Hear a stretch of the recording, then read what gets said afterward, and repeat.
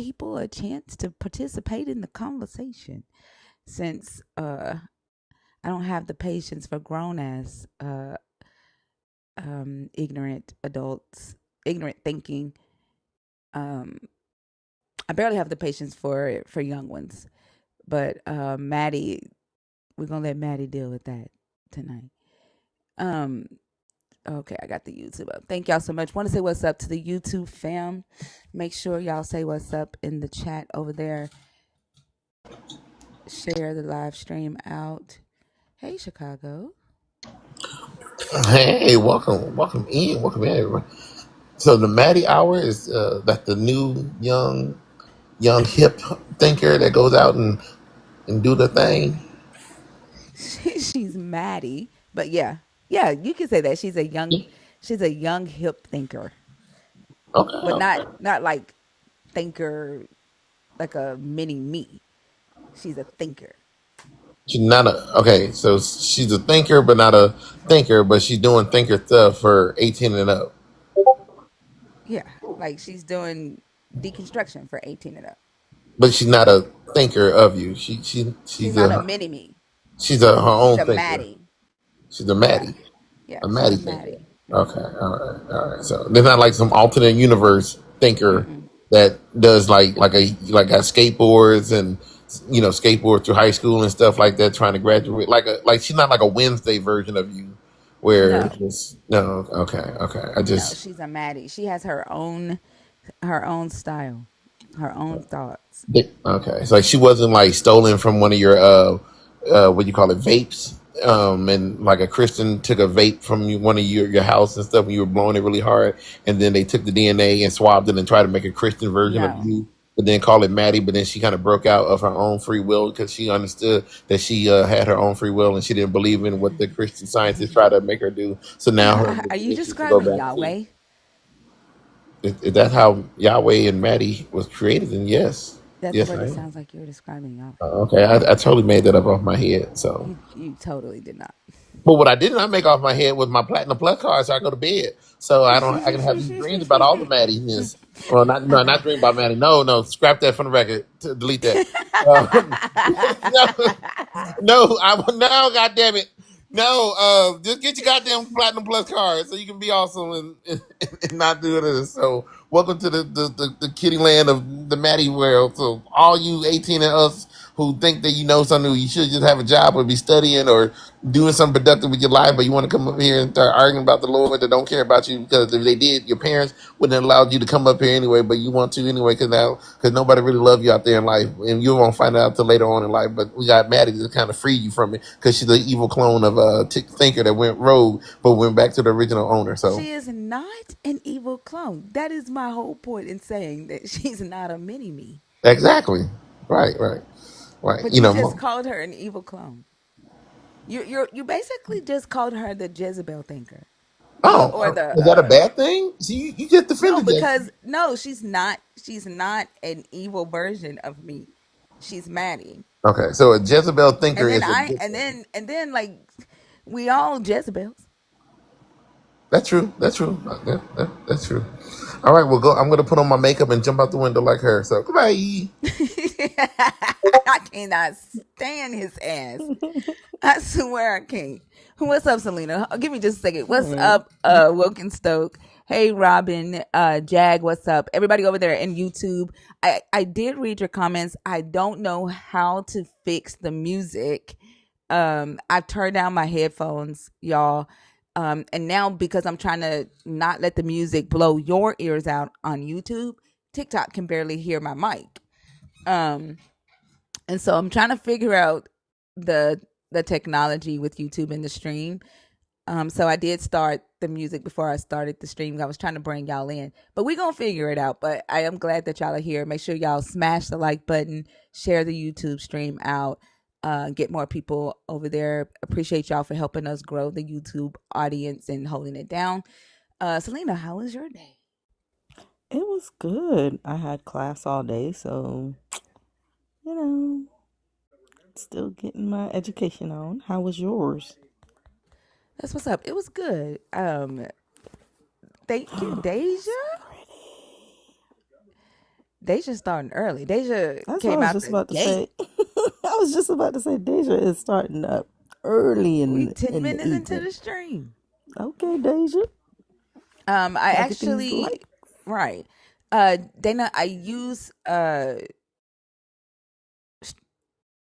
sh- what the fuck is it called? Stream? I forgot.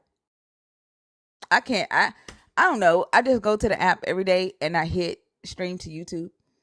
Uh, I don't know. It's over with an S. Streamlabs? Is that what it's called? That I use sounds. something like that to stream from TikTok to YouTube. Yeah, Streamlabs. I think it's called Streamlabs. To stream from TikTok to YouTube. So I have 3 devices going with 4 screens right now to do just that. And somehow the music that's going from my headphones through TikTok Studio is going to my cell phone to my MacBook, but when it's going to the YouTube from my MacBook, it's blasting the music really really loud um, to those watching on YouTube. So I don't know. My volume is down. Like I turned the volume down, Southern Breeze, on my headphones, but I read a comment today that said that it's still like startling when I start the music, like it's blowing y'all's ears out on YouTube. So I have no idea. You said give you a warning that it's coming. I usually do. I usually do give a warning. I don't know what's happening. And then I fucking love Brian. Let me just tell y'all how much I love and appreciate Brian and how he has helped the YouTube grow. And how he continues to like promote and encourage people to like really pay attention to this stream and the mission of the stream and explaining to people like what my true intentions are. And I feel like he has figured me out to the T. And I just want to say I do see what you're doing, even when the stream is when we're done. Brian does not stop, and I appreciate you so much from the bottom of my heart. I love you so much.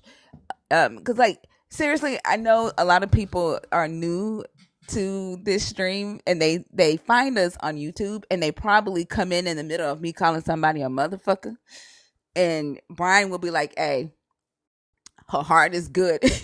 Like I know you hear her cussing people out, but listen for a second and you'll understand what the stream is about.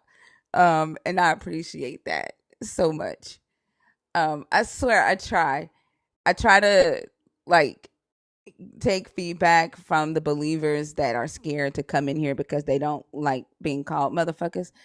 But if you would have conversations with your fellow brothers and sisters in Christ and tell them like when they come in here to engage authentically, right? Don't lie, don't have ill intentions on being dishonest and trying to overpower the stage because of your ego. It'll be a good conversation. Right? But I also enjoy a good cursing out. Like I ain't gonna lie. I'd be lying if I said I didn't have fun cussing out misogynistic ass men and misogynistic ass women. I that shit is fun. I'm not gonna lie. But that is what the stream is about, and I appreciate all of y'all that help, the stream grow. We are at 117 shares, so we're gonna go ahead and open up the request. If you are a believer in the God of the Bible, if you are 18 and up tonight, it is Maddie's hour. In about 45 minutes, we're gonna bring up Maddie for the 18 to 24-year-olds. So keep in mind, like when we are up here doing Maddie's hour, Maddie is a co-host, so we are still doing the show like regular, like when we have a regular co-host on stage. The goal is for Maddie to talk to the young ones, and then if we have enough, those of us that are 25 and up will still talk to the 25 and up believers. So that doesn't mean that just the 18 and up can come on stage tonight. Okay. um, we can go ahead and get it started. What's up, John Chap? Hello, Marduk. What's up? We'll start off with Deja. Let Deja come up and say hello.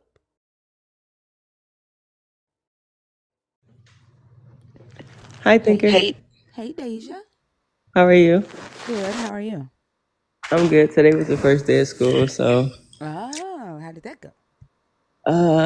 cruel and unusual punishment, but only through the syllabuses. So we went over a whole bunch of syllabus. Oh, okay. All right. Well, I hope you have a productive school year this year. Me too. And then I was getting harassed by Christians. At school? No, just in general. One Christian told me, she said she was gonna pray for me. So I was like, let me know what he say. And then she said that's because people don't be listening.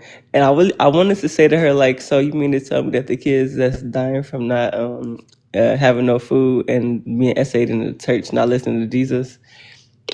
And then this one girl was like, oh, I moved my car. So all them people who got their tickets on their car is because Jesus told me to move my car. And I wanted to say the same thing to her. Oh Like, my gosh. do they Hold on. I got to answer the door. Selena, take over right quick. I'll be right back. Hold on. All right. Hey, Deja. Hi, Selena. And I wanted to ask, like, do Hey. they hear how they sound? Like, this one girl told me, like, she was like, I ain't gonna lie, I ain't like the way how you talked about Jesus, and she said that it like turned her off. I'm like, bruh, I don't know what to tell you. And then she told me that what she say? She said that my morals don't align with Jesus, and I don't have morals or something like that. And I'm like, that sounds like a compliment. I'm glad that my morals Right. align with Jesus. Like, why would I ever want my morals to align with Jesus? Because that seems a little bit unhinged. But I didn't get into it with her too much because I don't think that she knows what's in her Bible, and I didn't want to be the one to take the news for her. You should have broke the news to her like a little bad kid that breaks the news about Santa Claus. No, No, I'm messing with you. Don't do that. Let them hold on. because man, she really went off on me like to protect her Jesus, and I'm like, no, don't do that. I don't want no parts in that. Wait, so she Right. cussed you out? Pretty much, like I just got off the phone with her. She was like, I don't like how you be talking about Jesus and this, that, and the third. And I wanted to say something to you for the longest. I'm like, and I really wanted to tell her, like, do you know what is in your Bible? Like I said one thing. I'm like, do you? I'm like, you support slavery or whatever? And she was like, she said her grandparents and her family members was enslaved, so that's a touchy subject for her. I'm like, well, that's all I'm gonna say. I ain't gonna say too much on it. I'm like, if you don't know, I don't know. Wait, she couldn't talk to you. She couldn't talk to you about slavery because her ancestors were enslaved? No, no, no. I asked her how she feel about slavery. She said that's a touchy subject for her because some of her family members been through it. And Right. I ain't want to break it to her that like slavery and the Bible and all that because a lot of Christians don't read their Bible, so I don't even know if she know about it. But a part of me really want to tell her like, bro, you really need to read your Bible. Like, you need to read it because if these things is touchy for you, maybe you shouldn't be touching that religion. And then she gonna say something. She gonna say something. I'm not a Christian. She said I'm a Baptist. She said that's different. I'm like, oh, okay. Did you ask her what was different between being Christian and Baptist? No, because don't they all read by the same Bible? Unless I'm Yeah. mistaken. Oh, okay. I was just, and I told her, I'm like, I don't got no problem with like religion. I'm like, my beef is just your Bible. I'm like, and she said, well, I'm not a Christian. I said, like I said, my beef is with the things in your Bible. That's all I'm gonna say. You know, tell me y'all seen the video of the man praying for demonic against demonic tampons. Please tell me y'all have seen this fucking video of No. this man. Y'all, do y'all want to hear it? Yep. Oh my Please. god, hold on. Because and then like in the comments, women are like, "Yes, look at God work." And then somebody said, "This how God work." That's how God work. Like we can't get y'all to pray for kids that's hungry, but y'all in the comments praising your God because a man is rebuking demons out of your tampons. Like this, like I text Oso. I said, why the fuck am I'm mad at myself because I'm surprised. Like I'm mad at myself because I'm surprised that women are in this man's comments giving testimonies. Wow. They one lady said, I had a dream last night This is what I feel like her voice sound like. I had a dream last night. They only had one tampon left, and I used it, and it made me sick. And when I got up, I threw that one tampon away, and my mom came and only gave me organic pads, and I still have a whole pack of them in there. Like no lie, that was one of the fucking testimonies in the chat. That's terrifying because the Like, tampons in the past that we use are made by men and have harmful chemicals in them, which is why me personally I do use organic ones, but not because Jesus or a demon about to hop out and have they like what? People are unwell. man, look how he calls them like demonic. And um, one lady was like, "How do I get Jesus to tell me which tampons to buy?" Like she was freaking out. Like, and you would think that these are trolls. They're not. They're not trolls. Like she's freaking out in the chat because she don't know how to get Jesus. She don't know how to tell when Jesus is telling her which tampons to buy.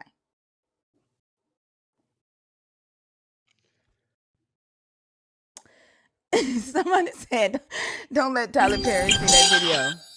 Oh my goodness. Hold on. Christians are scary. Scary.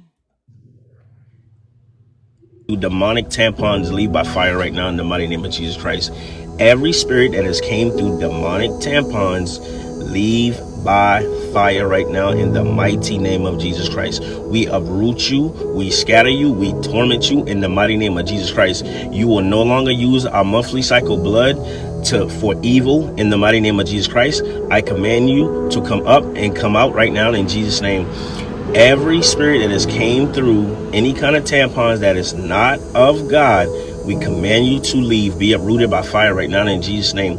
Any of you spirits that is tied to the womb because of this, we command you to leave by fire. We command you to come up and leave by fire. You will not be tied to our wombs. You will not deny our calling. You will not deny babies in the mighty name of Jesus. We command you to come up and come out by fire in the mighty name of Jesus Christ. The Bible says, submit to God, resist the devil, and he shall flee. Jesus will manifest so that the works of Satan shall be destroyed. Deuteronomy 9:3, it is the Lord that go before us that destroy our enemy as a consuming fire. Come up and come out by fire right now in the mighty name of Jesus Christ. Every tampon, Father, I pray that you will reveal which ones that they should be using in the mighty name of Jesus Christ. Lord, I pray that if anybody that's been that had these dreams and they're just like too scared to come or embarrassed to come forth, I pray that they will come forth right now in the name of Jesus and tell the experience. You say that we will overcome them by the testimony in the mighty name of Jesus Christ. So Lord, I pray right now, Father God, Lord, that everyone that you've been giving this dream to and they may have not understand it, we cancel those blood covenants right now. We break the blood covenants in every time zone, in every dimension, past, present, and future. And we also destroy the altars by fire right now in the mighty name of Jesus Christ. We command you to come up and come out. You will not stay. Every facet of our life that you have been placed in to cause us trouble and turmoil, we uproot you from the roots right now by fire in the mighty name of Jesus Christ. In Jesus' mighty name we pray. Amen and amen. What did I just hear? Somebody said, huh? What did I just hear? Right. Somebody said, wait, I gotta worry about literary tampons too? Like, what in the hell? I have so many questions, but I don't want any of them answered. Like, we're wrong and demonic for asking them to show their Holy Spirit when they're on stage and pray that somebody gets healed. But he can pray for your tampons? And then he said R. Right. He keeps saying like Our our womb. womb. Like you got a womb, bro? You having a period once a month? But yeah, like I have been out of the dating scene for like probably years. Okay, so I just now decided to get back into it, and I met a Christian, and she over here cussing me out because I said, "Fuck your God, I don't believe in him." And she had a problem with that. I'm like, dang, so I really do got to be careful because it's dangerous out here. Like, she really ready to fight me over an invisible man. that they are not okay. And when we have people with this type of mentality, like it's scary. And like there was somebody on Christina's live today. He asked the question, um, which religion would you feel uh would you trust more to consider your neighbor? And he's like, have you ever thought, like, is there a specific group of people that subscribe to a specific religion that you feel more comfortable calling your neighbor? And I thought about it, and I told him, like, the developers that I work with, who are Hindu, like, I would feel more comfortable calling them my neighbor than any of the believers that I have talked to, right? um, because of their critical thinking, like their ability to look at situations, to call a thing a thing. They also work really hard at maintaining their anger, right? Like they know how to express when they're not happy with something without losing their shit. I've not had like we've had disagreements about specific pathways that we want to take, but like I told y'all, my co-founder was a white man. He had a whole hissy fit and ended up deleting an entire code that caused me to have to start over from scratch, right? Because he was mad that I hired a uh, an Indian guy to be his co-CTO, and he didn't like that. And he during the meeting, the kickoff meeting, he cussed everybody out, called me a black bitch, and said code deleted. And he actually deleted the fucking code to the point to where we had to start back over. And like I've had disagreements before, right, with members of the development team, and it was never anything like that, right? So like I feel more comfortable saying that they like saying, oh, this is my neighbor, than any Christian that I have ever spoken to. And that guy, like he didn't his he focused more so on defending the fact that I had chosen Hinduism over Christianity. Like he focused on that, and not like he didn't care that I was saying like it's because of the way that you think and the way that you're not you can't call a thing because of your loyalty to this God and your loyalty to this belief. All he cared about was that I had chosen the Hindu religion over Christianity. 'Cause I mean, just look at some of the stuff. Like even this morning, when I was delivering packages this morning, I was listening to you on your live, and a guy had came on, and I think he had said something along the lines of, if the rule was put into place by Christianity or whatever the case may be, that he would marry kids. Like there are some or the ones that talk about they will go back into slavery. Like not even I don't even think they understand just how mortifying, crazy that is. And then like the people who, with your religion, are putting taking away people's rights because your religion to you believe that your religion says that. Because a lot of the times the Christians don't read their Bible, so the things that they think is true or the things that they may believe isn't actually factual. But it's just Yeah. it, Christians scare me. Christians scare me. That this she was really ready to fight me. I had a Christian hit me one time. My brother almost got into a fight with me one time over this. It's like Christians really do scare me. Yeah, they're like, especially the young ones, like the ones within John and Couch Cushion and that other guy that came. Like they're not okay. They're not okay. The one that was like he would marry a 7 year old if the law allowed it. This morning, did you hear that That's, conversation? that's the one I was talking about. When I heard that, I was like, but he's not the first person to say that, and it is disgusting. Like, uh, yeah. Mm-mm. Yeah, I thought you was talking about the person that you got into it with at school. You was talking about them cussing you out, but yeah, like that guy is not okay.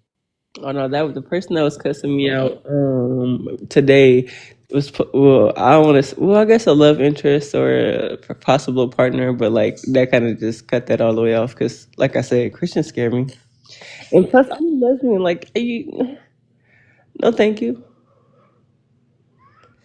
Yep. Did you have anything else, Deja? Nope, I'm about to get in bed and listen to y'all, and drift off into the next world. All right. Well, thank you so much for coming up. Good luck with this school semester. Thank you. Have a good night, you guys. All right, you too. Hi, Deja. Tulip and Chatty with Kathy. Are y'all in the box on purpose? Shecky Um, Dicky. Are you in the box on purpose? Tulip is waiting for Maddie. Oh, okay. Um, let's see.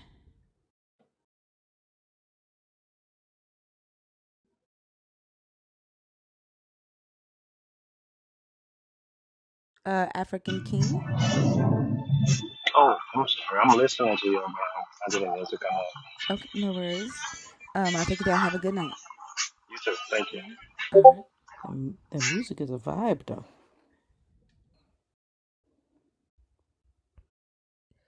What did Chatty say? Oh, accident. Anthony Stafford. I didn't do that. Okay, no worries. Have a good one. Okay.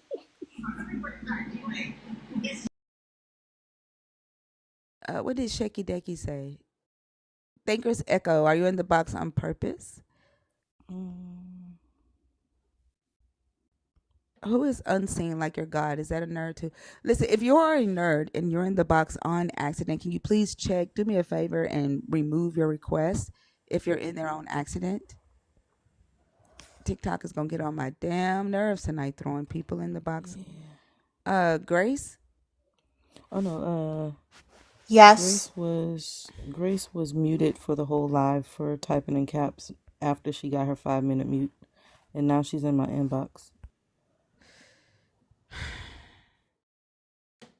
If you disrespect the rules of the live and you get muted in the chat because you have no regard for the rules of the space, you're not going to be able to come on stage and say shit. So don't even submit your request. Uh, Cadaver. Yeah, How are you? I'm good. How are you? I'm doing good. Can I get your age, please?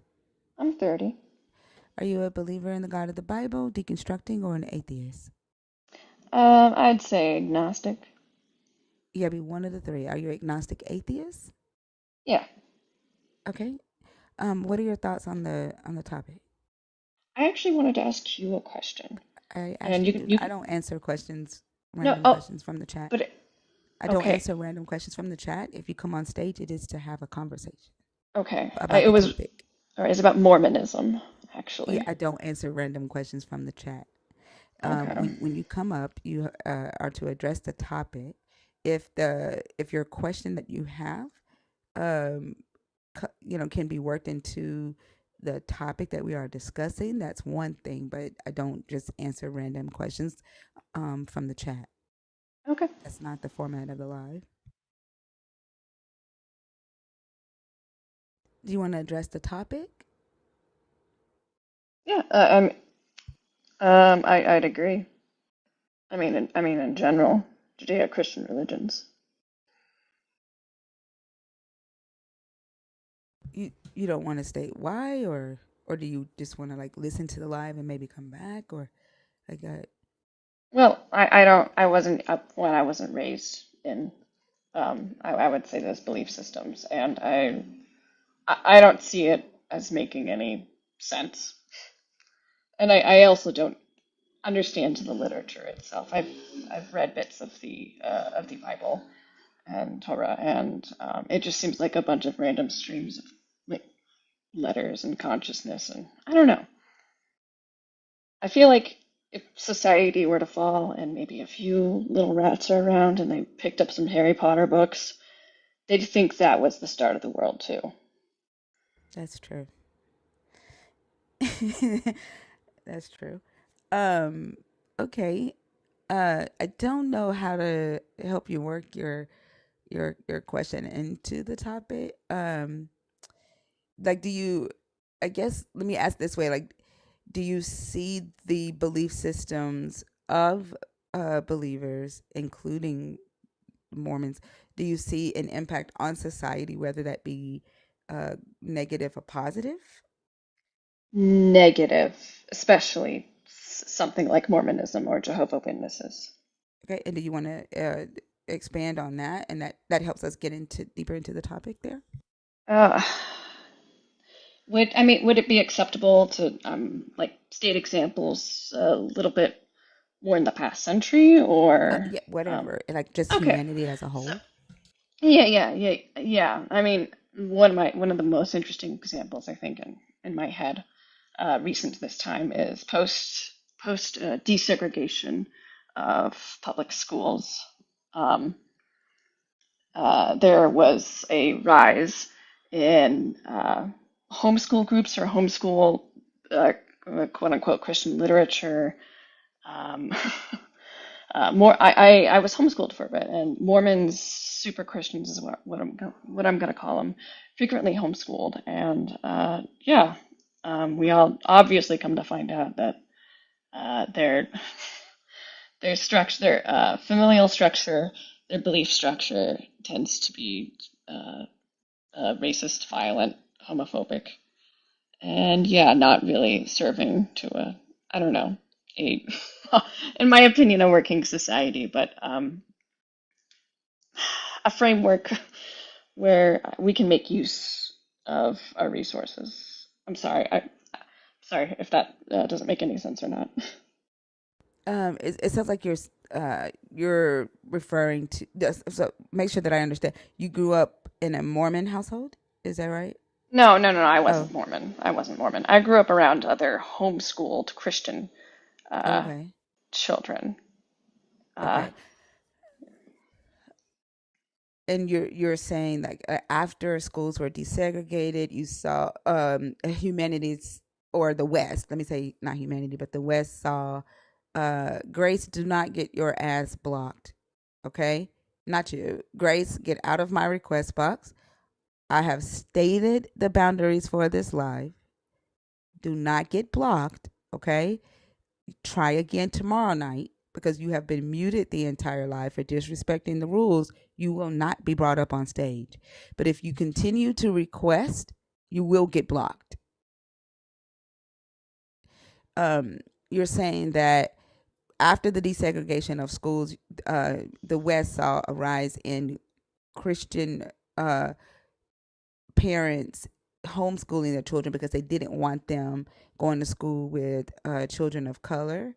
yes, Um, absolutely, essentially. Okay, and that is where they did the majority of the teaching backed by Christianity that was filled with racism.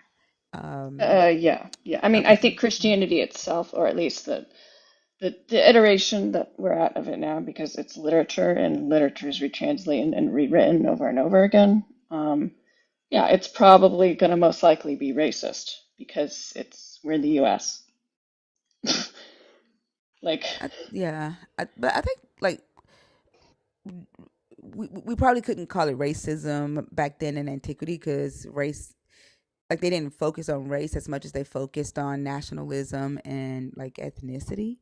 Um, but I think a lot of the concepts that uh, apply to racism as we know it today came from the biblical text and um, the early Christian teachings.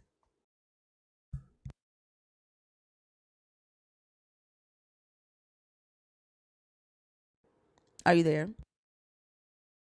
yeah, I think my audio cut out a bit. Sorry. Not the most stable platform. Um, yeah, and I just saw a comment where someone said uh, she's talking about culture, not Jesus, or we're talking about Oh, Jesus, don't not worry culture. about the comment. No, nobody else. I don't let people. I don't like when panelists come up and talk to the chat while they're on stage. Like if you would like, I can drop you down and you can address the comment with that No, person. but I think it feeds into what I'm saying. It Um, doesn't. It doesn't. I promise you that. Like, do you remember what I just said to you though? it was kind of cutting out a bit, so apologies.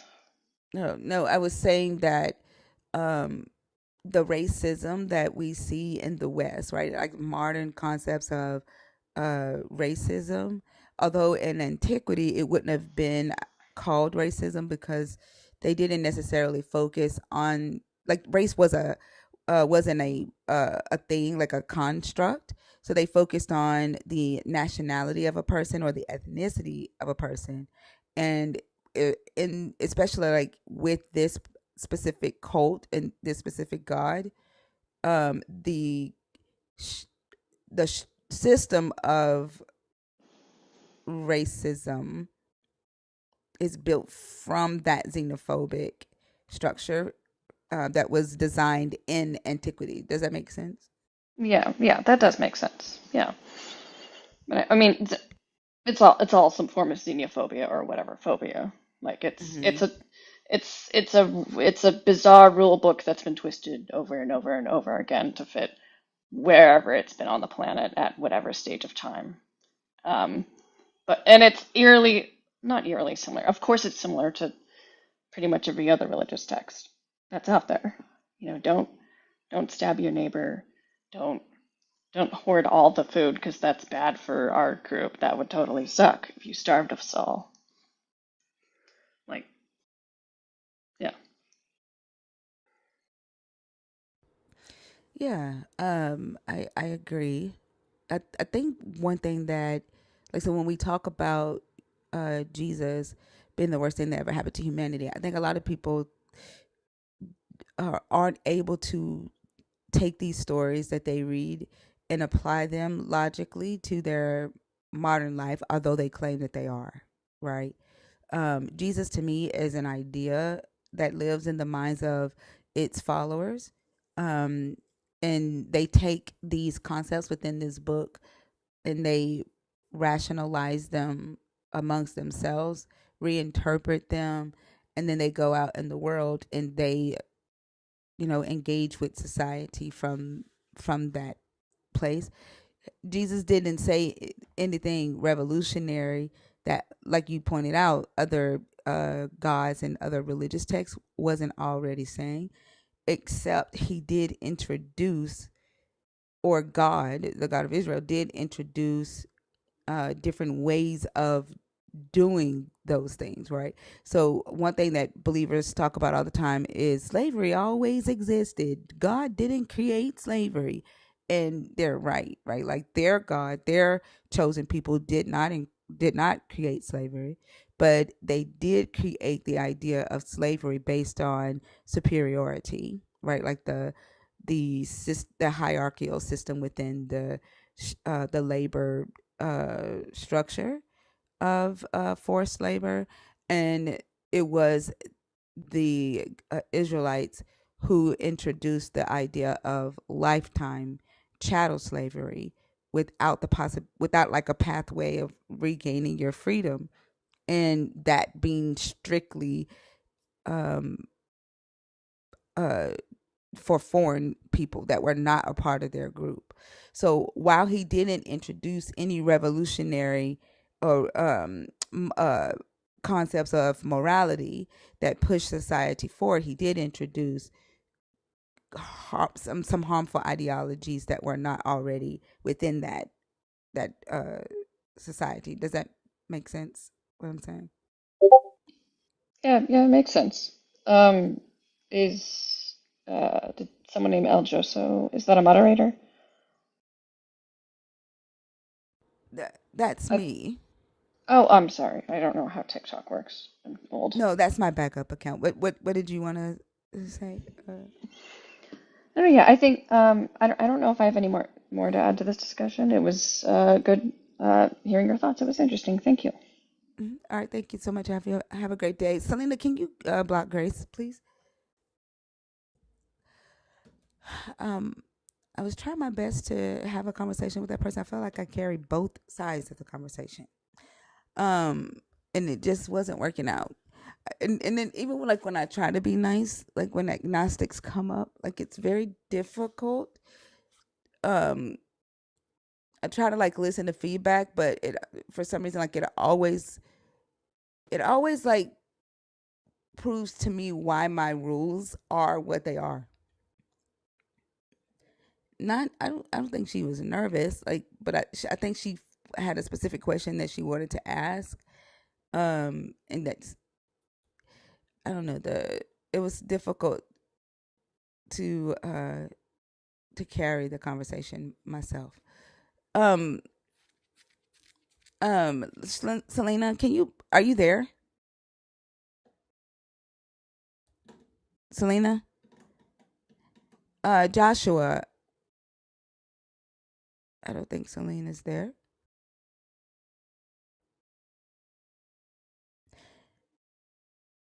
Hey Joshua, can you block Grace from the request for me?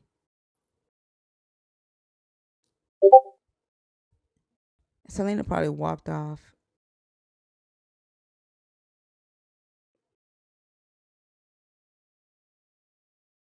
Thank you so much, Joshua.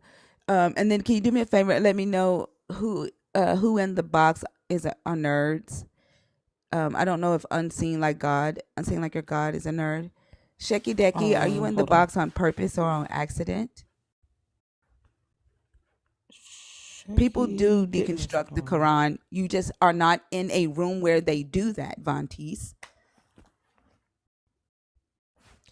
Go to a room where people are deconstructing the Quran, and you will see that. And here we are deconstructing the Bible and Christianity. Use your common sense.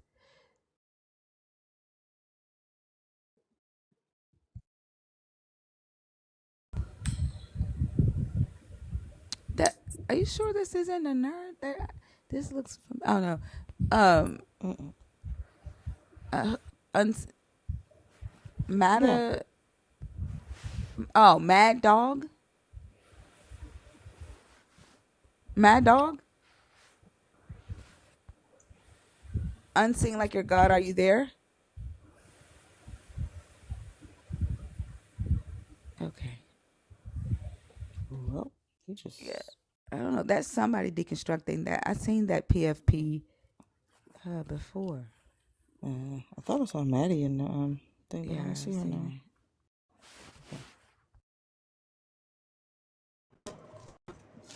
You gonna get off?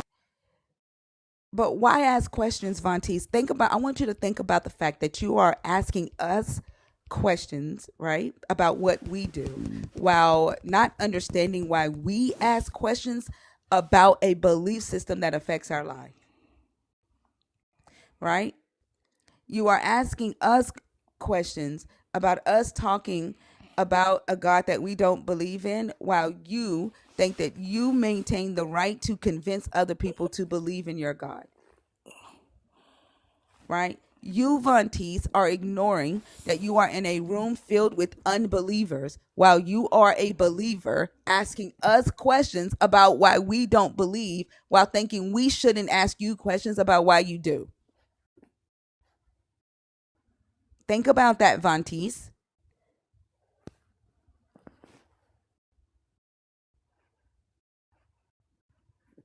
Do you feel like you have some position of privilege, Vontice, as a believer, that you should be allowed to talk about why you believe in your God openly without being challenged?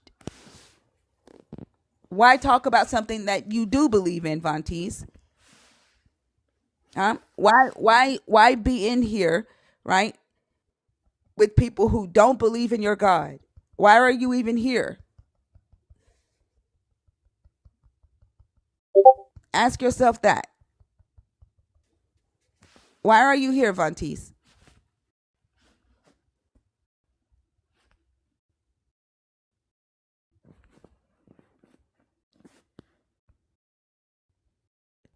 I wanna know what your answer is to that. Like, are you capable of checking yourself, of doing introspection? No. Why are you here, Vontice? Why are you here? You're not able to answer that, are you? because you don't do any type of introspection, right? You don't hold yourself accountable for the shit you do. You're so used to pointing fingers at other people that you haven't even realized that you are doing the exact thing that you are asking us about. Do you realize that, Vontice?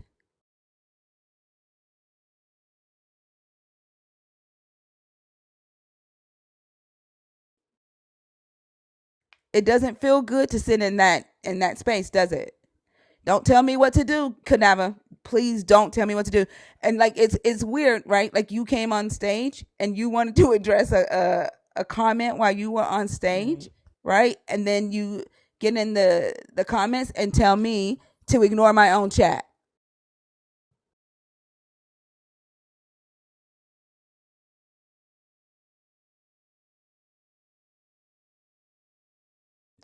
I it does that's not supportive to me, Cadaver. That is not supportive. If I address something, it's because I want to address it. I think that's also another issue, right? Like with society, like you all have these preconceived definitions of what's kind and what's supportive without asking the person, how can I support you? Right? How do I show that my love to you? Like you want to define that for the other person and then expect the other person to just accept that. And then when they say that's not supportive to me, that isn't love to me, then you want to feel offended because you made it about you and your comfort and not the other person.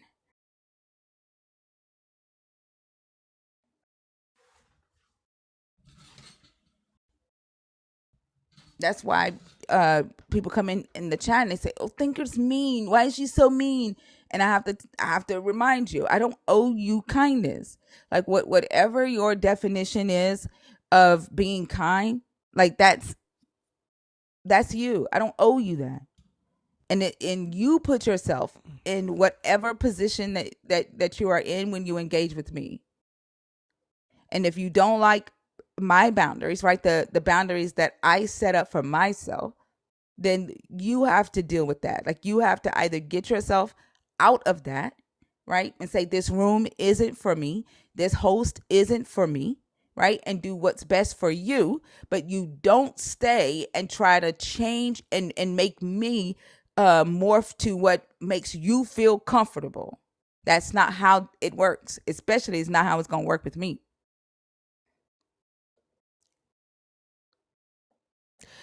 Hey, Maddie. I don't know. Hi, how y'all doing tonight? Good. How How are you you? feeling, Maddie? I'm doing good. I'm doing good. I had a nice day today, so I hope they don't come up here with that bullshit. Well, that's good. I hope that we get some 18 to 24-year-olds up here so that you can talk to. Last week we didn't. I had to let you talk to the older people. But we had a couple that came up yesterday that said that they would be back today. So hopefully they come back.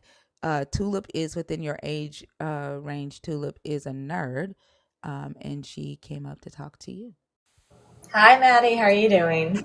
Hi, I'm doing good. How are you? I'm good. So, I heard your testimony a couple of weeks ago, and you're very, very, it's weird to say, but you're very, smart. I wish I had, the language that you possess in order to, express how you feel within the religion. I wish I could comprehend that, but with my ADD brain, it's just kind of hard. But I'm really happy that you're able to share your journey with us, including be able to come on this panel. So I'm really happy that you're on here.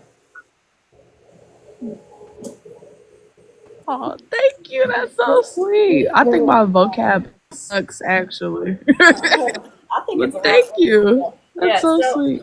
yeah. So I actually wrote down a list of things that do pertain to the topic because I didn't want to lose my train of thought on my my thinking. So the first one I want to talk about was like when it comes to leaving the faith, especially when it comes to Christianity and understanding Jesus, you do come across with a lot of toxic positivity within the religion that tends to possess others to try to seek good for others when in actuality it's just toxic by like pertaining to Jesus loves you, let me pray over you. You could say they have good intention for that, but it feels demeaning and honestly kind of like what's the dehumanizing to like assume that everyone needs that sense of prayer in their life in order for them to have that sense of holiness when it pertains to their belief system. So I wanted to talk about that first because I grew up around a lot of toxic positivity within my family.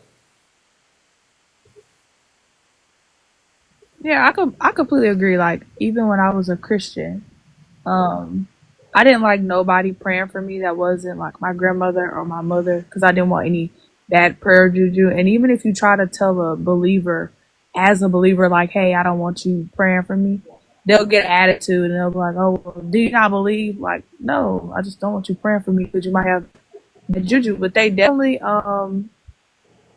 cross that boundary. And even when you tell them to stop, they steadily try to push and then they act surprised when you test them out. It's kind of weird. Yeah, I hate it so much, actually. yeah, and I think I know that it's a horrible comparison, but it sometimes feels like that. But it just kind of feels like they're like, I don't know. I'm being like, I don't know how to phrase this without it sounding. It's gonna sound bad, but it feels like I'm being touched without permission by like their holiness. They try to do a spiritual leap by like having the Holy Spirit come through them to push it upon others, but it just feels like you're crossing a huge boundary by not like understanding that like consent or understanding that no person is wanting to pray. Like I came across a video one time of a person who was visually impaired and they could still sort of see, but they kind of saw that there were like missionaries walking around and they were trying to walk away from them. And then the people came up to them and was like, let me pray over you and let's pray and see that you will be healed. And this was like long ago when I saw this video. And I was just like, yeah, this is why I can't identify within this religion because I actually understand the word consent rather than just say, I'm going to pray over you for the better good because it's going to heal you when that's not really the case. Yeah, I agree. I definitely feel like it does feel like a violation. It actually kind of irritates my soul. I went out to eat the other day and we gave him a tip. And he was like, God bless you. And my eye did a little tick. And I was like, okay, thanks, I guess. Like, I know that they mean it in a positive way, but I feel like because it's, especially in the black community, because you rarely meet a black person that doesn't believe, you just always, like, people just say it anyway to you because you're supposed to believe. Mm-hmm. Yeah, And there was a video on TikTok. There was a lady, a black lady. She was like, "You are black, and you will believe in God. And when I come up to you and I say God is good, you will respond with." And all then the she just time. like, yeah, like, and she's like talking to the black community, and she's like, "You will do this, and you will do that because you are black." And I'm like, this is just fucking ridiculous because she's basically saying you don't have any other choice because you're black, and it feels so creepy. Like it is a violation. Mm-hmm. And especially since like again, it's all about indoctrination and it's based off of like where you grew up. Like I was on a live the other day and it was on Life Beyond Belief and that's a whole different story because John actually popped up on their feed, which was Oh, really? interesting. Yeah, He came in there? he came on the panel and the first thing he said is, "Hey Jezebel, hey Ahab, And he like was referring to Christine as Jezebel the entire live and didn't even refer to her by her actual name. He is so jealous of them. He's And like Elijah jealous of a power couple. Like in the cave crying and whining because his God has not like actually did what he claims that the God can do. it was so funny because oh my god, Ken is so funny. He gets on the panel and like he wants to pray over Ken, and so he's trying to make him repeat him like repeat after me, and Ken is just going back and forth. And then I'm like, hey, should we put like Christian music in the background because I was on the panel? And then he puts Christian music in the background, and I hope they post that recording because it was so funny. It was so funny. But yeah, with people with toxic positivity within the church, especially since like I was very realistic about like how I believed, and I was like, hey, I don't think that as Christians we should dehumanize people based off their sexuality, their past, their choices within their own body. And then when I started to think like my body couldn't react to the positive notion of God or Jesus, and I was kind of shutting down, I felt ashamed that it was so easy for me to walk away, because when my mother told me that Satan had a hold on me, I just thought, oh, I was an easy grab for Satan to pull me away from the faith, when internally I was already slowly dying away from this religion because I knew deep down it never really made sense to me, especially like the story of Job. Um, and like it's still hard to deconstruct things, especially within the context of the Bible, because if you say there was a huge flood with Moses, I always think, oh, but there was a rainbow at the end, like they do with the coloring books. Because again, I hold on to that sense of toxicity from positivity, but I know realistically I shouldn't be holding on to these beliefs. You know, and you just brought up something that is, Maddie, let me know when your connection is fixed. You just brought up something that is like really prevalent when it comes to this belief system and how believers uh, act when it comes to like consent and like their abusive and toxic relationship that they have with this God, and how they uh, like their abusive and toxic relationship they have with society. When the God floods the world, like he does this horrible thing, it's like a father, you know, beating the shit out of their child, or a mom beating the shit out of their child, or a spouse, like, you know, abusing their significant other, and then coming back with a present like the rainbow. It's like, yeah, I know I just like lost my temper, right? And just went off on everybody, fucked up the house, broke all the mirrors, threw dishes, broke every flat screen TV in this motherfucker. And now we have to start over from scratch. But here's a let's go get ice cream. Yeah, it's a lot of love bombing within the Bible, but like it's ridiculous. And But that rainbow is the symbol of that love bombing. That mhm. like that's fucking sad. And then when the LGBTQ actually basically reformed it into something beautiful and loving, then the Christians go, well, you took something that was actually peaceful and you turn it into something disgusting and satanic. And I'm like, they are the embodiment of love rather than what your God has done to the people.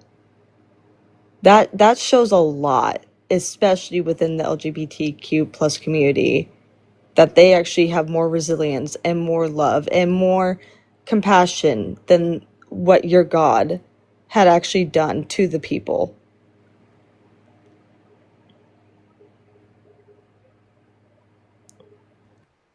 Maddie, are you back? Am I delayed? It was on like 2 bars on your end. I think you're good now, I think. Oh, I don't see it anymore. Maybe it wants me to stand up. I don't know. Yeah, I'll just a It's like, minute. yeah. I think he doesn't want me to go into a certain part of the room. hmm I'm just gonna sit by the door at this point. Okay, I'm back. Yeah, good. Yeah, I didn't know if you heard any of the things that we were talking about.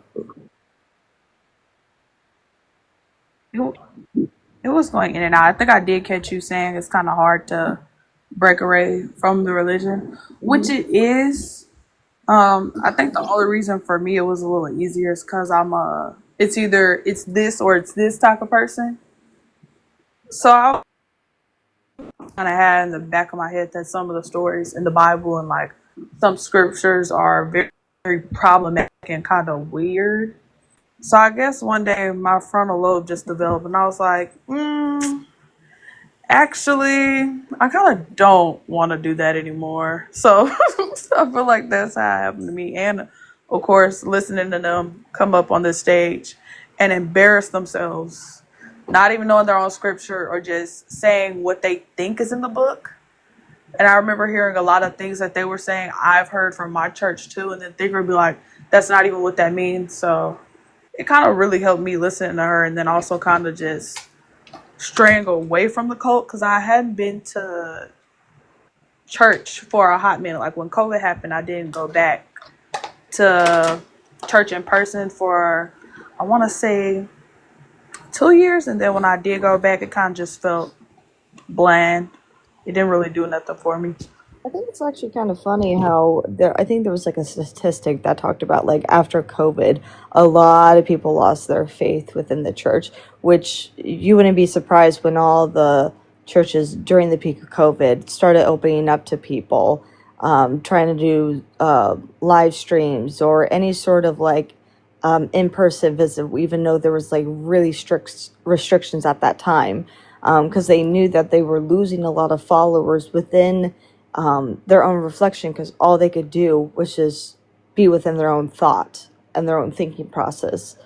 And even though that wasn't really like the peak of my deconstruction, because I think it was a long time coming, because I think it was the beginning of my freshman year of high school, because I chose my Christian private school, was when I was really understanding the whole concept of living within the means of Christianity, and when it was just continuous of just uh, the Pledge of Allegiance, pledge to a Christian flag, devotion every day, chapel, and everything. Like I was forcing myself to uphold to these ideas to try to work myself through Christ. Because even if how people say that Paul talked about how it's based off of faith rather than work versus like I forgot another verse, but it was based off like you have to work through your faith in order to actually bring yourself closer to Jesus. And when I was trying to do that, and then another Christian would talk about, well, you're not actually doing it right, because if you just do it thinking that you're actually doing good, you're not actually being the Christian or the Christ-like being that you're actually trying to be, when I'm actually trying to. But my body kind of rejects the idea, and again, it was easy for me to fall apart from that. But at the same time, it just, there's like this tiny little fishing line that's kind of holding me back a little bit. Yeah, I definitely understand. I like sometimes I still do the thing. Like a couple of days ago, I was really upset, and I just kept saying, "Lord," and looking up to the sky, and I was thinking to myself, I'm like, "Wait a minute." Hmm. Like it's kind of things like that, and I think it's really because of habit, because you've been in the faith for so long and you've done it for so long. It's a really hard and long habit to break from. I've gotten better at it,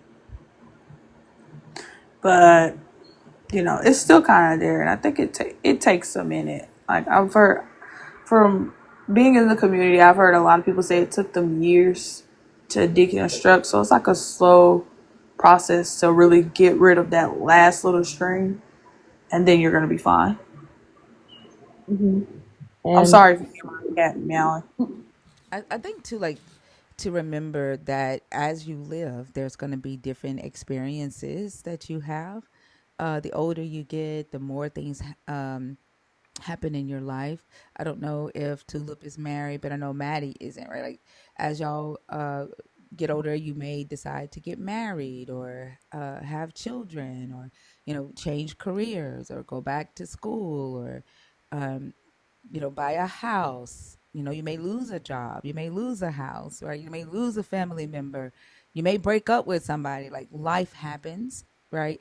And so as you get older, there are going to be situations in your life that you experience that you've not experienced before as a non-believer or as a deconstructed believer, that you might end up your first thought might be to reach for the belief, right? And that's something that you will have to go through to, uh, deconstruct how you deal with those types of situations, right? Does that make sense? Yeah, and it kind of reminds me of a post that I actually saw today on No Nonsense Spirituality, because she mentioned in the post about like being able to go back into your old roots actually helps you finally like come to terms with the fact that yes, this is probably it, but it is a better tomorrow rather than holding on to what you used to have, you Mm-hmm. know? And it's very powerful because like it's you would not believe the transition between the beginning of the year and now, because in the beginning of the year I was really struggling within my own body, especially when it comes to like the idea of purity and like what I need to do for myself. And I brought myself to church for I think like the like to me right now the very last time, and it was like the last attempt to actually feel connected.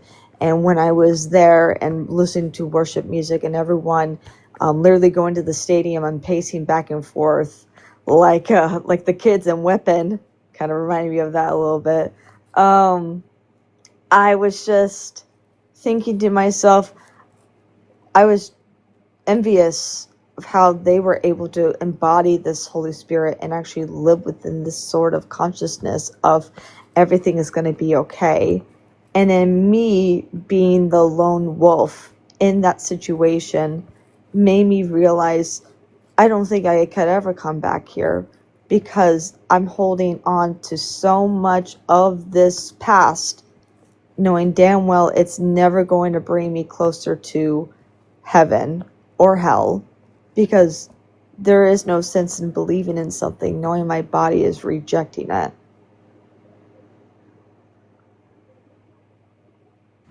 I Yeah. definitely. Oh, I'm Oh, sorry. go Thank ahead. you. No, go ahead, Maddie. I definitely understand what you're saying. What you're saying. I think um, when I went to college, I already felt like such a huge disconnect. And even when I still deem myself a Christian, I would be on the phone with my mom, and she'll be like, "Did you pray?" I'd be like, "Well, I did pray, and nothing's changing, but it's because I wasn't getting up and doing it myself." So when I started actually just going to do it myself and stop praying for things, my mom would be like, "Well, did you pray?" Like, girl, praying's not going to help me. So I was doing little stuff like that when I was a Christian. And I think, I'm sorry, I think my last time really trying to connect to the faith was letting my grandmother preach to me on the phone for about like an hour. And then I was just kind of like, no, it's not clicking anymore. Like, it just wasn't clicking. I had a lot of atheist friends too on campus that didn't believe, all for different reasons. And I started understanding them a whole lot more reasons why they didn't believe. And I would talk to them and listen to Thinker. So that whole preach sermon my grandmother gave me on the phone, I love her so much. But it didn't it didn't make me come back to the faith at all. I was just kind of still sitting in limbo with it. Yeah. And it I've been having a really bad trend of like going on to Christian lives, and like I always end up debating them, and I never try to debate them because I try to find a like an understanding, but like whenever they bring up good points because I'm too naive in my own thinking, because it I do have a bad tendency to like fall victim, like not really a victim, but like I fall victim to um falling into these teachings and actually trying to like be like I kind of understand this, when deep down I know like it's never going to change my mind. And like I end up hurting myself in the process of like going onto these live streams, because like again I try to go back to my roots just so I could like heal, but then it ends up like damaging my mental health more, and I try distancing myself, but then I want to put in my 2 cents and say, hey, yeah, that's not really what it actually says, because again, I learned from someone how I need to learn how to not try to educate someone knowing that they don't want to be educated. And even if I try educating them and then they try one upping me and having a little bit more knowledge than me, I need to like hold myself some space from that and actually realize I shouldn't be surrounding myself to something that I might not have a good understanding of, but also realize that it's okay if I don't understand it fully, because I need to figure it out on my own. Yeah, I agree. I'm not gonna lie. I'm kind of like you. I do go into Christian spaces. I just listen though. I don't never join up on a panel, and I do a test from the comments. Like they read a scripture wrong, I'm like, that's not what that scripture says, and I'll battle with them from the comments. But like, I think I think what it is because you're like newly deconstructed, right? Or like you're starting your path. Well, I'm 23. I started kind of like my deconstructing journey kind of like when I was in high school. So it's been like almost 5 years now. I don't really have like a an anniversary day, because it comes in and out sometimes. Like I do pray still. I think it's more like a manifestation thing, because I feel like whenever my mom prays for me, it feels powerful because it's my mom. She doesn't like really like do testimonies like your grandmother does, but like my mom tends to separate religion with a relationship, which I know is basically impossible because you can't be a Christian without actually having Christ. Yeah. Um, but just like those types of things kind of like kind of hold me back. And even my therapist has told me that I need to learn how to put boundaries for myself and knowing like what I can do for myself. And I'm gonna start kind of openly talk about my deconstruction journey with my therapist, because I think she's a non-religious therapist, but if she's not, then I'm willing to like expand on different approaches within my journey. Yeah, I completely understand. I think you're still fairly new. Like I definitely notice it takes people a different amount of time. Hmm. So I wouldn't really stress about it. I would take my time and like really just stay away from stuff that's harmful to you and like things that I don't know. It's kind of really easy to get roped back into this faith because they're good. They're good at talking to you. They're good at gaslighting you into making you think you need this faith. And when you're surrounded by family and friends who still believe, like my mom still believes heavily, my boy best friend still believes heavily, my female best friend does, and my boyfriend. Like, I'm surrounded with people who believe in this. So I think like sometimes what you have to do, even if they like give you attitude or anything, just really set a boundary and be like, hey, look, I know that's what you want to do and what you want to think, but like I kind of don't want to hear that right now. Like that's not really helping me. And it's probably a better way to say that. I'm really blunt when it comes to stuff like that, but Hmm. like just talking to them and setting the boundary, because be selfish, right? Be selfish and prioritize yourself out of anything. Like if them praying for you, I know you said that your mom makes you feel powerful because it's your mom, right? Um, but I think if it gets to a point where her prayers kind of make you uncomfortable, I would just be like, okay, can we stop for a little bit? Like, Yeah, it's kind of and that's surprising. It's kind of surprising because my mom is actually kind of is pretty good at like respecting boundaries. But like, Mhm. she's an amazing mom. But there are some. I mean, like besides the part where she said that Satan has a hold on me, that's a different. But anyway, I think it's based off of like how she was blind. She blindly followed this faith. I even asked her, "Do you read the Bible?" She goes, "No," and I'm just like, okay. Um, and like, I feel like I'm the only person in my family. I think I'm the only person in my family that actually reads the Bible, which is not really surprising. Um, but understanding the whole context of the book without Christians going, you don't understand the context when it's blatantly in word and like in black and white. Um, Mhm. is a it's still kind of hard to like comprehend. And it's hard when you live in a world when there's religion around you. You kind of wish that it didn't exist, but somebody on a post mentioned that some people would not be able to function properly without religion. And I 100% agree with that because there's a foundation where it builds you up to find yourself a purpose within that sort of faith-based community without it like affecting other people. Because if that tears you down, your whole world tears you down, you know? And I think Yeah. like coping with the idea where you have to live with a bunch of Christians in this world, especially when they preach the word of Jesus. I mean, not to be that type of person, but just looking at the comments just now, you have to live with those people, especially once they keep on continuously say, Jesus loves you. Like, Yeah. you will find your way back to Jesus. If you have to live with that for the rest of your life, and it's sad, but it's the truth because they're afraid because they don't know what the truth is beyond death.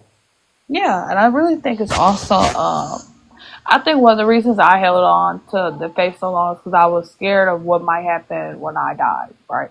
They're so worried about, well, what if you die and you go to hell? Like, what if I die and I go to hell? But honestly, like Thinker be saying, fire is an earthly element. So I just started thinking like that, and they push it so hard. I feel like even here, it's aggressive. Like I would see that when I was a little baby Christian coming into this live, like just to listen and see if somebody could give Thinker a good conversation. I would see them in the comments, and I would be like, "What the hell? Like, why are you doing that?" And they will only come in the comments to do that, get their ass muted, and then cry about it. And then I start seeing it everywhere else. Like I don't know if you see it on like popular videos. You'd be like, "Hey, I don't know if you, but Jesus Christ loves you," and it's this big stupid long paragraph, and I'm like, "Oh my God, stop!" Like it's so annoying, and they never stop. They never respect any type of boundary because they're so entitled, and this belief has made them so emboldened. It's kind of disgusting. Like it's so disgusting. I hate it, honestly. Yeah, I hate it whenever you see like a really funny post and it's like really funny. First thing is on the bottom, Jesus loves you. I'm like, you ruined it. You ruined the entire video. I literally was enjoying myself and then you had to ruin it. They will copy and paste it all in the comments.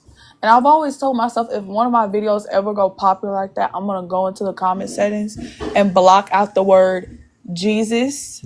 Like, I'm gonna block out the phrase Jesus loves you so they don't type that, but I still think they would figure out a way to type that shit in there. Like Well, it's annoying. I didn't know you could do that. Yeah, you can. It's a way you can block certain words and they won't come up. Yeah, but again with like the topic of like surrounding yourself with Christians, I think it's never we I don't think we're ever going to outlive it because of what the world is going to with Christian nationalism. Like when I heard the idea of like Jesus Christ is the worst thing to ever happen to humanity, I first came on this panel thinking, no, Jesus is great because he taught all these good things. He healed a bunch of people, and then when thinker was discussing with me about like what Jesus said about bashing heads of children who disrespect their parents and whatnot, and then having these sorts of like teachings being brought within schools because they want to do that nowadays. Wait, It's is it? I think it's enough for. It's breaking up. I can't even. I think that's your connection, Maddie.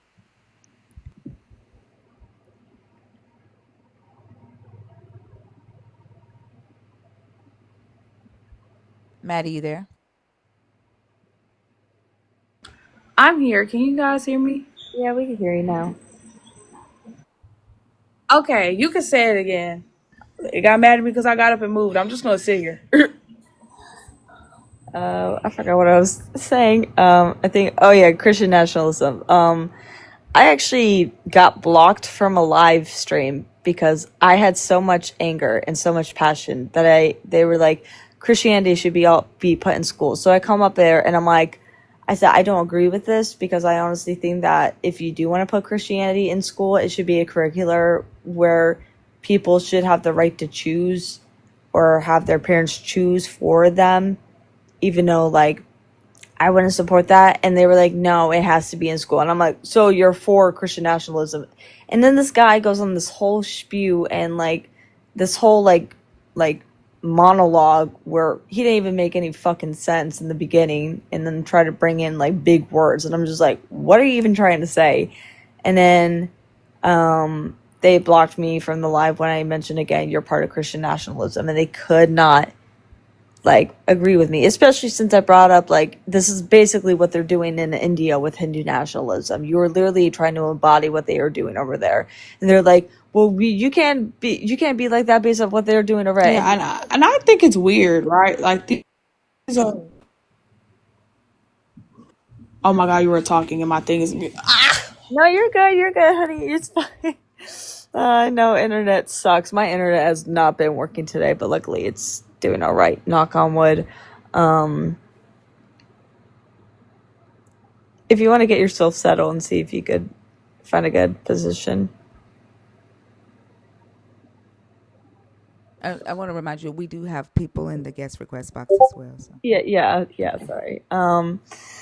But with that sort of stuff, I think it's just really hard with coping with the fact that the world is going to shit, especially since like I've met a couple of atheists now who are actually moving out of the country because of what's been going on.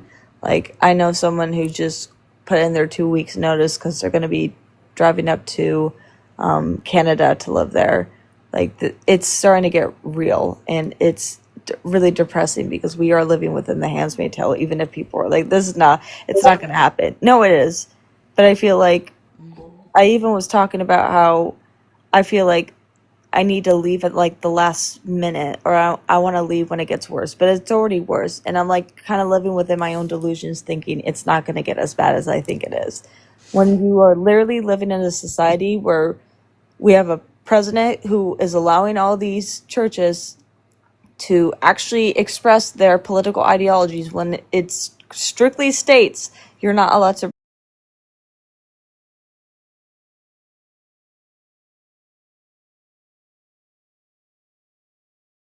So I went from being an agnostic believer to an agnostic atheist, where I just don't believe any of that anymore. Why?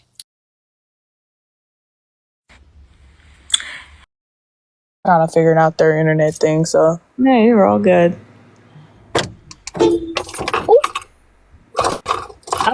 I would love to have more of a discussion with you through the DMs if you're open to that.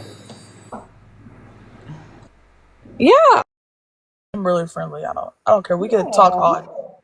I Yeah, love you talking good. about I want to wrap it up because everyone seems to want it wrapped up and actually have someone who's opposed to this argument. But yeah, I think I think all the believers that were in the request have left. The only people in the request now are nerds. it's okay. Uh, I want to wrap it up and say that I think with this within this community, I think we could say that we are stronger than ever because we are fighting against these people who want to keep this world as though it is a Christian nation. And if we run away from it, we allow it to win. But at the same time, I feel like there needs to be that sort of space where we could say, this is out of our control. I don't think we're going to be able to convince otherwise that this is good for our community and actually, take a step back and leave when we have the chance. And I'm not saying that everyone should leave the country because of what's been happening. I'm just saying that we need to be more protective about our space, especially within this nationalist society within Christianity. And like, it's kind of hard wanting to fight against it when it's basically impossible when the community is so big. Like 2.6 billion Christians are in this world. Yeah. But anyway, I'm gonna drop. Thank you so much for having me up here, Maddie and Thinker. And also, I really want you to make a sticker that says God mode because every time your microphone echoes, it sounds like it's in God mode, and I think that would be a really funny sticker. Vera is responsible for making the emotes. Whatever emotes y'all want, just let her know in the Discord. Okay. Maddie, did you reach out to her to get yours made? No, I can't. I don't know which one I want. I think I might do. I think you already have shut the fuck up though. I want something. I want to say like that's stupid as fuck or something like that. I'm gonna have to think on it. But thank you, Tulip. It was so nice talking to you. Literally Of go in my course. DM so I can drop my Instagram, but we could talk on the phone. I gotcha. Thanks. You guys have a good night. Thank you. You Have a too, good night, Tulip. Tulip.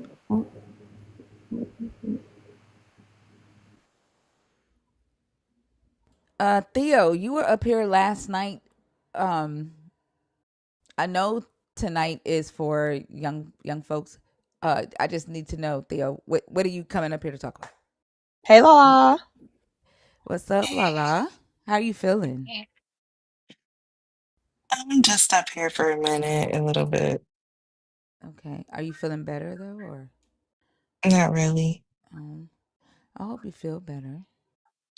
Thank you. Everybody's been asking where you've been and how you're doing. How y'all doing? We're doing good. We're doing good. Trying to get yeah. Yeah. How's it been going tonight? We're just getting started. Okay. Yeah, we're about an hour and a half into the stream. Just getting Okay. started with Maddie's hour. Yeah, guy. All right. Lala. Um, mythical, mytholit. Oh, that's three eyes. Mythical, Mythological. mythical. Okay, I guess we will move on.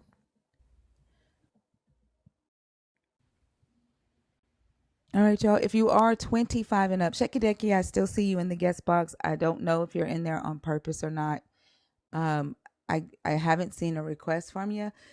So I mean a comment from you. So I'm gonna remove you. And if you are in there on purpose, send your request again and send a comment. Theo, I have no idea why you're in the request.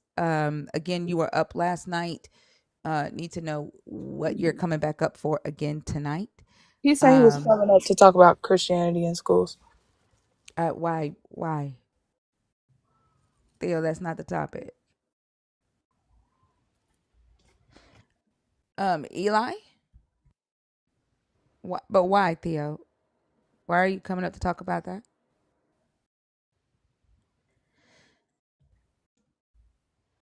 And you're not in the U.S. either, Theo. You're in the Philippines. Why are you coming up to talk about education in the U.S., Christianity in the U.S.,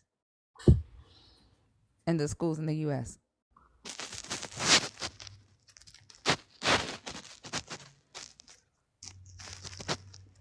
Yeah, you were in the request in the box. Mythical. Oh my God, Thinker, I forgot to tell you. My mom like made this whole big thing. I had my headphones on and apparently she sneezed and she like walked up on me. She walked up to me and tapped me real hard on the shoulder. I'm like, what's wrong? She's like, you heard me sneeze twice and you didn't say bless me? I was like, oh, I'm sorry. She was like, yeah, you need to say God bless you right now. Oh I was wow. like, Mom, really? She was like, yeah, you need to say that. That's disrespectful. So I said it and then I sneezed like 2 seconds later and she didn't say anything. And I was like, and I'm never saying God bless you again.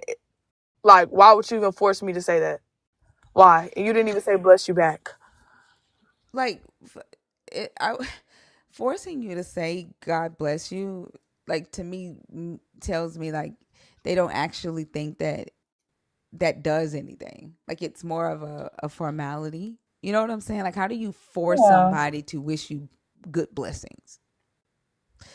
You know what I'm saying? Like it's just a formality, and she felt like I think in that moment to her it was more so a mom teaching her child manners than actually than having to do anything with her believing that a blessing was gonna come from that. Like it's And I say it all the time to her. I don't understand why she was so angry right before I left. I was like, girl, are we okay right now? Like, I'll say it to you all the time.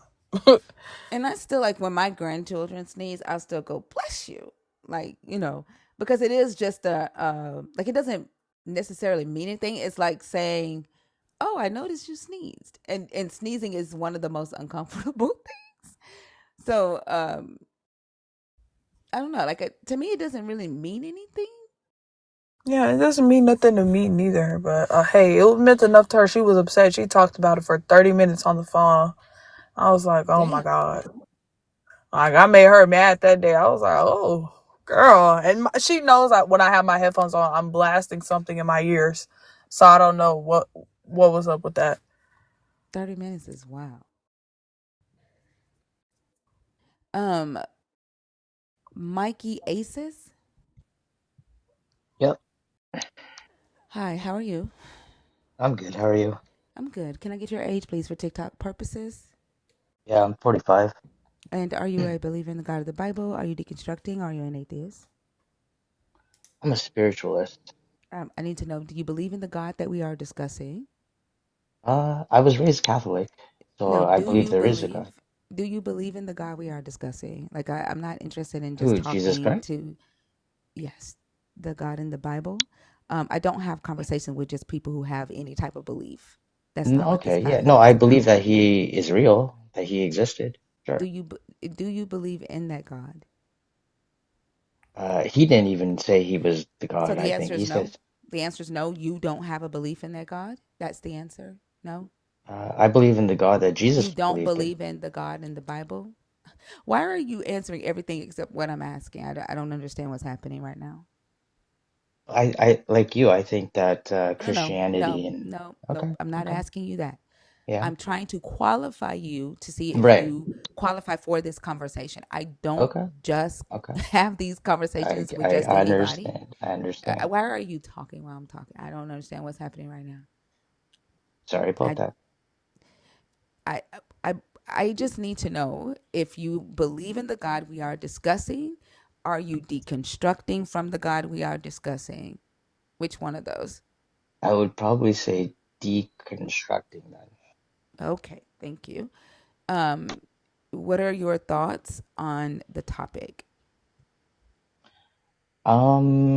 Well, I think that like Jesus Christ was a man, first of all, who attained you know, enlightenment, but he didn't say that you know, you must be a Christian or Catholic. He just said, do it as I I'm do, sorry. right? What can you read the topic for me? It says Jesus Christ is the worst thing to ever happen to humanity. That doesn't say Jesus Christ. It doesn't say Christianity is, right? Well, I'm saying But that that's not the religion is. topic. That I don't Oh, want to okay. talk to you about that. We're talking about Jesus, the God. Oh, well, Yeah. okay. Well, then, yeah, I disagree with that topic Okay. State. You want to state why?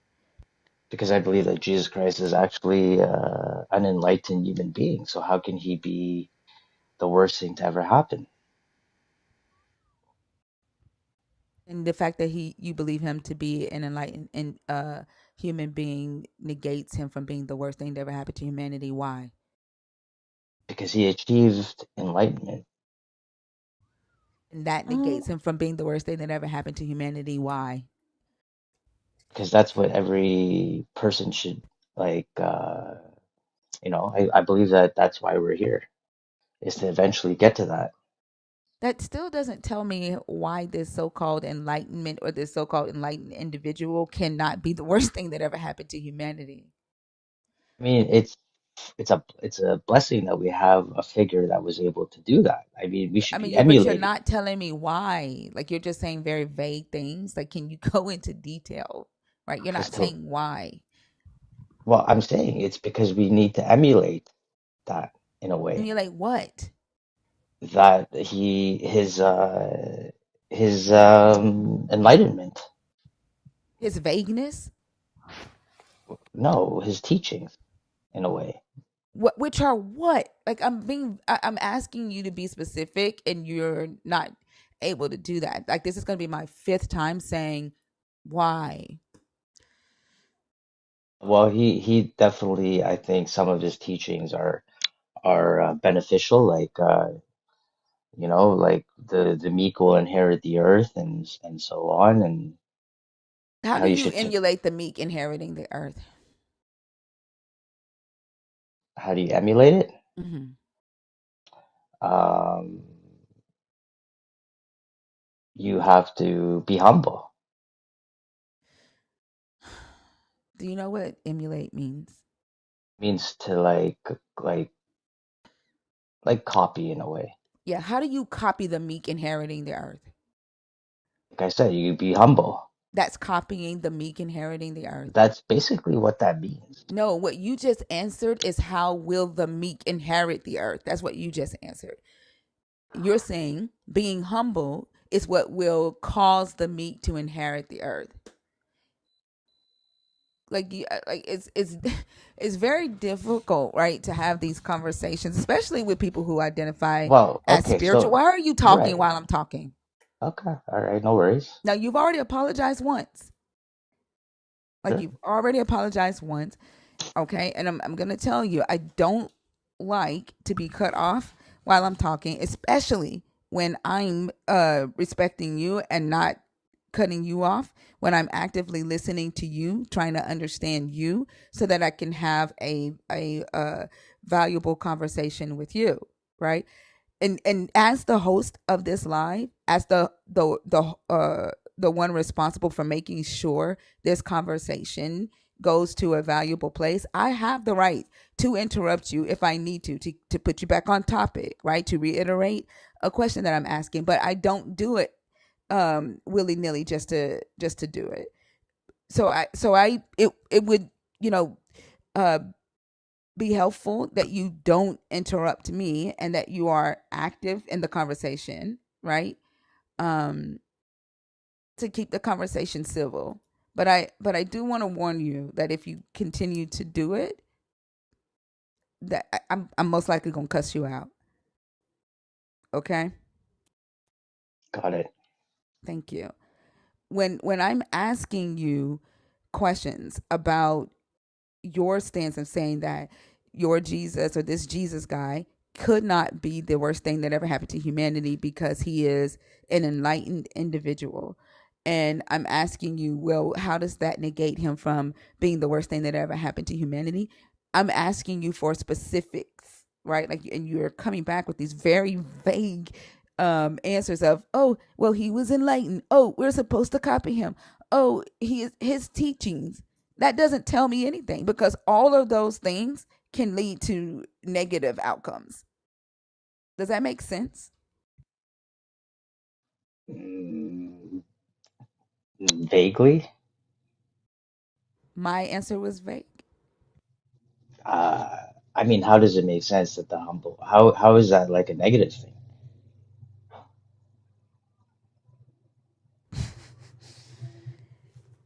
What did you hear me ask you?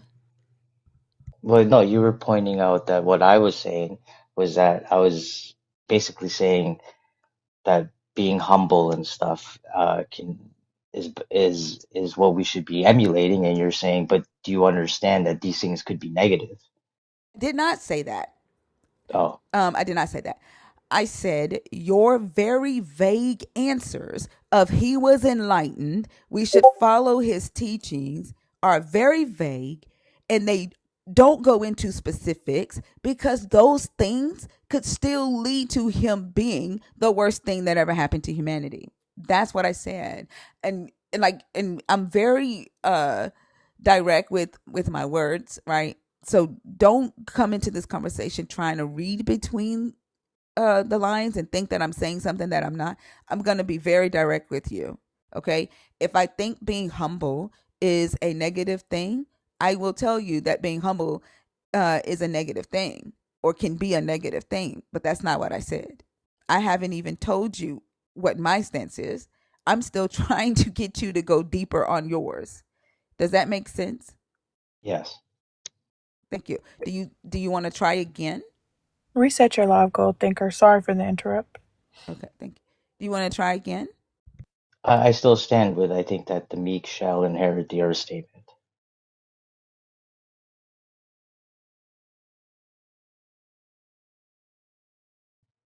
And I say that because right now, who rules the earth?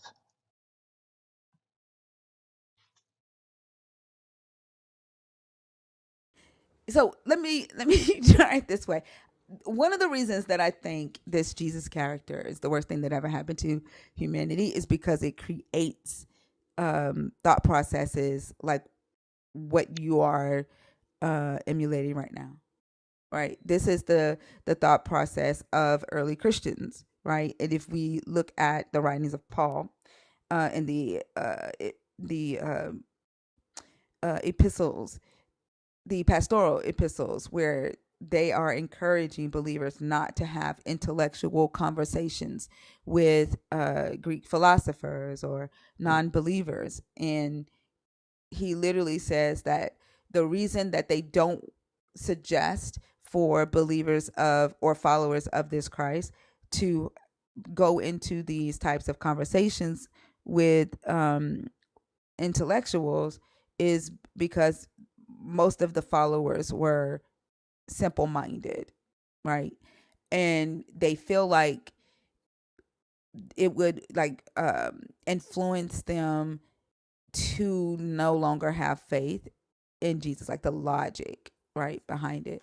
And it creates this um fear of approaching the belief system from a logical standpoint and being able to uh, apply it, to their modern life.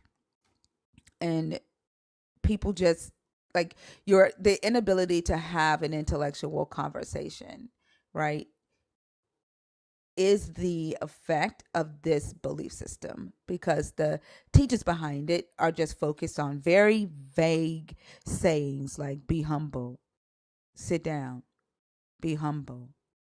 What's that song? Ain't that the song? Be humble, sit down, be humble.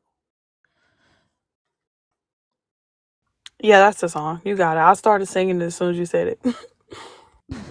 Like that's the extent of the conversations with believers.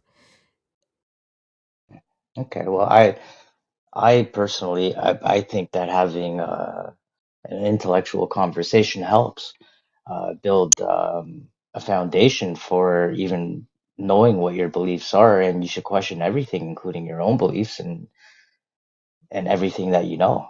So I think that having conversations helps a person grow mentally, physically. It's stimulating, and I don't think religions. Oh, well, maybe religion says don't have them because religion's basically one of the worst things that could happen to humanity, right? because it's all about control with religion. So I agree with in that sense that probably religious people would tell you not to question and just obey. Like, it's interesting that your response is, I think intellectual conversations are helpful, as if I said that they were not. As if, it went over your head that I said that you Oh no, are I was sorry. incapable. I'm sorry. Why are you interrupting me? I apologize again. Sorry. That Stop apologizing for shit that you're just gonna keep doing. Okay. Hmm. The it went over your head that I'm saying that I don't think you're capable of having an intellectual conversation about what it is that you believe, right? About this topic because of your, uh, I guess, belief or loyalty to this God. And then, like, your response was religion said don't participate in these types of conversations. And you just completely ignored that I pointed out that Paul in the pastoral epistles said don't have these conversations, and that was inspired by the Holy Spirit, i.e., Jesus, not religion. Okay, but did you get that information from the Bible?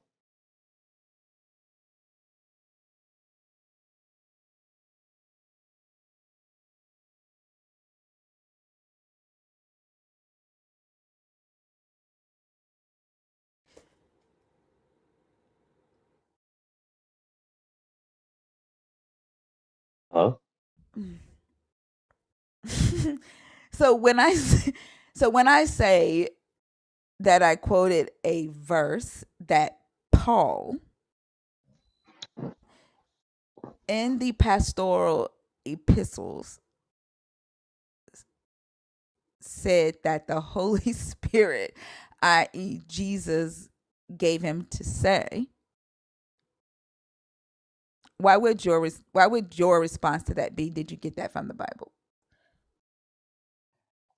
Well, it sounds like you did. So let me just clarify. So if you got it from the Bible, then that would just be a religious text. Then why did you ask her if she got it from the Bible if you're going to just say it's religious text? Like, what was the point Be of asking?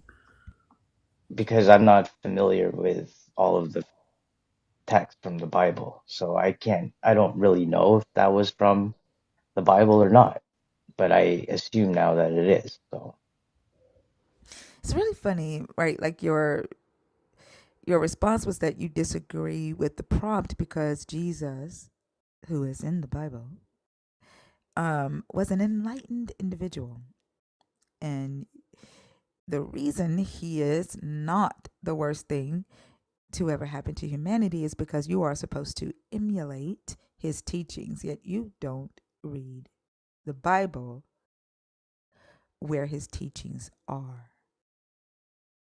You don't recognize his teachings. So, how are you emulating this enlightened individual's teachings? basically, it's just the connection you have with God, or as what Jesus said, the Father. That's that's the majority of it. So, you make them up as you go. I think that's what he was saying. I'm talking about you, Mikey. Do you make them up as you go? Do I make up his teachings as I go? Mm-hmm. No, I don't make up his teachings. His So, teachings are his how are you teachings. emulating his teachings if you don't read the Bible? I Where are didn't you even, getting his teachings from if you don't read the Bible? Y'all, please, can y'all get the account and the comments that just keeps typing in all caps? Is there a mod? Are the mods still with us?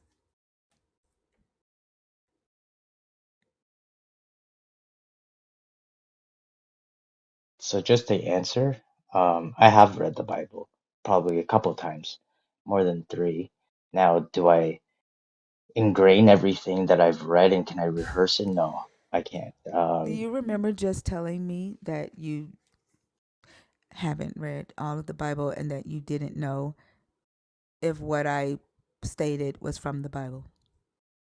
Yes, but like I said, I don't remember everything. Are you emulating this enlightened individual right now in this conversation? Uh, I'm trying. I mean, okay, so emulating Jesus is not something that that's it's good to probably because he does have some great teachings, right? There's nothing wrong with that. Am I But are emulating things? you Yeah. emulating those teachings right now? Uh, right now, currently, no, I would say I am bad at it. And why would you say that you're bad at it? How do you know you're bad at it if you don't read the text? Or if you can't Uh, remember what you've read in the text? I don't know if I'm bad at it because I know that I'm not perfect. What does being perfect have to do with anything? Like, if you can't remember what you've read in the text, how do you know whether or not you're emulating this enlightened individual's teachings? Well, because sometimes you go against what the teachings are, right? How do you know what they are if you can't remember what you've read in the text? All right. So you're asking me, does my morality come from the Bible? Is that it's kind of that sounds like that what you're questioning is you're asking me how do I know if I'm doing wrong or bad or right if I haven't read the Bible? That's just it's that doesn't work that way. I'm gonna tell you what also doesn't work that way. Do you remember me telling you don't read into the words that I say because I'm very straightforward? Do you Yes. remember me saying that? Yes. Did I ask you, did I say the words, does your morality come from the Bible? No, So why not in the directly. hell? Why in the hell would you say, are you asking me if my morality come from the Bible? That's not what I asked you. And like this conversation, right, is further just solidifying for me why I say that this idea, this Jesus character, is the worst thing that ever happened to humanity.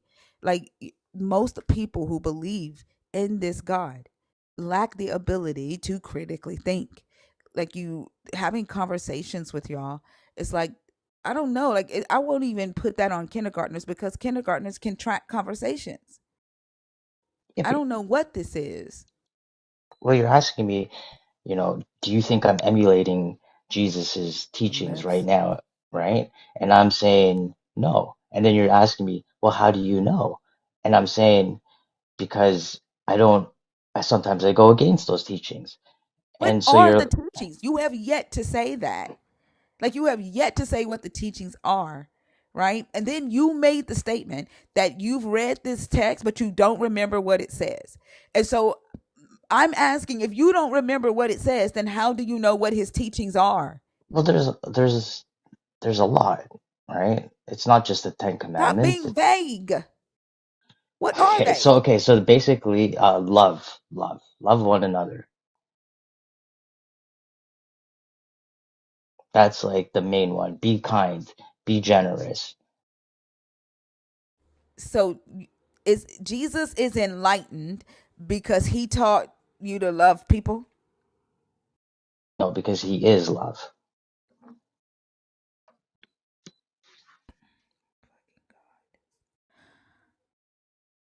He embodies the quality of love, Which is what? which is like an energy, a frequency that he No, can. what explain, be specific. I that's it. That is specific. That's very Oh, specific. love. I'm saying Okay, it's love like is energy. yeah, Okay. So when you go up to someone, right, and they yeah, say, you tell them that you love them, and they say, I yeah. don't believe you, are you just going to go, energy, energy, energy? Like, is that No, what you're just going to do? they probably be How able to the hell feel. are you going to show the love? How do you show this love? What is this enlightened love? It's like all right, so if you ever met somebody who's like in like you just are in their presence and you kind of like are in shock at like how much lovingness you feel when you're around them or something like that. It's like an energy. It's like you could fill a stadium and it just radiates. the That's how I dumbest can shit explain it. I've ever heard in my life. Like, do you think that people who were once best friends with each other, and then end up falling out, because one person did some really fucked up shit to the other person, do you think they felt this so-called energy of love? I'm talking about enlightened What's the individuals. difference between it? Like, you're just saying very vague shit. Well, no, Like, okay, so the none of difference what you that say has any substance at so all. the None of it. difference between somebody who's enlightened and someone who isn't is that presence that you could probably see and feel, and they don't they don't chew up their words. They don't represent something that they're not. They're very true to themselves, Like and you. you can. No, I'm not. I said I'm not, right? I said No, I I'm don't. saying like you. Like, you are that type of individual that chew up your words. You don't represent what you say, right? You say one thing and you do another. Right, right. Sometimes Like, that and happens, sure. you are actively working to emulate this Jesus character that you think is the best thing that ever happened to humanity, yet you're failing at it. Like, the crazy thing about it is that you think that this Jesus character is the best thing to ever happen to humanity, yet you don't follow it. I mean, we're all fallen angels in a way, aren't we? No. No? No. Okay. I think you all are a bunch of adults who approach life from a very fairy tale, mythological, monsters and superheroes type of way. Y'all are grown ass people. I think you said that you're 40 something, right? Yeah. And you consider yourself to be a fallen angel. And No, you I'm just are saying, incapable. Why are you talking when I'm talking? okay. You are incapable of having a just a regular conversation, not even an intellectual conversation. Like, you can't even just track your own thoughts. Like, you can't follow up from your own thoughts. Like, I don't even think you know yourself enough to know what it is that you are saying, and to know to be intentional about what it is that you actually want to say. And that's an issue. But when I say that we're all like fallen angels, I don't mean that in like the real sense, but it is in a way that we are all in the image of God. So we can attain this sort of thing that Jesus has attained, and that is what I'm trying to say. For someone who claims to be spiritual but not a believer in the God in this book, yet you believe you are an image of the God, like, you have no idea what it is that you actually believe. Maddie, go ahead. I saw you said you have a question. Oh, I was just gonna ask him. He said Jesus is love, but then he went back and said love is energy. So I don't even think I could ask my question anymore. Honestly, I'm so confused. My eyes are going crossed. Well, everything is energy, right? Everything. And just Jesus embodies that energy of love. I disagree. I think okay. So let me just ask you a question real quick, right? If Hmm. I so happen to I don't know, make a bet. Okay, in this hypothetical, I'm God, right? If I just so happen to make a bet and say, you're so devoted to me, you wouldn't leave me or anything like that, and then I test your faith and you have kids, and I unalive all of them, right? But at the end, I give you back double or triple that amount. Would you say I loved you when I did that? So Like when you're I at, unalived your kids for a bet? Would you say I loved you? I mean, I wouldn't say that, no. Okay, yeah. So that's one of the reasons I don't think that he is love, right? He does a lot of things to his followers that isn't really love. It's kind of like, you're my follower and you're a puppet. I could kind of do whatever I want to do with you, and and you better still follow me. You better not question me. It doesn't really give love to me. It's funny, right? That he tries to, like, read between my words and uh, you know, interpret what it is that I'm trying to say. But he had no idea that you were talking about Job. He had no idea that you were referring to teachings in this book. Like I said, it's religion that is wrong with humanity.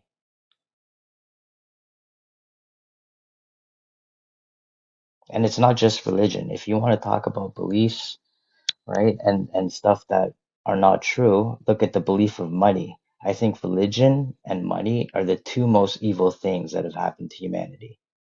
And these things are there because the meek do not inherit the world. In fact, it's there to control the world, and the world is run by, I would even say, dare to say, evil.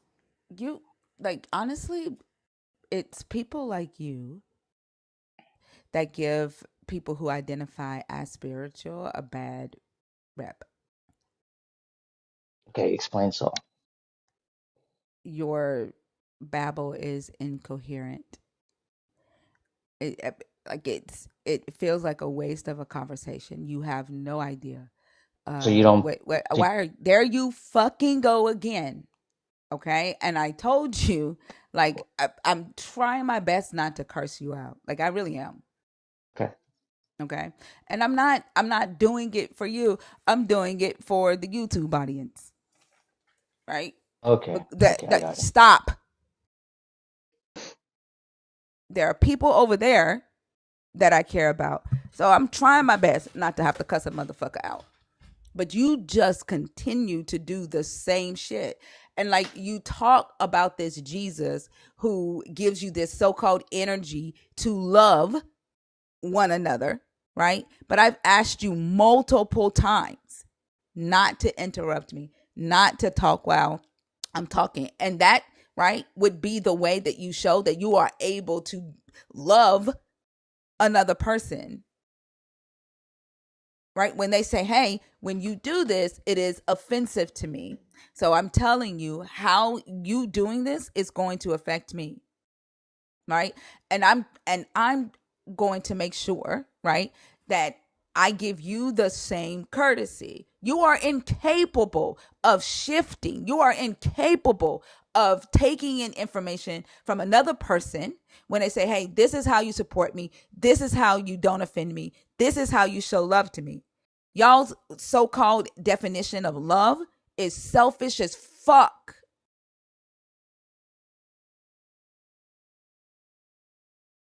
Okay, so sorry about that. It's just the way I have conversation is a little bit back and forth.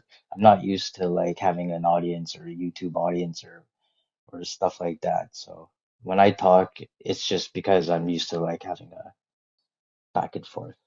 I'm used to. Therefore, I'm not going to adjust. I'm incapable of adjusting because I'm used to. All you did was just validate what I said.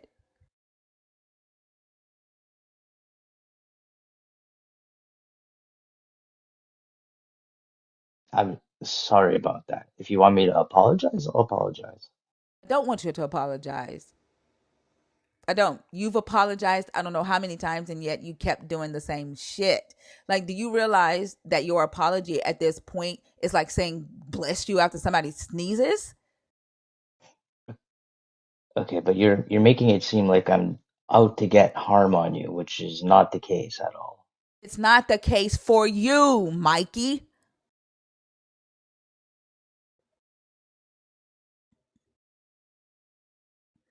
Right. So if you're feeling that I'm harming you, that's why I'm apologizing. And yet you're going to do it again. You have apologized too many times during this one conversation. It's just unnatural for me to have these pauses and conversations that I'm not used to. Mhm. Which means that you are incapable, right, of actually shifting, of actually growing, right, of actually uh, uh, uh, implementing with intention this so-called energy of love of another person. It's just words. It's no different right, than somebody saying God bless you when they hand you a fucking receipt and some change. It's just like driving a car. If I'm used to driving on the right side of the car, like the left side, if you go to the Britain, it's a different way of driving. That's all And that then, is. and motherfucker, are you still gonna drive on the right side? Are you still gonna do what you do in America when you get to Britain, or are you gonna fucking adjust? What are you gonna do, Mikey? You're gonna adjust, but it's gonna Thank take a you. bit. So it's not just like driving a car, is it? I mean, I drove in New York City once, and it takes a lot of adjusting from where I am. This is It fucking doesn't maddening. come happen. It doesn't happen right away. And I don't know why you're getting so like bent out of shape. It's just I So already said, motherfucker, I told you. I already told you. yeah, I warned your ass from the very beginning. I warned you from the very beginning. So don't start acting surprised now that I'm cussing your ass out. I warned you from the very beginning. And it's not that she's getting booked like bent out of shape. It's just how you have a conversation. I'm not like once you get upset if every time you're talking, the person interrupted you just to say some bullshit. When you be upset, yeah, I would. yeah. So it's not like she's getting bent up out of shape. She's just saying like, "Can you stop?" That's all. Sure, I'll try my best.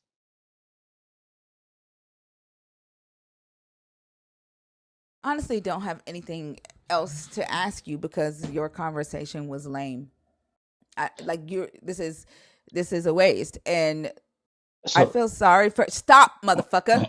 Okay, hmm like you were getting ready to do it a fucking again, less than 1 minute later, not even 60 fucking seconds. I feel sorry for people who identify as spiritual because I know they want to be a part of these conversations. But every time I try to open and broaden that scope, it's always some motherfucker like you that remind me why the boundary exists.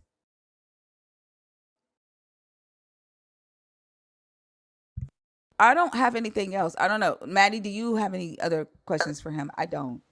Mm-mm, no. All right. Have a good can I day, ask? Mikey. Nope.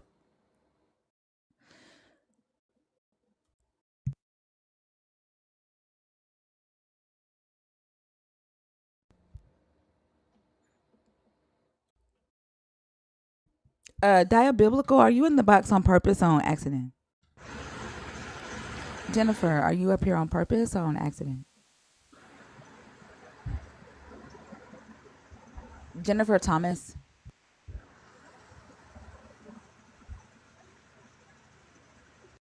All right, y'all. The guest box is open. If you are 18 and up tonight, we have Maddie's hour. The young ones can come up and have a conversation with Maddie. 18 to 24, and then 25 and up can come up and have a conversation with myself. If you are a believer in the God of the Bible, if you are deconstructing, or if you are an atheist. Did Diabiblical respond? Are you in there on purpose or on accident?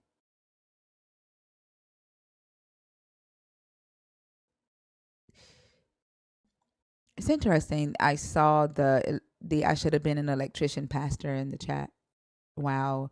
The I don't have anything coherent to say spiritualist was on stage.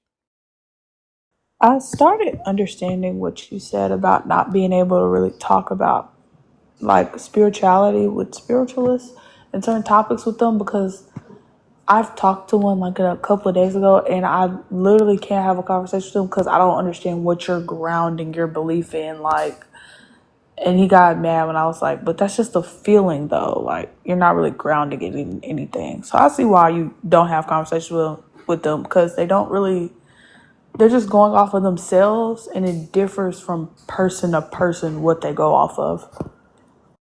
Yeah, and I think a lot of when I first started deconstructing, I called myself spiritualist too, but I was trying to hang on to Jesus, right, to the Christ thing. And so I think a lot of them, like some, like there was a young lady that came up today. Sasha, who identified as spiritual, right? But she knows that she's deconstructing from this God, right? So she has a pretty good idea of where she is right now in her deconstruction journey. So I can talk to people like that. But people who feel like they've already deconstructed and they still identify as spiritual, um, sometimes they'll say they still have a belief in Jesus, but not the God of the Bible, or they'll just identify as spiritual and say that they believe in source. It's very difficult to have conversations with them because it exactly what you just said. Like their belief is typically grounded in themselves and them feeling like they're connected to some higher power and that higher power is talking directly to them, right? And they don't realize that a lot of times they're doing the same thing that Christians do, except Christians get their information from the Bible plus this higher power. And we still can't validate anything that they're claiming that a higher power has said. Believers just have gotten, I mean, spiritualists most of the time have just gotten rid of the book and they're doing the same shit. Yeah, I mean, and that's what I asked. I'm like, well, how do you even believe if you don't believe in the Bible? Like, the Bible is the whole reason you know. He was like, I don't know, I just feel. I'm like, so yourself and your conscience? Like, what? I was just so confused. Yeah, I think this person is knocked out. Paradox? Paradox? Yeah, they knocked out. All right, y'all. It is 2 hours and 17 minutes into the live stream. If you are 18 and up, the guest box is open. Continue to tap the live. Appreciate y'all so much for being here. Also, y'all know you got to feed the beast to get us on the continue pushing us out to the FYP so we can get some high quality conversations in here, please. And I know some of y'all are asleep. You also have to engage in the chat. You got to be commenting, sharing the live, and tapping it up. If you are a part of the team, make sure you check in with your heart me's. Let TikTok know that you are not bots in here.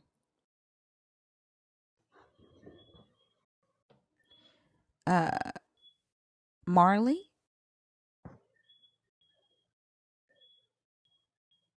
Marley, are you there? La princesa, la princesa de Dios. All right.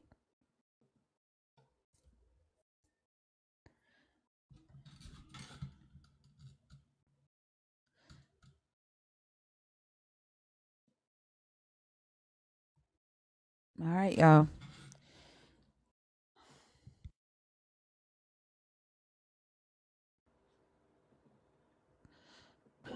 Dang, are they scared? They're scared of me tonight? This was last night too. This is starting to become a habit. Well, not even starting to become. It's been like this for a while. Like at one time, one night we had over 900 people in the room and nobody requesting up. Maybe more people are starting to wake up. No, I think maybe they're nervous to come on stage. Um, they might not know how to articulate what they want to say. I don't know, but they're here. And then again, like y'all keep in mind, this is not just a believer only live. Maddie's hour is not just believers only. If you are 18 to 24 and you are someone deconstructing, if you are an atheist at our 18 through 24, the guest box is open. Also, that is not 18 to 24 isn't the cap on age tonight. Our regular age limit is still allowed to come up. But yeah, And don't reset your don't gift don't make me box work down too. your butt. Okay, don't make me work too hard to keep the stream going though. That's what I beg of. Like, please don't make me do that. because that is the most uncomfortable thing ever.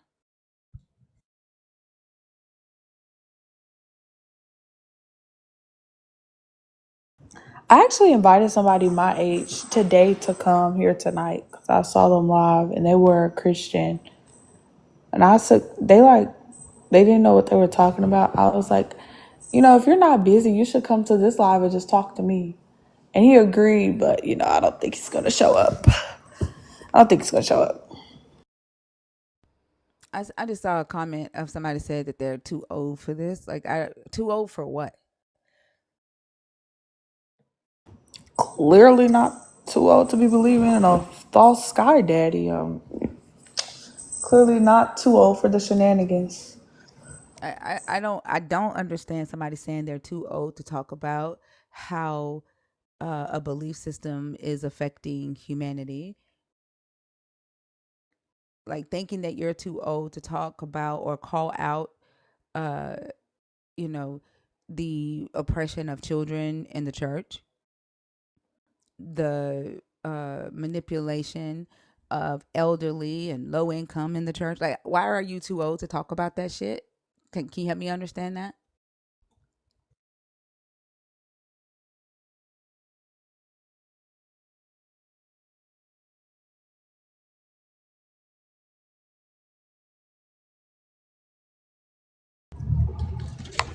I think Hey, when I think when people say stuff like that, like they still look at this belief system from a very superficial place.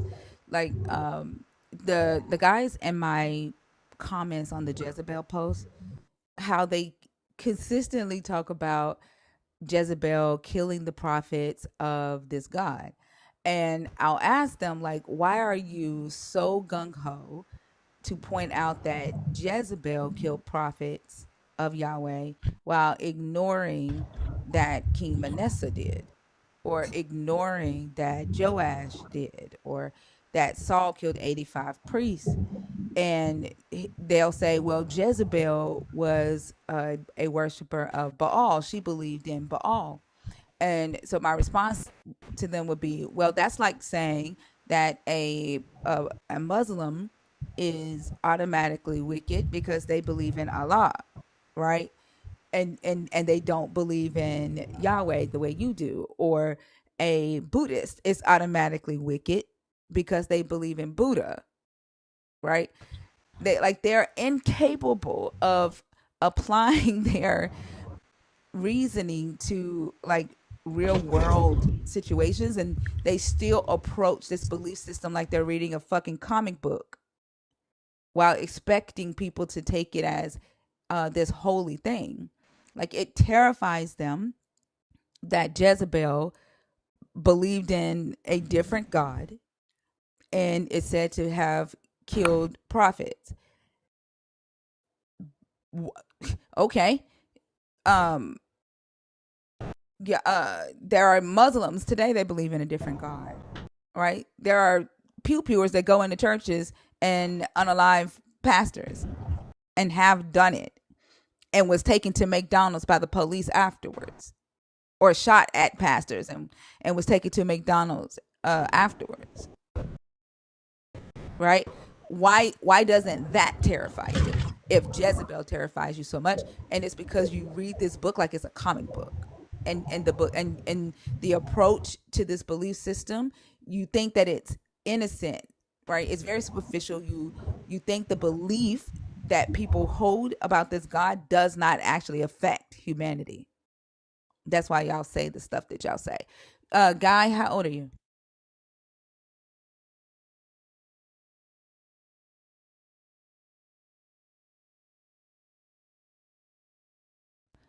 Guy?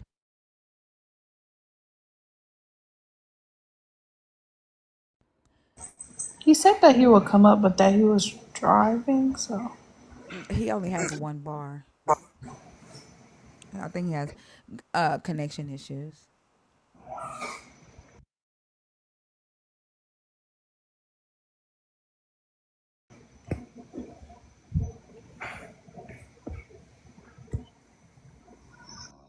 Hey, Elevation.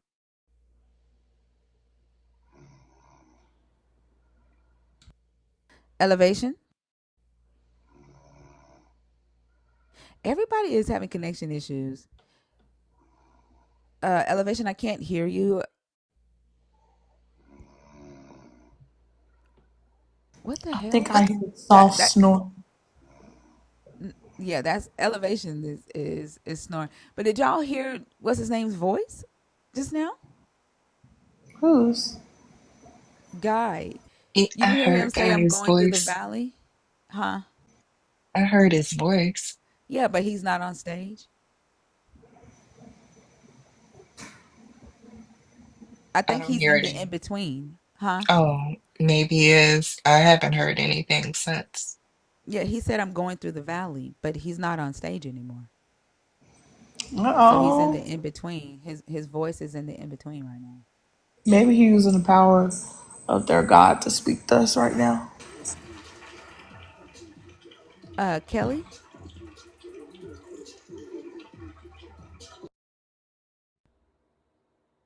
TikTok threw Kelly on stage while she was in the fucking bathroom. That is fucked up. Hey, Thinker. Hey, Lala. How y'all Hey, doing? good. How are you? Hey,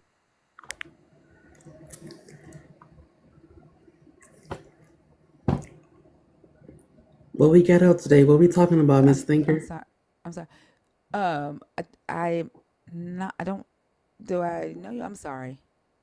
I was here a while back. I came in about a month ago, maybe 3 weeks ago, something like that. I was the one that was pivoting and you got mad at me. I don't remember. I'm sorry. Oh, that's great. It's kind of it'd be weird where people expect me to remember a conversation from a month ago.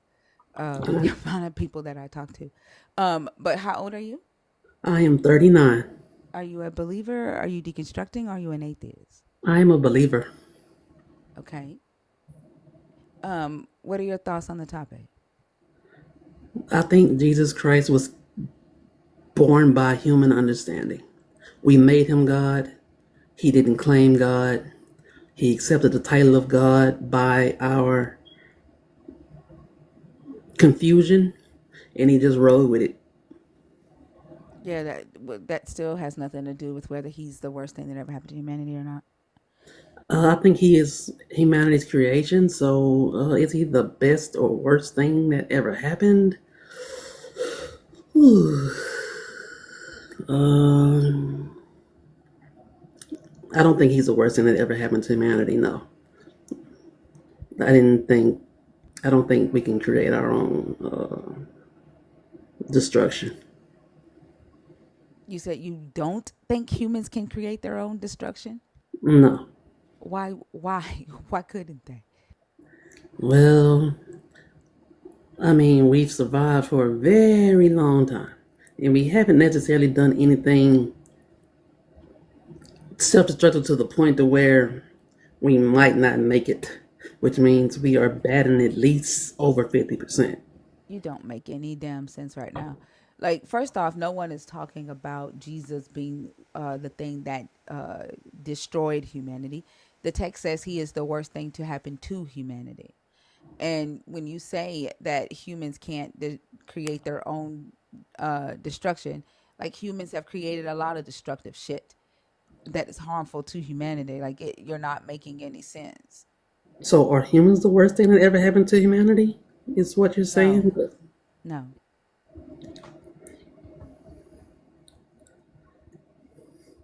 Like I don't. Oh, well, just back to the topic. I don't think he's the worst thing that happened to humanity. I think he is a very good thing,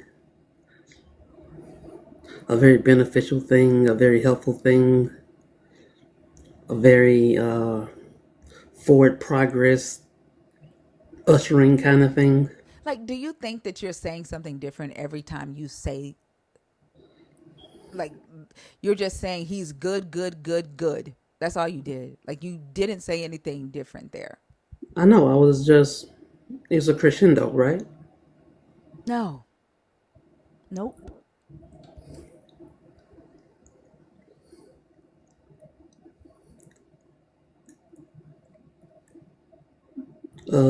Drum roll, maybe. That's what it was. Like, I mean, that was the best way I could have possibly explained how I feel by saying good more than one time.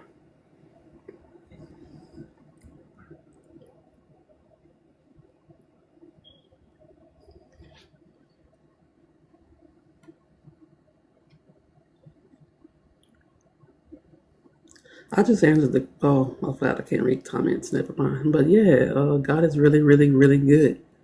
Like He is helpful to me. He has made my life Cool. better. He's the worst thing that ever happened to humanity. He's horrible. He's deplorable. I responded.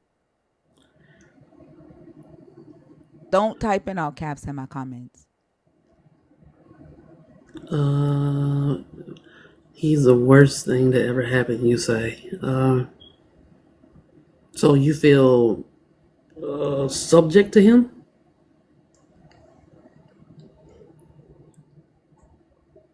Because you're saying He's doing a thing or He has done a thing, but if He is not a thing, He is a non-variable. I think that's such a dumb argument, right? Because you're saying he's not a thing, but his teachings and the people that believe in him clearly have an effect on the world. So I'm kind of lost as to why you're saying that. No, I'm not saying it from my point of view. I'm saying it from yours. You're saying he's not real. So how is his? Right, but his effect. I did I just Hold on for a second. before? Did you say Jesus wasn't real, Maddie? No, I I didn't. don't think I He said said, it either. Did I yeah. say it? So y'all think Jesus is real? Oh, Hold I on, know. Maddie. Did I say that? Did those words come out of my mouth in this conversation? No, I don't think you said it either. Optimus team. I mean, you've been on mute. I don't think you said it. Lala, you've been on mute. I don't think you said it. Yeah. Is the 64-year-old still on stage? Like, are y'all hearing the 64-year-old who was in the valley? Like, did the valley scream that Jesus wasn't real? I'm just trying to figure out where the hell Lamar got that from. No, I thought that was just a default thought of deconstructionism. I didn't know y'all thought he was real. Like I was confused about that. I had no clue. So like, why would you make a statement that we thought that? And I mean, even again, if it is real or not real, it still has an effect on the world, right? If it has an effect, well, that's what I'm saying. If it has an effect on the world, it has to be real. But No, no. The idea of something could be very harmful and it's not real. I'm not understanding why. Like, what are you getting? That's Like, like what are you? saying because Santa Claus has an effect on the world, Santa is real. Yeah. that I would say that's a true statement. Like that, the thought brings joy. Like everything manifests from thought. Right. So So thought isn't real, right? That I can think right now of a pink cat with 16 tails and I don't know, a rainbow for eyes or something. That doesn't make it real. And we obviously know that Santa Claus isn't real and it's just the parents doing that.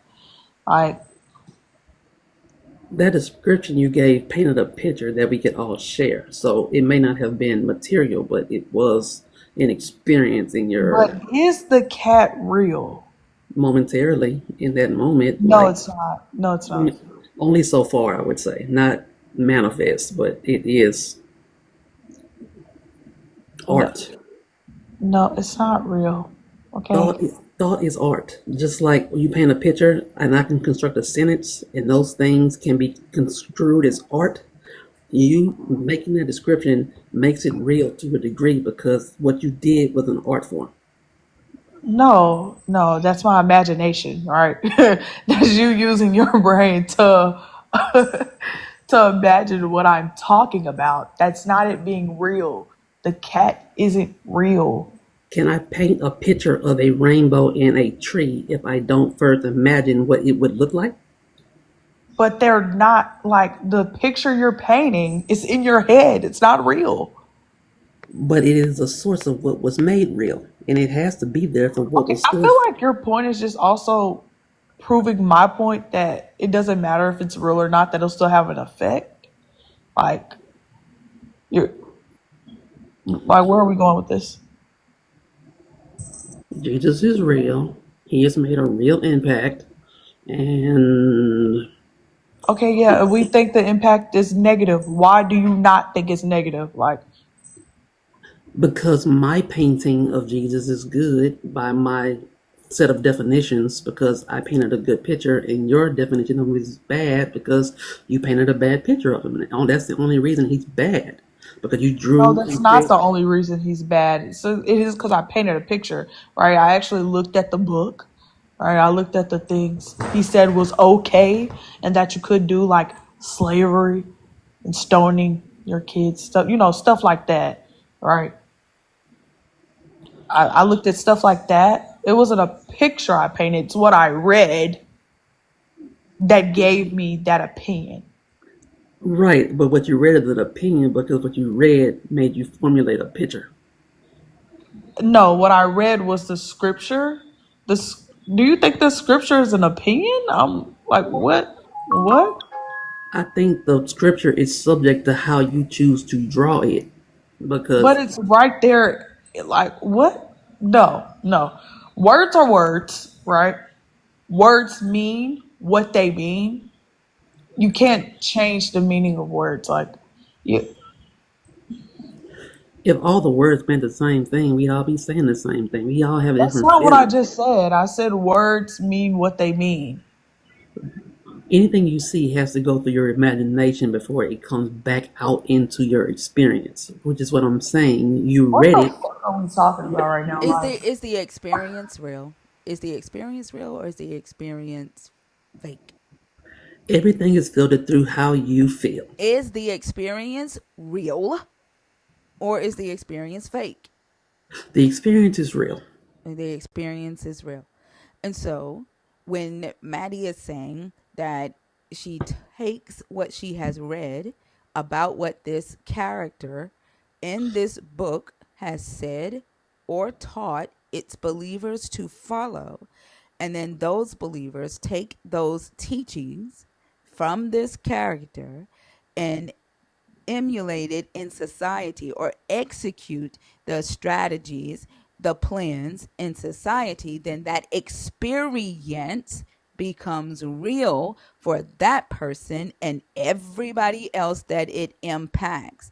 And what Maddie is saying and what I am saying is that that experience and that impact is negative. Well, it had to enter your imagination and come back out first. What Lamar, I'm shut the fuck up. are you Shut the okay? fuck up. Like, I like you're like literally. I think you just came up here to waste our time. No, I have a question. I have an I honest don't question. give a fuck about your question. I don't. Like, you just came up here to waste our time. No, I didn't. Yes, you did, and I think that's why you came up here and said my name the way you did. Like, for some odd reason, you expected me to remember who you were. Like, I don't. I don't fucking think about y'all when I end live. I don't think about y'all.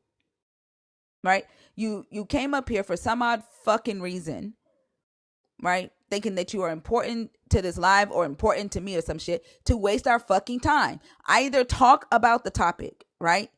Take the conversation to a more in-depth level and respond to the shit Maddie is saying, or get the entire fuck off my stage.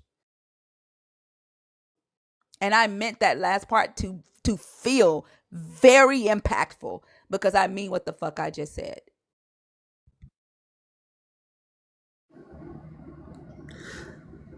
Okay, I was scolded. I forgot the question. I paid attention to the scolding. Yeah, he was making my head hurt. I was trying to. I don't know. He was just making my head hurt. It's fucking ridiculous. Lindsay, Thank you, thinker, for having me up. you're welcome. How are you? I am well. How are you? I'm doing good. Can I get your age, please? I am.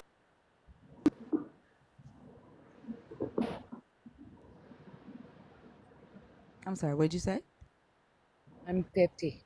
I just All right. turned 50 in April. Okay. Are you a believer in the God of the Bible? Are you deconstructing? Or are you an atheist? We'll see. Like, I kind of do believe in a higher power, and but Hold on, Lindsay. sorry.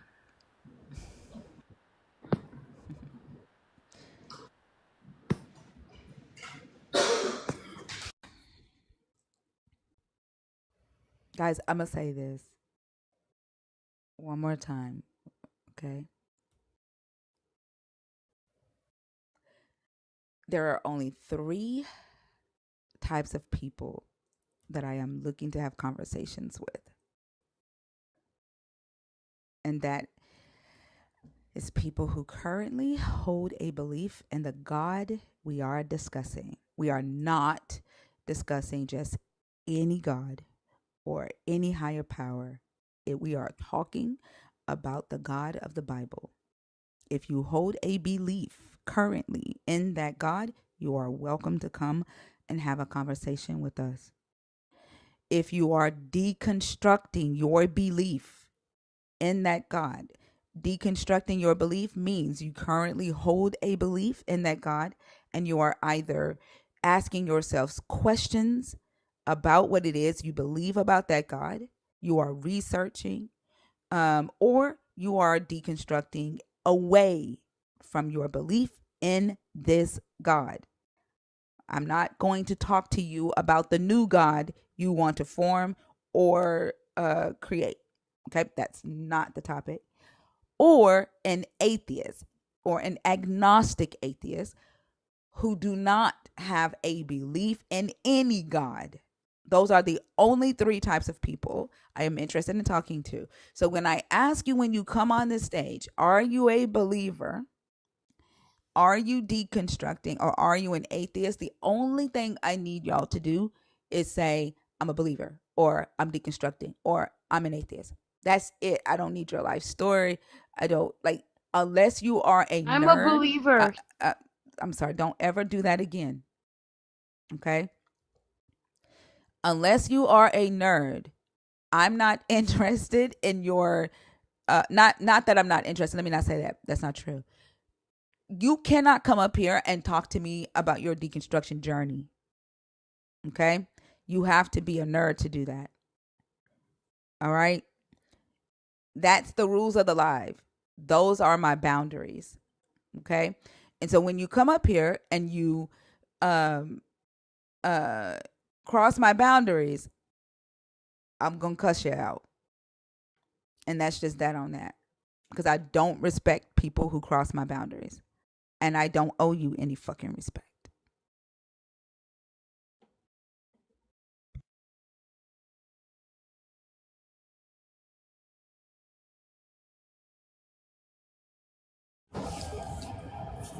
For real. Yo, How old are you? 30. Believer, deconstructing, or an atheist? Christian. What are your thoughts on the topic? Maddie, go ahead. Okay, yeah. Okay, Jesus Christ is the worst thing to ever happen to humanity, Mm-hmm. especially to the black community. Mm-hmm. I completely disagree. Could you tell me why you guys believe this? Okay, look, no. Look, can you just I'm gonna only do this literally one time. So I believe this because of multiple things, right? He said slavery was okay. Um, he said you could. He's gonna bash babies' heads. There's gonna be mass raping. Like there's a bunch of things that I could say to my point. He also does nothing for the black community except for help you be hopeless and lead on him, and rather be broken nothing so you can have him. He kind of just siphons money. Like the churches just kind of take money from people who are already struggling. But like when you come up here, you should have your own thoughts on the topic, right? So if you disagree, it would be like, okay, I disagree because, okay, yeah, and that's like Okay. for everybody that comes up. Just say I disagree because. All right, so can I address the points you made? Yeah, go ahead. That's what I gave him. Okay, he said that raping, bashing babies, and slavery is okay. Hmm. Can you show me where he says that? Okay. Which one you want to start with? Slavery or Whichever one that impacts you the most. they kind of all do, but we could do the slavery one. Okay, Thinker, can you pull up that one for me? Yeah.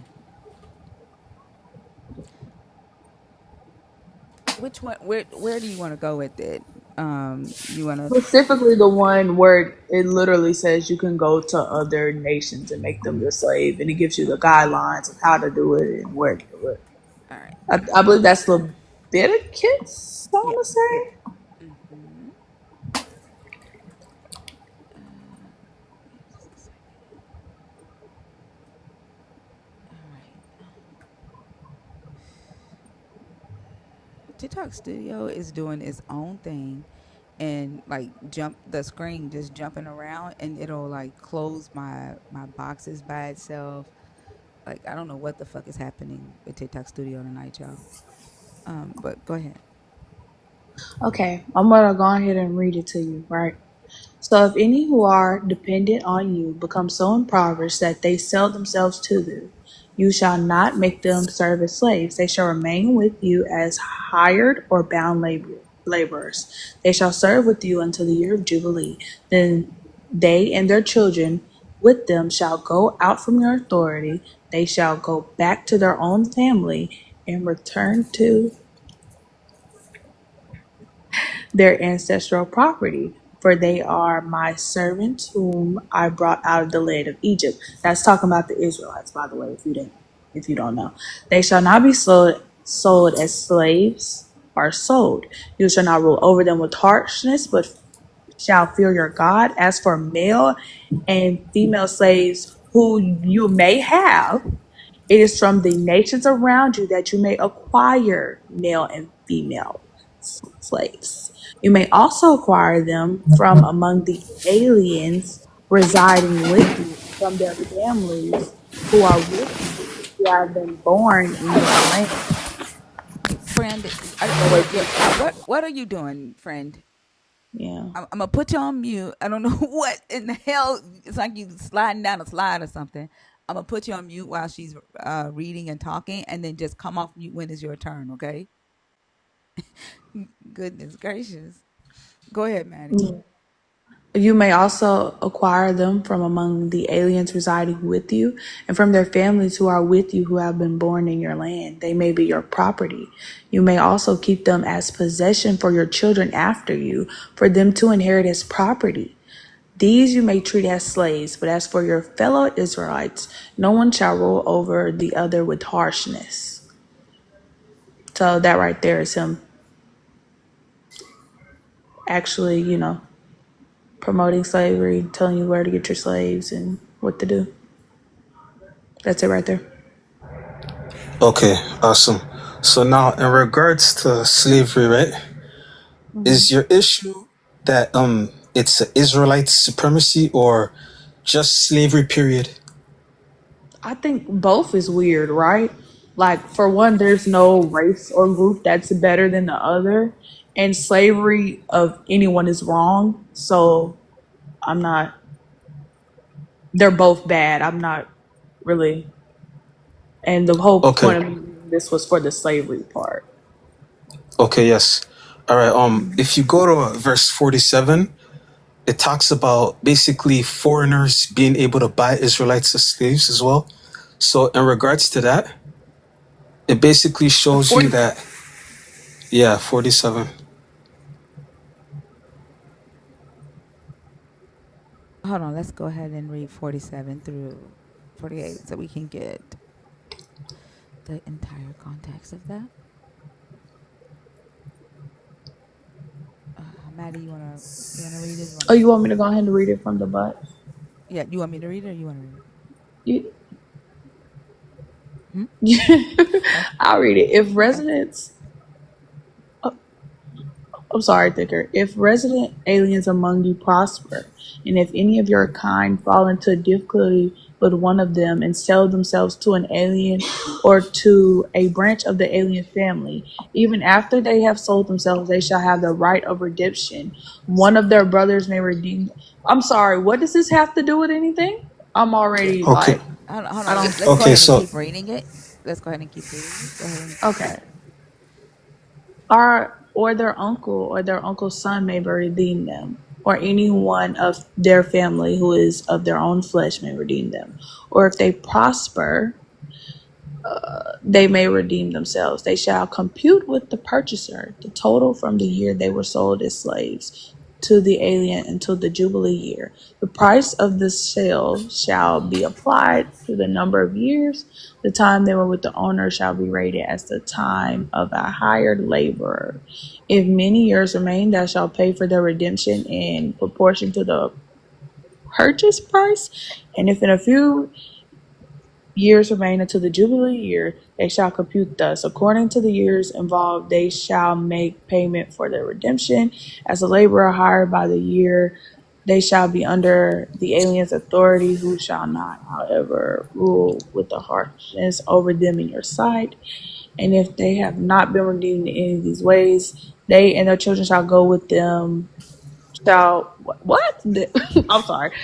They and their children with them shall go out in the Jubilee year. For me, for to me the Israelites are servants. They are my servants who are brought out of from the land of Egypt. I am your Lord.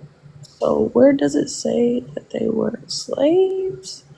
I'm pretty sure it's talking about okay. them being a servant and being Yeah. like read in the original scripture, them selling themselves out for work to an alien. That doesn't to me that doesn't scream slavery like he said about the other one. Nothing right here says you can own them or their kids or give Go them to. down to your kids as property. Stop cutting her off for real. You can respond when she's done, okay? I thought she was asking me a question, but But she was still I wasn't asking the even done. question. You can't answer her while she's still asking it. okay, no worries. I heard her question. Okay, so now I specifically said 47 and 48 because you read everything, but you forgot the part where it says if a foreigner becomes wealthy, right? The Israelite can sell themselves to a foreigner. So the main point I was making with this is that this isn't like much of a race based or even like an ethnicity based type of What? slavery. Hold on, let Hold me on, land my Maddie. Let point him real quick. finish. Let me Hold land my on. point. For real, stop. Hold on, Maddie. Let him finish, and then and you can respond. The only time I want you to interrupt him is if he's not answering your question or if he gets off topic. Okay. Okay. All right. Thank you. Okay, so it's more of an economic thing. So now, in regards to slavery, right?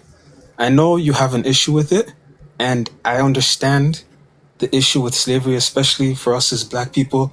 But one thing you have to understand is that biblical slavery and the transatlantic slave trade, which is the most popular, well recognized form of slavery, it's not the same thing. Are you? Is that the end of your sentence right there? I Yeah, can. sure. Yeah. Okay, I'm gonna immediately call bullshit. For one, what we just read, I'm pretty sure. Think or correct me if I'm wrong. That's them selling themselves as a servant, right? Not as a slave. Nowhere in this does it say they're being owned as a slave. It actually lists ways that they could be freed and redeemed, and nowhere in that can you get freed or redeemed as a slave. So this is talking about servant, right? And I think it doesn't matter based on any type of race. Slavery is bad. Can we agree? Yes, if you're thinking of slavery as in the No, transatlantic slave trade, 100%. slavery period is bad, right? It's bad. Well, I, So, and this is the yes, same. This is the same scripture that was used when they went to Africa and got the slaves. This is what they used, right? This is what they uh, used to justify, and the Lord justifies it himself. He does not condemn this. You can't tell me anywhere where he condemns this or anything like that. He's literally telling you to go to the foreign nation and do it. And that's exactly what they did. They went to a foreign nation and they did it. They passed them down to their children. I also want to point out here, right? Like the point that you made was that this is different from the transatlantic slave trade because it doesn't have anything to do with discrimination, and that's not true, right? As Maddie has pointed out, like you bringing in verses 47 through 55 doesn't negate the fact that there was still a set of rules regarding how the Israelites were to conduct slavery for foreigners who did not live in the land of Israel, right? The the lifetime bond servants or lifetime chattel slaves that the Israelites were allowed to have were for, people from other nations that they went and purchased from other nations and brought back to Israel to enslave, right?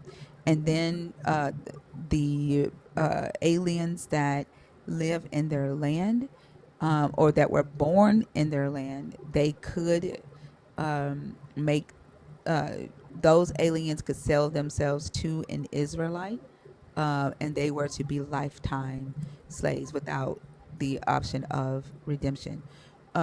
Of getting their freedom back. What you brought in is that an Israelite is guaranteed their freedom, not that a foreigner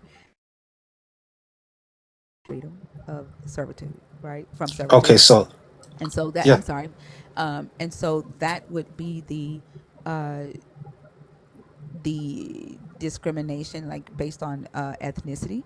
And so when we look at the transatlantic slave trade and the structure of how slavery was established during the antebellum South, the Christians, the European Christians, uh, based their uh, early structure of slavery off of Leviticus 25, verses 39 through 46, where European Christians could not be enslaved for life because the Bible said not to enslave an Israelite for life.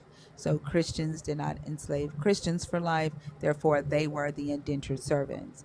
West Africans, when they came to North America, were not Christians, and therefore they were the foreigners that could be enslaved for life by the Christians and passed down as inheritance to their children, right? And in America, or in the transatlantic slave trade, race was the qualifier for lifetime slavery, and in Israel, being a Gentile or a goyim was the qualifier for lifetime chattel slavery.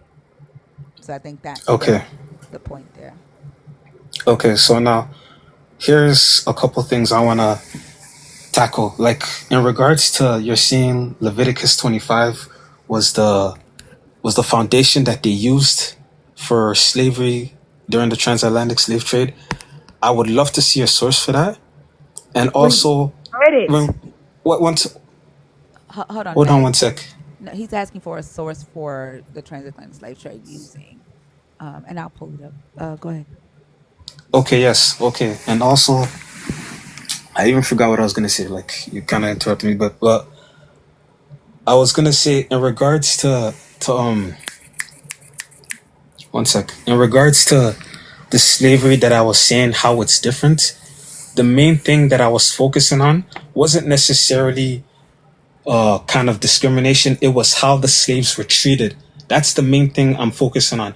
How the slaves were treated and the rights they had. That's why I'm saying it's not the same type of slavery.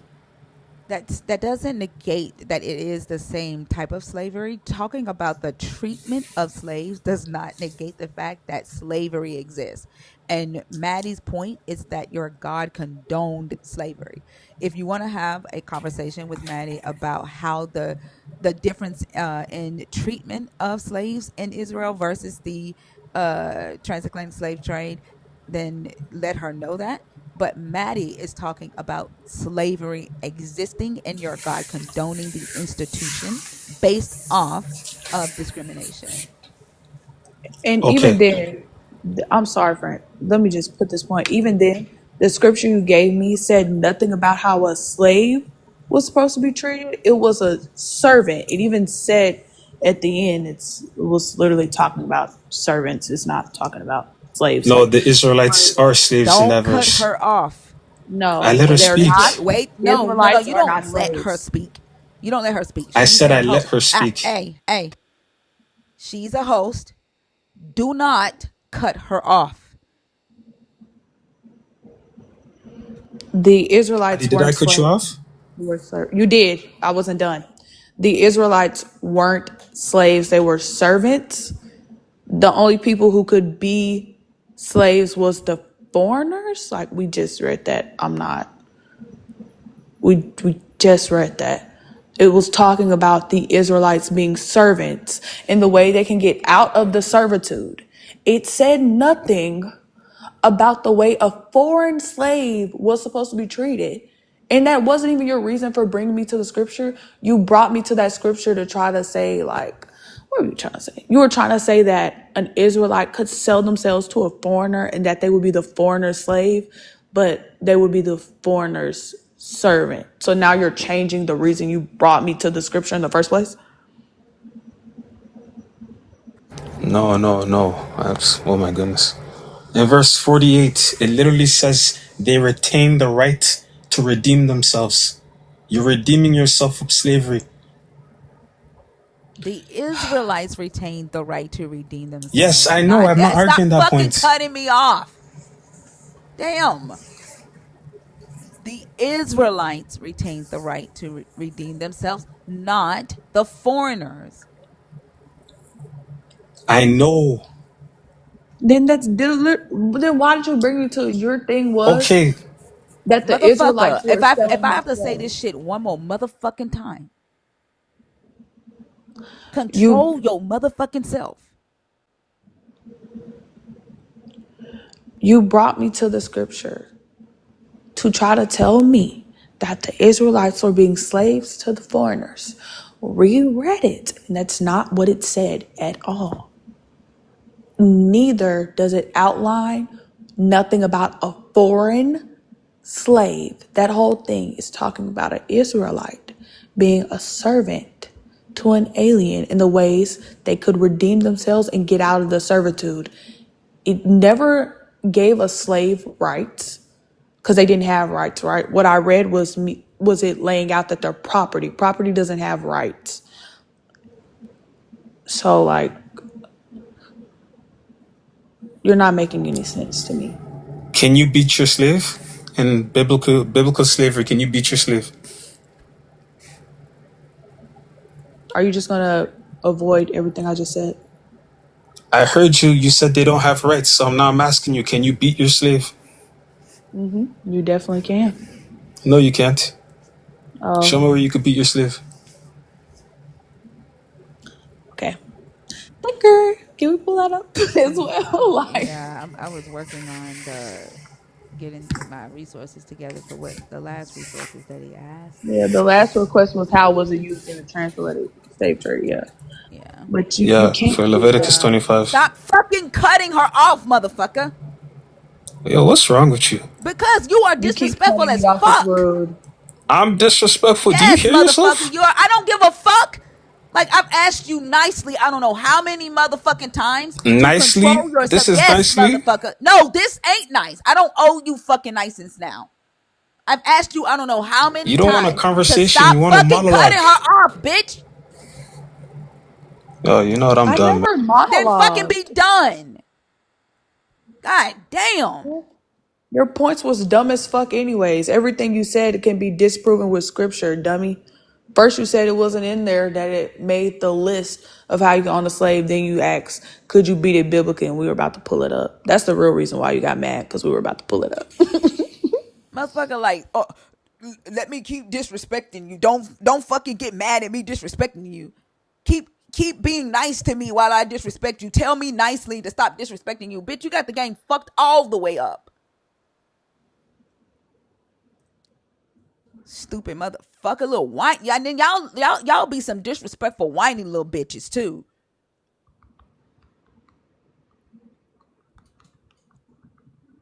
Now he wants to drop to the comments Nah, and he say, finna be blocked. prove you wrong. Go cry to Jesus about that shit. Um, Valapalooza. I love that you said that right. Hey y'all. Hi. Hey. Um, I'm 33 and I'm deconstructing.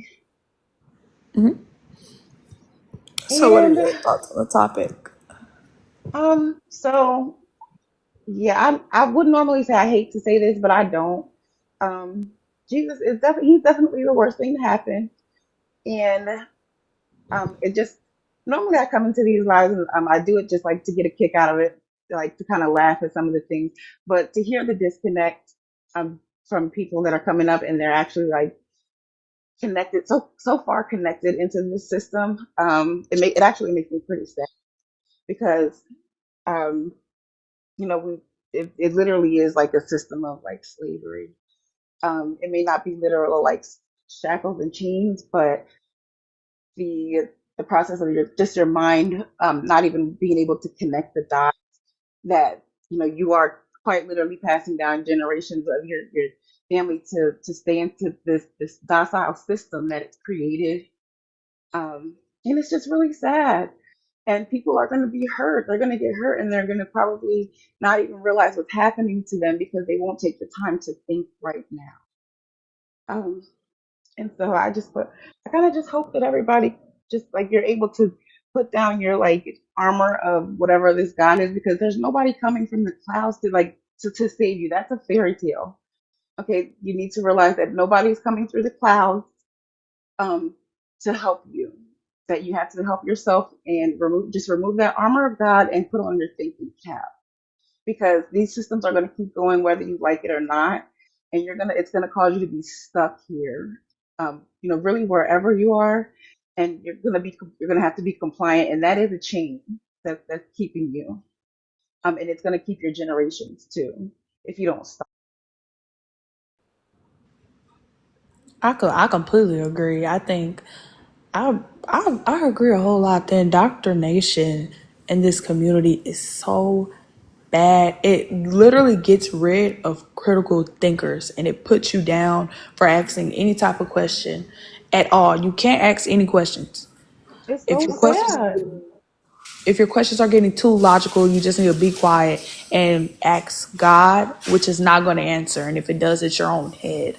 So I completely agree, especially in the black community. It's really, really bad that they don't even want to listen to the other side of it because it's been passed down from generation to generation to generation. And you know what?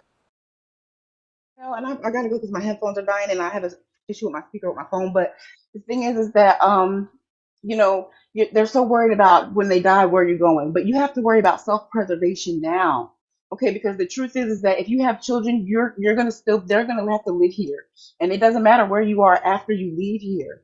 Okay, you're not gonna. Don't worry. Forget about burning. Burning. Fire needs oxygen.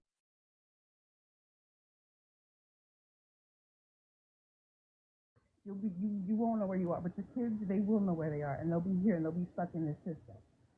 So if you just put it down, and Yeah, we lost you. You're muffled. We can't hear you. I'm sorry, my mic is gone. I have to go, but thank you for letting me up. Thank you. It was a good conversation. I'm sorry your headphones died. Bye. Have a good day.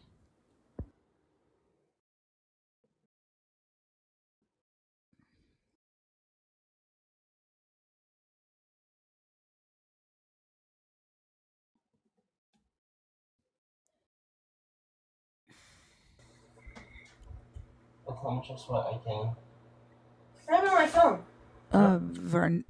Verniles? I can't hear anything.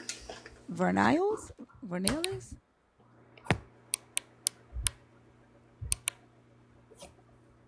Verna They'll just stop talking. Vernile? Vernell? Vernal? Hi. Hi. How did you pronounce her name? Vernile. I'm so Vernile. sorry. Wait, was I in the request? Yeah. That's okay. I'll take you down. Have a good night, okay? Thank you. I'm All sorry. right. You're welcome.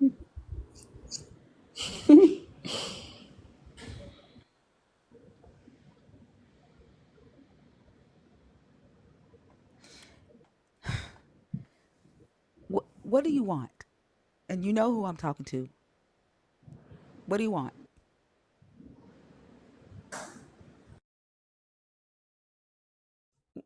Why are you in the request? And what do you want?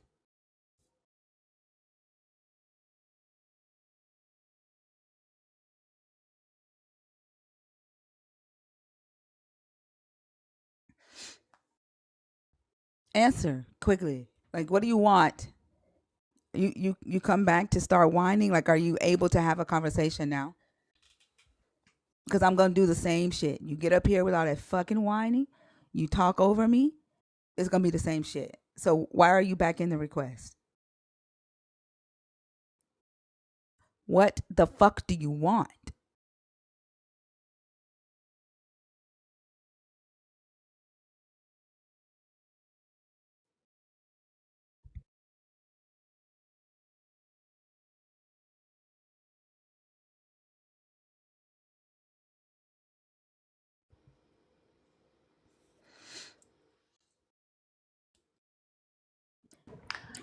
I You, think he just has a crush on you or something.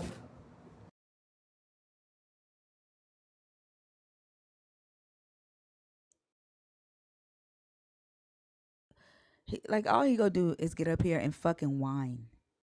That's all he gonna do. He don't know how to have a conversation. And like I swear, like these motherfucking egos of these men that come up here, specifically these black men, it's so fucking sickening. Like nursing their egos is fucking worse than nursing a baby. It ain't like I know you've not had children yet, but when a baby latches onto your nipple for the first time, that shit hurts. Some painful shit. It's worse. Their egos and the way they fucking whine is worse than that shit.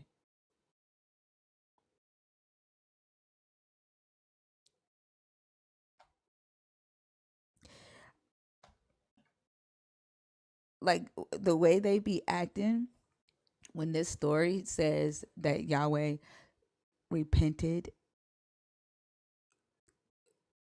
for making humans, it makes me think about the Babylonian folktale.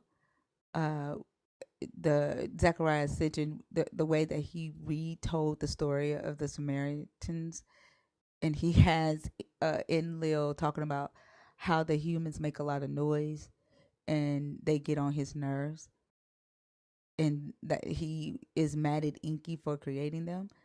I think about misogynistic ass men who whine about their fucking egos being challenged, and their whining sound is how the god would have responded. Like if the god was a woman, it she would have said that shit. She would have said, "Why the fuck did you create these whiny ass misogynistic as men?" And that's all they do, really. It's just a bunch of whining. Mm-hmm.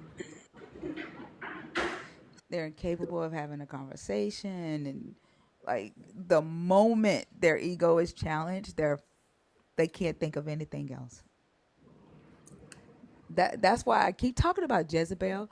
Like they can't think of anything else, because the issue is not really that she killed prophets. The issue is that a woman did something that they're used to a man doing. You know Yeah. what I'm saying? Yeah. And it fucks with their ego. Like this woman, how dare this be a panel full of women telling me when I can talk and when I can't? How dare this be a panel filled with women setting boundaries, and it fucks with their ego.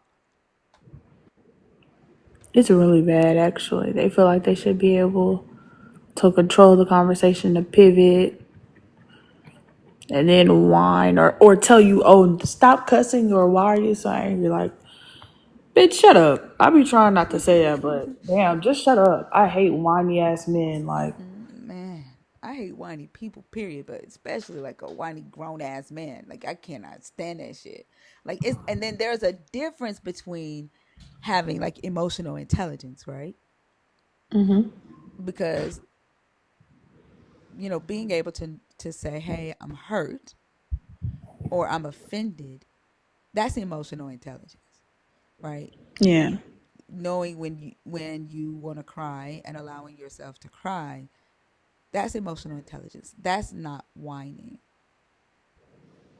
right? That's I think a lot of men confuse that with when someone says stop whining. Like those are two different things. It takes a strong person to be able to recognize their emotions and allow them to feel what they're feeling and address them. These motherfuckers. But they think that makes them less manly though. Like Mm-hmm. they'll whine and be like, "Oh, why are you talking to me like that?" But Yep. then the minute you will ask for a grown black man to explain the way he's feeling or talking about, he's like, "Man, I'm not gonna do that. I'm a man. I don't do that." Like Mm-hmm. it's so backwards. You can whine, but not talk about the way you feel. You can cry and bitch, but you can't talk about the way you feel. Okay.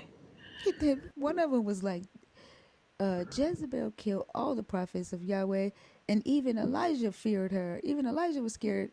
He was in the cave, begging to die. And I'm like, think about what the fuck you're saying, motherfucker. Like Elijah literally killed 850 of her prophets using this God's power. Like the story That's the literally real says, reason he was scared. right? Like he was scared because it was a woman. Like you're justifying this man hiding in a cave, scared of a woman threatening to kill him when he just used this God's power to kill 850 prophets. He just used this God's power to turn somebody into an assassin, right? Like Elijah used this God's power to raise the dead. Right? He's a prophet of the same God, right? That Elijah uses to do all these miracles, but he in a cave whining Crying and shaking in his boots. He was just so scared. cuz And Pope Jezebel. that's Mm-hmm. because he knew he had did wrong though. Like I'll No, be I scared don't even think it's too. because he knew he did wrong.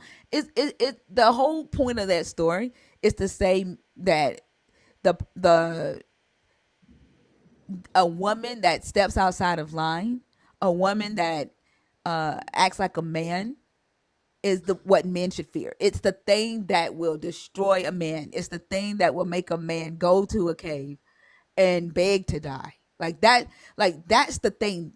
That's what that story is telling. Like he feared you shall. Like that story literally says, even with the power of God, you should fear this type of woman. That's what that's saying. And she was not playing with nobody.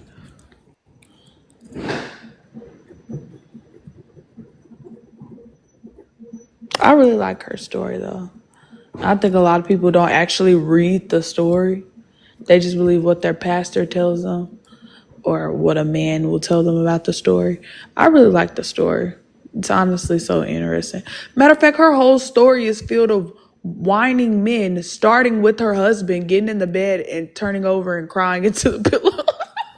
Exactly. Data King, did you come up on purpose or on accident? Okay. Have a good one.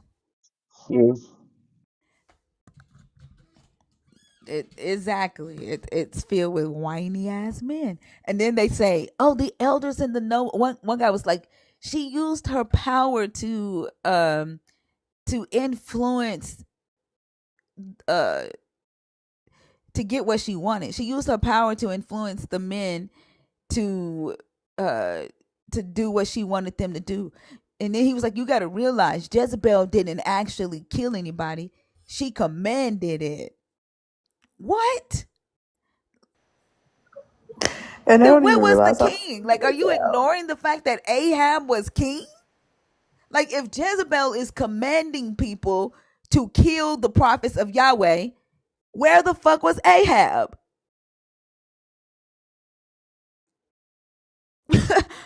You know what I'm saying? Where was Ahab? Y'all ignoring that?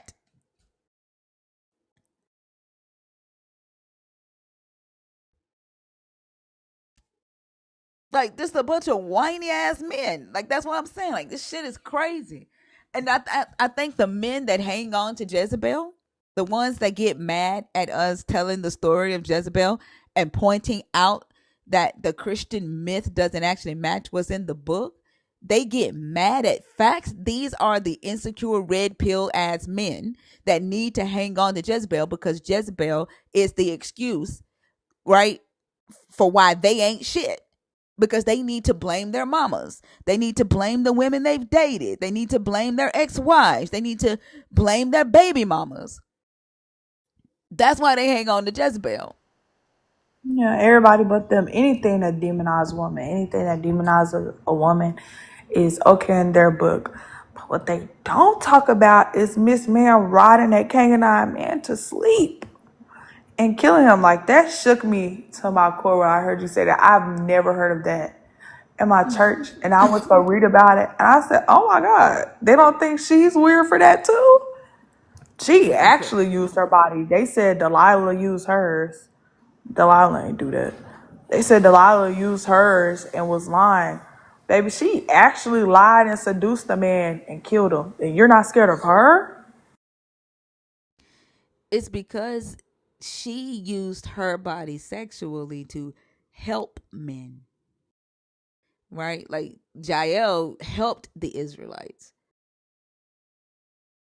That's why they don't see what Jael did as whorish, right?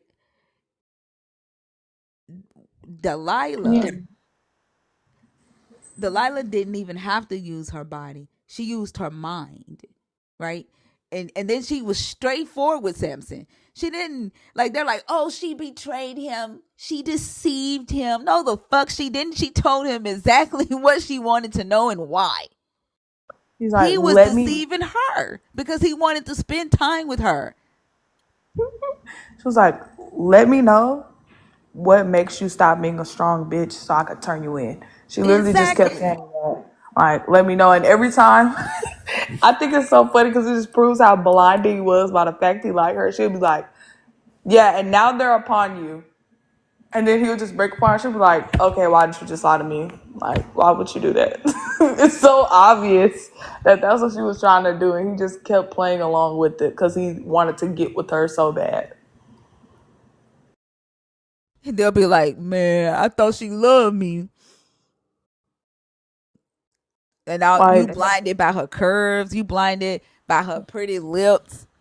Sometimes some of y'all black men just be blinded by the fact that she white and blonde because y'all think it's gonna get you status, right? Some of y'all just like big asses, big breasts, pretty lips, long hair, right? Like, y'all just be blinded by that shit.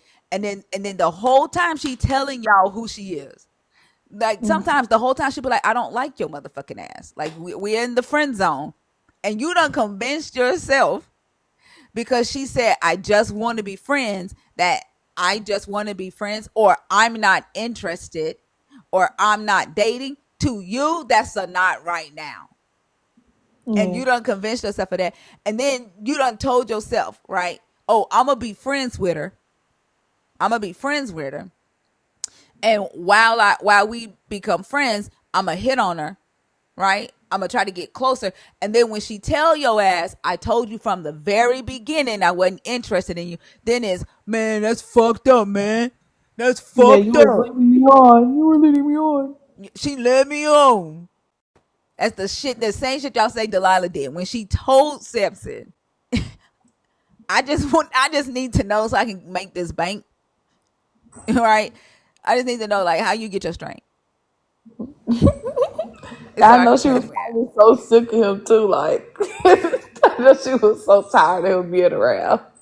I'm sorry if you hear a bell. My cat has the zoomies. Oh, it's all good. Like that shit crazy. And we take the blame for being upfront and honest with y'all motherfuckers. Like that guy for real on stage. How many times did I say, don't cut her off? Don't cut her off. Maddie, don't cut him off. Let him finish. Like I'm upfront.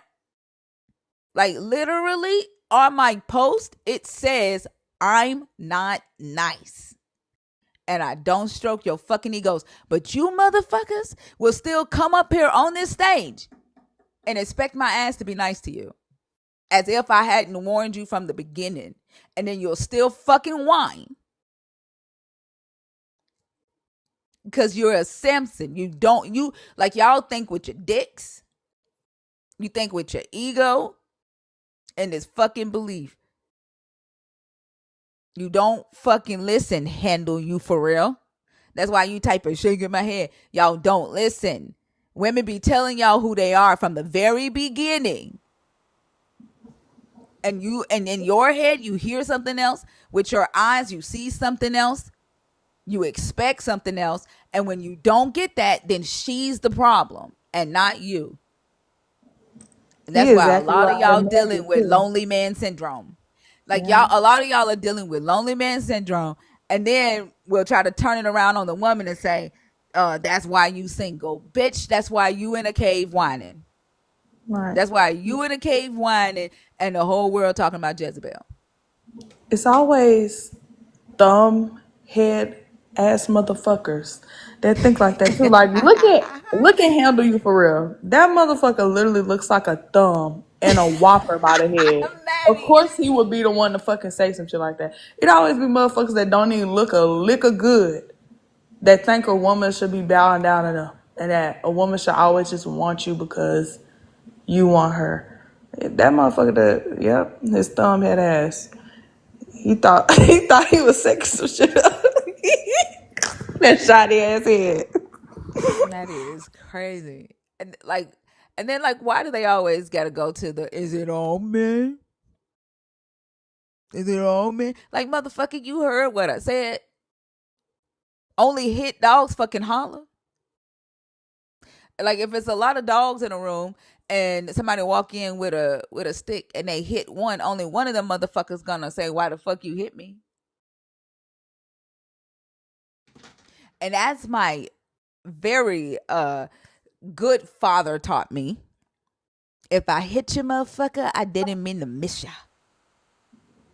Baby, handle you for real. I would hate to see a life size thumb coming up towards me. I'm actually gonna pray you don't. I'm gonna pray I don't see you, buddy. You look real scary. Like I don't know. You look like you be blind to me when you step out in the sun, boo. You need to figure that out. Maddie said a life size thumb. Lady T, are you in the box? Theo, what are you in the box for, friend?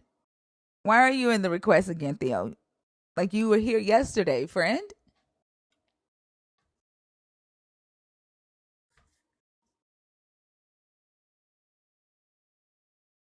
Why are you in the request, Theo?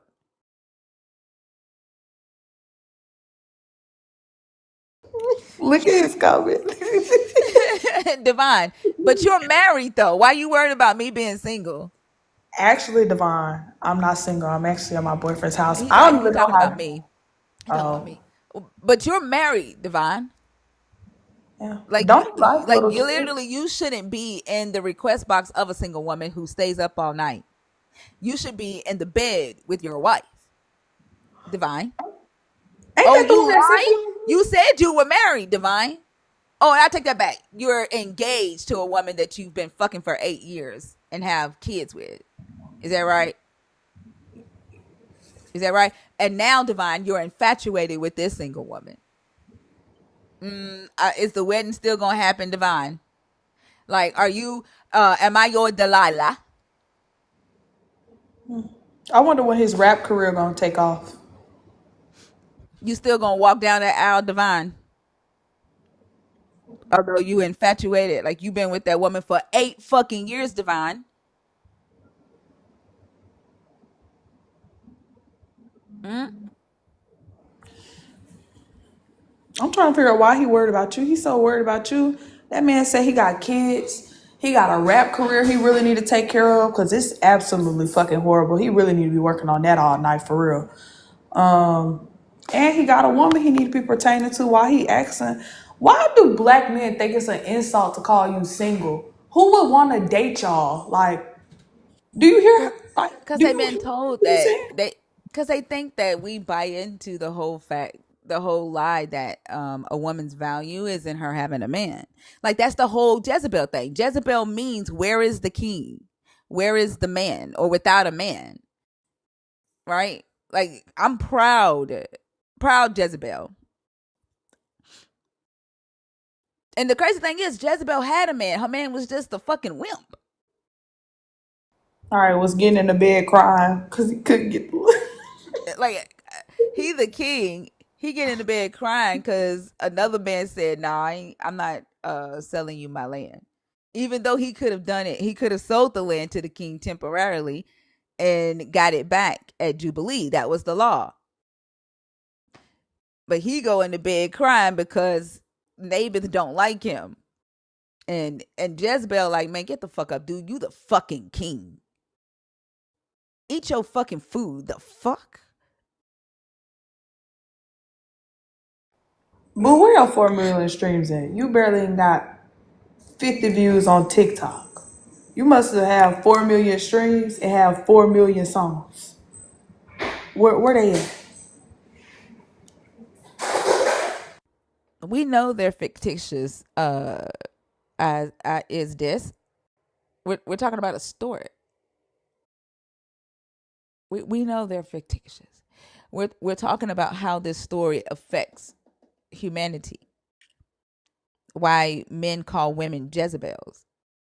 A lady tagged me in a video. Like, listen, I'm gonna ask the women in this stream, the they thems, the femmes, if you've ever been called a Jezebel and you feel comfortable making a video, tagging me in it, and tell me your Jezebel story. I want to know in what situations did men get scared or women who have internalized misogyny fear you?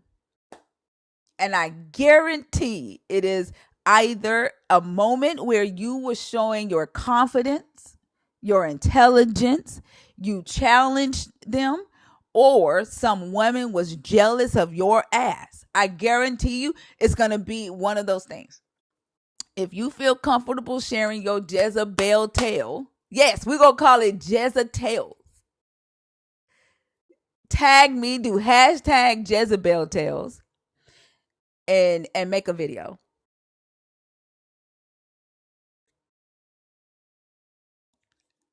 I guarantee you that's what it's gonna be.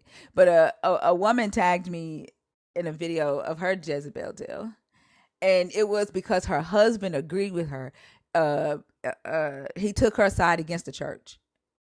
Okay, her husband took her side against the church, and they called her a Jezebel and said she was using her sexual influence against her husband to make him take her side against the fucking church.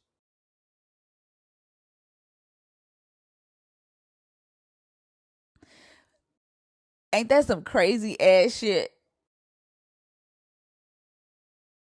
But like, it's her husband. Like, am I not supposed to stand with my wife? Exactly. Not when it's a man. Not when the men is supposed to stand with the men. That's where that bros before hoes come from. The whole Jonathan David story that they done spent instead of Jonathan and David actually loving and like being in love with each other, making a covenant with each other. They try to say that covenant is a covenant greater than a marriage covenant, bros before hoes. They swore by that covenant. So when it's a man, if a man takes the side of his wife against another man, they say, "Oh man, you a simp. Oh man, you ain't real. You a punk. She a Jezebel." She don't whip that shit on you, dude. You whooped. You pussy whooped. That's what they say.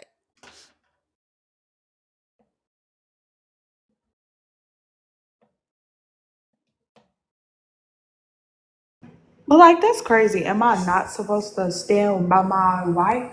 Because if it was the other way around, you would expect the wife to stand by her husband, or she's not a good wife.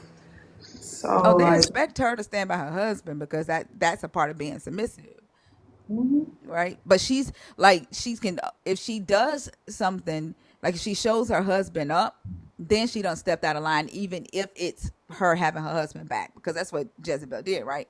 Jezebel had her husband's back, but she went against a whole bunch of men to do it. So that's what made her a Jezebel. But had she done that in favor of Israel, she'd have been blessed of God. She'd have been blessed of Yah. She would have been the perfect queen.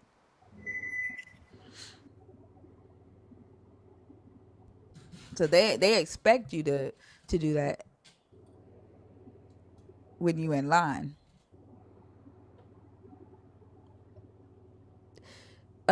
That Kate Eye guy,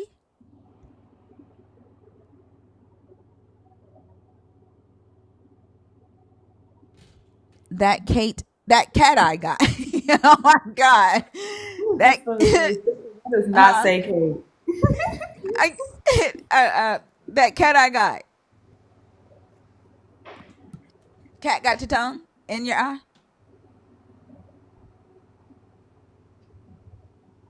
Okay.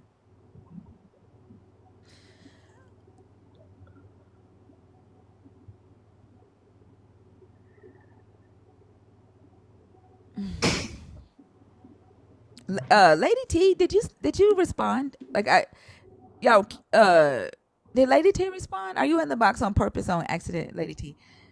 If you're in the box and you have a user number, like the TikTok jail number, I need you to add a username to your account because I will not bring you up without a username. Okay.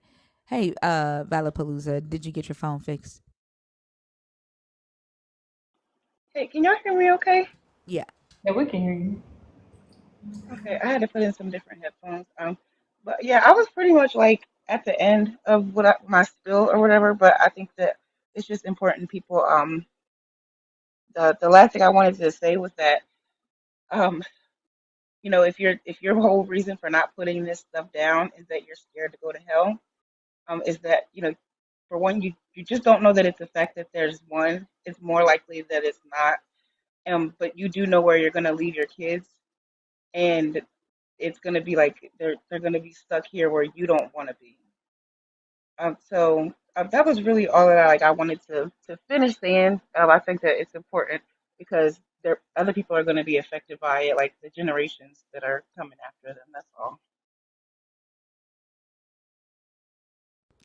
Thank you so much for coming back up and sharing that.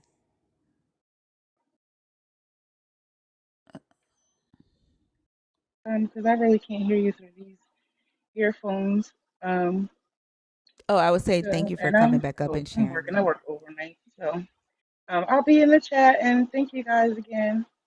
You're welcome. Have a great night. You too. Bye bye.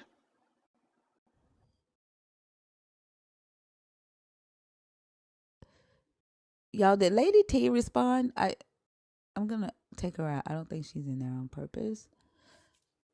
I don't think this user is in there on purpose.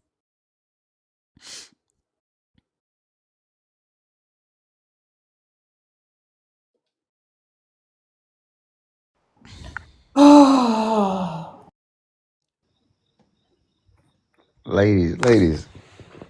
Ladies, how you doing? What the fuck do you want, Divine?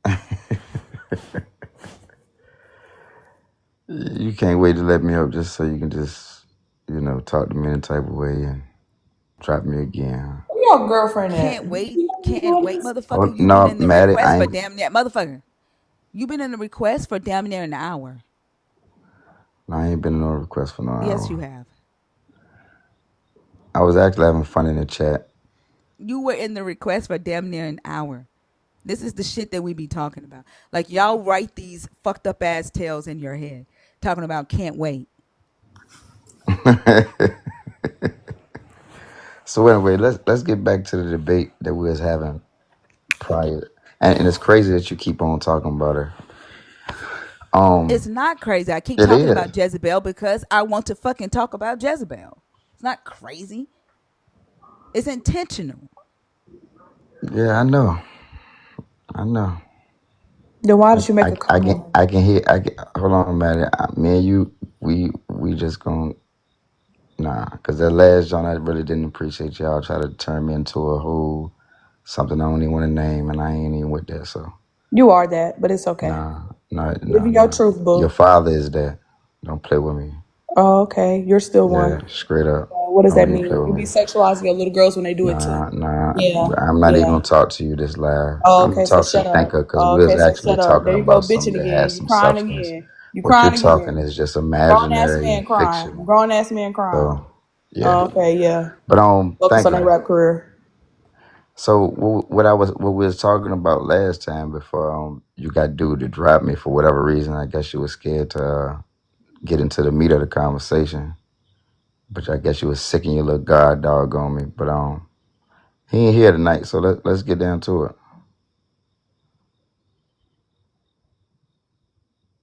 Jezebel, you there? Speak, motherfucker. Like, did you think that I was going to respond to that bullshit? Like, All I, right, I don't all I right. don't So respond to y'all fucked up ass weak attempts to use reverse psychology on me. You got okay. something to say? Fucking say it. All right. So let me ask you a question. When I said that her spirit still lives on today, you laughed at me. Do you not believe that spirits can be created or destroyed? Fucking God, this is a childish ass conversation. In other words, when you leave here, do you believe that your spirit dies too? Like, you actually think that there's a Jezebel spirit that is living in women? Can you answer the question? Thinker, how was your I'm trying to, hold on, Maddie. I'm trying to understand your level of maturity in this conversation, okay? Do you actually think that there is a spirit of Jezebel that lives in women today? I think her spirit travels. Is she omnipresent like your God? Is her spirit omnipresent like your God's is? Like the Holy Spirit?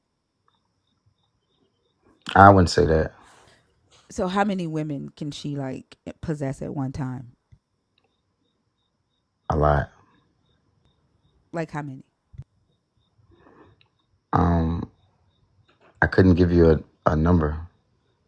It's a legion.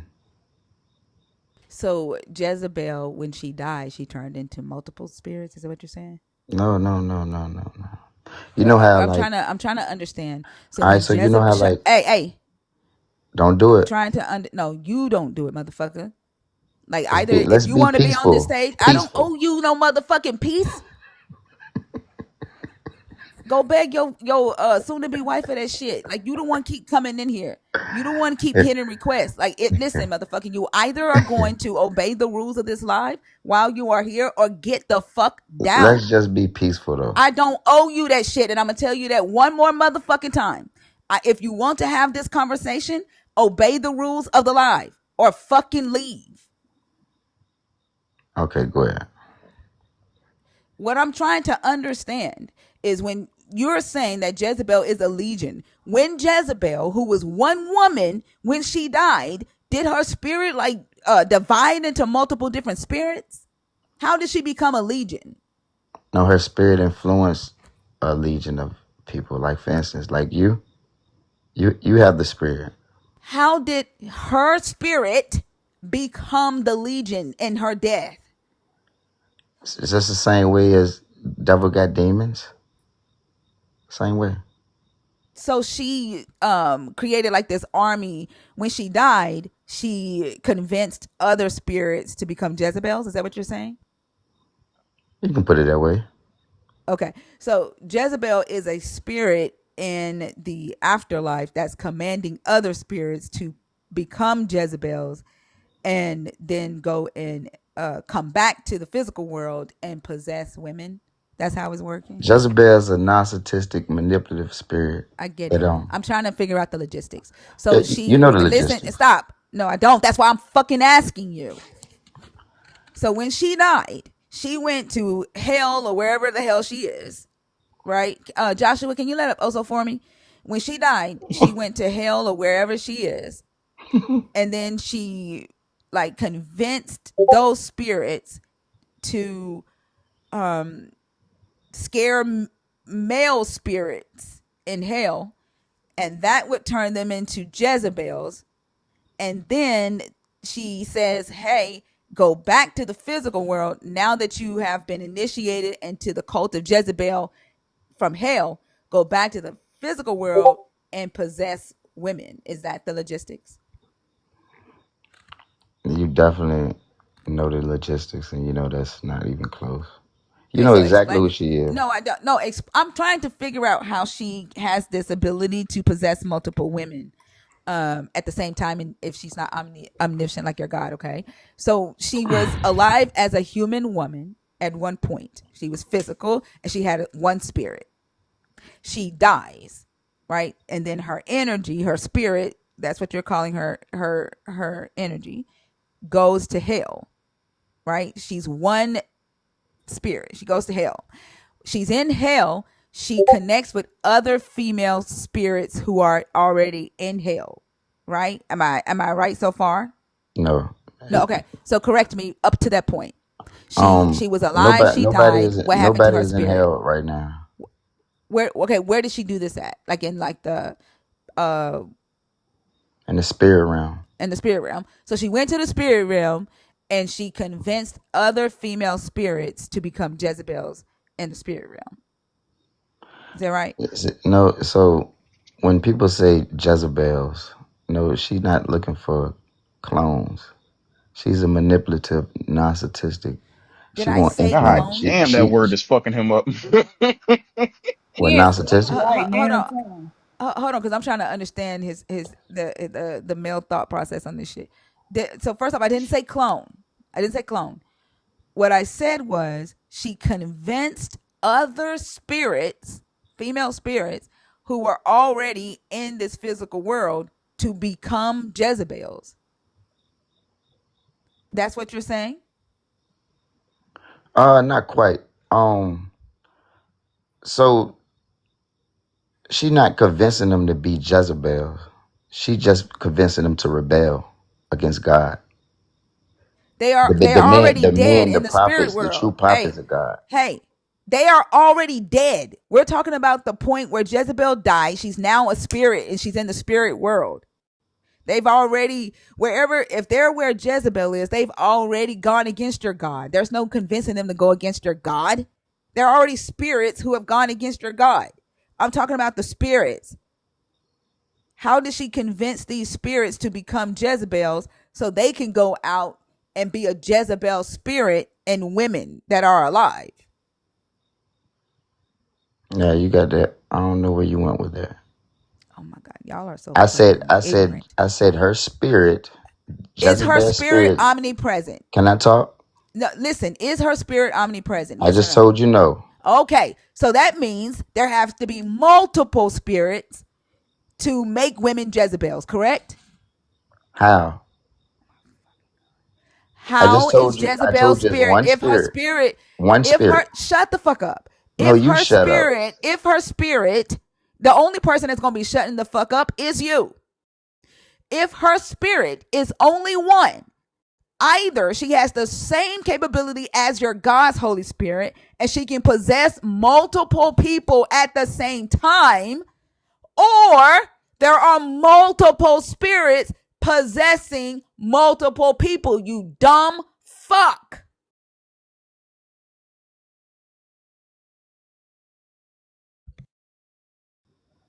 That made no sense. I know it don't, because math doesn't Well, make what sense is to you what motherfuckers. does it The mean to only be thing that makes sense to omnipresent? you motherfuckers is What your does it fucking mean? masculinity and your dumbass, whiny ass ego. What does it mean to be omnipresent? It means to be in multiple places at the same time. Okay. So if I told you that she wasn't, why are you saying that she has to have multiple spirits to create multiple other spirits to be like her? Damn, how are you this fucking dumb? No, you're not listening to what you're saying. No, motherfucker, You're you just being aren't loud listening. right now. What You're is being one loud and plus wrong. one? What is one plus one, dumbass? What is one plus one? You're being loud and wrong. What is one plus one? Just because you cuss, don't make it What right. is one plus one? Damn, you don't know the answer? Nah, I'm sorry. Too novice is civic to know. Like, you are a dumb ass. Jezebel is one motherfucking person who had Right, one spirit. right, One spirit. How many right. women live on earth? Um, I guess close to what? 4 billion? So if Jezebel wanted to possess all 4 billion women that live on earth, how would she do it? The power of influence How? How through the can spirit. Jezebel's one Through spirit, this, how through can I just told listen, you. how does Jezebel's one spirit engage with 4 billion women at the same time?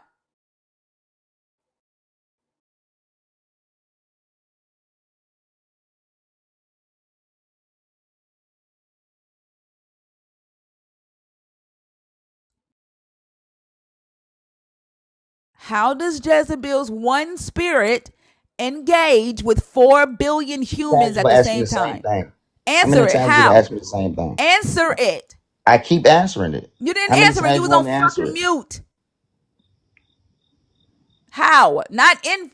Motherfucker, do you realize that when I I said say how, the same way Satan summons his demons and he influences them all over the world, the same way he keep you on this platform, demonizing people, trying to turn them away from God. The same way. What do you want me to say? okay, so The fuck Satan you has do. demons, Jezebel has demons. Jezebel has spirits that work for her, right? Yes. Okay. So Jezebel has demons that go out and turn women into Jezebels, right? In order to turn the women into Jezebels, Jezebel has to turn those demons or convince those demons to You are the demon stop that she's fucking convincing. talking. Okay, cool, motherfucker. Damn, I'm trying to figure out the math. In order for Jezebel to turn those demons into the type of demons that can make human women Jezebels, Jezebel has to convince them to become like her, right? She has to convince those demons to either become a Jezebel or think like a Jezebel so they can carry her character to these women, right?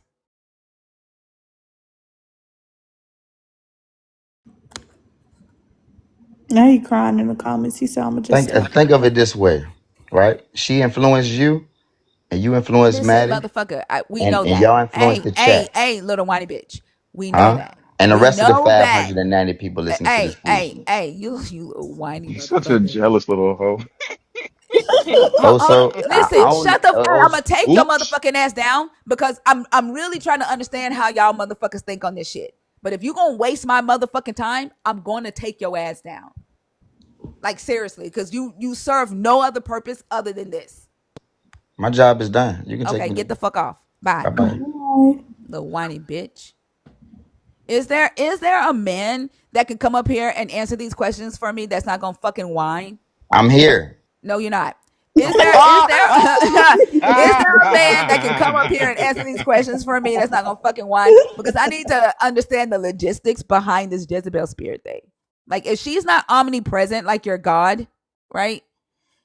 If she can't be in multiple places at one time like your God, like, did her spirit gain power after death that allows her to, like, possess all these women at the same time, like your God's Holy Spirit? Like I want to understand the logistics behind this. Is there one that's not afraid? I don't even think someone would agree with what he was saying. Like he They would literally. honestly, they would have to. They would have to, because if they're saying that women have the Jezebel spirit, she has to either have been omnipresent, right, in their mind, or she convinced dead spirits to become Jezebels, and then she is like sending them out like Satan in their mind. Like it would She have to be that. she ascended to high demon power after her death Yeah. for some reason. And I think It doesn't make was any sense. I Yep. think what's so crazy is he calls you a Jezebel, but he follows you, and on his other account, he follows me. So you're actively following Jezebels. That old bitch weird as fuck. I can't stand that no life having ass nigga. I wish his fiance would find out that he be on these motherfucking lives late at night and just, you know what? I'm not even gonna say the last part. I'm not even gonna say the last part. Well, That we know motherfucker need that to the get reason life. he's calling you a Jezebel is because his ego is fucking hurt. Like, I just laugh at the shit. Like, Jezebel was a boss. Like, Jezebel was a confident, intelligent woman that scared weak ass, insecure men. Right? Like, them. Anytime they actively call someone a Jezebel, they're making a declaration that they're afraid of confident women. They're afraid of intelligent women. Right? They're intimidated. That it's like running into a building screaming, intelligent women intimidate me. Yeah, you can clearly tell he not used to having intelligent conversations. He didn't even know what 1 plus 1 was. Couldn't he answer off the top of his head? I do think it's He interesting. couldn't. Oh, go ahead. Also, I was just gonna say, I think it's interesting that he waits till super late at night to come up here and talk, and he had to be like, "I see you, your guard dog not here yet." Like he plans his whole night around trying to get at you late at night. Yeah, I while see, he I see why he thinks that habitual cheating is the only cheating, right? Like not just like fucking up every now and then. You know what I'm saying? Plotting these things out, getting what you want, conquering the person, and then moving on. You know what I mean? It's interesting. But I don't that's sleep, what weak motherfucker. You men can't. do. Yeah. That's like anytime a woman tells a man no, like that, like they're weak and insecure, right? If a woman tells a man no, he gonna flip the fuck out. Like y'all saw that video where the woman was walking and the man asked her for her telephone number, and she's like, "No, I'm good." And he starts cussing her out, so she takes out her phone, and she holds up her phone and she starts recording his license plate, and he literally pulls over and threatens her. Yeah, I'll see one of those. Yeah, no. I saw the one where he tried to snap the lady's neck and she beat the everlasting shit out of his ass. He ain't gonna Oh never get that. yeah. She she parked his dumb ass. there was one where there was a lady on a motorcycle at the gas station, right? Like she's making a video. A guy walks up to her, tries to hit on her. She says, either I'm single or I'm gay or something like that. He couldn't take the rejection and he pours his slushy on her. Like it's insecure men like that that hang on to this whole Jezebel thing. And when a woman tells a man no, they either see it as a challenge and they don't back off. They have to overcome that. They have to overcome the no. And they're obsessed with overcoming that no.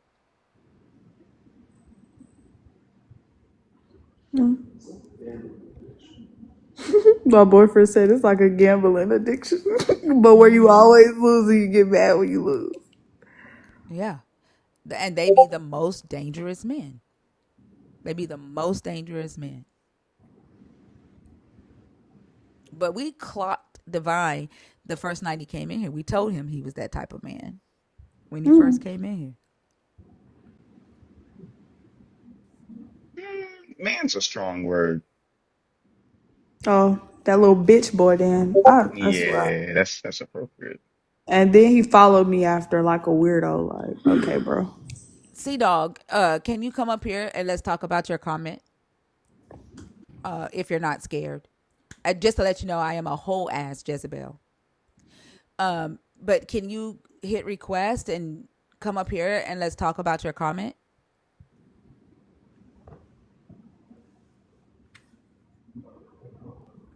But if you scared, just type in the chat and say you scared. Just let me know if you're in the cave or not, or if you done came out the cave. Divine, go to bed. You said you were done. Why the fuck are you back in the request? Divine, like Divine, the type of motherfucker that'll threaten his wife, uh, and tell her to leave, and then when she do, he'll cry and be like, "I didn't really mean it. I didn't think you was gonna actually do it." I thought we was more solid than that. He said he got something to say to Oso. He probably got a crush on Oso too. Go Yeah. into slide into Oso's DMs. Like right now, I want to talk about Jezebel. I don't Oh give a shit, you fuck about can. your fucking ego battle. Sea Dog, are you gonna come up here?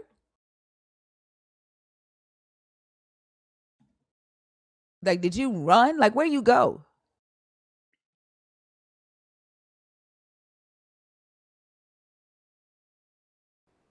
Keyboard warrior. Damn, y'all scared than a motherfucker with a powerful ass God. Hmm. Maybe This they why just too narcissistic. this,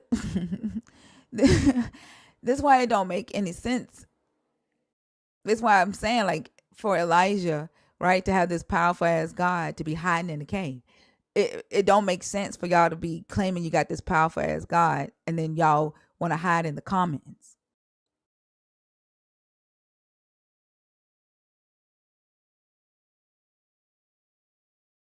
Theo, I'm not finna bring you up, love bug. I've been told him that. I don't know why he acting brand new.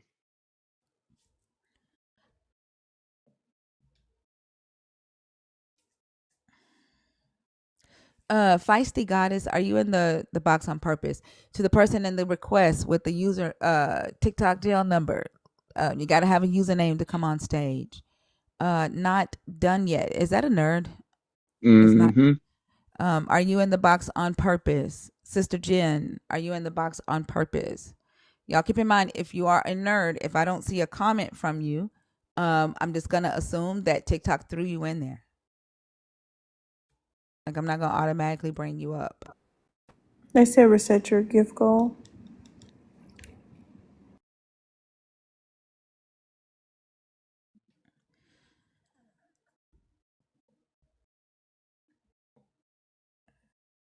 I'm mad because like these I want to talk about Jezebel. These scary ass men scared to come up here and talk about this topic, but y'all want to scream Jezebel out in the fucking comments and shit.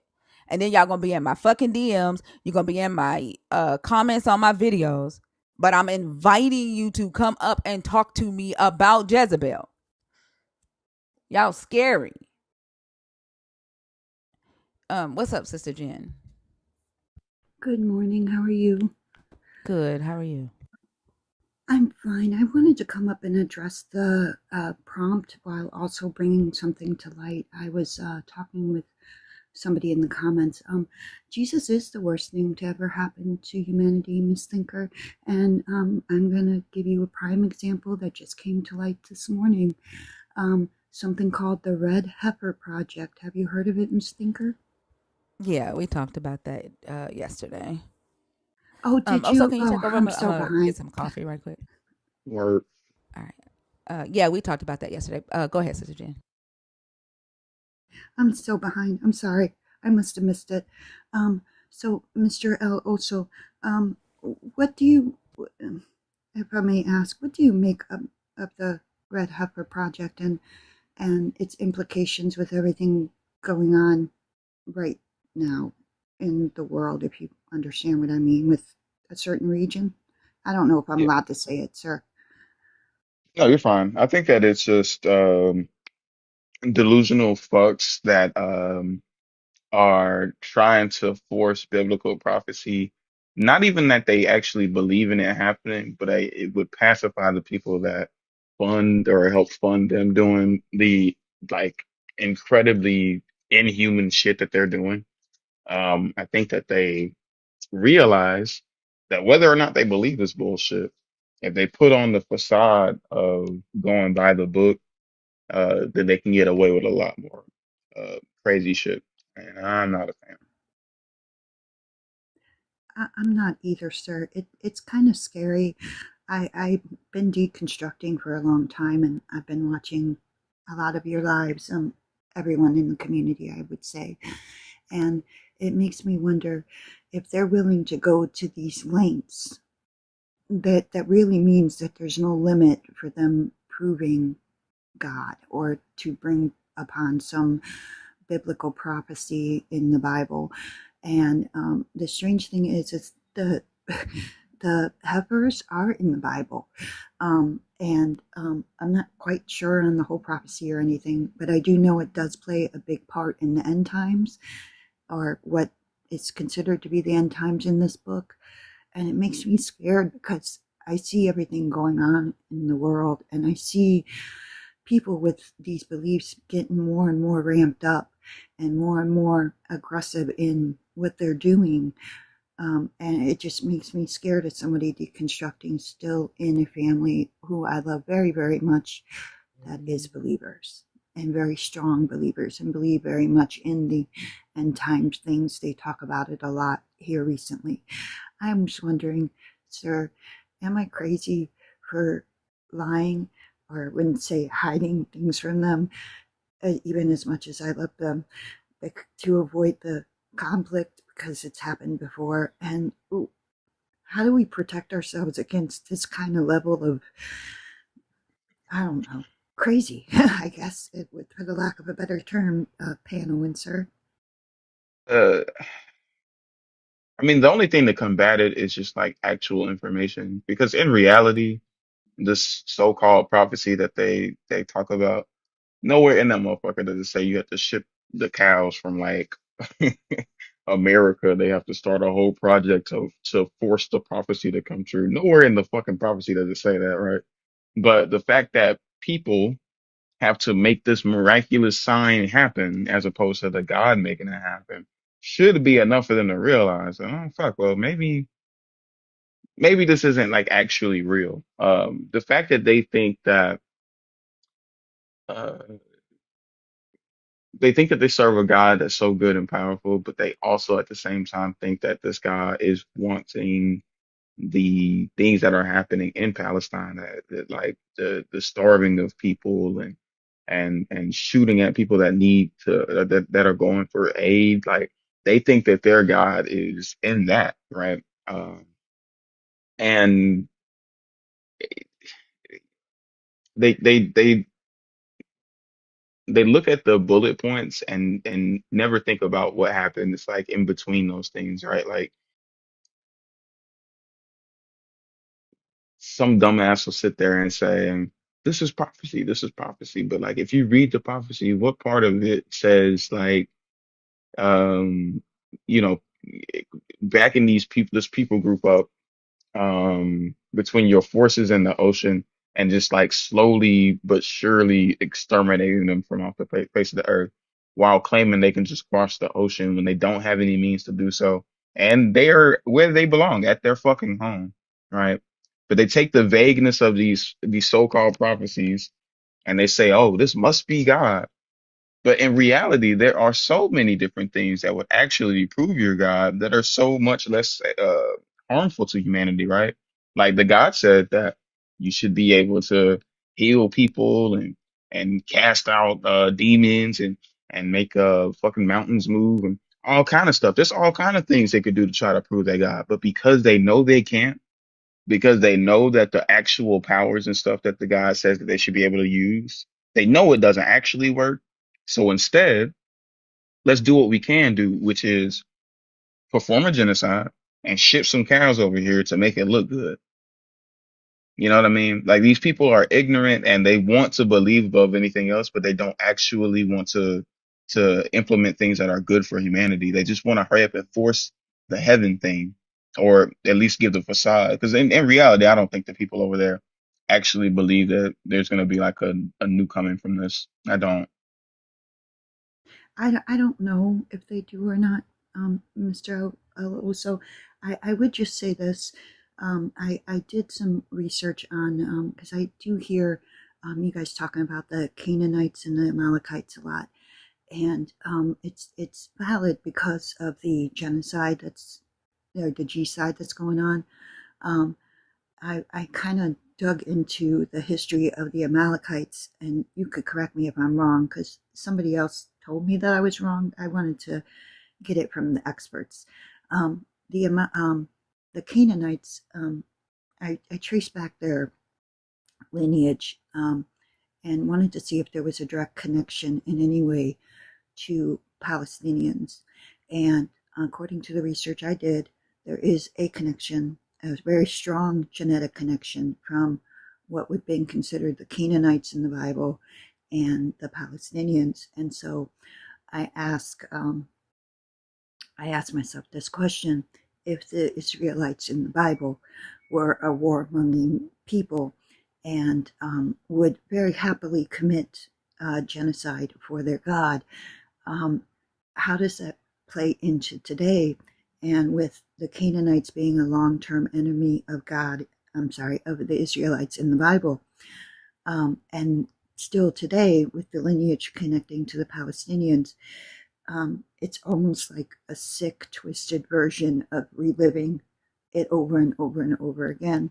And they're just continually committing genocide to please their God and to bring about this prophecy. And you could correct me if I'm talking insane. I was just going off of what my AI assistant told me. Oh, but her name is Queenie, by the way. I named her. I don't know if Thinker named her AI, but my AI's name is Queenie. Yeah, I think that the book is reflective of the thing that they're doing now, right? Which is trying to, um,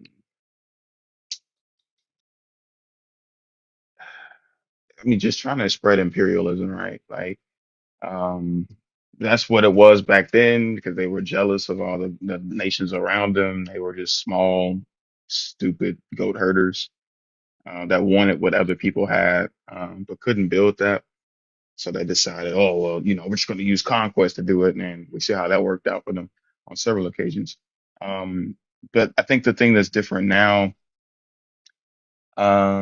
is this is not like a brand new divine word that they can try to pawn off to people as like, oh, this is what God wants today. They're trying to rely on biblical texts that I mean have nothing to do with because in the Bible it's the like it's like the Medes and like the Persians and like the Canaanites and stuff like that, but then it's not Palestinian people, right? They're trying to retrofit that into their book because they just want to control more things. Like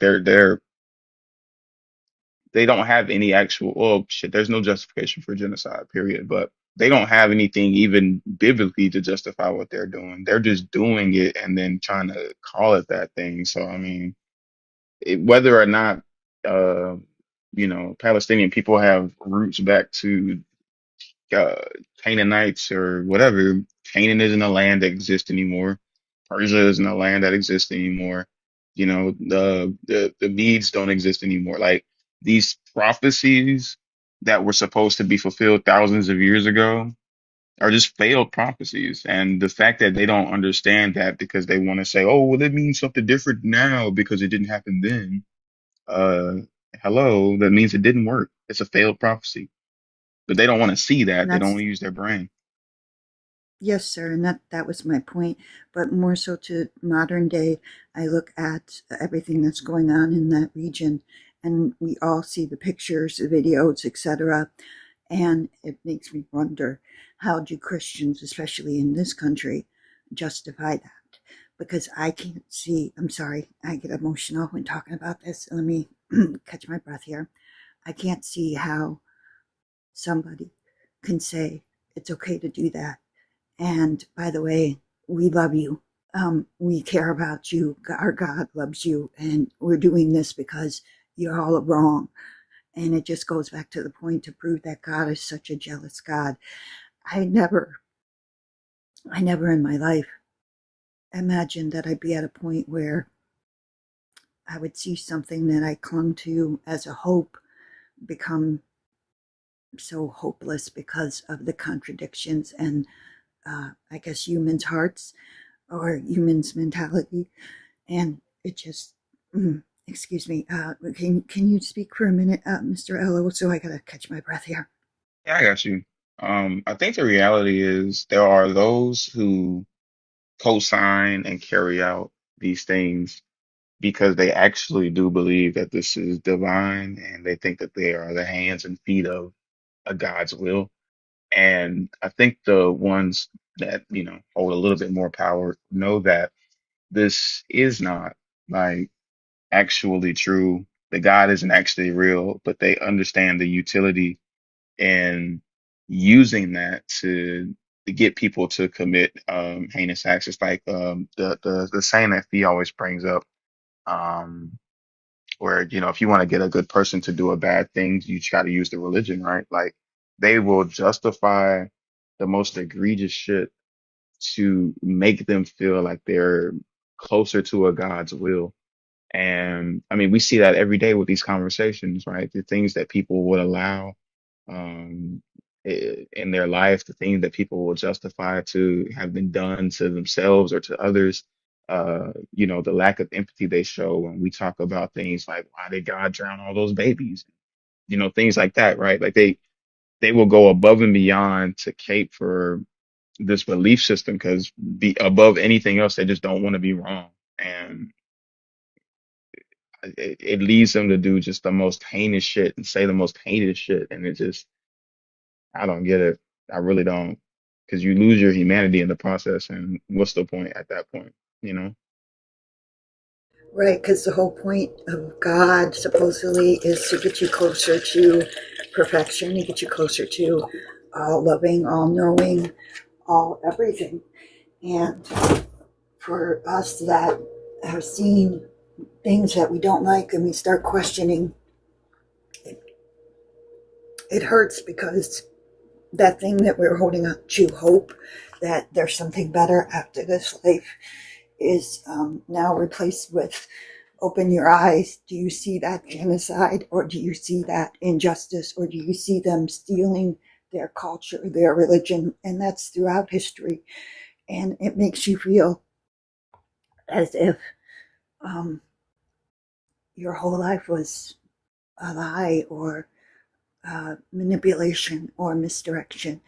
And it makes you feel hopeless. And to those that have lost their culture because of this or because they've lost something dear to themselves because of this, I would just say, I hope you find what you lost because it ain't right. I'm so sorry. I really do want to be up here, Mr. Al Oso and guest. Could I just have another moment? I just poured me something to drink. Yeah, Yeah, go no ahead. problem. No problem.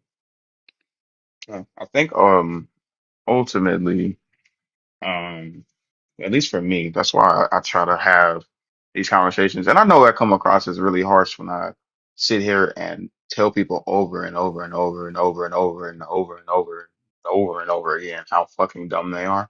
Because I want it to actually sink in that you're being an idiot, right? Like you're justifying horrible shit, right? You're propagating horrible ideas. You walk around with this air of I know better, I'm the most connected, whether you admit it or not, right? Like y'all think that y'all have this super divine connection that's so fucking arbitrary.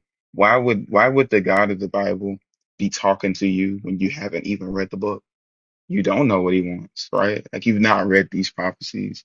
You've not gone through this shit. You've made up your own narrative based on reading some of the Bible, if that. and you operate as if you have this full connection to this God.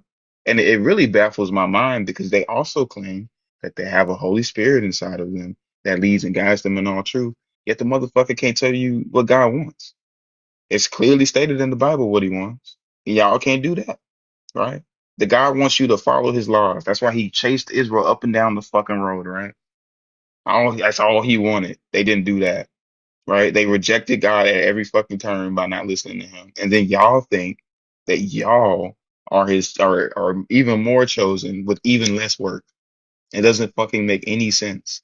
The God always and only wanted obedience, and y'all will sit here and be like, even though Jesus said that I die, not I die, but I came not to get rid of the law, but just to fulfill it. They'll still sit there and be like, but that just means we don't have to do it. If his favorite people had to follow them fucking laws, what do you think you have to do? But That's Paul actually a good said, point. Sorry, sir. no, you good, go ahead. That's actually a good point. We're grafted in or whatnot, and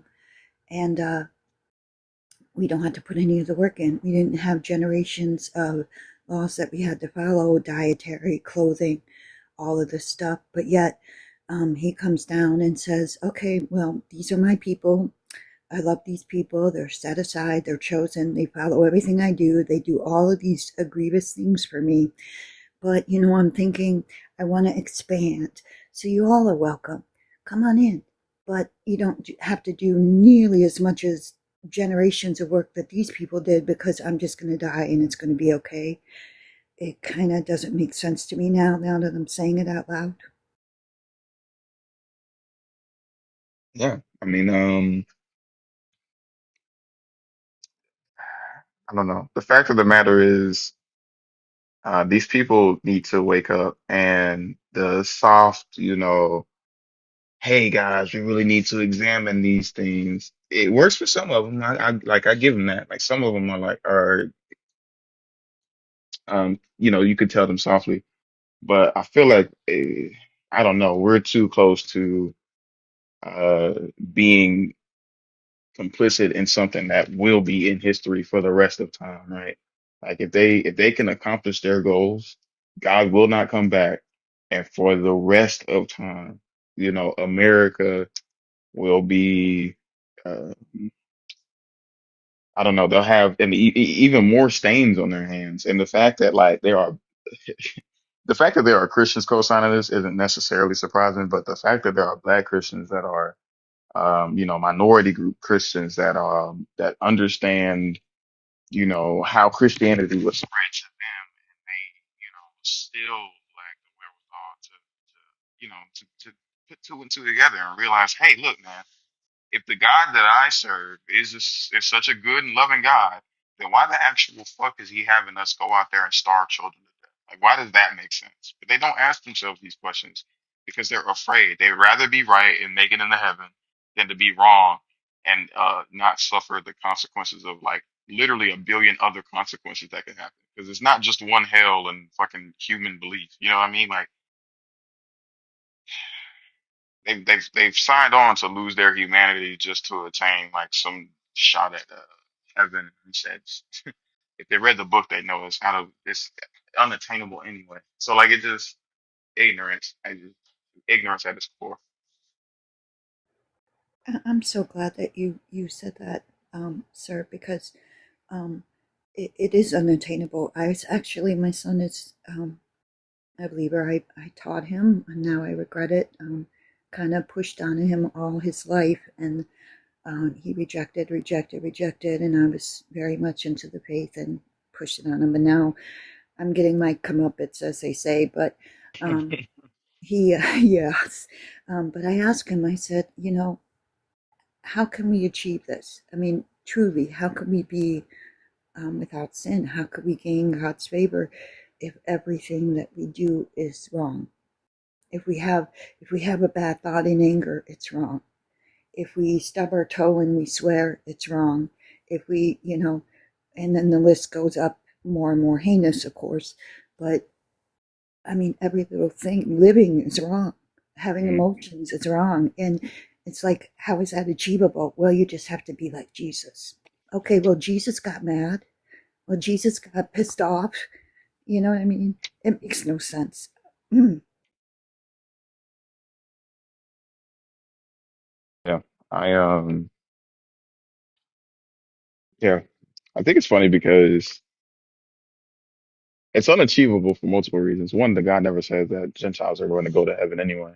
So I don't know where the fuck they be getting that from. We're gonna have all these fucking jobs in heaven and it's gonna be so much fun. I'm gonna hang out with my family. None of that is biblical. Y'all just want to believe it. Don't But forget the also, dance battle with David. oh, yes, that shit is funny. Honestly, them comments have me rolling. But it's funny because uh, even oh damn, what was I saying?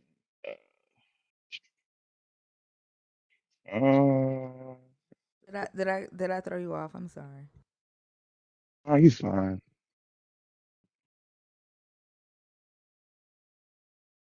Damn, they can't make it in.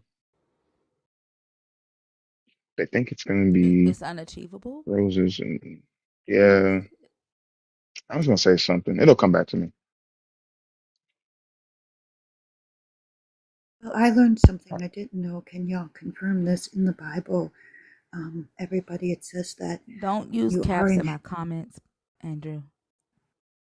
Sorry, Sister Jen, go ahead. I'm sorry. No, I was just stopping because I heard you talk, ma'am.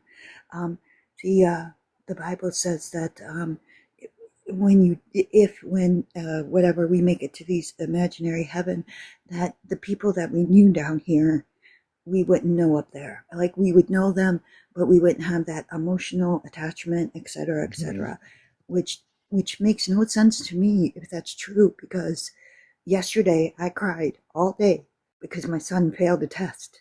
That's how much it hurt me that he was hurting. I can't imagine being up there going, "Hey kid, nice to know you in the afterlife, but I really don't have no attachment to you."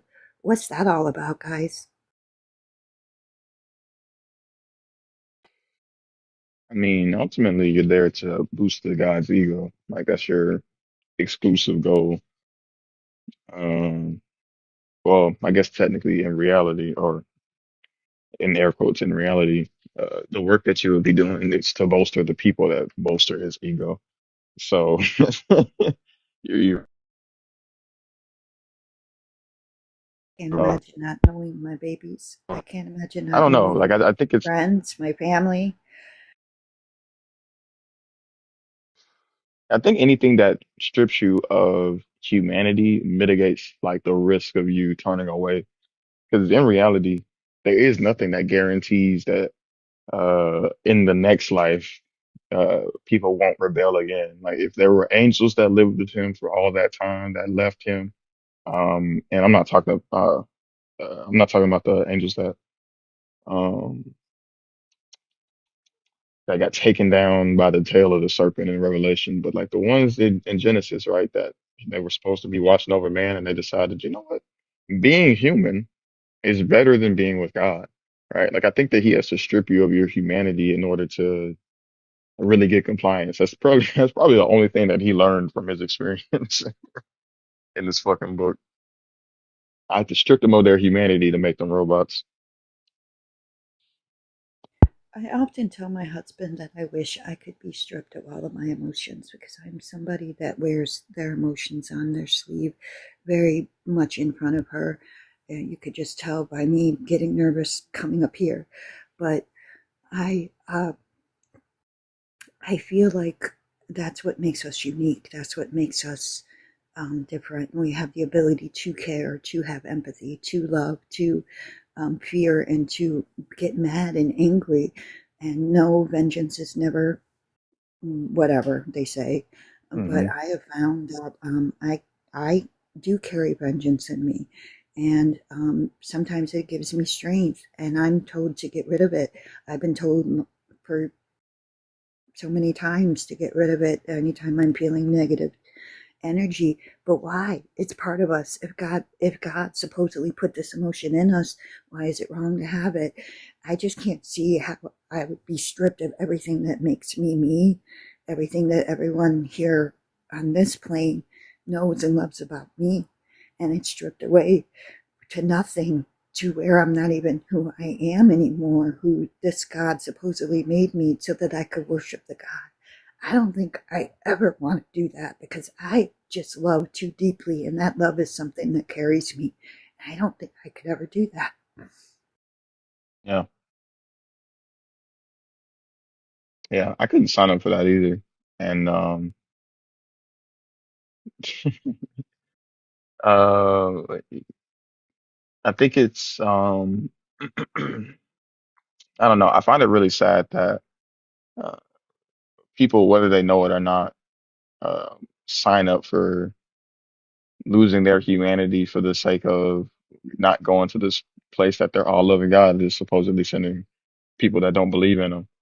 Um, I think back to um, one of the last times my mom was in the hospital, and she looked at me and she goes, "So, like, are you ever gonna come back to God?" And I thought about it for a second because I thought about lying to my mom just to, give her that little comfort because I didn't know if that was gonna be her last day. It wasn't. Um, she lived for a couple of weeks after that, but I remember in that moment thinking, "Damn, like, am I gonna fucking lie just like to make her feel better, or like, am I gonna be honest with her?" And I opted for honesty. I was like, "There's just no way I can do this." Like, even if I thought the guy was real, the fact that he's got so much of our family here begging and pleading for uh for help, just like our ancestors, just like, so many Christians across the world today, people that are in dire need.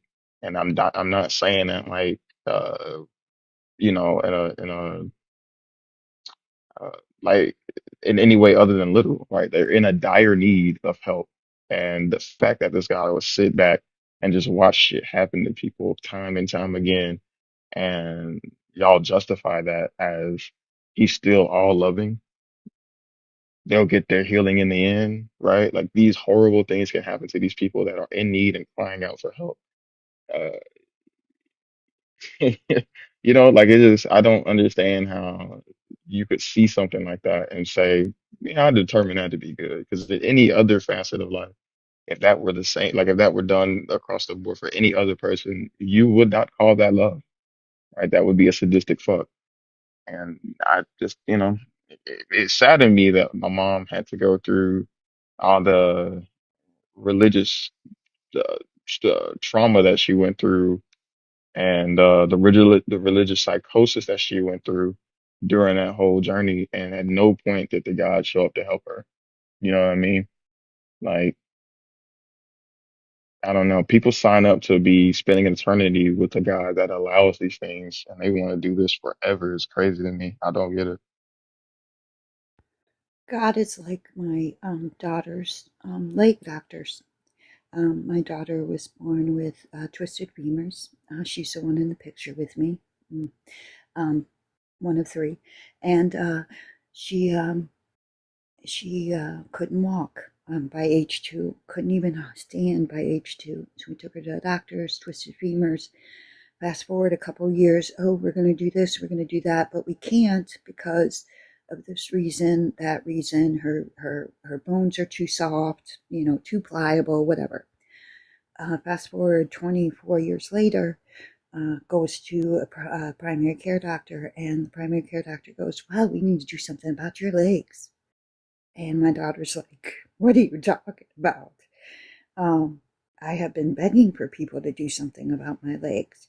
Well, I think maybe it's time. Oh, but too bad. The cure will only give you a little bit of relief because the damage is so much done that your legs are pretty much going to be like this for the rest of your life. These will just, Mm, allow you to walk a little better. Well, gee, thanks for the cure now that the problem is beyond the cure. right. I don't need a cure when it's beyond the problem. I need a cure now before it gets too bad. And I feel that, excuse me, I feel like that's how God is. He hears all these people crying out, I'm starving in Gaza. I'm dying all over the world. I have a crippling, disfiguring disease. I am oppressed beyond belief. Can you please help me? I'll help you at the end. That makes Yeah, sense. I'll help you at the end. my mercy is watching you die.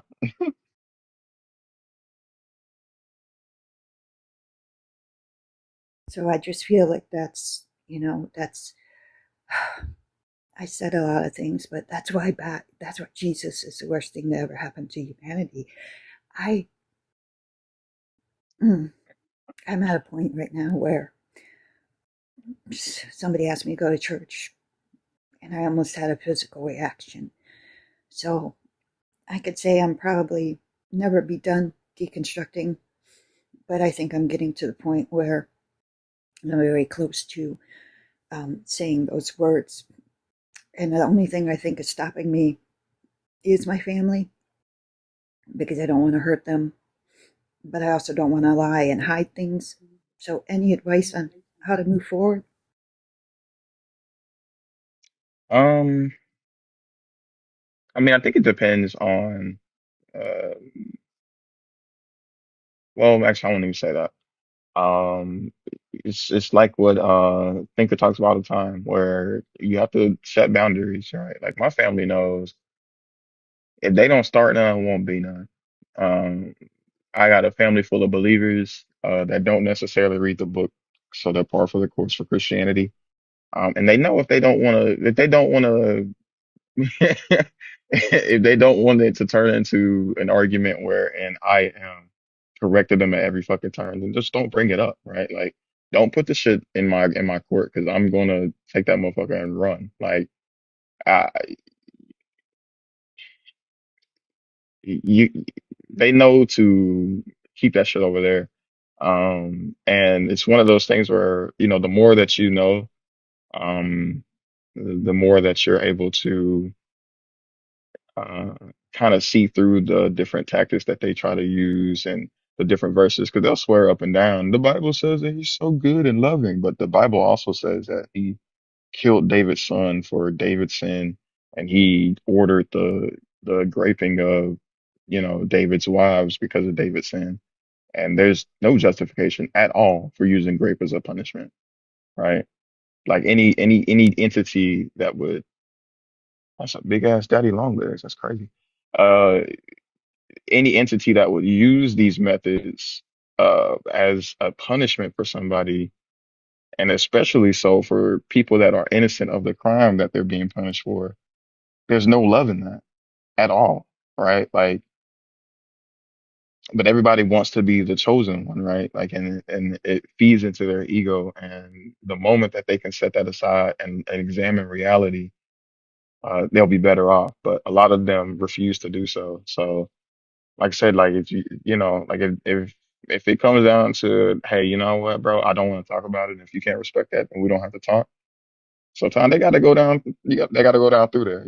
Like my grandmother well, both my grandmothers are super religious, but they know, like, if I come around and they on that crazy shit, then I'm just gonna, you know, get going, and I might talk to them in a couple months or maybe like a couple years or whatever the fuck. And it's not that I don't love them, but I'm not gonna sit here and be subjected to this horse shit when I know it's not real, and I know that the belief in this God justifies heinous shit. I'm not gonna be a part of that. Right, and I hate to keep going back to my daughter, but it's funny because I was on a live the other morning, and we were discussing the topic was similar to what Miss Thinkers is. Why is Jesus the worst thing that happened to humanity? Why do you have to? Why do children have to pay for their parents' sins? And is it undone by Jesus's supposed sacrifice? And the person that was speaking in opposition was saying that they they believe that God is right and just to punish that bloodline because of the fact that they're just evil, and that's why He ordered all of the Amalekites killed. Same premise, because that bloodline, it was tainted, and God could see all the way into the future and could see what that baby was doing and everything else. And if the parents were good, then the child wouldn't have been born sick, or if the parents were good, the child, wouldn't have had to go through this or go through war or be unalived or etc. And it made me so angry. I got up on the panel and I said, "That's horseshit." I said, "My daughter is autistic. My daughter has braces on her legs, stomach issues. Like, something's wrong with my daughter. That's what's wrong with her. Like, you name it, it's wrong with her. And she has the spirit and the joy of just not having those issues. Like, she knows they hinder her, and she gets very, very depressed and down in the dumps in regards to it, and asked me why God didn't make her normal. So I asked the guest, I said, if God forgave everybody, and it only takes the grain of a mustard seed of faith for healing or a miracle to happen, well, my daughter, because of her condition, has about 50,000 grains of mustard seeds. And if Jesus' sacrifice was supposed to get rid of all those old laws, then why, in your mind, is she being punished for my sins? And he gave me some BS answer about how God knows everything. It doesn't, like, they hold very contradicting ideas when they try to explain away, this bullshit, like with the Amalekites, and try to say that your daughter is being punished for something that you did. Because if the justification is that, oh, he knows everything and he can see into the future, into what that baby will become, and that's why he allowed the Israelites to kill the babies too, then he shouldn't have never made the baby in the fucking first place. Like, you hold the belief that the God creates all humans.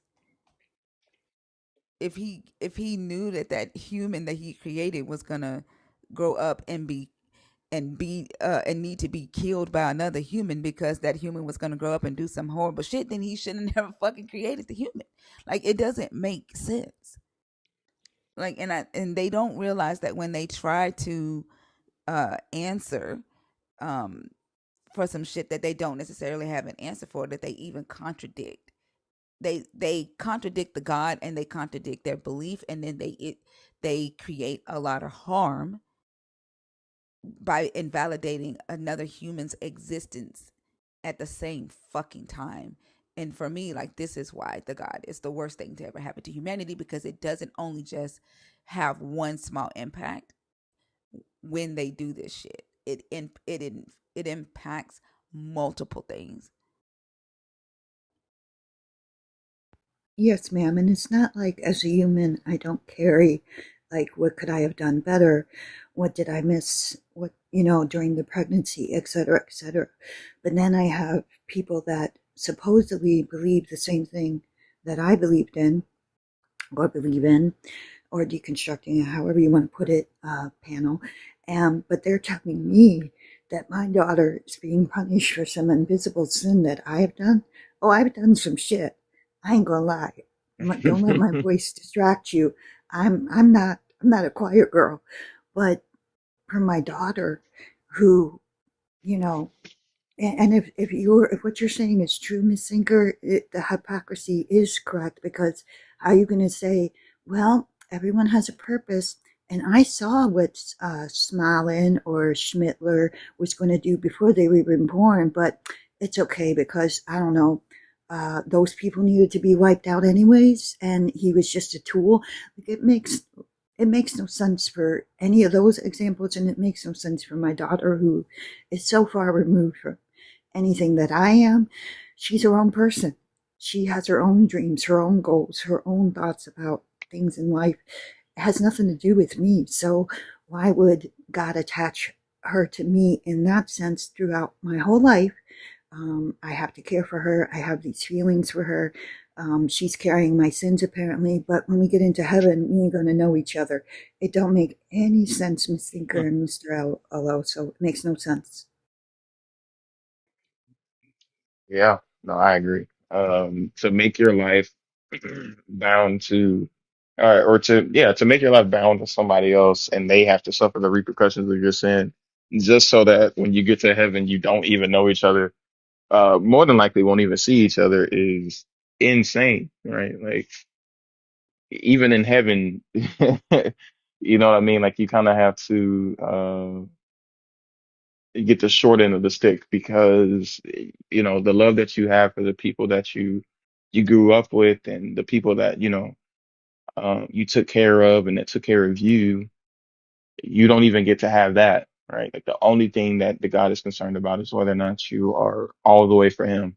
And I think that that's such a selfish thing that people don't recognize, you know what I mean? And I don't know, to make you responsible, in the sense of, God wanted to make your daughter the way she is because of your sin. And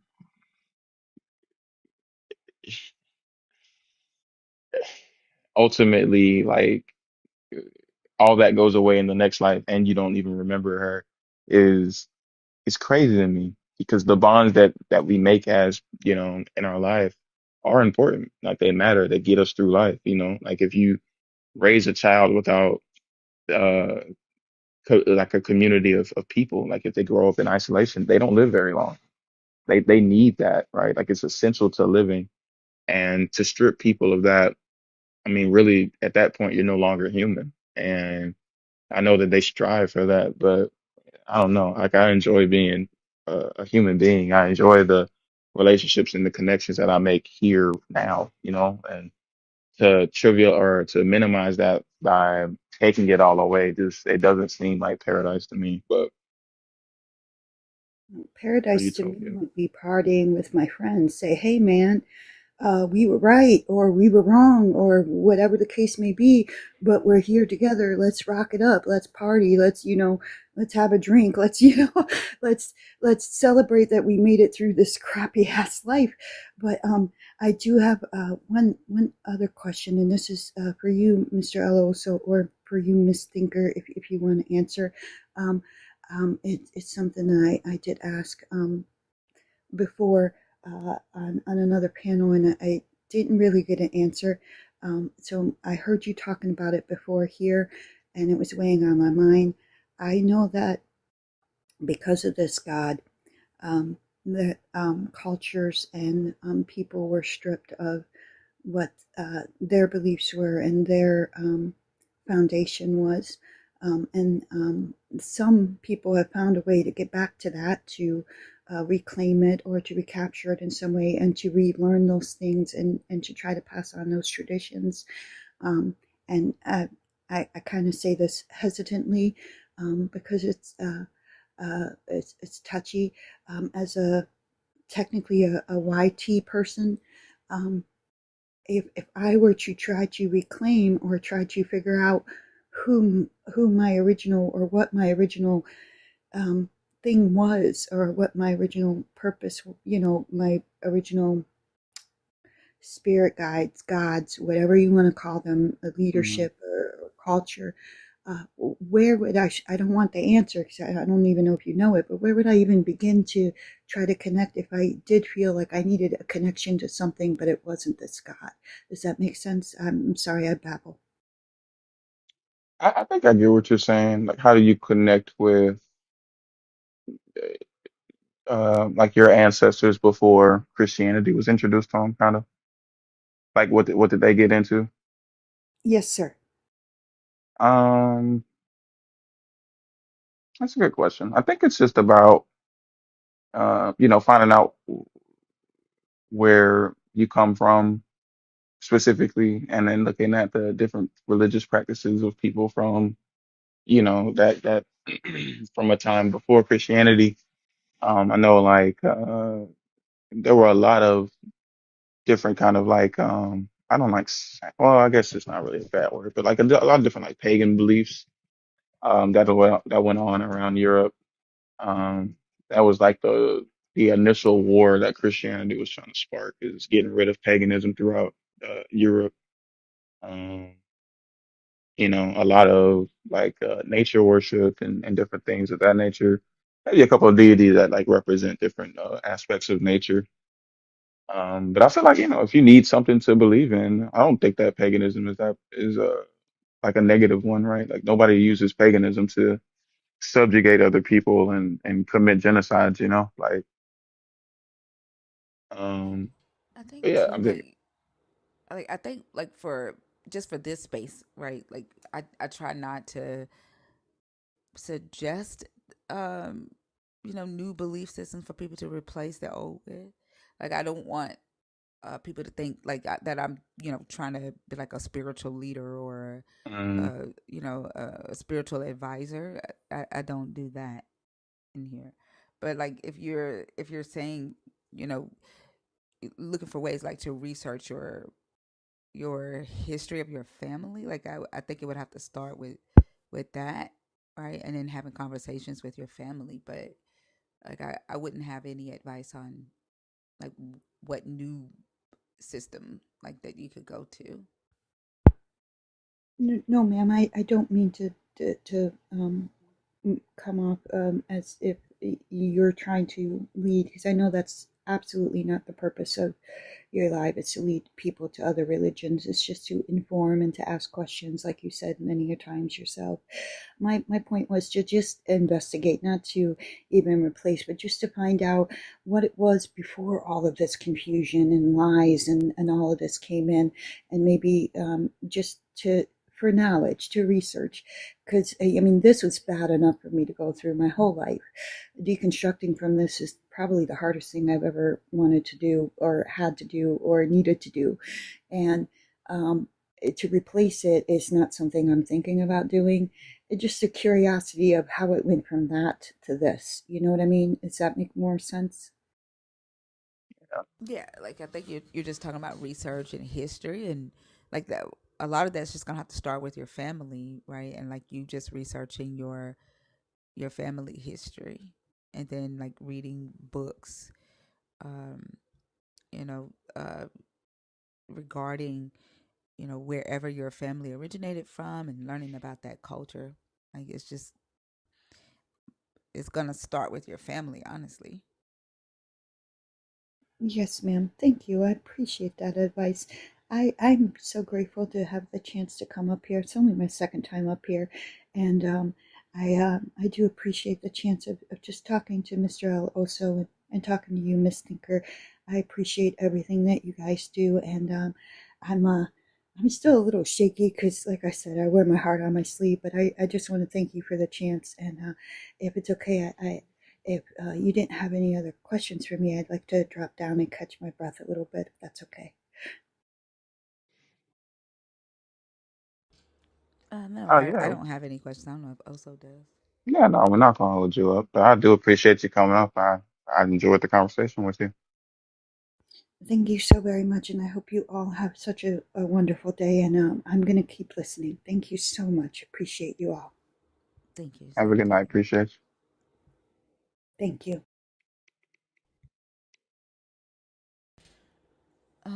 All right, y'all. If you are a believer in the God of the Bible, if you are deconstructing, if you're an atheist, the guest box is open.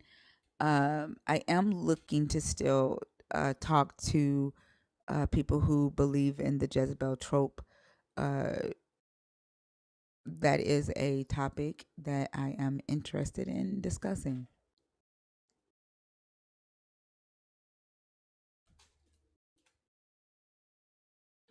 I think the people in the guest box are nerds. I don't know. I think I am Air and Fire and Not Done Yet are they're nerds, right? Not done yet is I don't see the I am person. It must be private. Okay. I don't know if y'all are in there on purpose because I haven't seen a request. I mean, a comment from either of you to let me know that you're in there on purpose.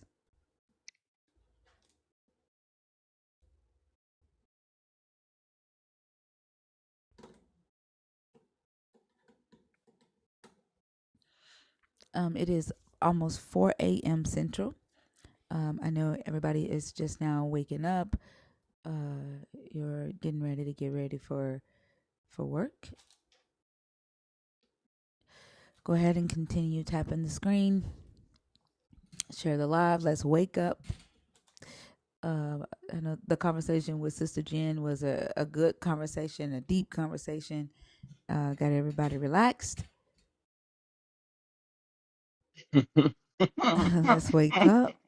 I did have sent the read down divine. Somebody in the comments was like, "Where is Cynthia?" We haven't heard from her in a while, so I did ask her to read divine for filth, but divine's gone now, so missed opportunity. But I'm sure we'll get that opportunity back another time. Oh yeah, he'll be back tomorrow.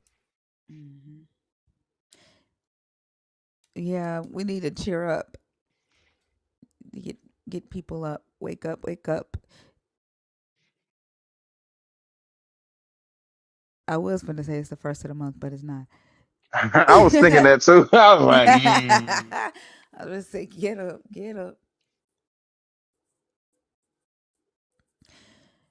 Y'all, come on. I know y'all are in here. Any men who think that I'm a Jezebel, um, that think that women are Jezebels or can be Jezebels, if you're not afraid, the guest box is open.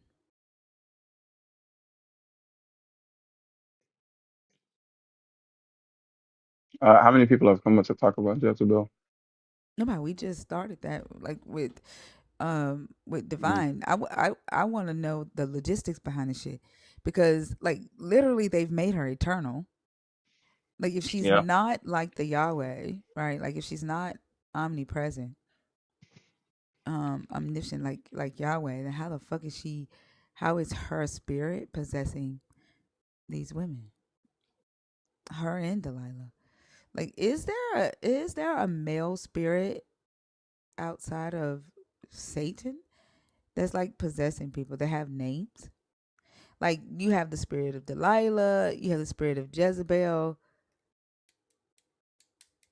Who else did they say? I think it's just those two. Like, do they say spirit of Judas? I ain't never heard spirit of Judas. Have you? I've What's your? not. No, Yeah, I'm still praying for the spirit of Ruth to visit upon me. I've never heard them say the spirit of Ruth, but I've never heard the spirit of Ahab. They don't preach about no spirit of Ahab.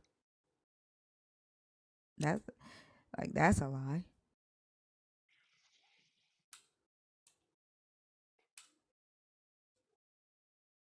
So like they've made these females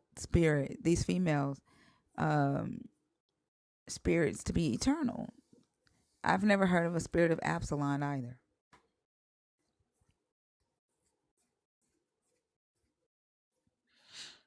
What's the spirit of Shekinah? I've heard of Shekinah glory. You know, I don't know about that one.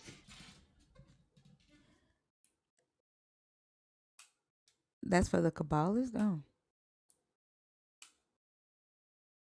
Interesting. Mm. Who is Shekinah? I don't know. She kind of sound cool though.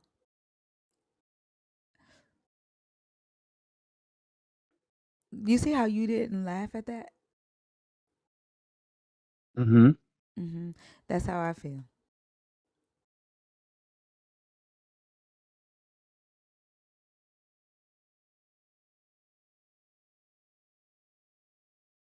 I just don't You, know who that is. I knew a you just Shekinah in real life, but I don't know who that is. you just remember that. What you mean? Was that like a joke? I don't know. Like I don't Yeah, know who that's that. how I be feeling.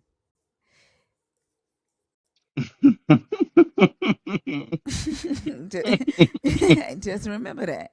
Okay, okay, okay, okay, okay, okay. Hmm. All right. Okay. Thank you, La. Thank you.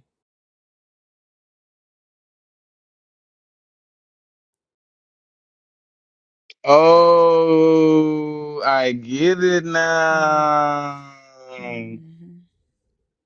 Okay, okay. Little punty. Whatever. So, Hey, now you graduating. Nigga. uh-uh. I like that. No, that's how I be feeling.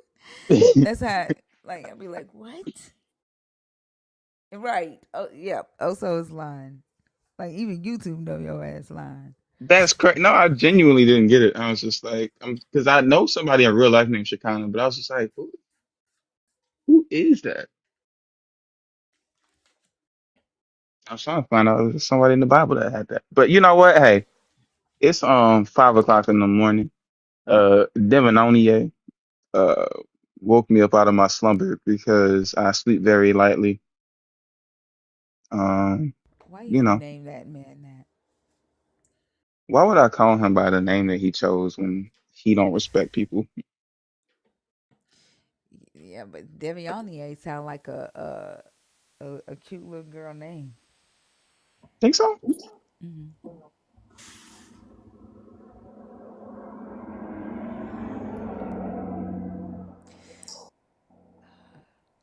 Think all you niggers are fucking retarded. Okay. Okay. All right. You live under a bridge. Dragon. No, I don't know that word.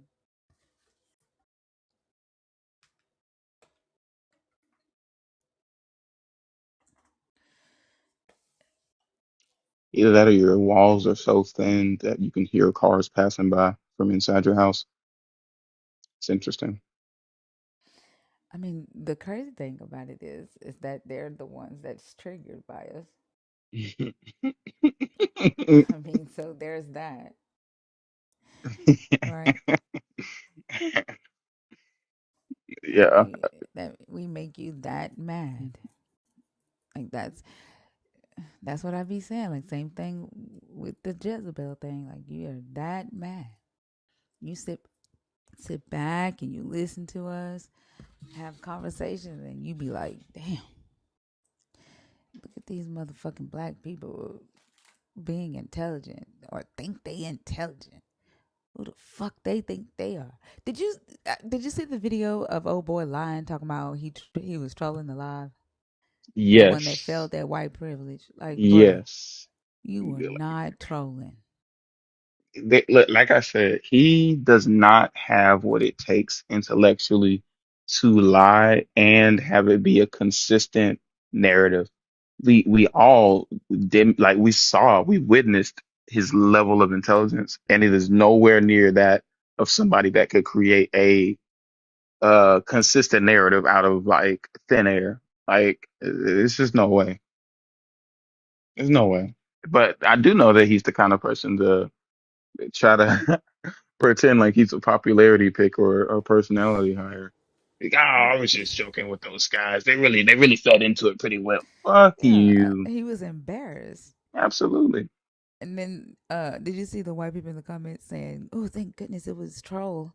Thank I goodness you were did. trolling." I did. They were like, they were like wiping the sweat off their forehead, like, "God damn, you embarrassed the fuck out of us up there." They said, "Thank goodness you were trolling." While he's actively at a bar getting wings like he said he Hmm. would do. Exactly. Crazy. Like, how the fuck you say all of that shit, and then they start naming their degrees.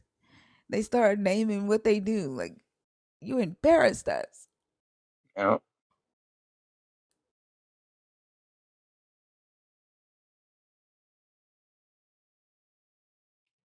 it's okay. Shit is crazy. They'll believe the lie if it makes them feel better about the situation. Yeah, that's how it works. That's why I keep tying this shit. I keep trying to get people to go to that deep conversation with me, but I don't know. Like I feel like maybe I'm talking over people's heads. Like yesterday, I was trying to get Nelly to talk about it with me, and um, it, like Nelly didn't go down that path.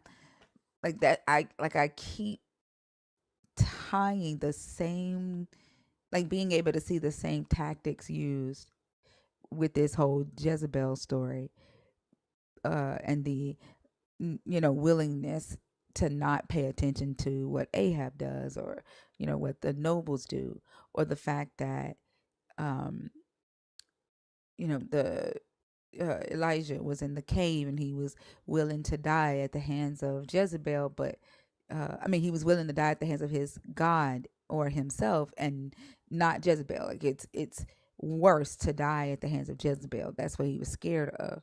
It's Mm. worse for the prophets to die at the hands of Jezebel than it is for the prophets to die at the hands of other men, right? Even if those men are foreigners. You know what I'm saying? Yeah. And it's the thing that men of all races have attached themselves to, because masculinity, um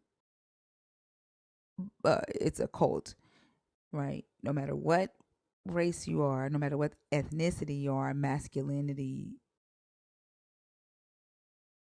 is a cult. Like, and so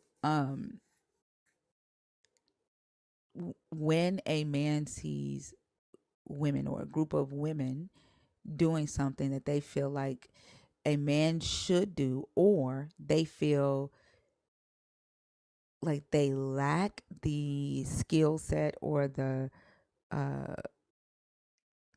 um but the the characteristic, right? Like the um what am I saying? Like they feel inadequate. Like they feel Hmm. inadequate, and they see a bunch of women doing the thing that's making them feel inadequate. They're gonna hone in on that. They're gonna join the live and just burst up in the live and call them Jezebel, right?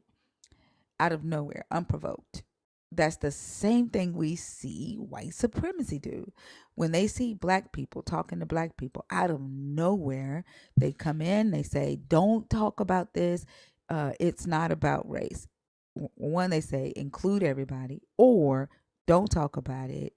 Ignore the system, right? Don't hold the system accountable. Don't hold white people in history accountable. Don't hold white people who withhold the system, or fight to keep the system in place accountable. Demonize black people for thinking that racism is real, right? Call them victims, or Hmm. call them slurs, or um, it's the same fucking structure, right? And I keep trying to have this conversation because I need to be able to talk it out, right? So I can better articulate what it is that I'm seeing, because I feel like I can lay them right on top of each other. In the same way, it's even coming like the same way Jezebel has become eternal, like the God. I feel even black people in a way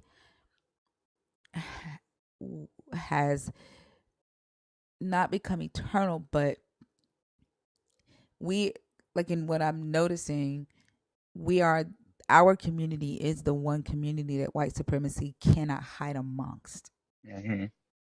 right? And they can't take on our identity and become us, so they have to gaslight us and manipulate, like they have to fool us, right, into this illusion. They have to make us delusional, and like I don't know how to, the goal, like them making us delusional is to not see them. Does that make sense? I like Yeah. If you can't infiltrate, you got to subjugate, Yeah, but basically. Like, I'm not talking about like just the subjugation. It's like them. It's like allowing them to be amongst us but be invisible. If that makes sense, right? Like, mm, because they've mm, infiltrated the other communities and become them, right? Like there are white natives, there are white Asians, there are white Latinos. They can't. There are no white black people, so they can't become us in order to control it, right? So they've made us delusional, damn it, to the point to where They're like, don't look over here, right? Um, there is no race. The only race is the human race, and so within that, they are allowed to be us and be around us, but damn near like a transparent copy. If that makes sense. I don't know how to. I don't know how to Yeah. articulate what I'm seeing. That's why I need to have these conversations.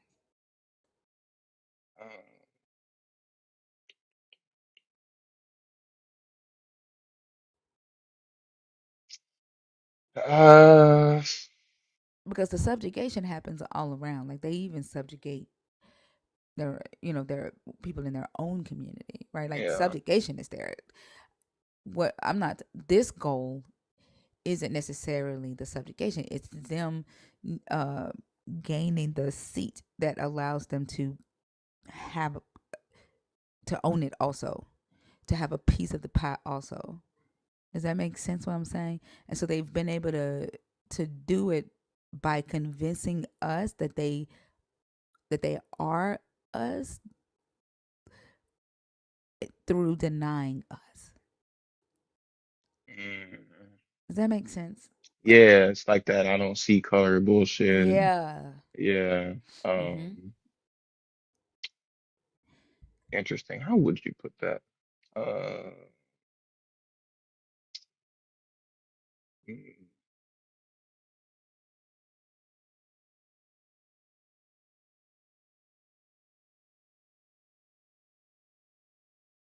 oh man. It's like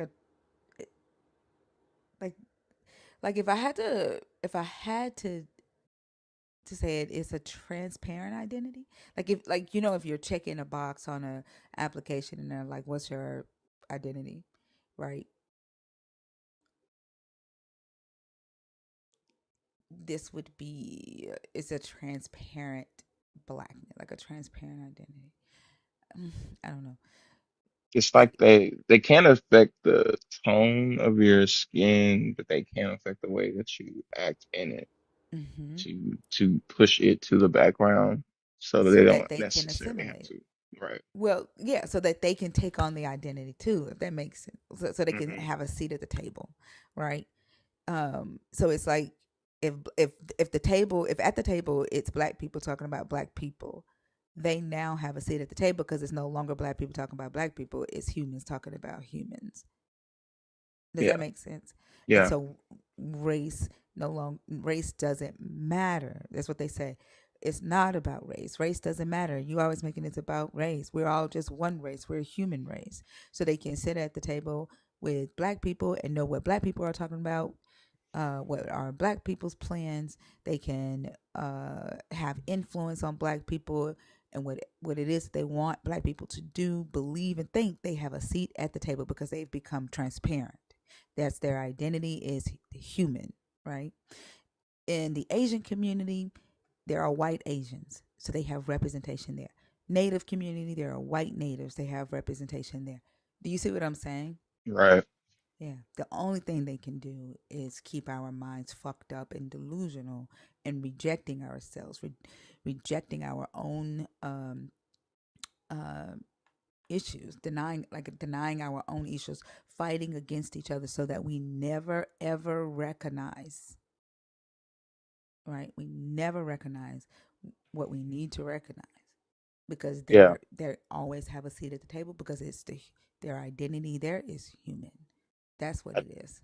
It's exemplified in like the Black Republican joints and like that dumbass talking point where they're just like, you do realize that Democrats are the ones that were pro-slavery, blah blah blah, not recognizing that the ideology's flipped, and it's well, for some people like myself, it's not an allegiance to a party, but a devotion to bettering humankind, and we see that in reality, the conservative ideals do not serve that purpose.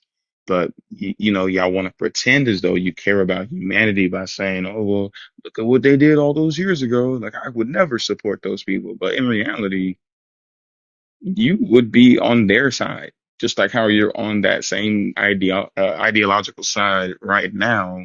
in the, Black Republican, we're not a monolith movement.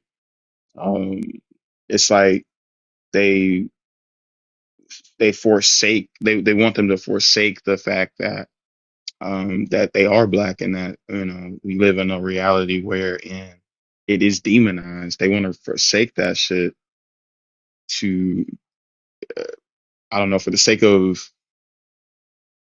pacifying other people, when all it does is ignore the problem and give them the ability to continue to wreak havoc all over the community. They get to be It, able to say and do for us because so many of the people give away their voice to them. yeah. And that's their goal, because that's how they control the masses. They have a seat at every fucking table. Like, they've even convinced the Irish that they're no longer Irish, they're white. They've Hmm. convinced the Italians, you're no longer Italian, you're white. The Germans are no longer German, they're white. Right? Like, they have a seat at every fucking table. But it because whiteness can be absorbed, right? Into every other culture except for black. That's why the mentality, the education of black people is always like on their mind, right? Like, it's their mechanism for controlling. It's how, like, think about Rome. When Rome had the imperial cult, whenever they would conquer a land, they would allow the lands that they conquered to keep their gods and their culture, right? That Hmm. got to be too much to keep up with all of these different cultures, all of these different cults, these rules, right? And so when they adopted Christianity as the state religion, everybody had to adopt Christianity. It became easier for them to control all the lands that they conquered, all the people they conquered, because then they can indoctrinate them into one ideology, right? And then they be in Europe. I mean, in not Europe, in North America, um, they were able to become the natives, right? Hmm. They took the land. They were able to just say, "Hey, I'm Cherokee," right? I think they paid $5, right, Right. to assimilate into that identity, and then like it, they, and instead of them having to keep up with all these different cultures, they just become it. But they can't do that with blackness because of the concept of race, and there are no white black people. Yeah. Well, not from an outside perspective, but yeah, What do you mean, not from an outside perspective? like your skin can't be white, black. Yeah, that's what I mean. Yeah, yeah, Yeah, there definitely is. Whiteness is a concept, yeah, right? Um, and so there definitely are like black people who take on the concept of whiteness and live that. But I'm talking about phenotypically, like how yeah, they're able to claim it through identity. yeah. They can't just move around the cabin freely. Hmm. Yeah. And it's crazy, right? Like how, like that's why I say like a lot of the because just that people just not they're not gonna get it. They're not gonna get it. Like the guy, 3 5, like he literally thinks that what I'm saying is TikTok brain, and it's literally the strategy of ancient Rome is the strategy in this book.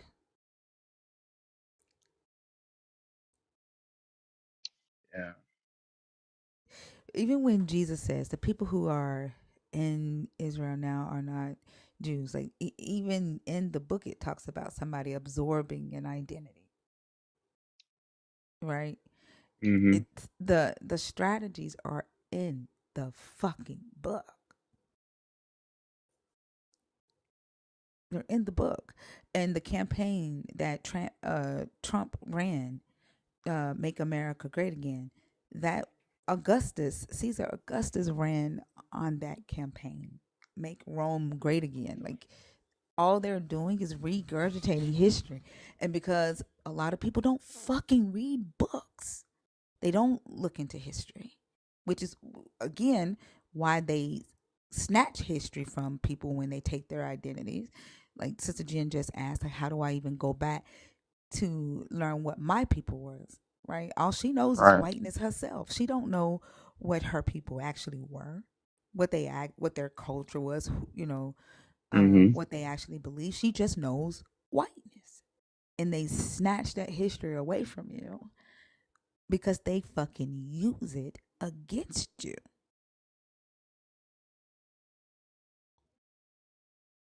They use history.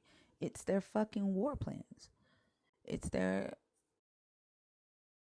governing plans.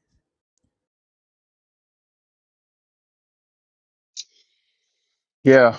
And it's I don't know. Like I think you have a really good point there because if ironically if their ancestors saw the shit that they were co-signing, they would be pissed off with them because their ancestors fought hard against the ideas that were forced upon them. Ultimately, they lost in that fight. But to see how you guys are just so whole cloth bought into, and it's not obviously every single person, but to see people that are so bought into this idea and so fervently pro this thing that was forced upon your people group, and just because you're a couple of hundred years removed, like you just assume it's the default.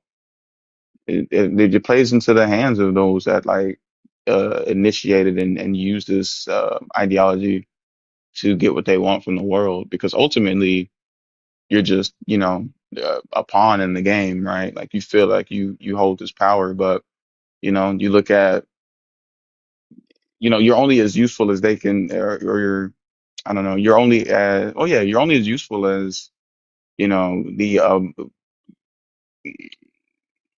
amount of things that they can get out of you. So like in the instance of full-time unemployed dad, right? Like he's only as useful as the amount of output that they'll give him. They'll give him all the power, positions of authority and stuff. But if they can't use him, then fuck it. We'll just go on to the next one. But they have no power. They have no problem giving him the power to begin with.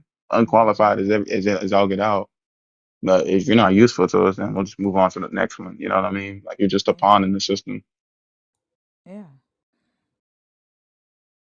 When you were saying that, it made me think about the Homestead Act, where they Mm, gave young white boys, when they like um when they took the land from the natives, they had to have someone take care of the land.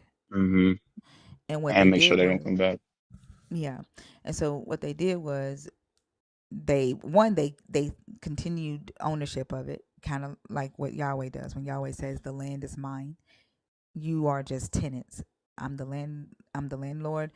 The land is mine. You are tenants, and the Levites are the landlords hmm of Yahweh's land. That's why the Levites didn't get any um, land, right? But they got all the profits from the land, right? The same way when they took over the land from the natives, the elite were the owners of the land. The government is still the owners of the land, eminent domain. But the white people, the white boys that were 21 and up, had to live on the land for 5 years, take care of it, and then they could get ownership of it. But still, the government was still the one that owned the land, right? Then they brought in West Africans to work. Well, the first they used the natives, and then of course they started using West Africans. Yahweh is set up that same fucking way. Hmm. It, this fucking, it's in the fucking book.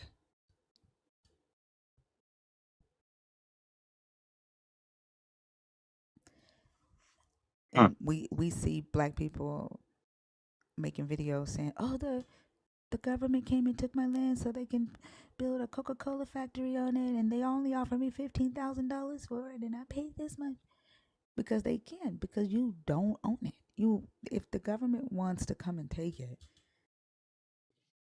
due to eminent domain, they always can." That's why I think it is so funny that they create this like will they won't they about the Second Amendment, because in all actuality the Second Amendment was there to protect you from like a government that would do such things to you.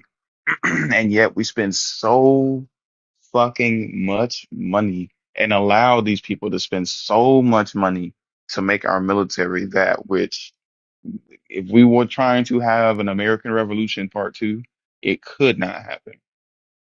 Like the shit would be snuffed out before it even started. Mm-hmm. Like you sacrifice your own freedom every fucking time.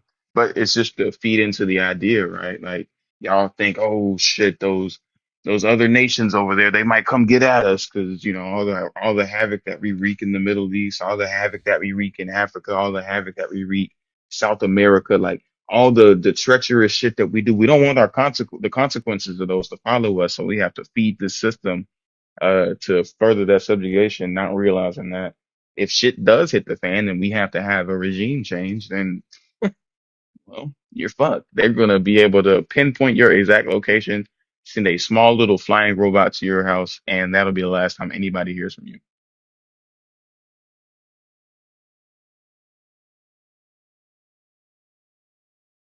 And the crazy thing is, we wallowed in our privilege and allowed 70 years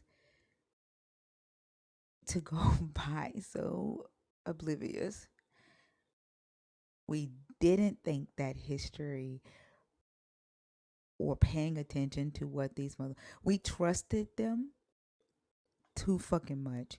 We focused on forgiveness too fucking Mm, much.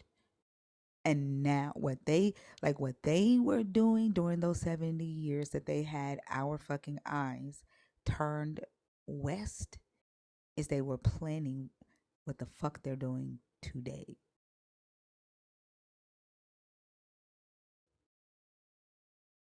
And now the only thing we can fucking do is react. yeah,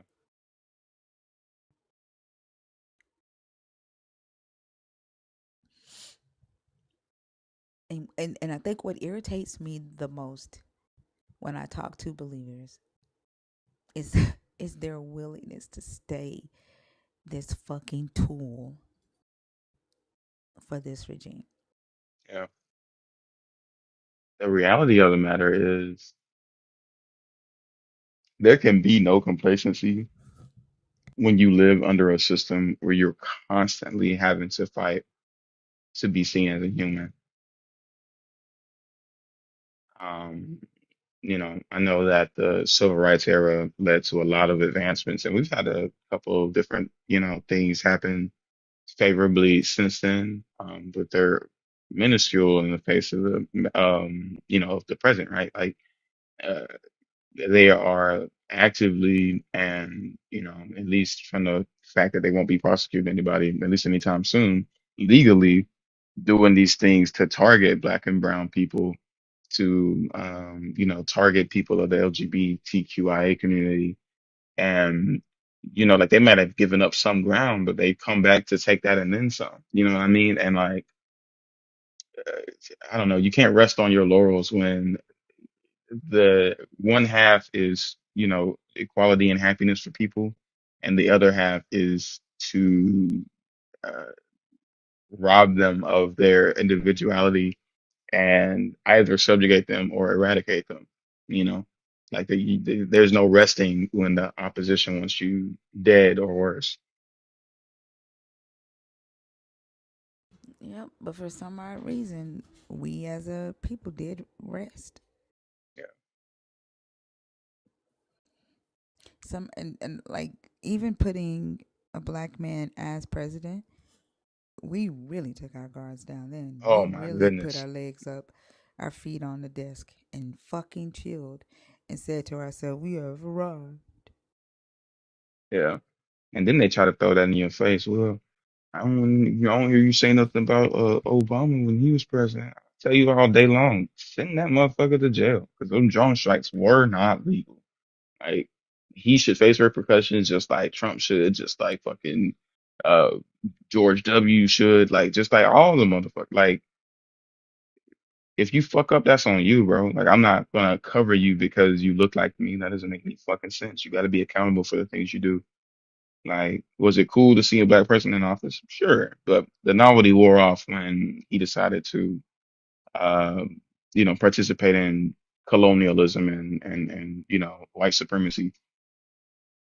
And the thing is that they're always going to, because their loyalty isn't even to their race, right? The the it ain't even to masculinity. It's to the dominance. It's to the power, to the status. That's why I said, like, there are when people be talking about these celebrities being black leaders, right? I don't look at celebrities or, like, really successful people in the black community as, you know uh people that I would trust to lead us, like, politically, because they are bought and they can be bought, Mhm. because what matters to them is keeping their place in society. And in order for them to keep their place in society, they have to have somebody beneath them to exploit. And to do that, a lot of them are bought by those that are in a higher place in society, All right. because the loyalty is to that. It ain't even for white people.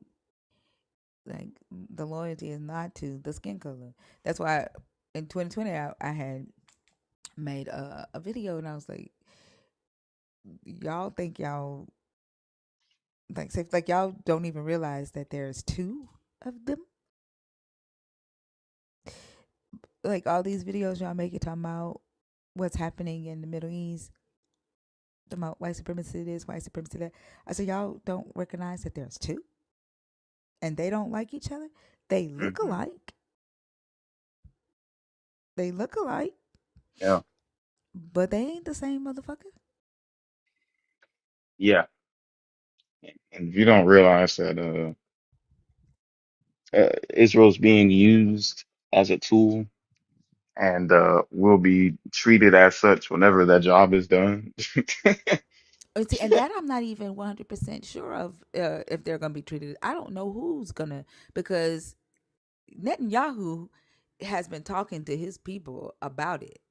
Yeah. Like, he knows what America's doing. He also knows that right now, he said, for the time being, white evangelicals are his biggest support, uh, in the West. So he don't want to offend them, but he has been preparing his people for the day that he's gonna have to fight them. Like, they. Yep. That's why I said, like, I don't know. Right. I think we are the tool. I wouldn't. I'm not too sure that Israel is a tool. And the crazy thing is that, like, the Aryans, they don't like Europeans. Mm-mm. The They actually had 2 million of them enslaved and starved them to fucking death. I'm talking about bones. Like, and like, I was when I was studying this, in the prison system, it says it was saying that like even in prison, when Europeans go in there and they're like Aryan nation, white supremacy, like they will tell them, motherfucker, you ain't us. Right.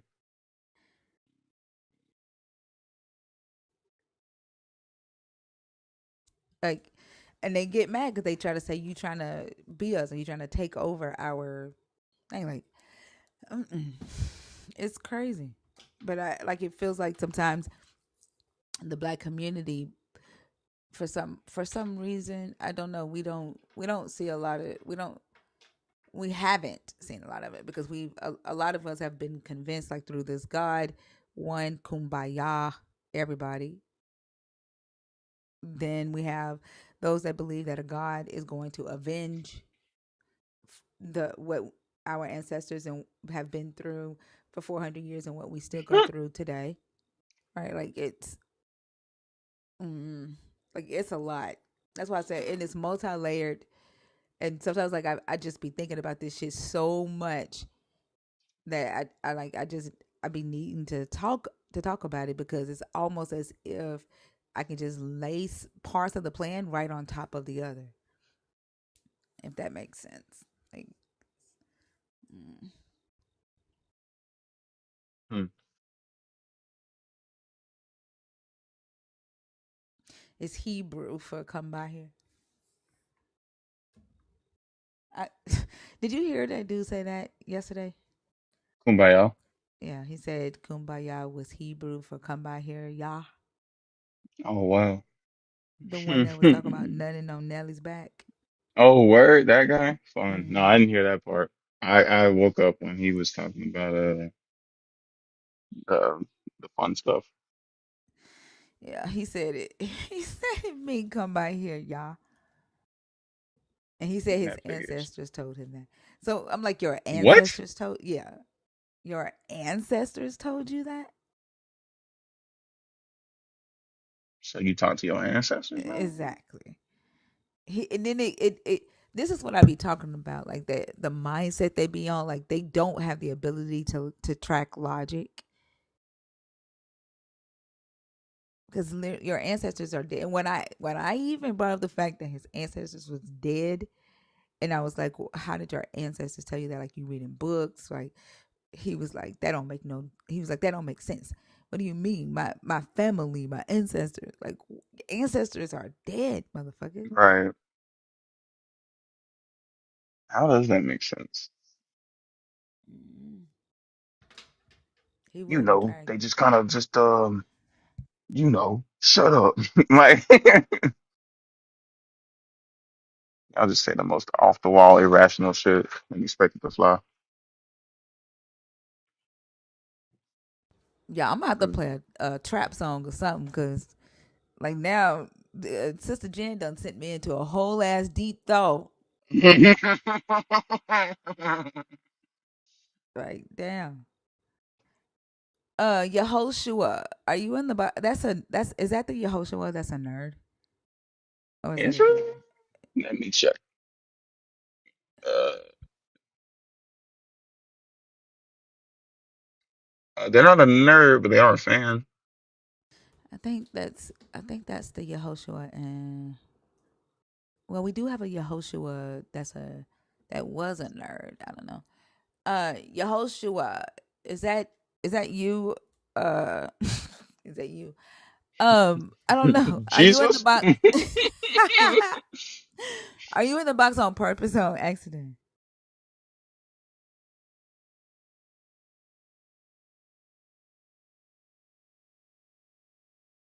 Who the fuck is named Top Youngin?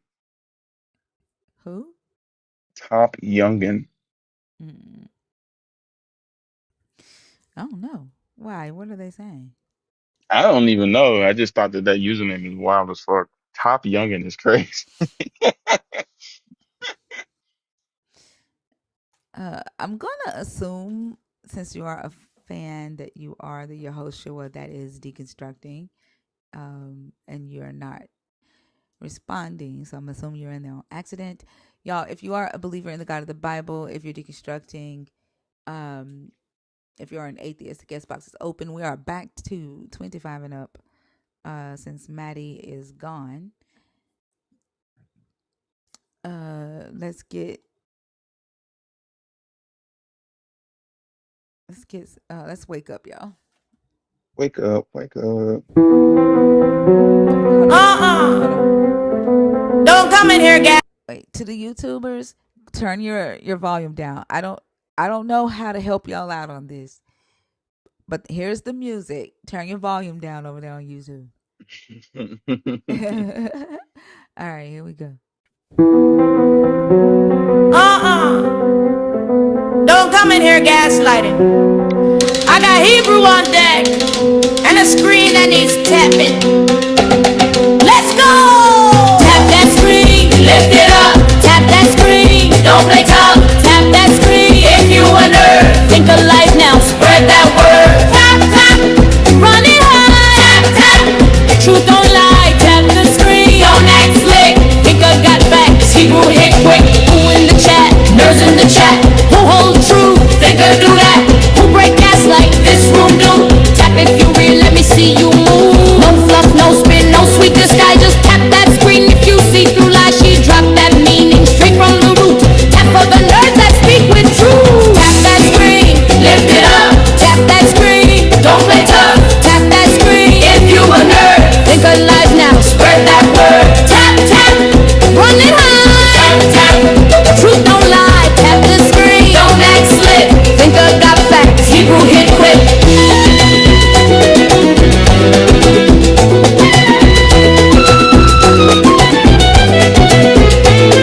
Gaslighters out, tap if you clean. Truth ain't soft, this stream too keen. One tap, one fact served hot. Two taps, keep finger on top. Nerds unite, we ask what's real. No safe lies, no fake appeal. If you rock with facts and truth that bite, then tap that screen and flood this line.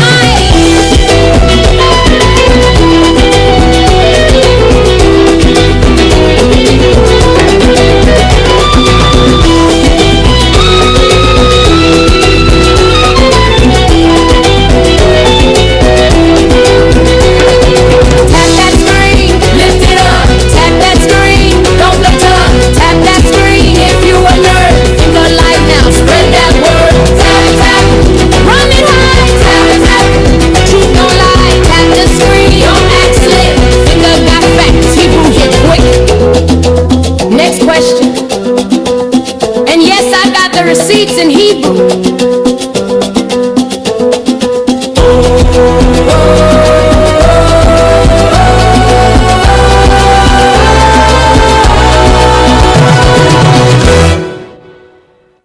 Thank y'all so much for tapping the screen. Let's wake up, y'all. It's been kind of a slow night tonight. Hopefully we can get some good conversations.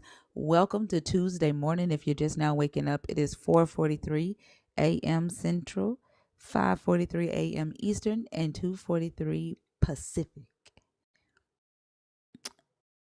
All right. Debonair, are you in the box on purpose or on accident? Miss Coffee, on purpose or on accident?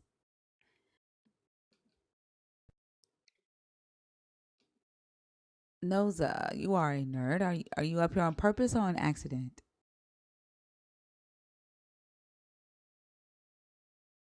You're not in the box.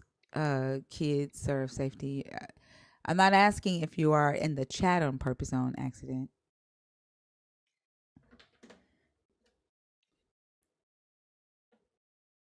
Oh, okay.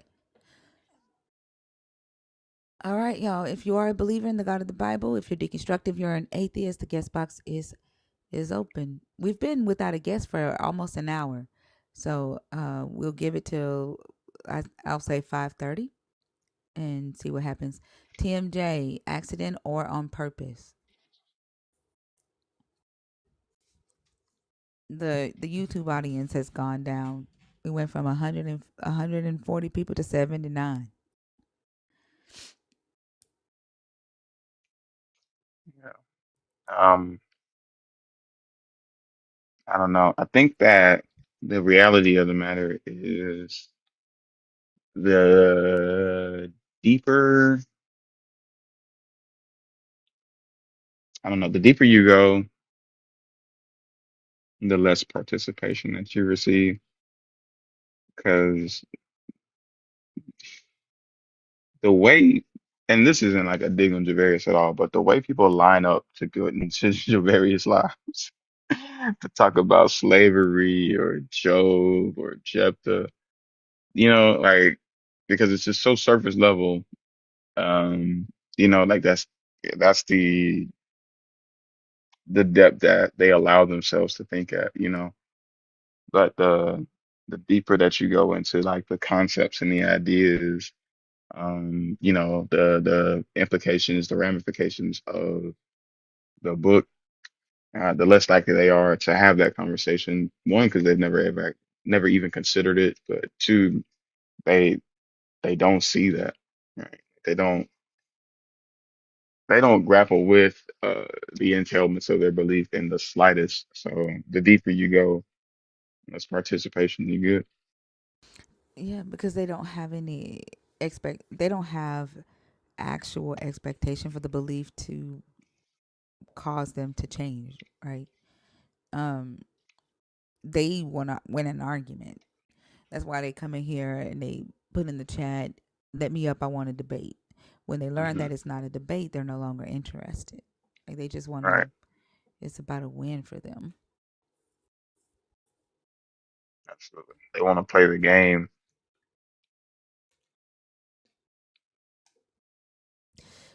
Yeah.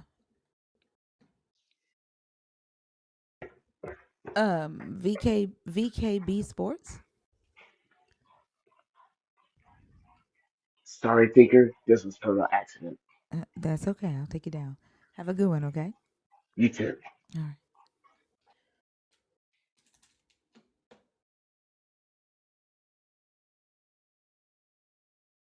Yeah, it's on MP3. Y'all, do you y'all? I can put him. I can put the songs in the Discord if y'all want them. Samir. Oh, yeah. Hey, Hi. How old are you? 19. You got to be 25. Okay. I, All right. Have a good one. you too.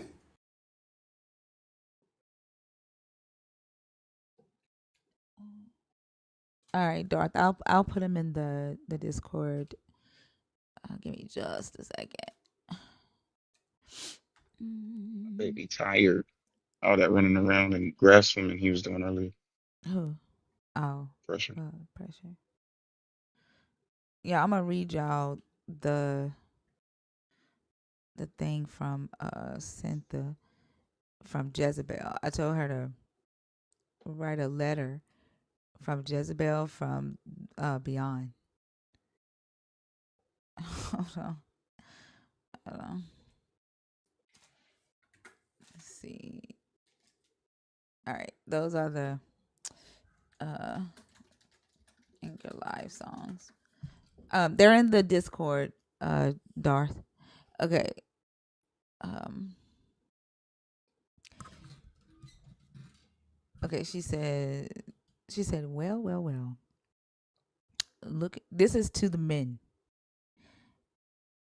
Actually, it's to Divine. I'm sorry. She said, well, well, well, look at you, still calling my name, still trembling at the sound of Jezebel.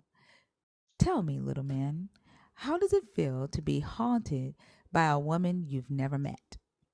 To be bound by the shadow of a queen you could never control? They call me whore. They call me manipulator, narcissist, seductress. Yet not once can you show where the scrolls wrote those lies. No, it was men, elders, nobles, kings, who raised their hands against the prophets. Men who signed the verdict. Men who spilled the blood. But it was my name you carved into infamy. My face you turned into your monster. And now here you are, centuries later, hiding behind a username with numbers in it. Divine One. Divine? Oh, child. There is nothing divine in begging for the spotlight, groveling at the gates of a black woman's brilliance. You're Mm. not divine. You're desperate. Do you know why my name burns in your mouth? Because you see yourself in the mirror of my power. You see a woman unafraid, intelligent, confident, untamed, and you crumble because of your scriptures. All your sermons, all your fragile masculinity can't make me bow. Understand this: I was a queen. My crown was real, my throne carved in stone. I moved nations with a word. My name has echoed for millennia. And you are a ghost before you are even dead. Damn! Shit, hold on. She said, you are a ghost before you're even dead. A fleeting comment on a live stream, a whisper in the algorithm, forgotten the moment the feed scrolls past you. So stay mad, stay obsessed, because every time you spit my name, you keep me alive. That's my curse and your punishment. Jezebel will never die, not in the church, not in history, not in your restless little mind. So sit down, little boy, watch the queen, and know this: I was never destroyed. I was immortalized. And you are just entertainment. Damn. Shit. Like I said, you was a ghost before you even died. That's It's crazy. what the fuck?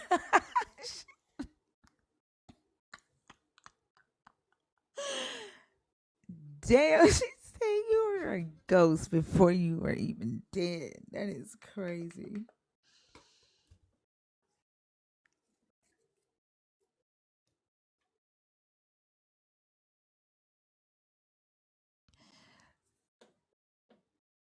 Oh God, P Mars.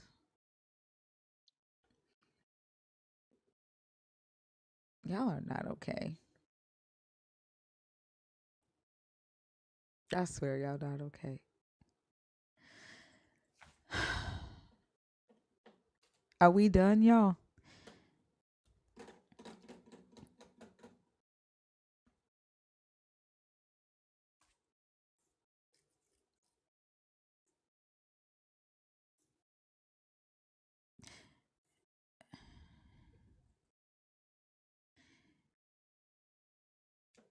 Are we done?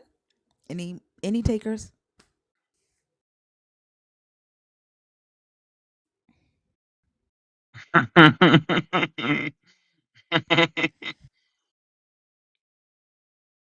You're not lying, Q.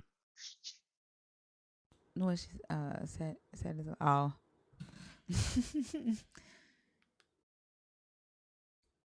And he typed the same thing every time he come in here. Stop bullying God. That's his way of saying good morning, y'all.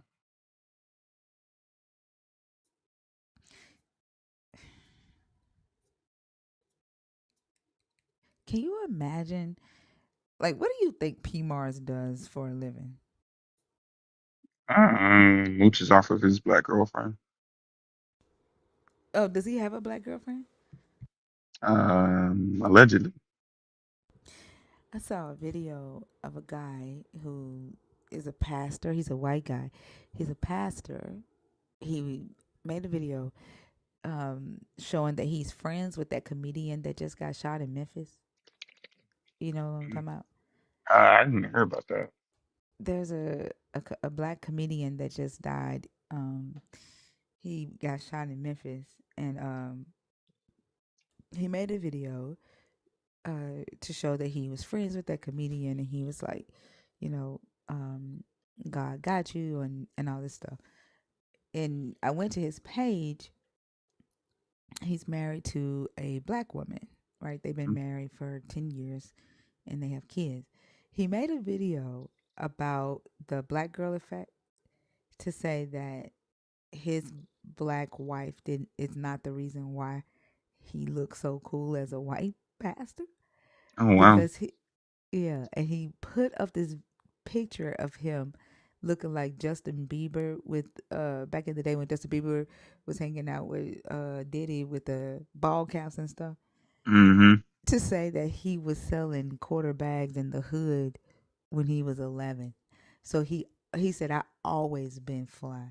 I've always had soul. He was like he said I know that there's this black girl effect with white men going around. He said, but I just gotta let y'all know I've always been fly. He was like, uh I'm not this fly because I married a black woman. He was like, we only been together for 10 years. I was like, wow. Hmm. So many things I could say. Oh wow. So you did, or in your mind, you think that you look that way because you just grew up around black people? Like, how is that? Is that any different than? Because he sold quarterbacks when he was 11. Yeah, but Mind you, also, he still looks like a white boy. Like, he don't look fly. Mind you right. that, like, she didn't have the effect on him. Like, the videos that show the black woman effect, the men were fucking fine as hell. Like, the effect that the women had on them, like their hairstyles, their beards, their clothes, like they had some handsome ass white men. He they ain't- what? Like when I looked at his video, I'm like, there ain't no effect. Like Yeah.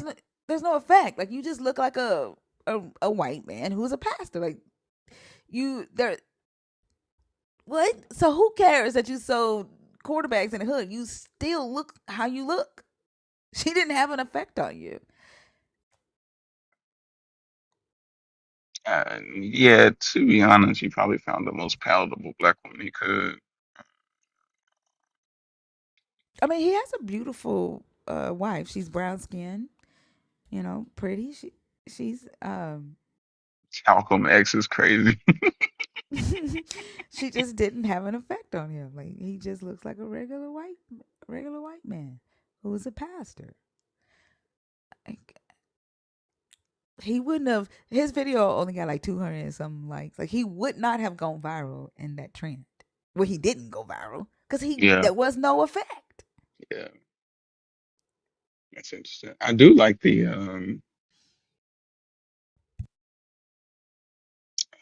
I like when the trend shows post relationship too, and how like they glow down Yeah. dramatic. Like it's so funny. Yeah. It's like they forget everything that they've been taught over the last like two, three, four, five, however many years of that relationship. Like every single thing just went in one ear out the other one. But let's be real. Like that I think that happens even when women date men because they were probably dressing them, picking their clothes out, shopping for them, right? Making suggestions while they were together, and it's Hmm. the things that the men just really didn't care about anyway. So a lot of the reason why a lot of men say that they need women is because they need a mama after they leave Yeah. home. You Yeah. know what I'm saying? And Yeah. so, like, I think that's what the effect really is. And the a lot of black women are very stylish, and are focused on that too. Um, versus other communities. So I think that's what the effect is. It's just being taken care of, and then when they are not with them, they don't get taken care of because they don't take care of themselves. And I think it happens like even with women of all races that take care of their man when they're in a relationship. The man looks very different while he's with her because she's taking care of him, and then when they separate, he goes down because he don't take care of himself.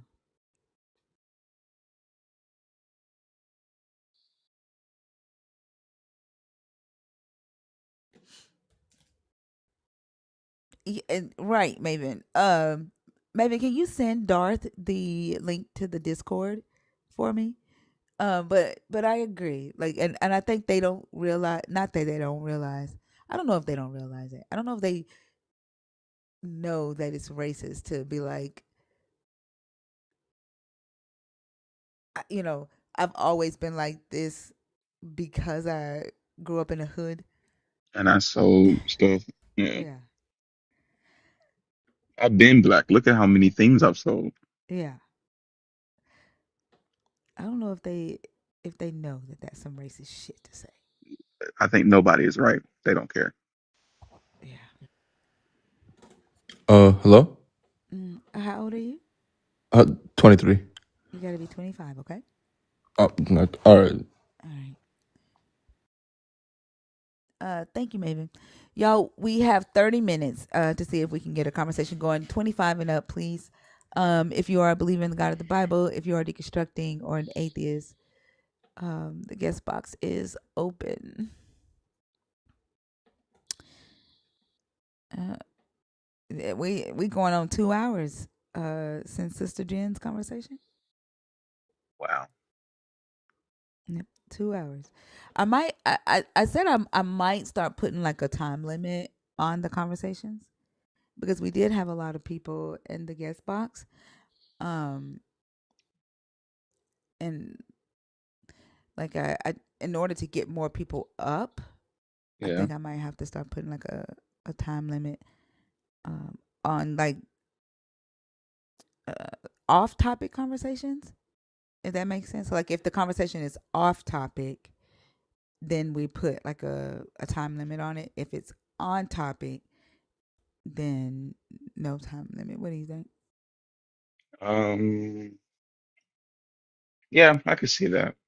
Um, I've actually been thinking about implementing kind of like a soft time limit on mine as well, just because uh, obviously people have stuff going on throughout the day, but also Christians have a severe lack of patience, even though they've been waiting since the beginning of fucking time for Jesus to come back.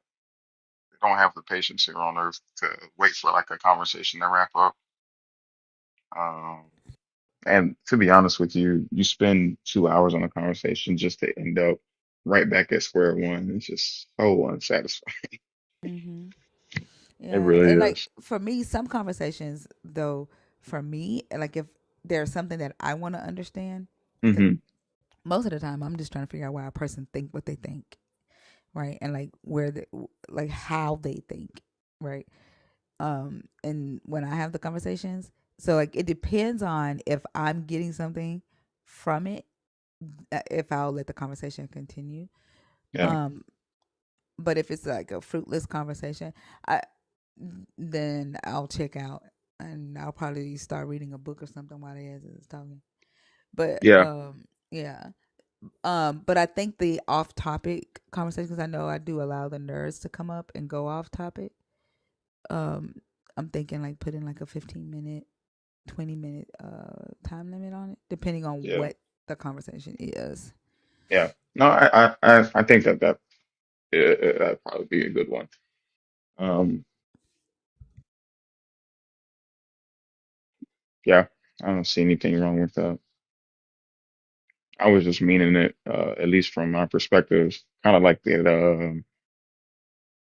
fuck, I forget the guy's name, but the guy that was in Christina's live, the last guest that we had up, where it's just like at a certain point, dude, like when are you going to admit, you know what? I really don't know what I'm talking about, and maybe I should go read before I make these declarations, But before I that like profess to know something.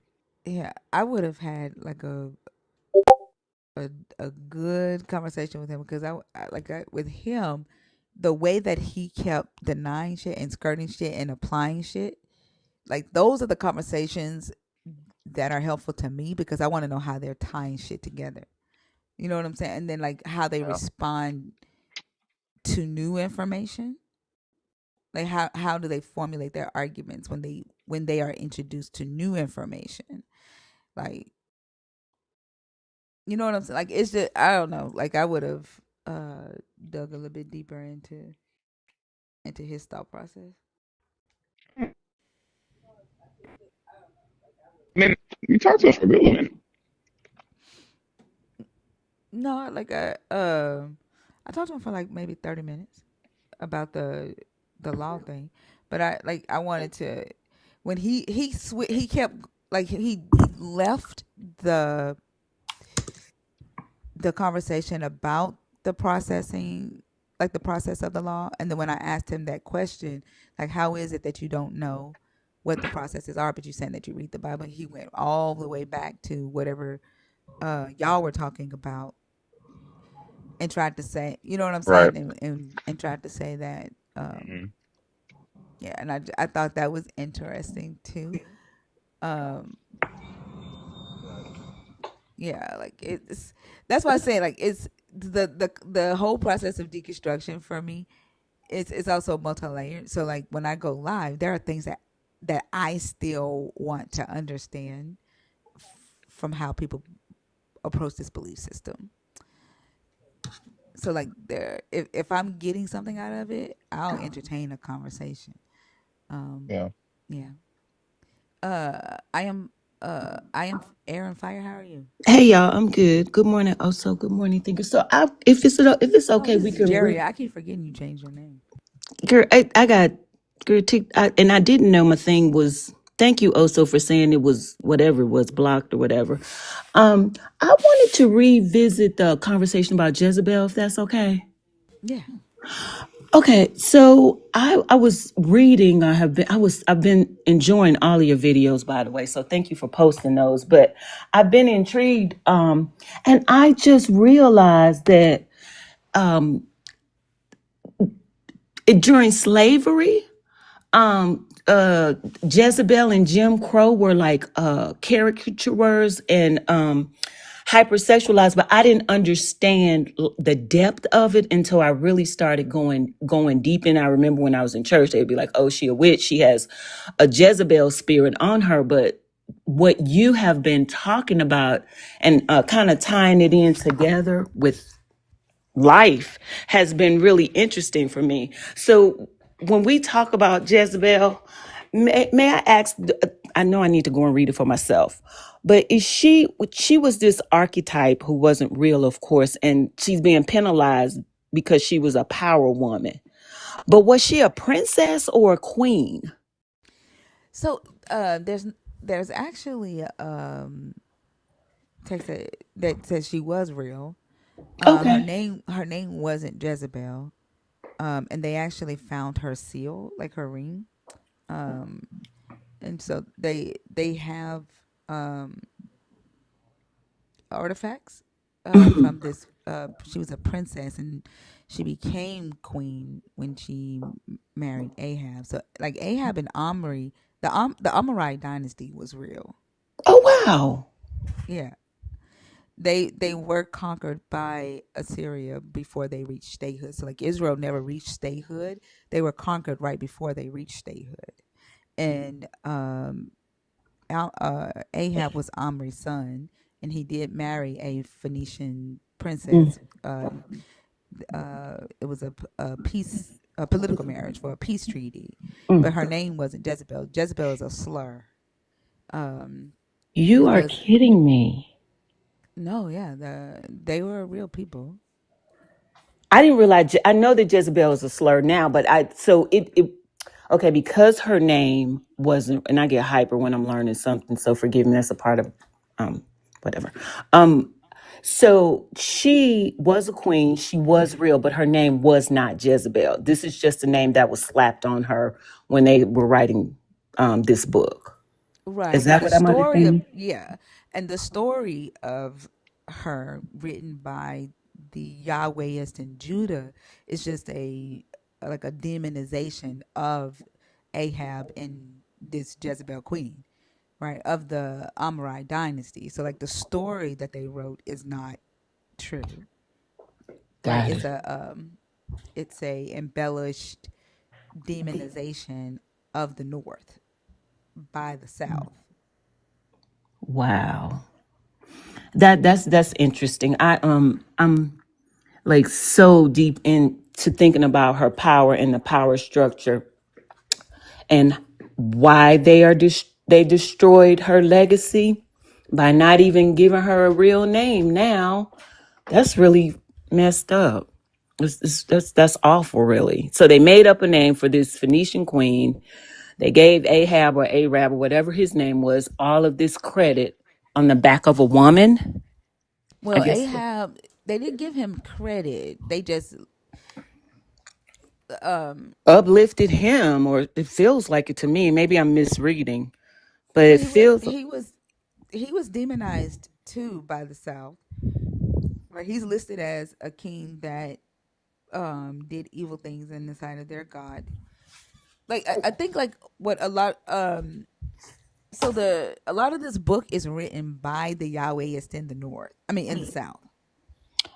Okay. And yeah, so the north and the south were two different kingdoms who considered themselves to be Israelites.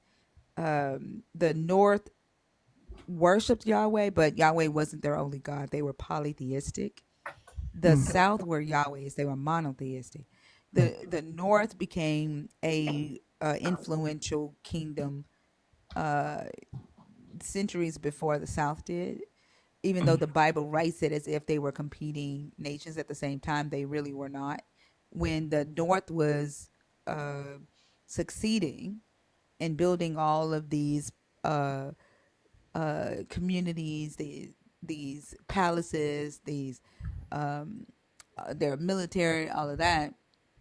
The South, the Davidic kingdom, was still living in like they were still villages, like not huts, but villages that were miles away from each other. Like they were not like they didn't have a lot of people living in the South. They were still illiterate. They were not influential like the North. The South didn't become influential until after the North was conquered. And so when you say north and south, you're talking about Africa. You're not talking No, about. I'm I'm talking about Northern Kingdom, right? okay, northern. Samaria, and Okay. then Judah. Okay. Okay. Okay.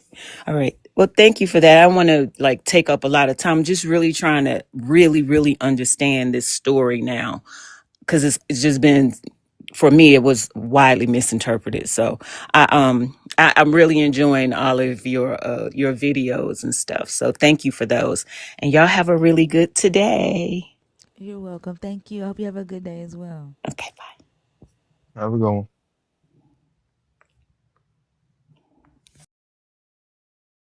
Yeah, that's why I said I think like once the subscriptions change, I think I'm gonna start doing like the historical sub only lives and Yeah. like digging deep into like the actual history, and then that'll be sub only.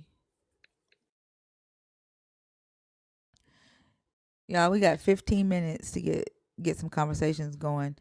Um, there's 826 people listening to this live stream right now for that guest box to be dry.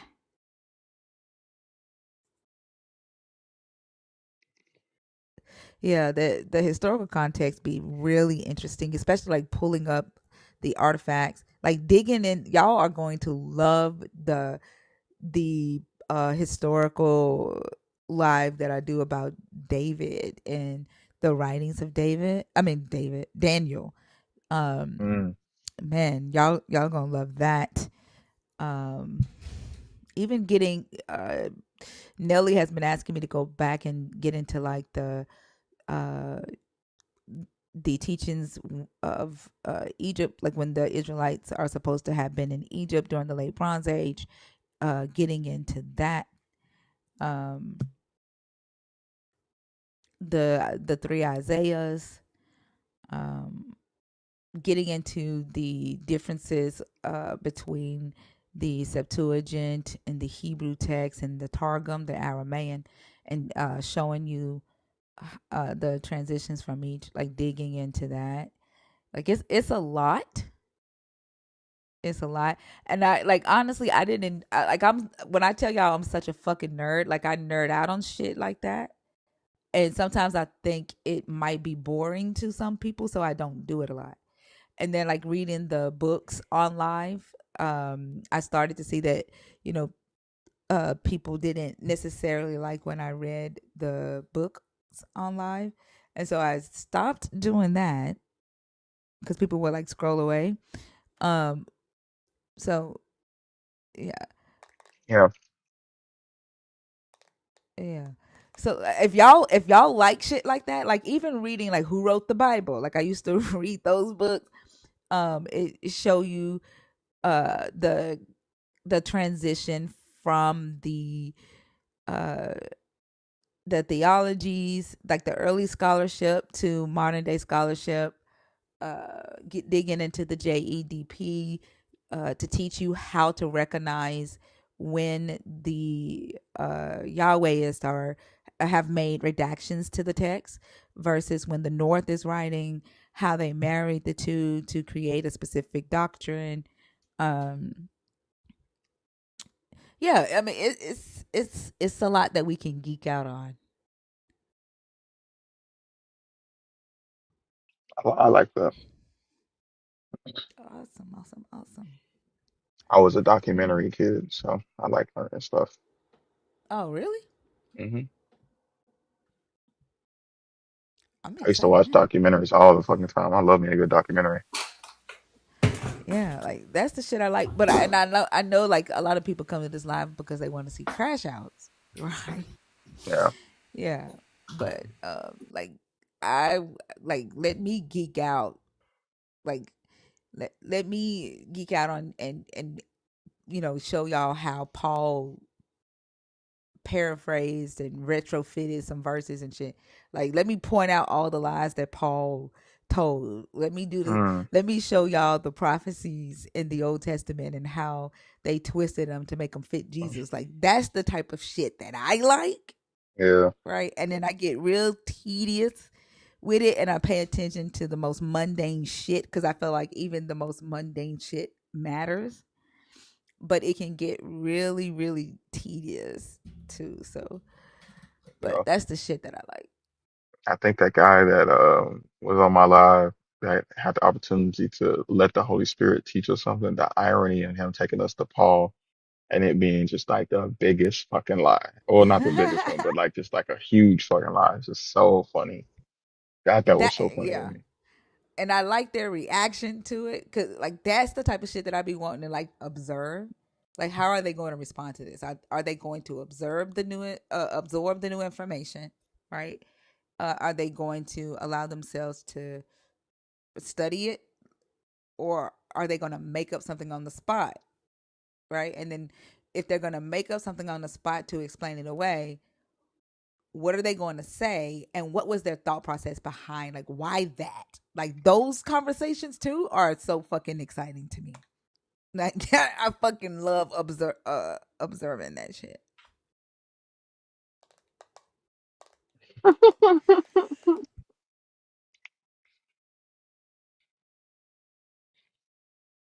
I Because think it's I really think funny when too. I Oh, go ahead. go ahead. No, go ahead. What were you saying? I was just gonna say I think it's really funny when I come in and I threaten to bring Tariq up and everybody's just like, do it. I'm like, y'all would never bust Tariq out in this motherfucker Bring Tariq up where? in here. Oh. Like I'll just sit in the comments and be like, yeah, y'all gonna make Tariq something. And they be like, oh, bring him. I'm like, hell no, bro. Samir, you're not old enough. I see you in the request. You're not old enough. Love Bug, you were just up here, remember? I'm not sure why you're requesting again. You're still not old enough. It's the same day, same year still. Like, I don't get it.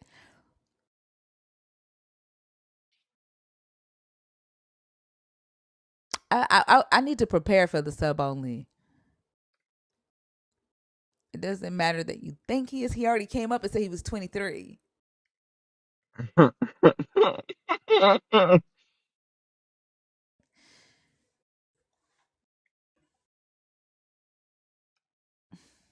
Oh, you want a conversation? You like, I think he is. You can pretend like he's 25. Spiritually, he's 25. Hmm. I know we got 10 minutes, y'all, to try to get a conversation going. From a qualified individual.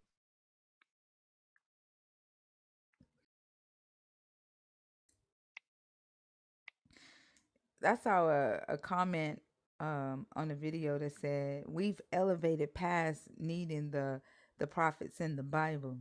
We don't have to read the Bible. I was like, that is interesting. That's interesting. Who gets to decide that they've elevated past that? The individual. I played the tampon prayer at the beginning of the live.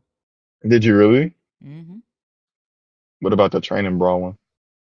Oh, I didn't tell him about the training bar. I forgot about that. See, that's extra anointing you left on the table.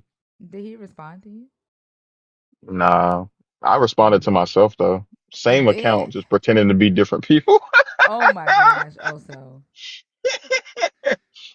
Oh my goodness. I was talking about how they bind up your heart.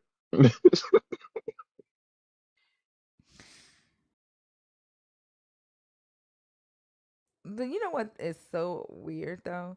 Because like let a random ass man walk up to a woman on the street and say the Holy Spirit told me to tell you that you're using demonic tampons.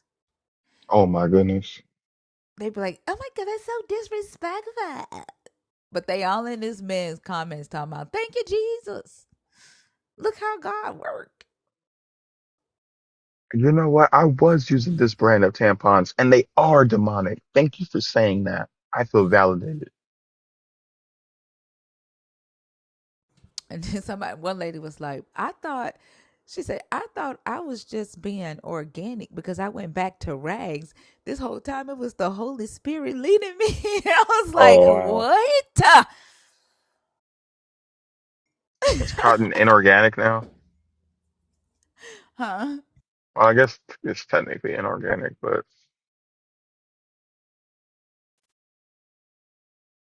yeah, I don't know. I just couldn't imagine being a woman and taking advice on that kind of stuff from a dude that has no idea what he's My talking about. brand, I am done. You check me. God damn, boy. Y'all, that's what we're at. I'm just letting y'all know. That's what we're at. And we have 7 minutes to get a good conversation going.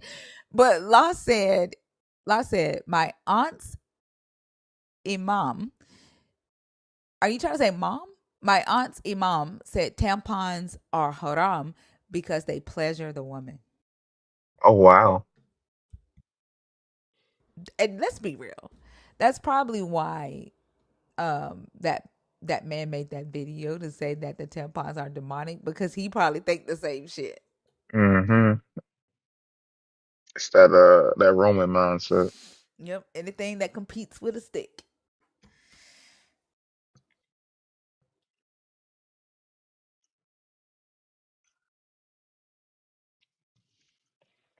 Brian said I tried organic and I can't taste the difference. That's a good one, Brian. That's solid.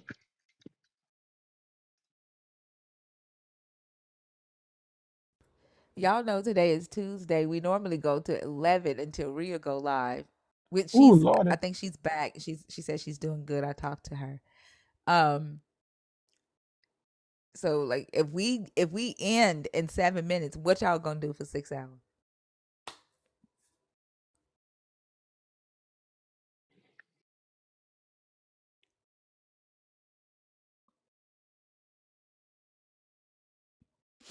Hmm?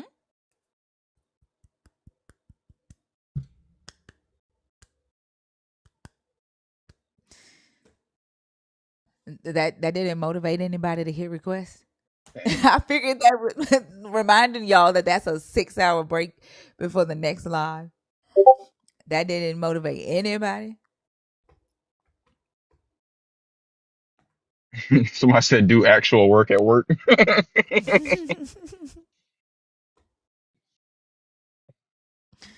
Nobody, are you in the request on purpose or on accident? Let me say what I'm looking for too. If you are a man who believes in the story of Jezebel, the Jezebel spirit, I would like to talk to you. Don't be afraid to come up. Or even Delilah. Like, I want to talk to you about your belief that Delilah betrayed Samson, right? Vasti. Like, I want to talk about these things.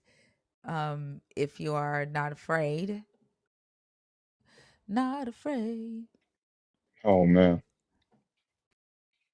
I can't hear that song or mention of that song without thinking about that dude in the airport.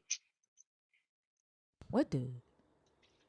It's just like this, like I don't know, mid 40s white guy in the airport that felt like he was being treated unfairly, even though he's just being a massive dick, and people were like, "Dude, you gotta calm down." So he just randomly starts singing that song in the middle of the airport at the top of his fucking lungs, like at people as I guess as like a protest. It's oh my goodness, it's so funny. I haven't seen that. Hey, I'll find Fee. it and send it to you. Morning, Hey, Fee. hey, y'all, good morning. You said it's Uh, been slow. Thank you. it wasn't slow. We had a real deep call with Sister Jen that kind of made everybody relax. And so it's been slow since that. But I mean, it was a pretty decent night until like we had a real deep phone call. Not It, phone call, but conversation. was she A is real she a deep Christian? I'm assuming. No, Sister Jen is deconstruction. She used to be a nerd. I think her subscription she didn't renew it. But she's deconstructing. Oh, okay. What's up, nobody? Hello? Hey. All Hey. Uh, I just wanted to speak on the prompt. Uh, I'm not a man, so I can't speak on the Jezebel thing, but Jesus Christ is the worst thing to ever happen to humanity because it really takes our eyes off of what's in front of us to focus on what came before and what comes after, what is actually happening right now. It's scary the amount of times my mom has wanted to offer help for someone just so that she can have the opportunity to get them saved. And it's like you don't see that you could just offer them help, and it's just like they don't see that. That just bothers me so much. Yeah, I agree. And that's the part that I haven't been able to like really articulate because there's so much emotion in it for me that they're willing to be oblivious to what's happening in the world today and how their belief system is affecting that, how their willingness to go about like la di da di da di like in that mindset. I don't have a word for it, but it pisses me off so bad and concerns me at the same damn time. Um, but yeah, I agree. That's what Jesus does. And I think that Christina's topic yesterday kind of highlighted that because I can't trust you if I know you're only helping me for ulterior motives to benefit yourself. And it's one of those things where I think Mezzo posted like a clip from him and Joel's live where he asked a woman, do you think it's ever okay to burn a person alive? And she's like, absolutely not. And then he laid out, the scenario of the people who were required to be sacrificed to Yahweh. I can't remember what scripture it was. And he was like, well, if Yahweh asked you to do it, not he did the SpongeBob 10 minutes later. She's like, yeah, I would absolutely do it if the Lord asked me. So why do you think that helping someone needs to have some sort of benefit to you? I think the fact that you've assisted another human being in something that they need should be the benefit in and of itself. But that's not the case with Christians because of their belief systems.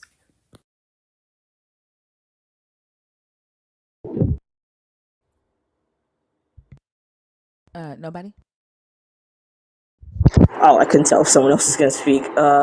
I think there's a little delay for me, but it's also like it does kind of trick people who could just like they could just be genuinely good people, but like they've bought into this idea that there's something greater that they have to work for that's not on this earth. So they really just pull back any like most of the time it's critical thinking, but like they pull back any empathy, they pull back any uh, respect that they would have for people currently right now, and they're like, I'm gonna put all my eggs in the basket of the future, the heaven, the eternal. And it's scary because there's no proof for that, but there's proof that there are people being hurt right now. And then the quickness with which they will say they'll do the harm if God told them, like they don't hear that. It's scary because they don't hear it sometimes. Because I think they think in their minds that they're saying something harmless because they probably wouldn't actually go and harm somebody, right? Like they think that they would never be in a situation where they would actually have to make that decision. So they just say it and they think it's harmless that they're saying it. And they don't realize that in them even being willing to say, "Yep, I would harm this person if God told me to," is their it's putting their priorities on display, if that makes sense. And then, like when they say that they're here for a bigger purpose, they never really say what that bigger purpose is. Have you noticed that? Like they don't.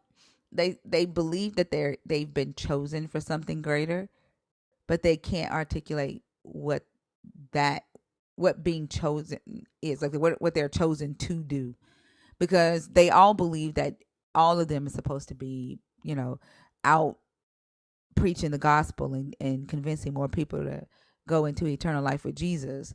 So it can't be that. And I've asked several of them, like, what are you chosen to do? And they can never say what it is. And they're willing to sacrifice the well beings of others to just feel chosen and not actually do chosen work.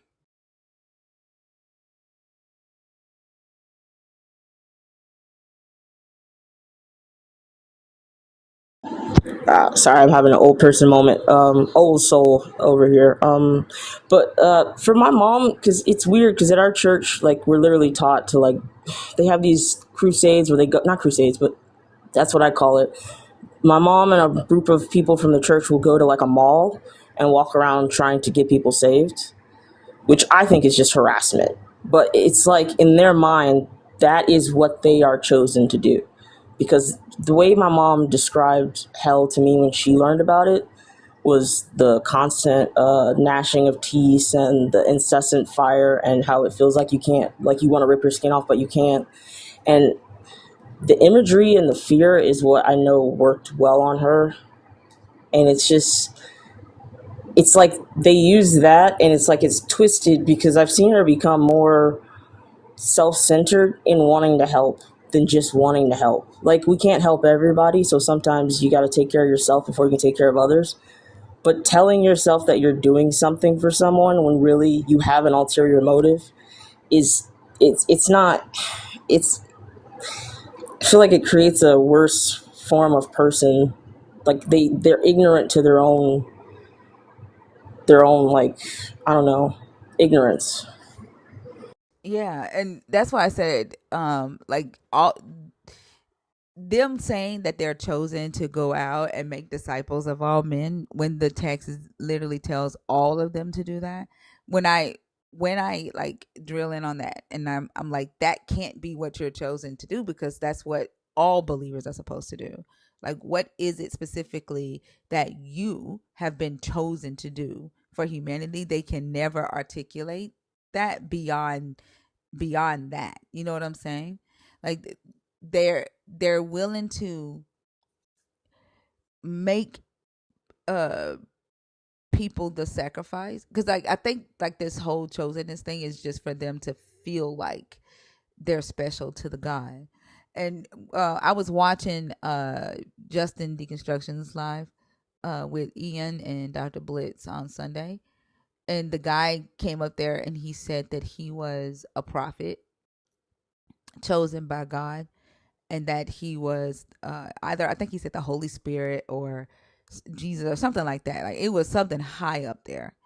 And I had commented and I said, here we go, because they always put themselves in like a really high place in this God's family, or in the cult of the God, and it's because they need to feel special, um, you know, to this God, and they're willing to sacrifice the well-being of other people, look the other way, not pay attention to the suffering that's happening in society, so they can hang on to that chosen status without actually doing anything that represents being chosen.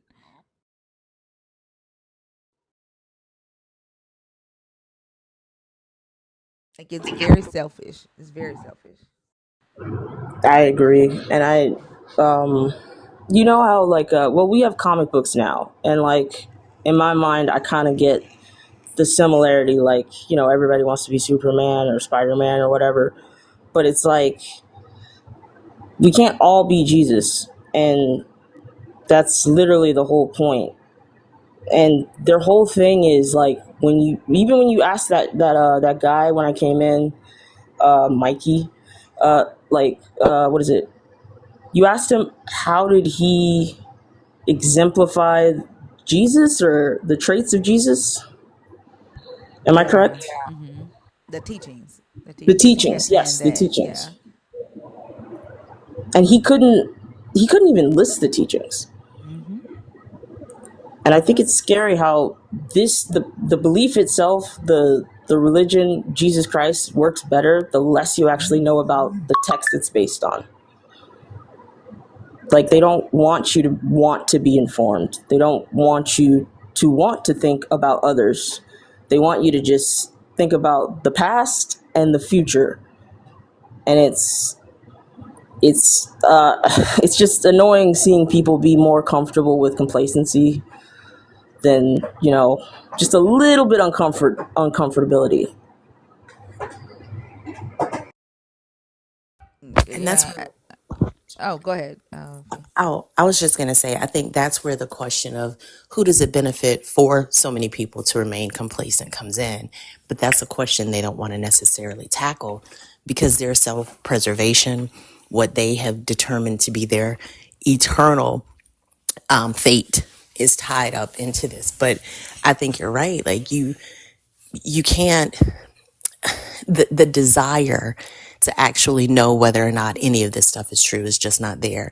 And I think the way that they ensure that that remains the case is to tie that fear and to really embed that fear so deeply into people to the point that they don't even think about whether or not the thing that they fear is even rational or possible or real. That's why I think it's tied to a lot of the selfishness. Like, it puts their selfishness on display. The fact that they don't have a desire to even know if it's true. If they think it's true or believe it's true, they have no desire to learn it, because it's tied to their selfish motivations, and all that matters is that they feel right, like they're following this God, right? It for me, like, it just really puts their selfishness on display.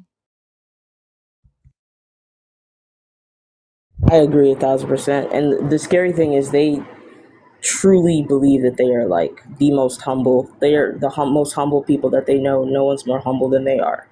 And it's just like, man.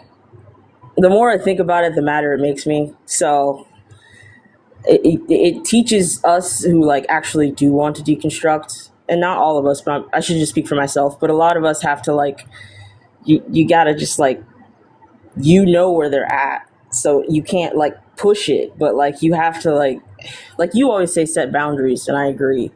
But like with my mom, it's so hard for me to set boundaries, but also the things she says genuinely makes me like concerned, because she said the other day, or I said something, but her response was, we were talking about evolution, and her response to me talking about evolution was she really didn't want to have to teach it.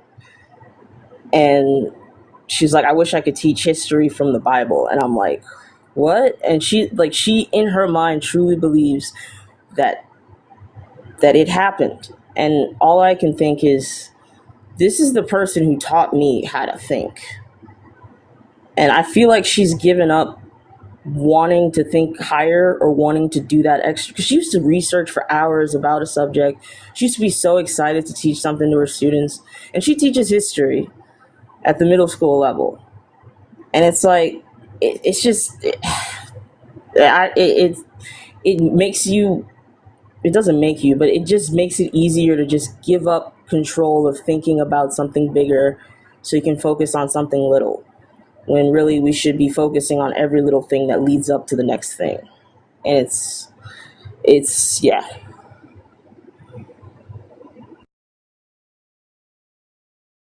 Like I wonder, like, do they ever even allow themselves to, like, if she says she wants to teach history from the Bible, like, does she ha- not think that she's gonna have to like look for this history that she believes is in the Bible and actual history? Like they never allow themselves to do that. Because I was wondering, like, when you said that, my mind started thinking, like, would that even be a good thing? Because it could lead to a good thing, because it's typically what jogs critical thinking. Like, when, if people approached the text from a research perspective and say, okay, let me teach it from a historical perspective and actually, connect it to real history, then you start to find the truth, right?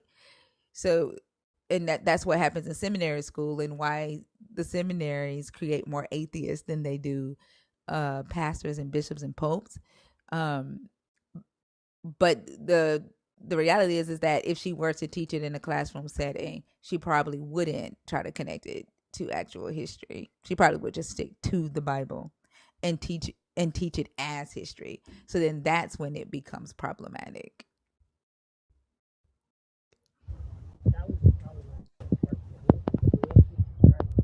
Oh, I can't hear you. There you go.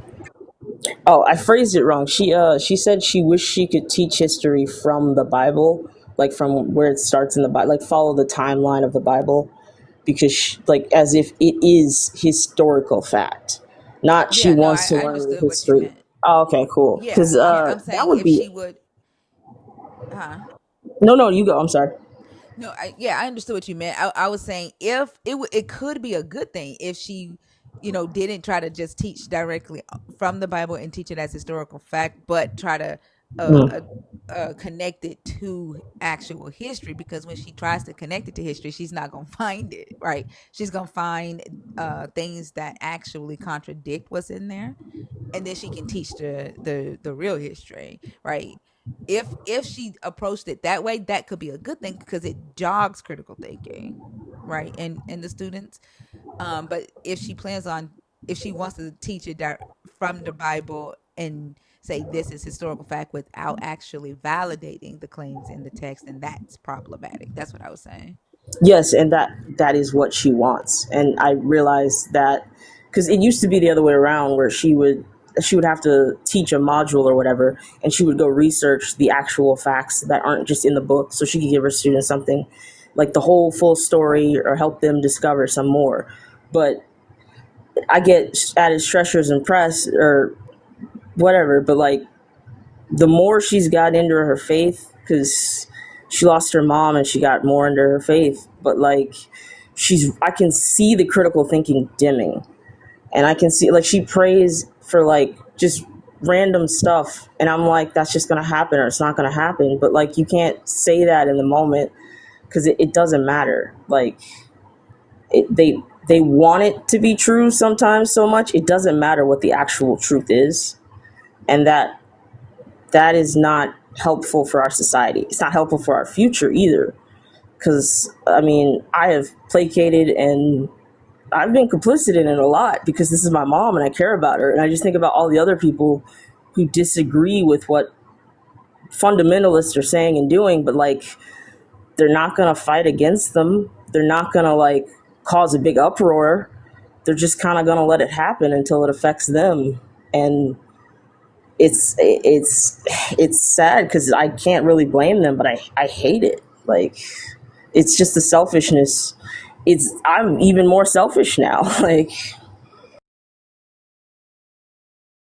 I agree, and I get it. watching your parents sit back and not, be afraid to talk on a thing or call a thing out because they're scared that, they're talking against God's chosen people, or they're waiting on a God to answer their prayers to stop, harmful people from doing harmful things. Um, you're right. Like, they're not going to say anything. And it is frustrating. And like I talk about, my mom, she's very fundamental. She's Pentecostal, but she's evangelical at heart. My my mom is evangelical, and I love the hell out of her. And it's difficult because I know that her whole entire life was only church, only this God, right? Like, she went from, and she said this to me, like, she went from her parents to my dad, and then my dad died, and then she went to my stepdad. She doesn't, and my dad was a pastor, my stepfather is a preacher. So, like, that's all she fucking knows. And knowing that, I kind of look at her not only just as my mom, but also someone that I have to take care of mentally, if that makes sense. But also at the same time be frustrated as hell because her some of the things that she believes are dangerous as fuck and harmful as fuck because of her fear in this God. Yeah, my mom's been like slowly becoming more conservative, which is fine. Like conserve, but more so anti-black than just conservative. Like saying like crazy stuff that I'm like, why would you say that? Like stuff that if you just do like the bare minimum research, it's just a talking point. It's just a trope. It's not valid. But the fact that she would just believe that about her own people, that's pretty powerful. Like, and then I see her as like, I know probably not you, but like I see my mom as a victim because like her Yes. grandma, yeah. Yes. And I don't want to call her that because she's more of a survivor, but she doesn't see herself as a survivor. So it's just, I just want to protect her from the reality of having to accept that the world was so cruel and there's nothing more after this. I think that's scary for a lot of people my mom's age. It's like, this was life and there's nothing after it. That's so messed up. And I And agree, but like, you and that's can't the make up. fucked up thing because they are waiting on that, and yeah, yeah, yeah, Parents, that right? You gotta love them. yeah. I told y'all, like, I can see her right now grab her chest, and she was like, "I know that you're researching." She was like, "But I'm gonna ask, like, whatever you find." She was like, "Don't share it with me." She said, "Because it would break my heart if I learned that what I dedicated my life to, my whole life to, was not real." And she meant that, like, the way she grabbed her heart, like, I, it's, I don't Thinker, think do you nothing think on a can certain replace level that. she know? I think she might, like, for her to say that, it's a possibility. She know that there was a good chance that I was gonna find things that contradicted. And then when we she took us to the cabins on vacation to tell us that she was getting married again, and I was the only one dead set against her getting married. And she took me into the master suite, and this was the first time that I actually saw her as this victim, because she grabbed me and she said, "I don't know how to be alone," like screams at the top of her lungs. She was crying, and that's when she said, "I went from my mom and my dad to your dad." She's like, "I know, that's all I know," like just screaming, and to let me know, like, you've lived life more than me. I Yeah. don't know what you know. And that was the first time that I saw her as somebody that I had to protect. And, like, I've always cared for my mom, right? Like, I've always been the child that they called, and, can you do this? Do you have this? Can you pay this? Blah blah blah. I've always been that, but this is the first time that I've seen her as, it was almost like my child. I don't know how to explain it. like she was somebody that I had to protect. It's like those roles reverse at a certain point. And then I think this belief system kind of accelerates the reversal because of the fact that the people that truly believe in it have even voluntarily admitted to accepting like a childlike mindset. So when that happens, and as you grow older and step into adulthood, and you're like, wait a minute, this does not actually make sense. And then you research and you're like, no, this isn't true. But they're so bought in. They're so, it's that sunken cost fallacy. They don't want to even contemplate that what they've dedicated their lives to could be wrong. Yeah, and then they keep these fucked up beliefs, and it's like you are harming people and you're still harming me. Like, you have to protect the thing that is causing you harm at the same damn time, and it's very contradicting. It's a lot of emotional work. Um and honestly, it takes a very strong individual to be able to separate the two and be that, right, to see that and be that at the same time. And like my mom knows, like I've learned how to say to her, you cannot say those things around me, right? And if you continue, you will not be around me, and still show up for her when she needs it while maintaining that boundary. Does that make sense? Like it took a lot of fucking practice, a lot of arguing, a lot of nights of hurting for me to be able to hone that damn skill. I think your relationship with your mom sounds like mine with my dad, because it was the exact same way. Like, we connected so much on like the nerdy things because he was a reader like me. He loved to, talk about different things and ideas, and we always did that together, but it was within the confines of the belief system. So, the calls that we would have going on for hours about, oh, I read this, did you see this? Those stopped or they started to shift when I started researching and deconstructing. He didn't want to have those conversations. So instead of, actually engaging in the conversation, it would turn into this battle. And it was early in the deconstruction, so I hadn't really like gotten my arsenal together, if you will. And I still didn't know a lot of things. And it ended up being that boundary had to be established. I'm like, I'm not talking to you about this. I don't want to argue with you. It's like, I love you. I don't want to risk our relationship. I don't want to sacrifice our relationship for a belief system. It's not worth it. So we're not going to talk about these things. We can't talk about these things. And it felt stilted. It felt very different than what it was before, but it had to be that in order to preserve any relationship. Because I didn't want to lose definitely my dad was already, getting sick at that time. So I didn't want the little time that he had left to be us beefing about a fucking Jewish carpenter that may or may not have lived. That didn't make any Right. sense to me. But those boundaries are really, really hard to erect. Exactly. And like I had already lost my dad, and I took, like, we didn't have a relationship growing up, my mom and I, but um I didn't want to not have a relationship with her, you know. Um and so like I remember when my daughter came out to me and my mom wanted to talk to her. And she's like, let me talk to her. And I was like, no. And she didn't understand why. Like, she felt like she should have been able to talk to my daughter because that's her granddaughter. And she's just like, um, she didn't want her to go to hell. And I told her, like, I'm your daughter. That's mine. I'm responsible for her mindset. And like, I said no. And you just gonna have to deal with it. And she felt like I disrespected her with that. And that was something that she had to deal with. And I wasn't changing it. Like, you're not about to make my daughter hate herself. You don't get to do that. Good for you. I'm so glad you did that, because, and then I think parents do, especially in that generation. I think my mom may be a little bit older than yours, thinker, but that boomer generation feels like boundaries are disrespect, even boundaries from people who are adults.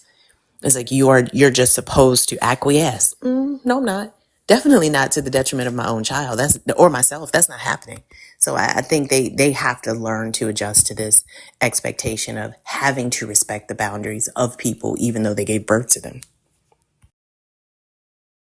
Yep. And that, like, anytime that I would tell her, she would get into the group chat. Like she would get into the group chat and make it about everybody because she wanted to say what she wanted to say to me, but she needed them to have her back, you know. And I got tired of her doing that too. And I just had to tell her, like, at the end of the day, me telling you, like, I'm a grown woman. I had to tell her, like, I'm a grown woman. Me telling you what you can and cannot say to me, what you can and cannot do to me, is not me disrespecting you. You are my mother. I love you. I respect you. Everything that you have given me life, everything that you have done for me growing up, even like when I had cancer, even though we didn't get along, she was there, you know, both motherfucking times she was there. And I tell her, like, I appreciate all of that. I remember when I stayed at her house, she literally said, she said that she said, how do you know God didn't allow you to go through this so that I could help you, right? So I could show you, like, um your life and help you and bring you closer to God. And instead of, like, at that moment I had done so much work. Like, mind you, I'm getting over a fucking hysterectomy. And I just stood there in her kitchen and I just looked at her and I said, well, how do you know I'm not here so that you can see my life? So that you can let go of your God. What did she say? We just, like, I can't even remember her response to it, but like we sat down and we talked, and she told me something. Like, we got into a really deep conversation, and she ended up telling me a bunch of stuff that I promised that I wouldn't share, but um, like that. I think that was the moment that we actually got an understanding of each other to where we respect each other's boundaries. And it took for me to put it back on her and say, like, you think that me going through what I'm going through is your God's way of putting me in your path so that you can teach me your God. But have you thought about it the other way? Right? Have you thought about that I'm here in your house, you're taking care of me so that you can see my life and see how I go through, what I go through. And it literally just made her, like, honestly, like, if anything, I would say that was the moment that she respected me enough to open up on the level that she did. And I think what she told me that day, I don't think she has told any of my brothers and sisters. Yeah. And I think it's that reality that just because just because you have one perspective of a situation, you have to realize that it is just one perspective. So when believers say these things, oh, well, this could be God sending you a message. Well, it also could be just something that's happening. It could be not the message that you think it is. I think what happens if we think about society, like all the stories that we hear as children, the folk tales, um, the little kids, repeatable stories, they always have this moral, but there's always another vantage point to that. And I don't think that as a society we're used to contemplating those alternative vantage points or other morals. And in these conversations, it's almost like this fixed mindset that most parents have about who their children will be or why a situation is happening. And when they filter it through the lens of this God that they think can't be wrong, that is part of this belief system that they absolutely know is the only one right belief system, there is like blinders. That's all they can see. But it is those, when you become the mirror to the person that you're talking to, there's nothing they can do about it. So I can see that definitely being a pivotal moment. I had one like that with my dad when he was talking about how he's like, he would always talk about who I used to be, or how I used to be, what I used to do. Like, you used to be so studious. You were so zealous. You were always talking about God's kingdom and sharing the message and things like this. And I don't know what happened. And I told him, because my dad grew up in the South, right? He didn't graduate from high school. He was crazy intelligent, but he was a black man in the South that was born in the 40s, and he was a product of his environment. And I told him, I was like, you grew up and became who you were. He's like, and I hated it because I did all this and I did all that. I'm like, I get that, Dad, but you did not let us do that. We became who you told us we needed to become. And in the same way that you were able to see something that in this belief system that resonated with you and you made that change, you've got to give me the opportunity to do the same thing. If it's true, I'll come back. If it makes sense, I will absolutely, align myself with it because what I'm searching for is truth. But you've got to give me the space to do that. And when I framed it for him in that way, I think that was the moment that our relationship changed as well. Yeah, because how do you like what do you say to that, right? Like it's the truth. Like especially if you're saying that you have to work out your own soul salvation, what could he say back to that? Don't work out your own soul salvation. Yep. Because he would always present it from a standpoint of like studying and knowing things and researching and doing like going the extra mile. Because with Jehovah's Witnesses, like you have the Watchtower that you studied every Sunday or whatever, but the extra research that you can do in the other publications was always key. But you could never go outside of those publications. So like you're saying, like I'm doing the very thing that you taught me to do. You taught me to research. You taught me to read. You told me that there was value in it. Either there's no value in it or you think that there's something that I shouldn't learn. And it can't, if we're being honest, we've got to pick a side. And it's ultimately that fork in the road that's so uncomfortable for people. But like you were saying, Thinker, your mom got to the point where she was like, whatever you're researching, don't tell me. She made her decision.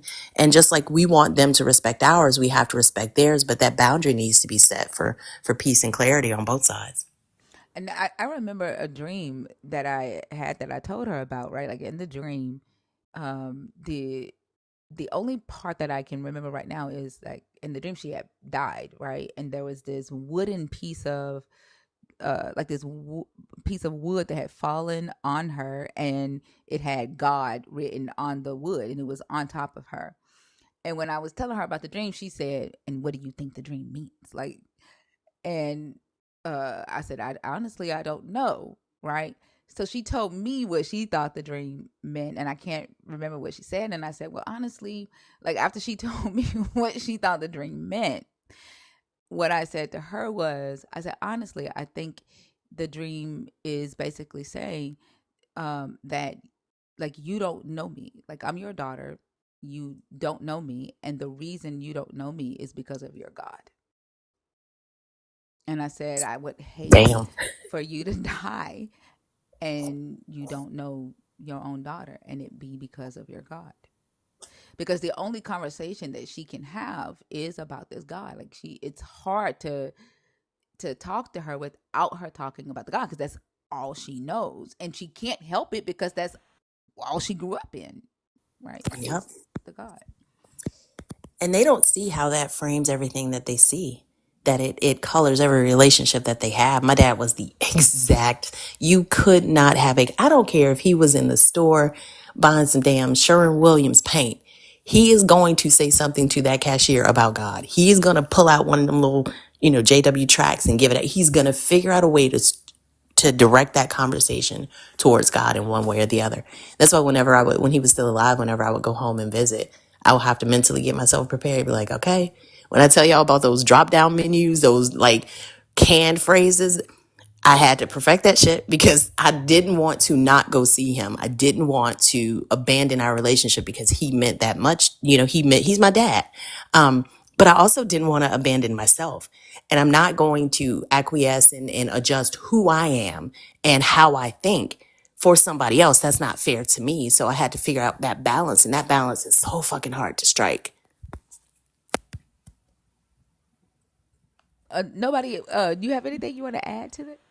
Oh, I was just gonna say, it feels like in a way because I feel like depending on the generation of Gen X boomers, like they weren't really parented; they were more like tolerated.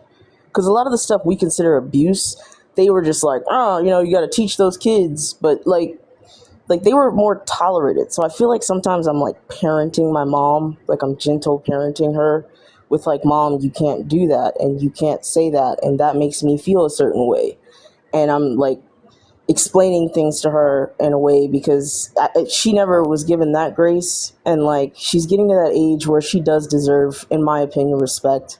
even though I don't think stupid people can get old too.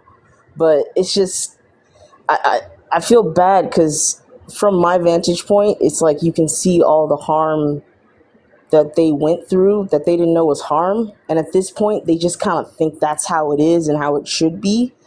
And it's like if we just put a third of the amount of time, attention, or money that we put into religion, into mental health, education, just self care, just giving people time to themselves, basic needs, people could actually like develop past this thought of everything is so terrible here. There has to be something else. But instead of like fixing what's here, they just want to focus on getting to the good part.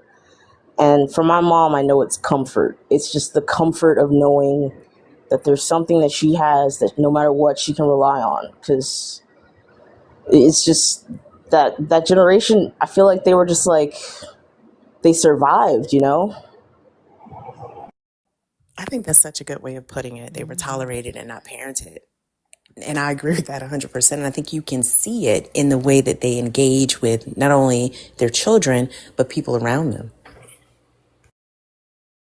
Yep. And then the whole gentle parenting your parents thing. Like, and it made me think too about um like this is the fact that we are gentle parenting our parents and we're saying, hey, like this cannot carry forward, right?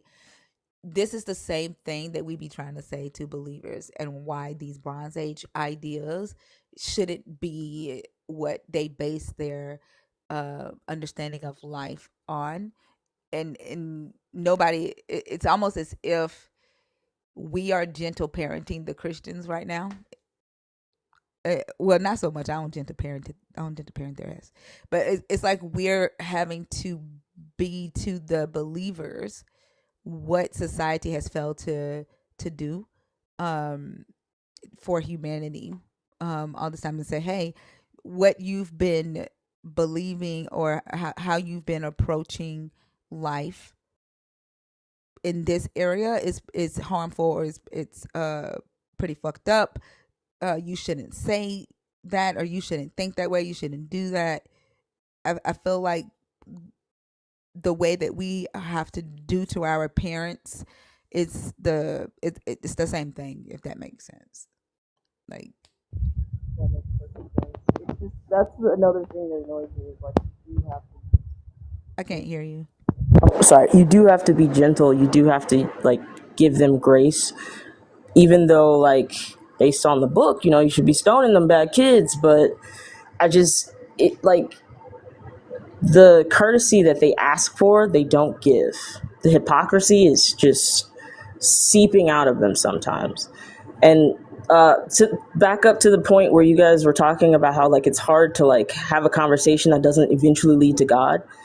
It's also hard to have a conversation where like if it's hard to have a conversation sometimes like because my mom will say something that's like harmful, and I can tell is a talking point almost ripped right out of Fox, and I'll be like just the simple question of why. And if I say why more than once or twice, eventually she'll be like, I don't want to argue with you, I just want to say. And it's like she already had this talking point in her head that she wants to ramble off like it was the truth. And I'm questioning how she came to this being the truth. And she doesn't care about that. She just wants to say the thing. And that you can kind of see the similarities in that throughout like our general culture right now. Yep. That, and that's why I say like the gentle parenting with me don't work, because for me, like I the only thing it seems like that worked for them, because critical thinking isn't how they got there, right? It helps me to understand how they got to their thought, but they don't give a damn how they got to their thought. The only thing that they care about is the thing that they said. And so I just attack the thing that they said, right? And that's why I'd be like, that shit is harmful as fuck. Do you realize what the impact of what you just said is going to it causes to the people that if you were to go out in society and spread that thought, do you know how that's going to impact people in this way? Um, because you're right, they don't care about why they said a thing or how they got to, like, whether if the thing that they're saying is true. Like, they don't care about any of that. The only thing that I think that for some of them, not even all of them, because I don't think that we'll be able to even get all of them to see the impact of the beliefs that they hold and how they actually affect society, which is why this topic right here matters to me so much, because it's what you are, what the beliefs that you're holding, what you're thinking, what you're saying, how you're carrying those forward into society and what that impact is. And I think focusing on that when she says the harmful things and painting that picture for her and showing her how she's contributing to that harm, it will probably be the more beneficial thing to do with her than walking her through, now tell me why you think that. Tell me, like, you know what I'm saying? And I think Yeah.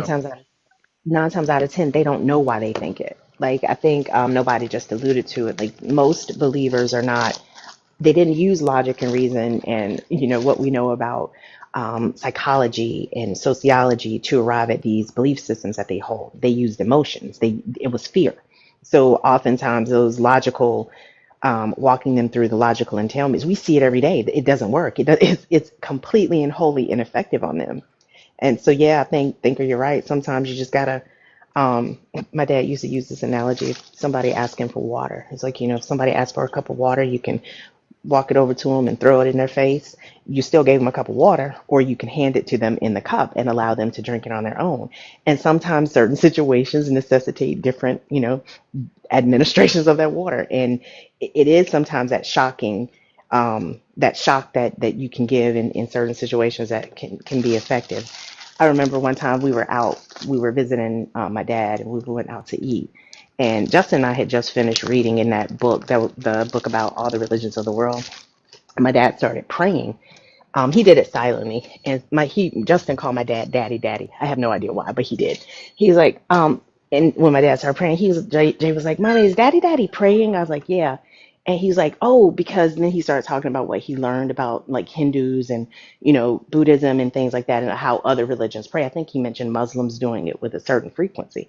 And the way my dad looked at me, like he was about to grow a second head out of his neck, and he looked at me like I had done something terrible. And I was like, "Why are you looking at me like that?" He was like, "Why are you teaching that boy about all those false religions?" I was like, "Do you think knowing that a thing exists means that you adopt that thing?" And he just looked at me. I'm like, "If you want," I said, "just like I told you about you becoming who you were and me needing to understand and research and find out, it's like Justin has a right to do the same thing." I'm like, "If Hmm. you think you hold the right religion, then he'll eventually get there if it makes sense to him." I was like, "But you can't expect me to shield him from all the things that I'm telling him is wrong without explaining to him what they do." I said, if it's about information, then we shouldn't fear it. And I mean, it's those, I think, strategic, like, let me give you a mirror real quick, because this is the entailment of what you're saying, but they oftentimes don't want to do that. And like, if they some of I agree, they don't want to do that, and some of them just outright do not care. Like, Yep. reading the YouTube comments right now, some of them are like, "Oh, this is rubbish." Like, they don't want to hear how they themselves affect humanity, because they don't care. There's no actual expectation for them to be good humans, right? For some of them, this belief is um a a cult, in a excuse for them to just be horrible individuals and not have a conscience. um there are some people who genuinely do give a fuck, right? uh how they look to this God and how they look to society as a Christian. And so that same um shame that they use to draw people into the cult, that's the same shame that I use to get them to even look at themselves and to give a damn about themselves, right? So Yeah. that they make that shift, that mindset shift. So if you drag their asses to reality, right? And which is why sometimes I'm really aggressive with the harmful shit that they say. I don't approach racism, homophobia, misogyny from a kind place. I don't have the patience for it. And so like I will get aggressive with it and I will drag their asses to modern day and all but like put their face in it and say, this is you. Do you see how you are affecting this? You know what I'm saying? And then there are people who actually give a damn about how they show up in society and they make that adjustment.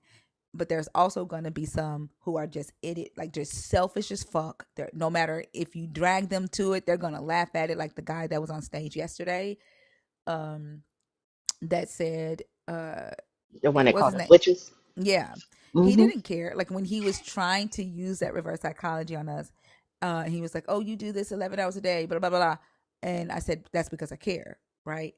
I care about what your belief system is doing to society. I want you to, stop harming people. Your belief system is doing this."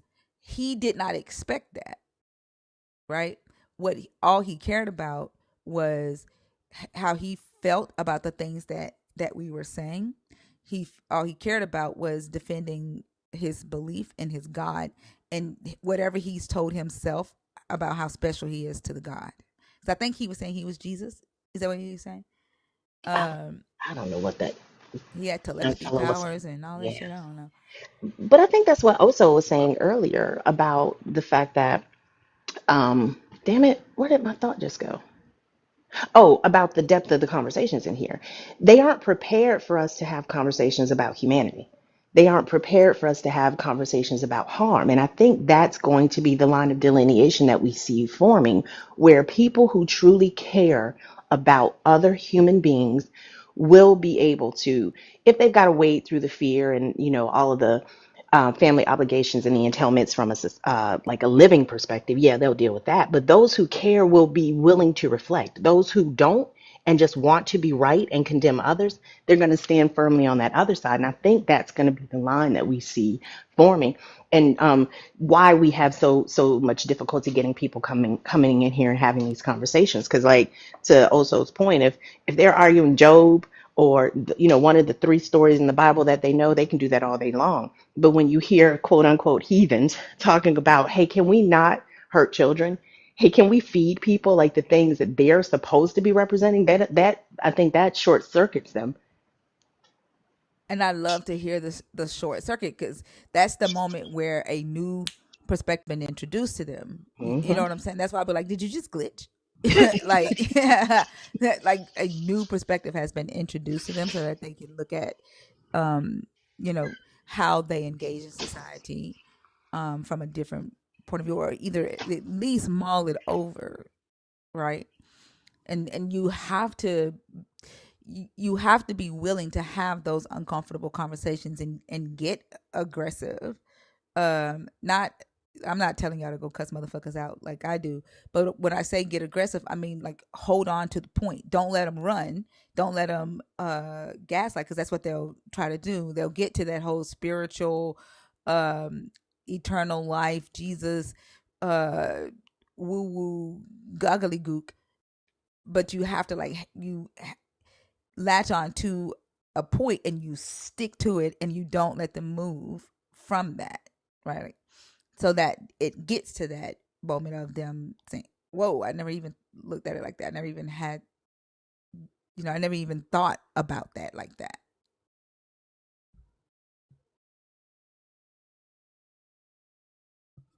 It's easier to do that with people who aren't my mom, but with my mom, I just see this person who, and that's the thing. Another reason why Jesus Christ is the worst thing that ever happened to humanity.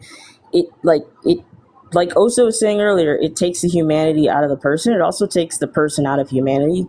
Like, we all want like community. We all want us to want each other, but like it's so divisive, and it's so like you barely even notice how it's divisive until you're in it.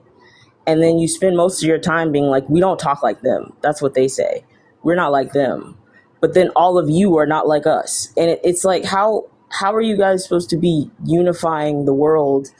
And it's just it hurts because like that's why a lot of people stay in the church or don't try to look deeper, or if they do feel those questions, those inklings, they just kind of bury them or find some apologetic. It's just I would rather have community and know that I have this than to like venture out. And it's really heartbreaking. Like the people who have to what is it when you stop talking to you, they have to cut off their parents. Like it's heartbreaking, but like Excommunicate. what'd you say? I'm sorry. When they're excommunicated? Yes, but it's completely understandable. Like I haven't had to do that to anyone, but I completely understand. Like this is someone that you loved and was entrusted with loving you that hurt you, and like you just can't be around them. And like you could want worse, like God would want worse, but like they just did the mature thing and separated themselves. And I just feel like the Bible would teach you to like hold on to that person, to force that relationship. Christ would want you to bring that back, but sometimes the healthiest thing doesn't feel the best. And I'm sorry. Go ahead. no, you're good. You're good. I was gonna say, like, I feel like it's a double-edged sword, and a part of what makes it abusive, right? Because one, they do talk about how the church and the religion gives them community, but a lot of them are harmed in the church, which is why they have this church hurt weapon that they can use, because the very place, the very community that they're clinging onto out of tradition is the thing that creates their hurt.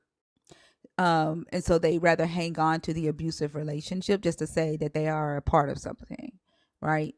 And then um I was gonna say the oh my god, the I had 2 points, and the second point had to do with, oh my god, it still has to do with the whole the excommunicating thing. Like, this is the second part of the double-edged sword, because they will excommunicate someone that don't accept their belief system if they feel like it's affecting or going against what they believe. So they'll excommunicate in a minute, but then turn around and make you feel guilty, right? If you have to set boundaries to keep yourself in a place of peace and sanity, because they won't stop crossing your boundaries. So it's a very toxic community. Um, it's a toxic community with a toxic community. It's a toxic community with community as a toxic weapon. Does that make sense? Yeah, I always thought that was like one of the strongest weapons was the community. Because even if you don't know anybody, if you go to a church, you can at least make some surface level connections. Yeah, yeah. The very thing that's keeping you there as a, as a safety net is also used. It's there for you to use as a weapon for somebody else, and it's there to be used as a weapon against you. That's the crazy thing. Like you were saying earlier about how there are some people who are like, well, I don't know if this is what you were saying, but I see, nice, that was my cat. I see some people are like, they hold these harmful beliefs in a certain way, or they just have these negative feelings, and then they use the Bible or God or whatever to justify it. And then other people, obviously this happens to be in the religion that they follow. But it's like those ones who like have those harmful beliefs or have toxic personalities or whatever, like they're protected. Like they don't ever have to change or grow as long as they have a community that will accept them. And it feels like the community is quick to excommunicate victims and protect predators, but never the other way around. Hmm. Yep, absolutely.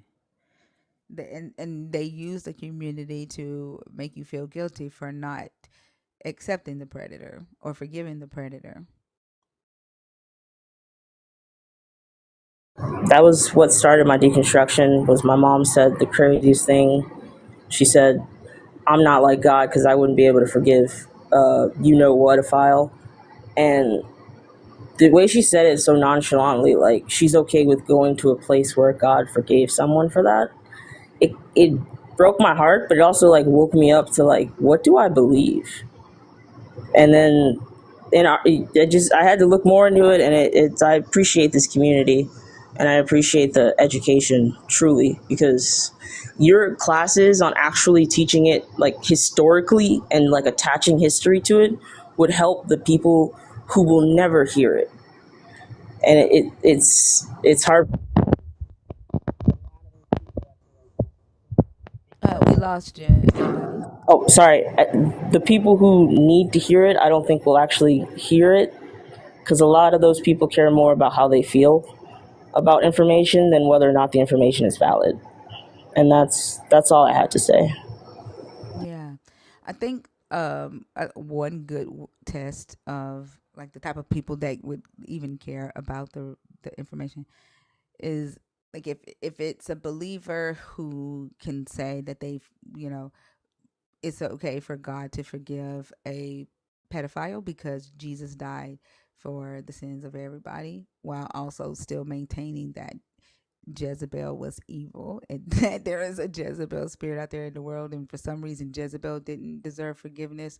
That person does not give a damn about any type of research, and it won't be able to change their mind at all, because you think that someone who harmed children is more dangerous than a woman who didn't obey her husband, and therefore it, it like no amount of information is going to help you see the entailments of your belief system. I always think it's very generous of you to say their logical train of thought, because sometimes it just feels like they're regurgitating the next talking point. It like it feels like conversational training wheels for some people. Like they don't know how to like have an actual conversation, but they know all the cliches and all the things and all the yeah. Yep. Yep, I agree. Well, that's all. Thank you guys so much. Have a wonderful day. Thank you, nobody. That was a great conversation. I appreciate you for coming out. This your first time on stage? No, this is like my third. I used to Oh, be okay. Public Enemy. Oh, okay. Okay. All right. Thank you for coming up. All right, thank you. Bye. All right, bye.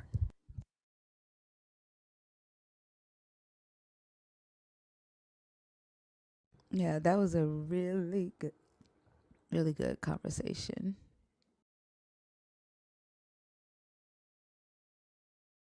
I love hearing people in the. Can y'all hear me okay? Hmm. Okay. I love hearing people like in the younger generations, like kind of waking up to, like this isn't making much sense to me.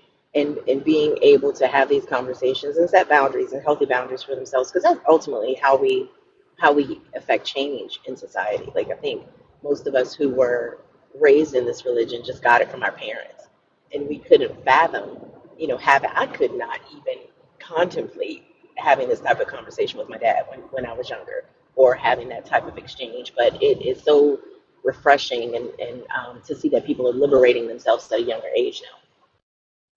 Yeah, like think about like when the religion was given to us, or the teachings were given to us. It was just given to us and never discussed with us, um, to help us see how it actually affects our life outside of you can pray and ask God to bless you, right? Like outside of prayer, the religion was not given to us for us to even discuss how it affects our modern world. Yep.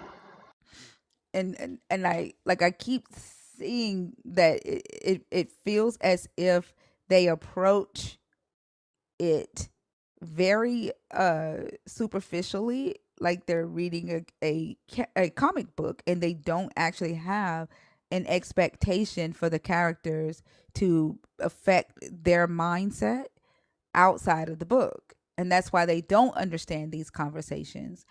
They don't hear themselves, and I keep going back to the Jezebel thing, because I think that it, outside of it demonizing women and demonizing, being used to demonize black women, it's it literally is the mindset, right? Like you saying that, oh, she Jezebel is wicked because she killed the prophets of God, and you don't have the wherewithal to say, okay, what does that mean? She killed the prophets of God.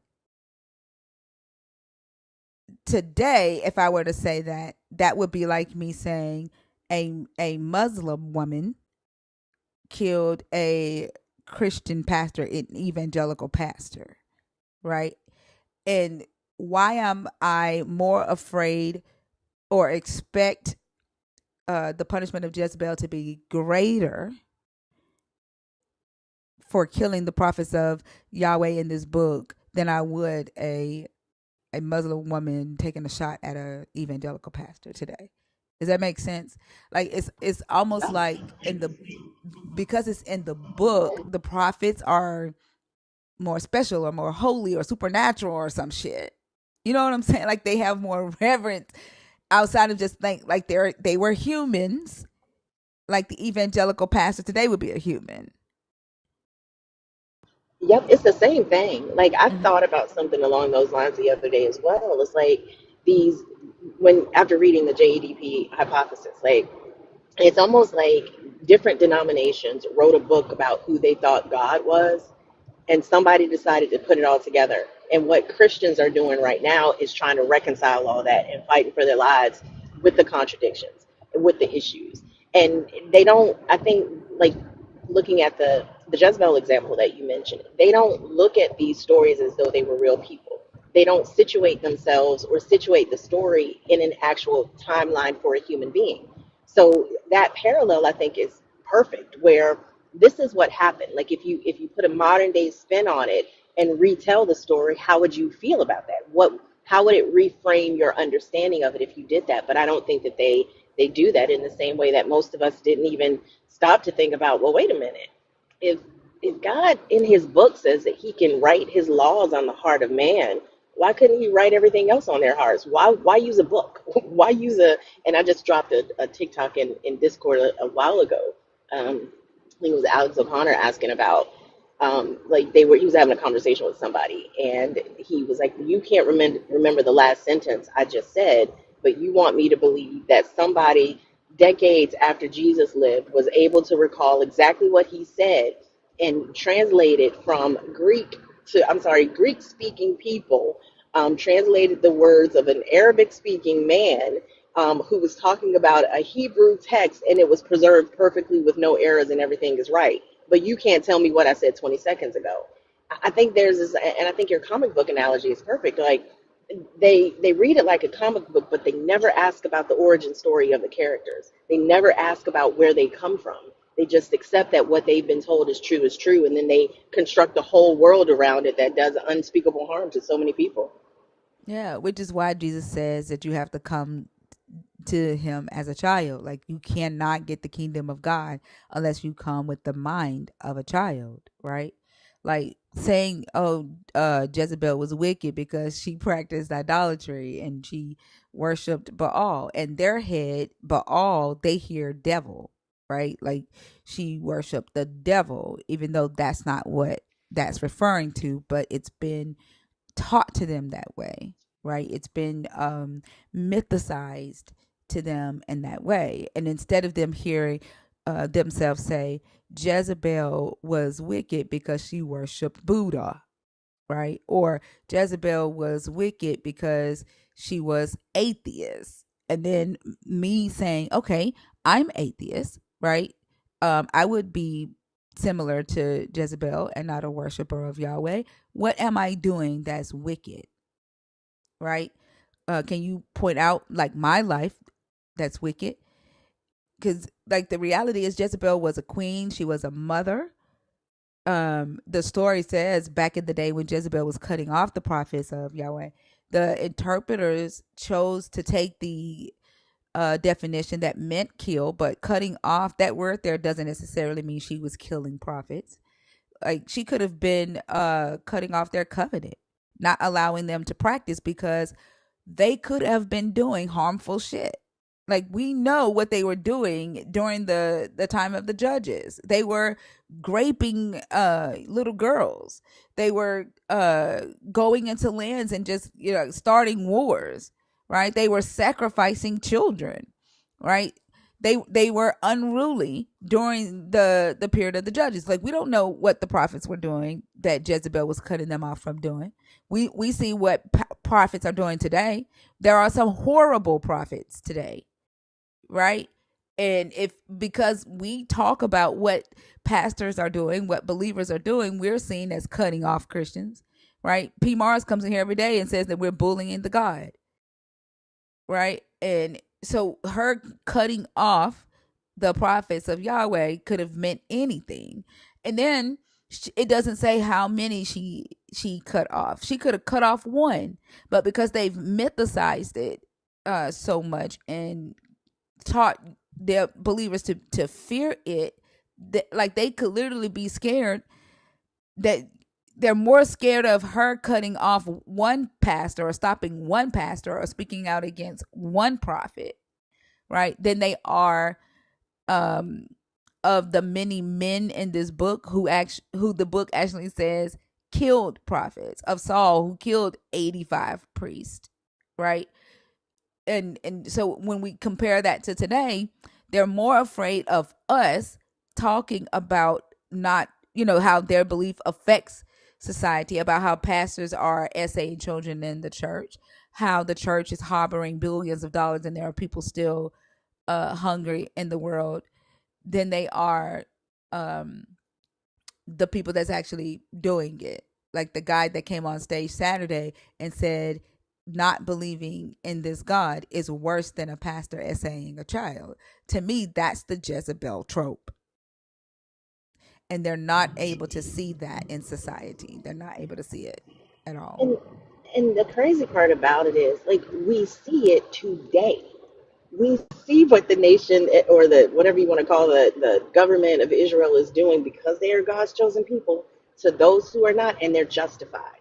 Well, what did they do? Well, they did this. Like they're spinning the narrative in real life, and we know it as Black people. We know that what we learned about our ancestors in history does not tell the whole story.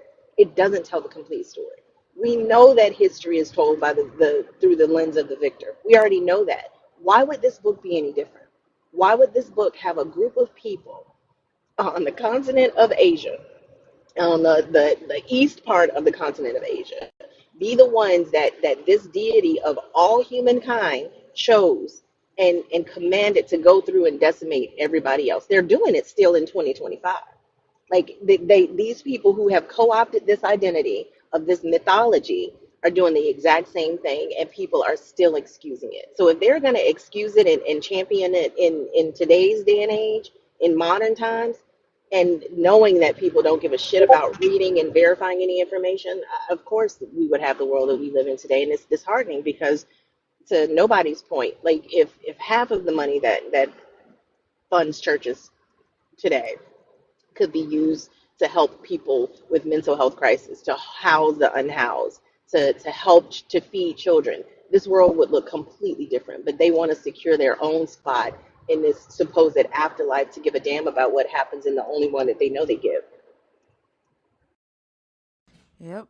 Hold on for a second. I know y'all ain't nag me about resetting that gift goal in the chat and then didn't do anything. That's why I didn't say it, y'all. I'm honestly I'm cool, but like I know y'all didn't tag me like crazy to reset it and then let it sit there. And then think her in the comments, just follow Jesus. Everything we just talked about, like all of the layers of things we discussed, they come up with just follow Jesus. Because they're not listening. All they actually care about um is defending the God. Like they'll sit here and they'll listen to everything that we're saying, right? And it'll go in one ear and out the other because they have no expectation to actually be a decent human. That I guarantee you, this person here only cares about the belief system because he's a man. And it Oh yeah. tells thank you Gaga, thank y'all. No, I was joking because y'all kept tagging me to reset the gift goal, and then didn't do nothing. But I guarantee you that person only cares about what it does, the benefits that he get from the belief. He don't actually care about the morality or, you know, proving that Jesus works at all. That's because their idea of Jesus working is how it works for them, and they don't give a shit what it does to other people. Like as long as it is Jesus keeps their engine running, fuck what's coming out of the exhaust. They don't care. Like it don't give a shit who's breathing that. And I think that's the selfish nature of any belief system that's going to tie your eventuality to something like this, and it's just so damaging. But they don't hear it.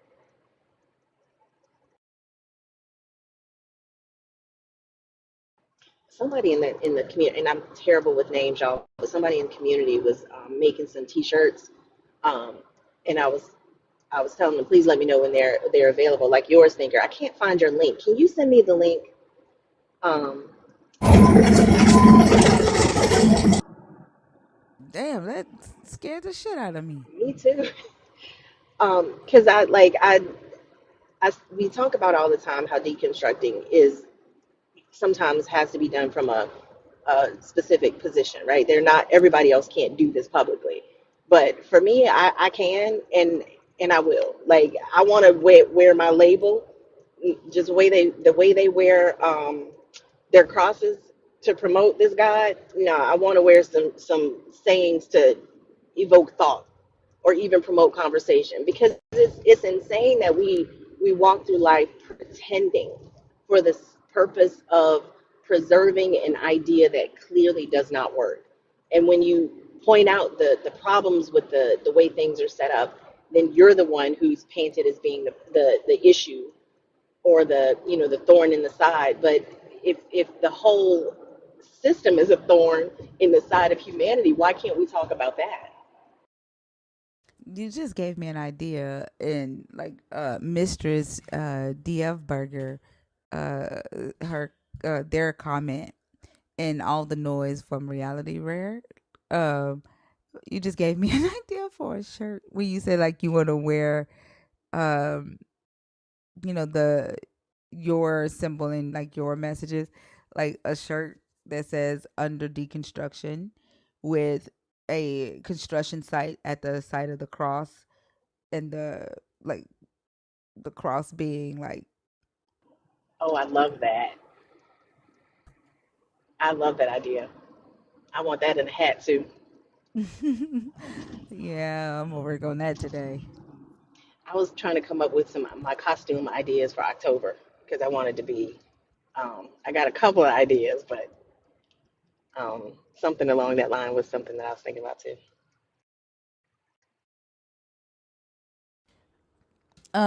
Reality is rare.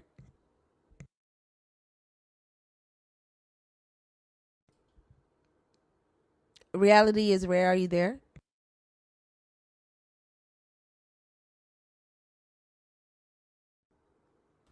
Okay, I ain't trying to come off the okay, I'll take you down. Ooh, I couldn't even say. I couldn't even do it like my normal. Okay, no worries. Have a go. I had to get you off stage, friend. It was loud. He sounded like he was under construction, literally. Yeah. That's why I say his background, like it's like it all happened at the same time. Like his background noise, and then you said what you said, and then I saw DF's comment, and I'm like, ooh, yeah, like I could see it right, like the vision just happened, just like that. Oh, sorry, you have to request again. I didn't know if you were going to connect or not. So if you actually requested, can you send your request again to the person that was just on stage?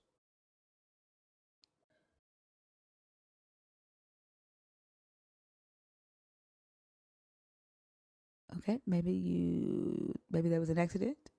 To the nerds that are in the box in the request, are you there on purpose or accident? Sincere the Brick Kid. I don't. I don't think that is Sincere.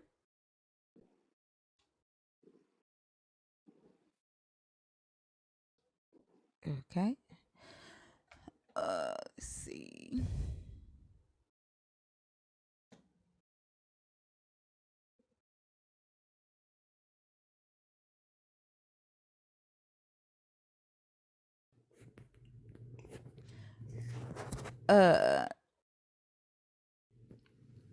Uh, Brandon Nesbitt.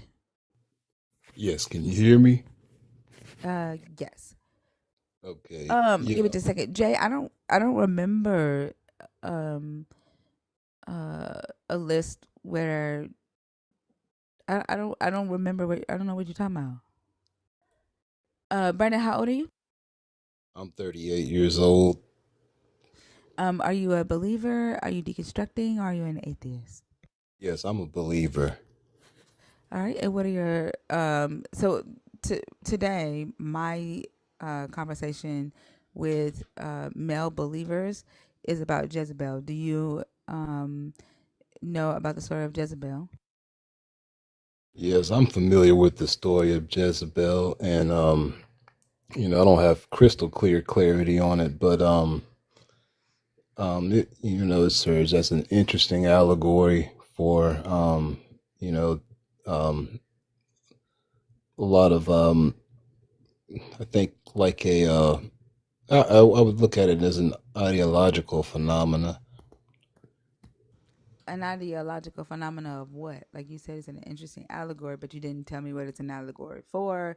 You didn't tell me what it's an ideological phenomena of. Like, Well, being more precise in my, I would say it's an ideological phenomenon which tends to deal with a story about a woman and her effect on a large, basically milieu of society. And, she was a very powerful woman and she had an overextending reach into, the uh, the people in her, under her control, and she was, a very bad person, obviously, and um, she had a, what the things that she did affected her whole community. So yeah, can you the tell me a little bit things. more about that? Like, you said that she had an overarching effect on on her society. Yeah. Um, yeah, like what? Right? Like, what were you said she was a very bad person, right? Like, what Right. did she do that was very bad? You said the things that she did. Like, can you be more specific? Yeah, sure. The things that she did that were what we would, as society, would deem as bad, which would violate our morals and ethics, would be her, I think, her sexual impropriety, and the you know what, the story is, I hadn't read that thing in like 10 years, but Yeah, I think don't go she into the story. Just list the things that she did and the effect that she had on her society. okay, the We'll go things. into the story. I just need you to give me the list. Okay, so we'll make just a little short, concise list. Her list was sexual impropriety. She was manipulative. She was, she lied. She thinks she did commit murders, and I'm sorry, but I have a very vacuous memory of what she did. I didn't see anything in the title that was related to Jezebel, so I really didn't have that But prepared. you have an I idea don't have any about notes You prepared haven't, about. yeah, but you have an idea about Jezebel. Um, like normally when I talk to people about the story of Jezebel, they say she was idolatrous. Idolatrous? Now, I that could be right or wrong. I'm not sure. I'm not, like I said, my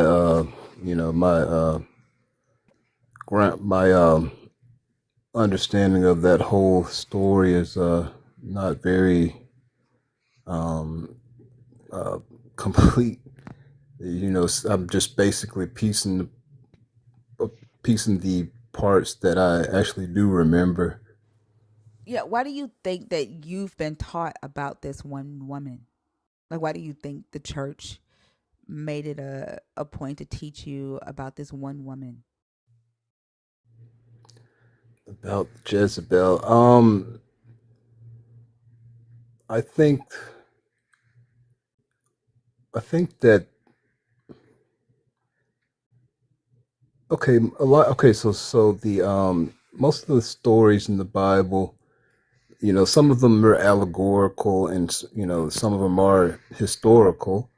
But I think that they use that to dissuade people into making bad choices versus good choices. You And think the story of Jezebel is needed to teach you about making bad choices versus good choices? And that's the only story in the Bible that does that? well, no, I would that would be a false dichotomy if we just Yeah, so assumed I'm that. asking, yeah, right. I'm asking, why do you think the church makes it a point to teach about this specific woman, Jezebel? This specific woman, oh, Yeah. she was a prominent leader in her society, and she had a lot of sexual impropriety, and as we know historically, women in those positions who are very beautiful have, a huge effect on society, and you know, um, as yeah, I'll just say that right now. Like, I are you trying to I don't say want to. that, hold on, are you trying to say that when you say she had sexual impropriety and she had an effect on society, are you saying that because she had sex, she made other people have sex in her society? Like, what are you trying to say? I'm confused. What does her sexual impropriety have to do with her effect on society? Or her beauty for that matter. Okay. Well, yeah, okay. Well, beauty we know that has a huge effect on society. We can look In at what the way, though, is what I'm relevant trying to find out. literature on the JAMA website, or the National Library of Medicine.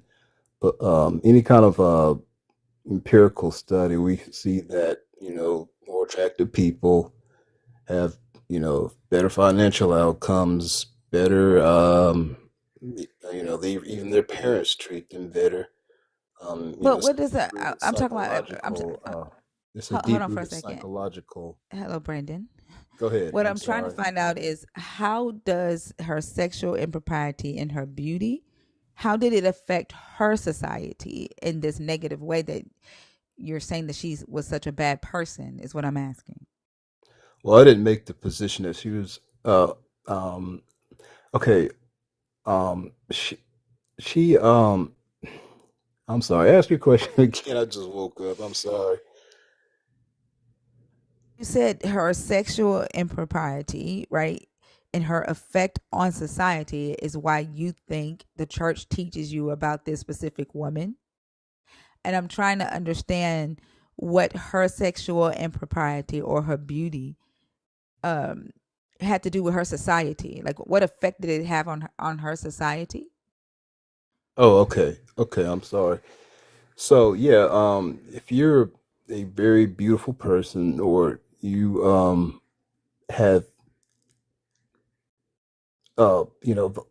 we can look at the science on you know the deleterious effects of sexual impropriety on various societies. We we couldn't say that it would be good, right? Um, you know, rising STD rates, the psychological implications. Um, we can't You're saying say that. because she was a woman in power, she had sex, she then caused other people in her society to have sex, and therefore they started getting the STDs. Well, no, I didn't make the position that she said that she caused other people to have sex. What does Jezebel's sexual impropriety have to do with the society Jezebel lived in? What how why was that bad? That like if Jezebel had sexual impropriety, what made that bad for Jezebel and her society is what I'm asking.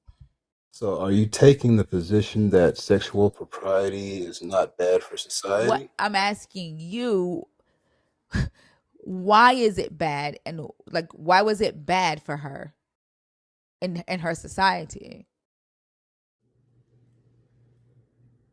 Well, I mean, as a consequence of sexual impropriety, it would have deleterious effects on society, right?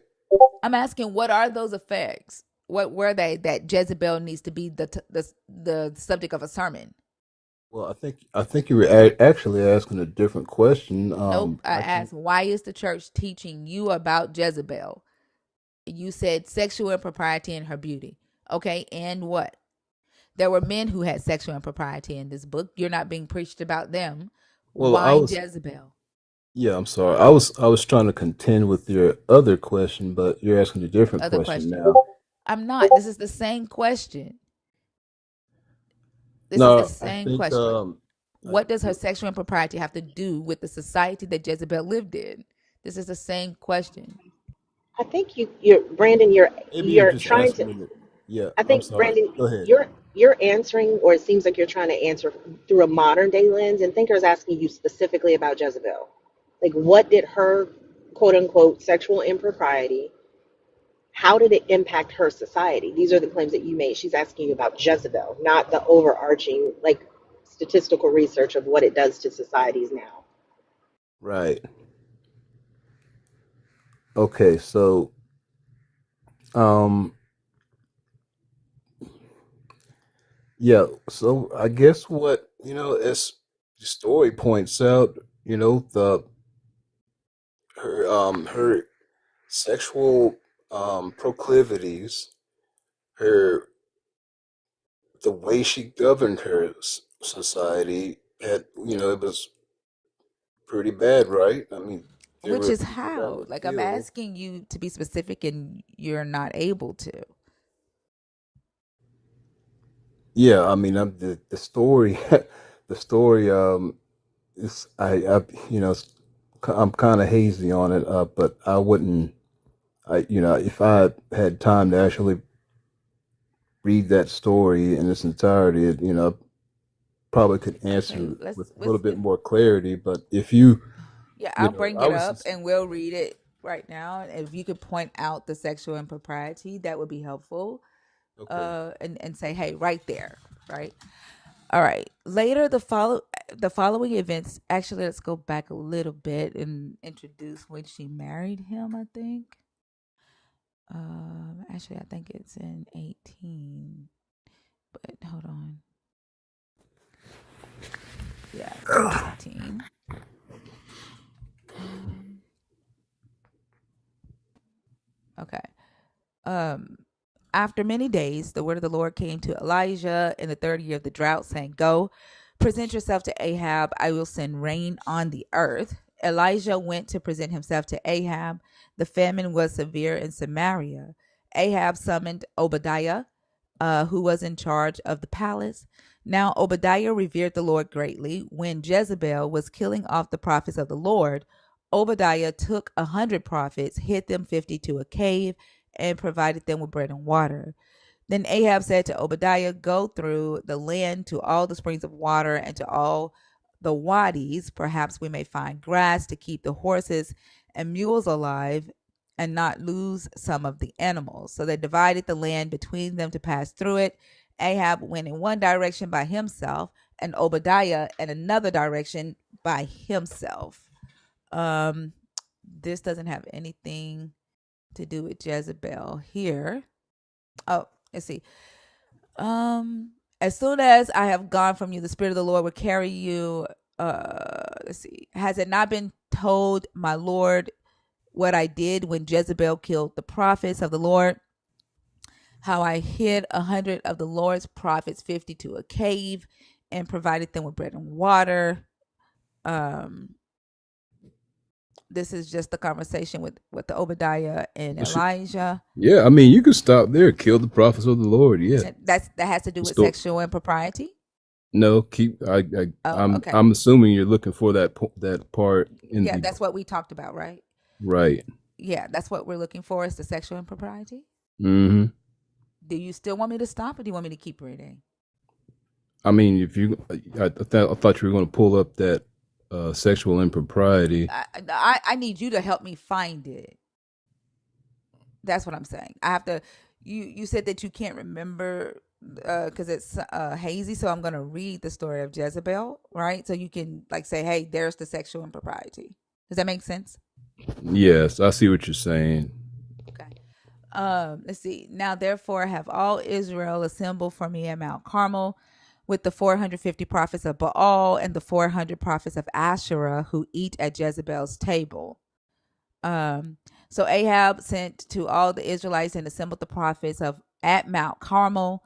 Elijah then came near to all the people. Are you there, Brandon? Sorry. Hello. Mm-hmm. When you leave the app, like when you go to another app, Oh. it takes you off of this one. So I Oh, don't know okay. if I'm you're sorry. I listening didn't or know I was this. This is the first time I've ever. I think I've been on TikTok like 10 times in my life. I'm such a Luddite, but I was just trying to find some relevant data to um contend with. I don't. This story's. I'd like to. Uh, relevant data more relevant than the Bible itself? well, yeah. I mean, What's I more you know I could relevant pull than up the a Bible Bible? from my app too. Why would you need to do that when it's on the screen? Well, I Like, mean, if what's you're more looking at one relevant? part of the Bible, then I'm I can reading look at the another. story. But how? If I'm reading the story because you don't know it, I know it. I'm trying to find the points that you brought up and you were doing something else.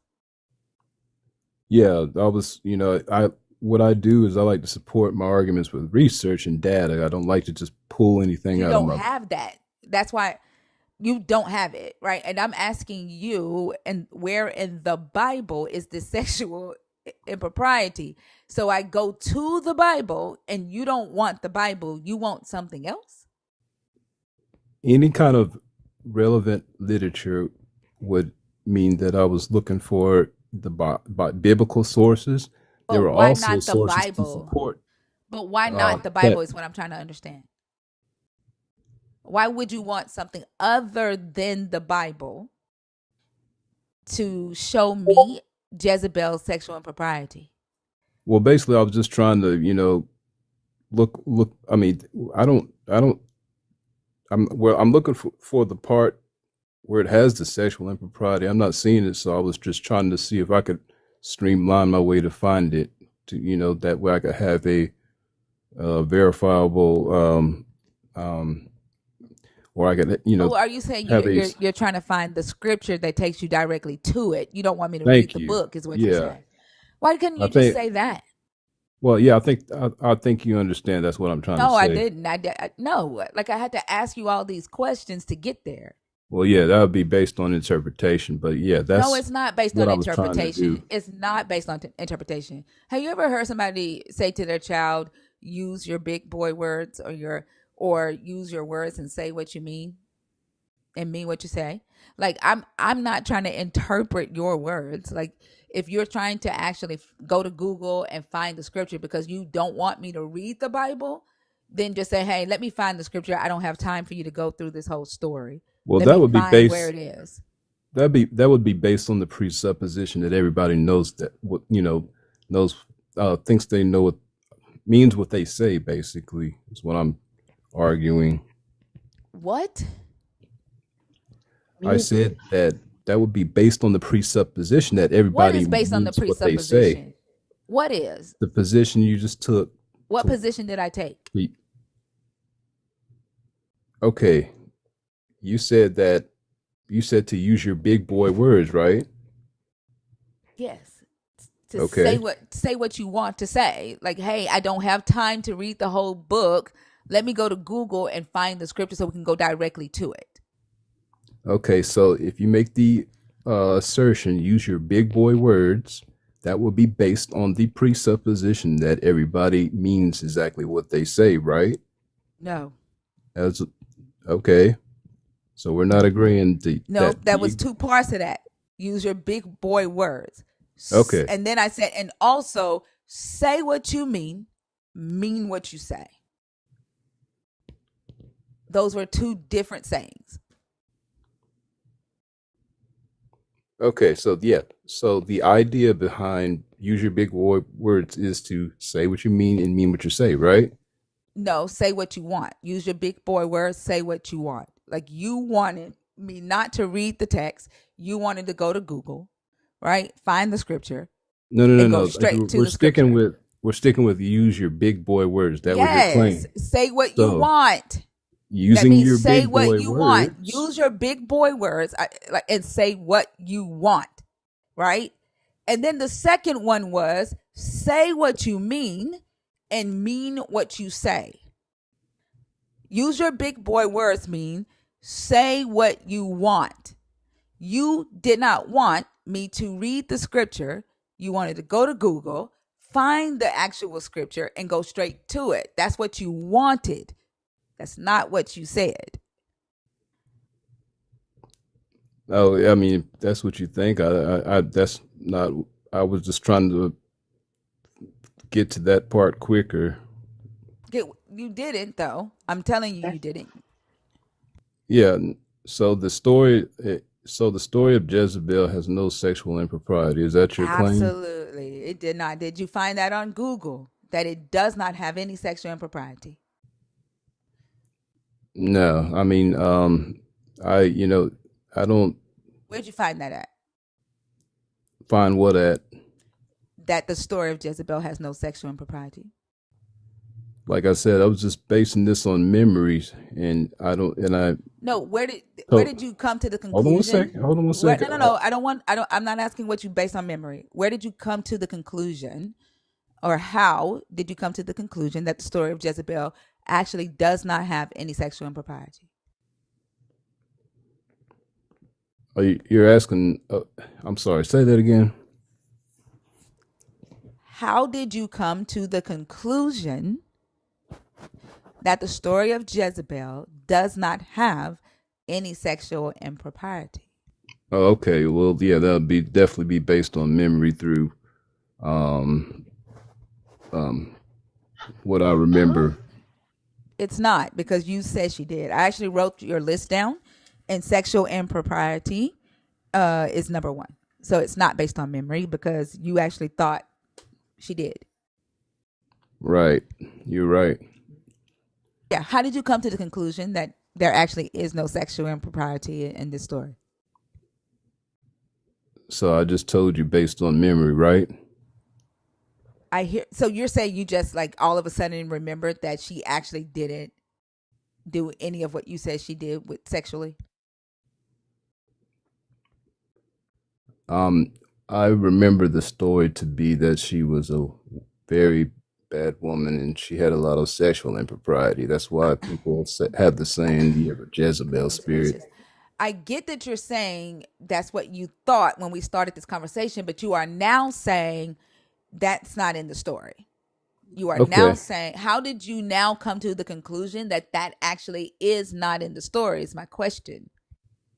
Well, you're asking a different question now. Oh, it's not. It's the same question. Okay, ma'am. What I'm gonna do is we can have a little a little bit better debate. Nope. On the the topic. Nope. Excuse me. No. Nope. No. No. You want to have a debate? No, I don't debate. I'm not debating you. That's exactly what you're doing. I'm not. You're addressing my claim. You're an interlocutor. No, I'm not. I'm not debating you. You literally are, No, I'm Why not. why did you call her an interlocutor? because that's a person that takes a part of the debate. If you have a I'm claim on a not doing that position, though. What position did I take? An you took interlocutor is a person who asks a question. Also, what position did I take?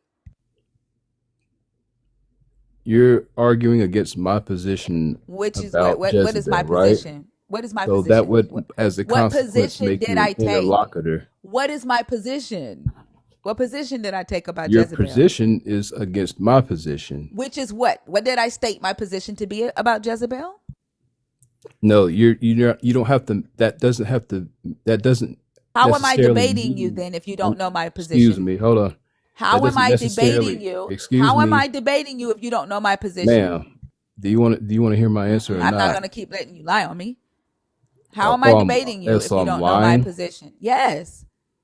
You don't know my position. I haven't stated a position. I'm Your not debating okay. you. I stated your position. Your position is What is against it? mine, right? Which is what?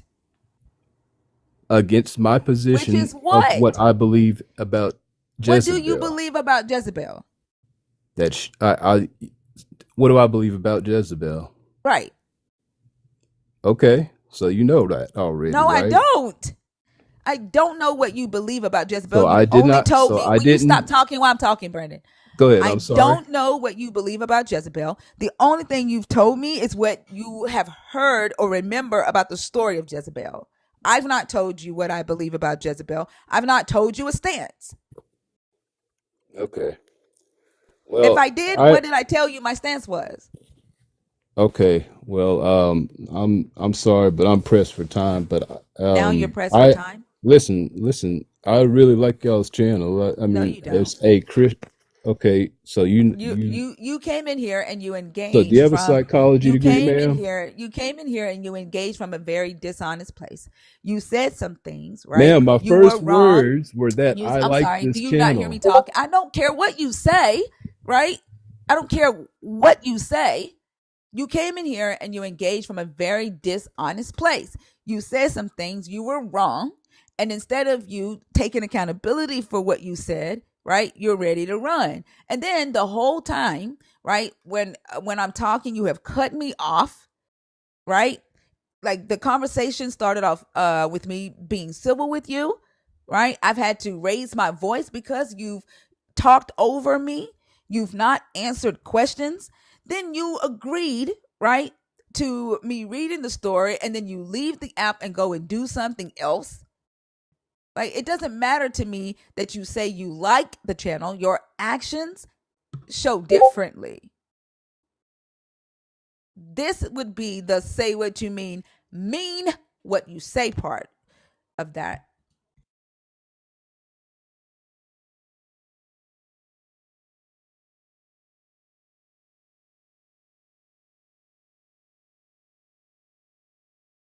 You're on mute.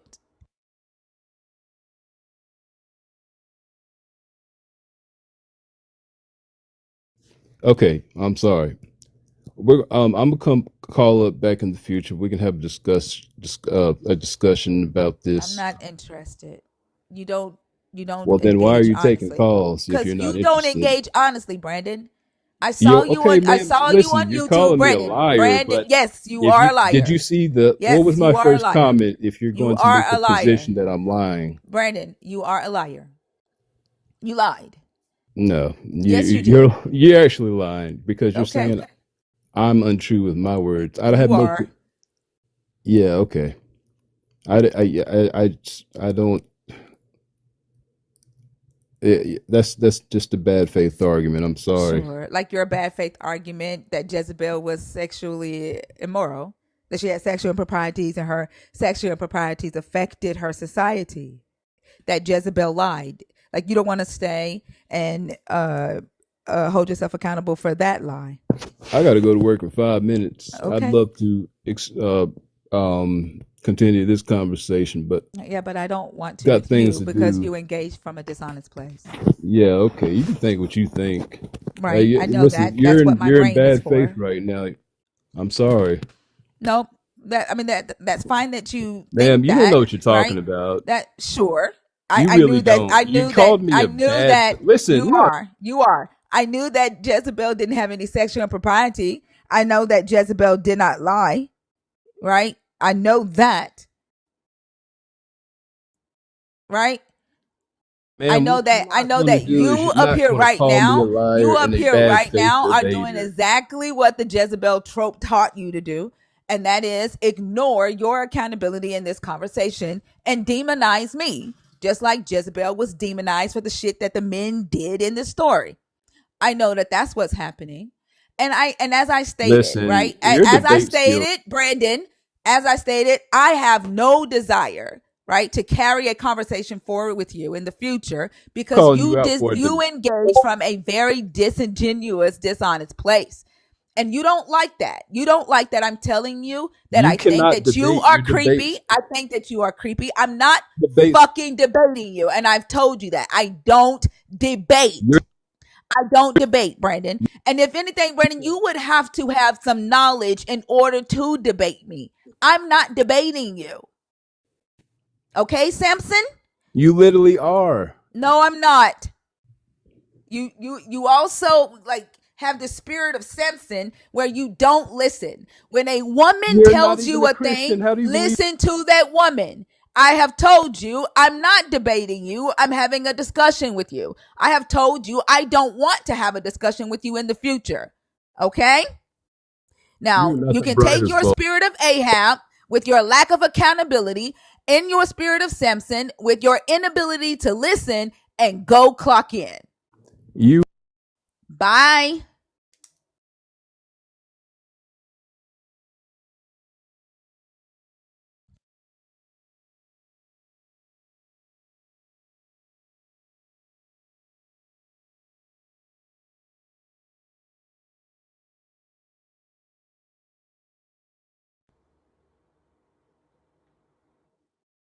Oh no, Oso has to be asleep right now because he would have jumped on that dude after sentence number one. I'm surprised we don't hear him go though. Somebody called it out earlier. Oh, he was snoring? He Somebody was in the purring? comments said I didn't hear it though. Oh, he's up. He just said he was muted. He said he was the one muting him. Oh, okay. That was dishonest as fuck. From the beginning. And unnecessarily dishonest. You know what I'm saying? Yep. He could have just said, I don't remember the story. But to just straight up lie and then be mad when you call him on that lie, they are so very dishonest. And then turned around and started demonizing me, saying that I was the one lying. I was the one engaging in bad faith. That is the Jezebel trope. Like literally, Yep. he executed it on stage and then turned into Samson on top of that. It's natural for them to just lie to protect their position. They don't care if it's consistent. And he knows it too. You could tell he knew he was being dishonest.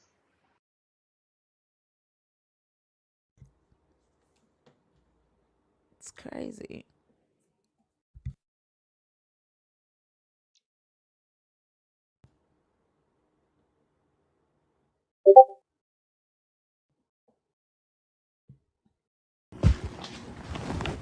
Raphael? Here making my coffee, going to work, and you're in my pocket.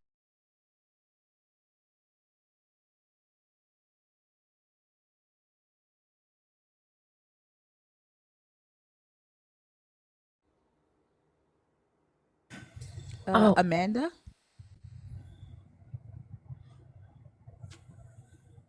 Amanda? I saw you in the Amanda. I can't talk to you through chat. Like if you're gonna be on stage, you have to be on stage. I cannot talk to you through chat. Like why did you request if you're gonna talk to me through chat? how do I do it? How do you do what? Oh, I'm sorry. I didn't even. I don't know what I'm doing. This is my first time doing. Oh, did you request up on purpose or accident? No, I accidentally did. I'm sorry. Oh, okay. I'll take you down. Have a good day. Okay. You too.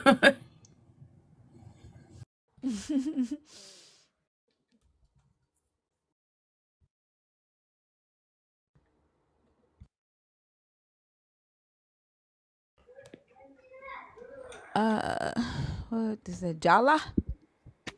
Allah? Yes, yes, my Oh, are yes, you Muslim? yes. Okay, this conversation is about Christianity. Okay, the God of Christianity. I'm gonna take you down. Have a good day. Okay. Okay, All right. thank you. Mm-hmm.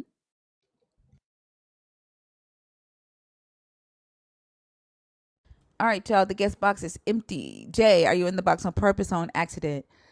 If you are a male or a woman Christian who subscribe to the Jezebel trope, the Jezebel story, and you want to come and talk about the Jezebel story, the guest box is open.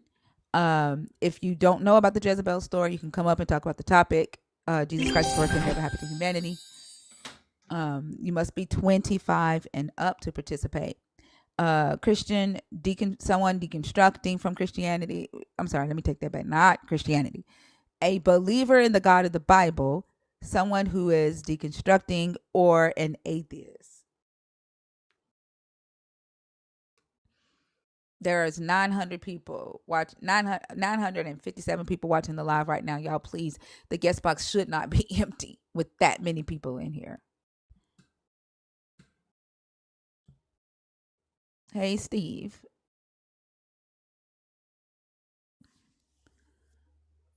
Mm.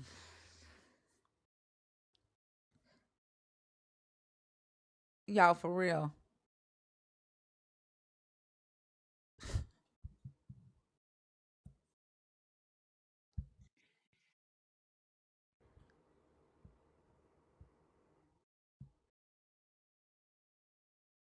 950 people out of 950 people. There isn't one.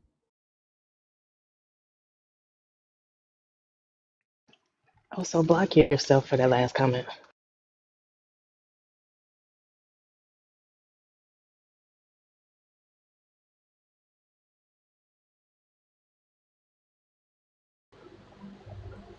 If you are afraid to question publicly, do it from a backup account. Nobody has to know it's you. Um, Rank funny. Hello, Hi, how are you? I'm doing very well. How old are you? 18. Can't be up here. Gotta be 25. Okay. Have a good day, y'all. 25 and up, and you older ones, don't let the 18-year-olds show you up. Like they'll come up here at the drop of a hat. But if you worried about family friends seeing you on a deconstruction live, do it from a backup. Uh, like pray for yourself, Unc Aura. Like stop fucking forcing your bullshit spilling over on everybody. Like nobody wants your infected ass prayers. And then like on top of that, like you know how many times you've typed that shit in the chat? Like I feel like the only reason why you keep typing it is because you want it to be offensive. Like you have a persecution kink or some shit.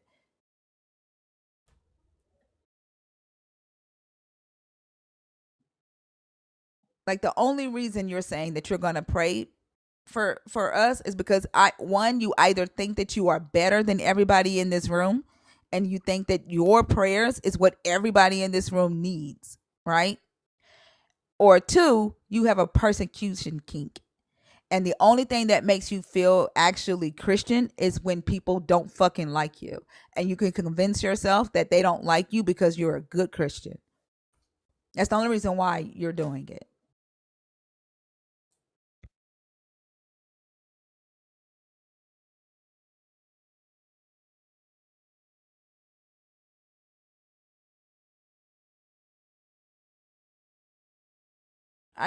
I know you do. Like that's the only thing that makes you feel like that you're actually doing something for your God. Um Neanderthal. Yep. Can you How hear old are me? you? Late Yes. 50s. Are you a believer, deconstructing, or an atheist? A believer. All right, the story of Jezebel. Are you familiar with it? I just came up to ask a couple of questions, I actually. don't. I don't. I nope. I don't do that. You don't answer questions? I do There not. were questions to you, actually. I do not answer questions. Who else would the questions be to, though? Like, that was a weird clarification to make.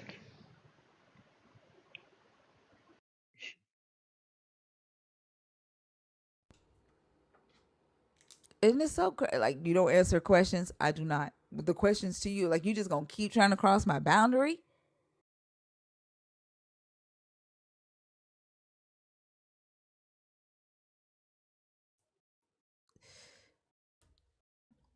Run from what, dumbass?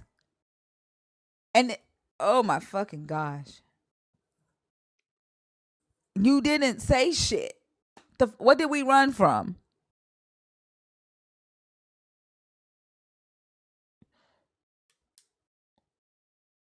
Fear of what?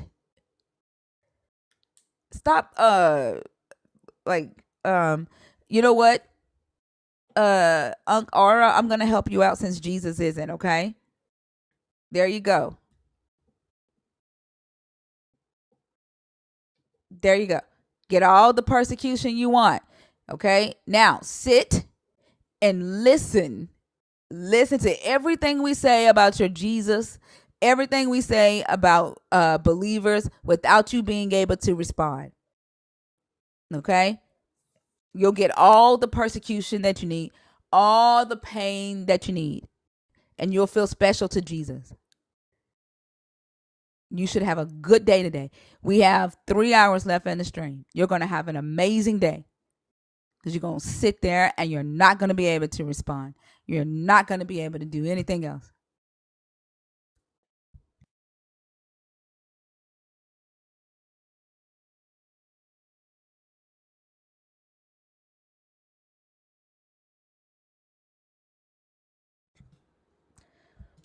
All right, y'all. The guest box is empty.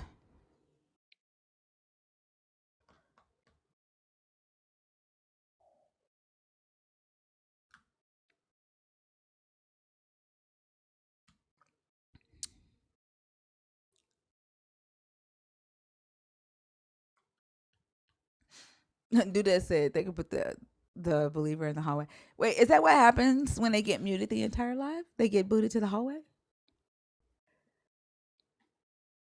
Is that what happens? Like they get Nah, stuck in the Oh. they in here, but the chat box just said they can't type. They can't click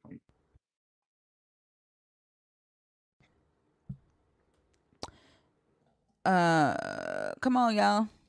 25 and up. You don't have to like I would rather talk about Jezebel or Delilah. We can even talk about Delilah. I would rather talk about Jezebel though. And why y'all want to hang on to the Jezebel trope. Prophet Michael Calloway, you want to come up instead of, typing in the chat?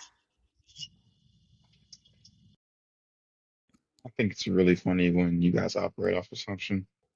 It shows how dumb you think we are. It Who? really What they is. say? You talk He about says, being wasn't even responsible. his real name. The letter J didn't exist back then.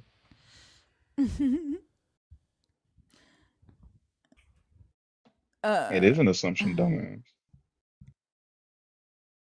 like what exactly is it that you think changes about the fact that Jay didn't exist?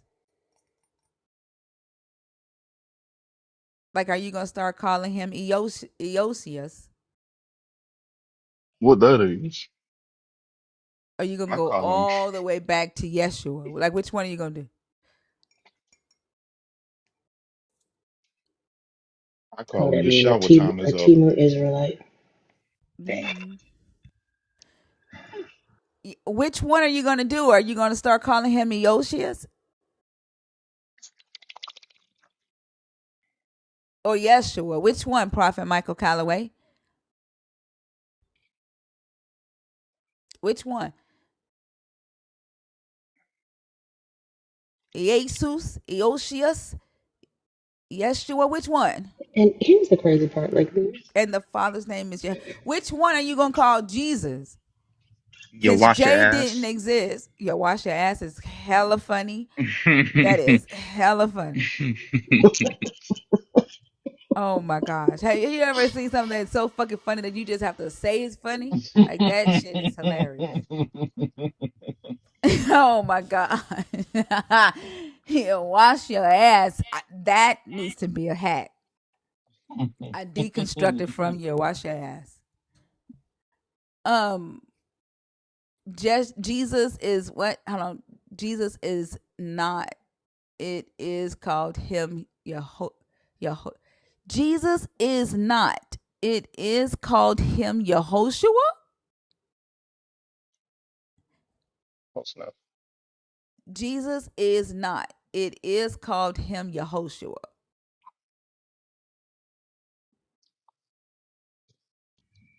I don't know what that means. He didn't wash his ass. You know what I mean? Is That's what that means. He talk like somebody who don't wash their ass, who take a bath every Thursday. It's back to about scripture. He was not big on cleanliness.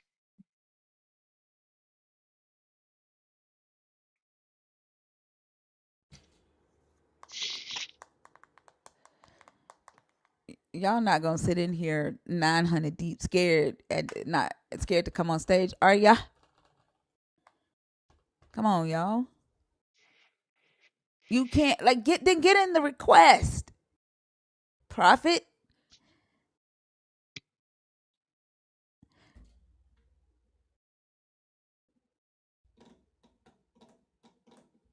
The funny thing is the picture that he's standing in front of, smiling so big about, says Mr. Jesus Christ Gang.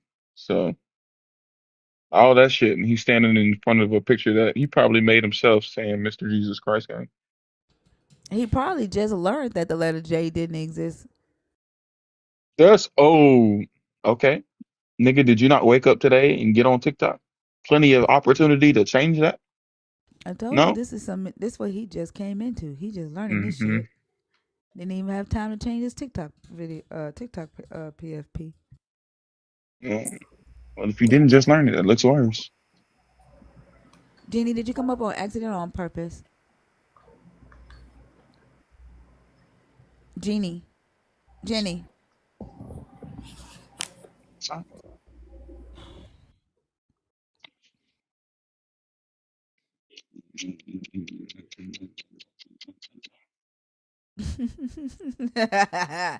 That biblical said that's Forrest, girl. Mhm. Wait, that biblical. Do you have another account, or is somebody using your profile picture? Hold on. Wait, He might have somebody. just changed his name recently. Back to diabolical. Okay, what was it? What did he change it to?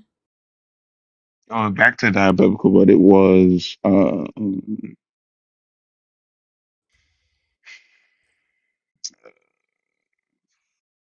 was it? I know it was like and nothing beats also a while you're Jeff the look, Holiday. yeah, I think that was nothing beats a Jeff the Holiday. Ain't nobody Yo, do talking y'all about your realize ass, how? Prophet Karn. What you say, feet?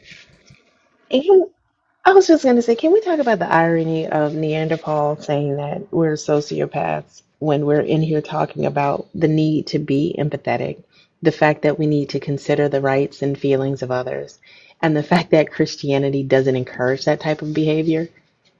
And the reason that he says that we are psychopaths is because he stopped being one because of Jesus. Like, that's just the weirdest thing to me. These people are not unwell. I mean, these people are not well, and I think Jesus makes them even more unwell.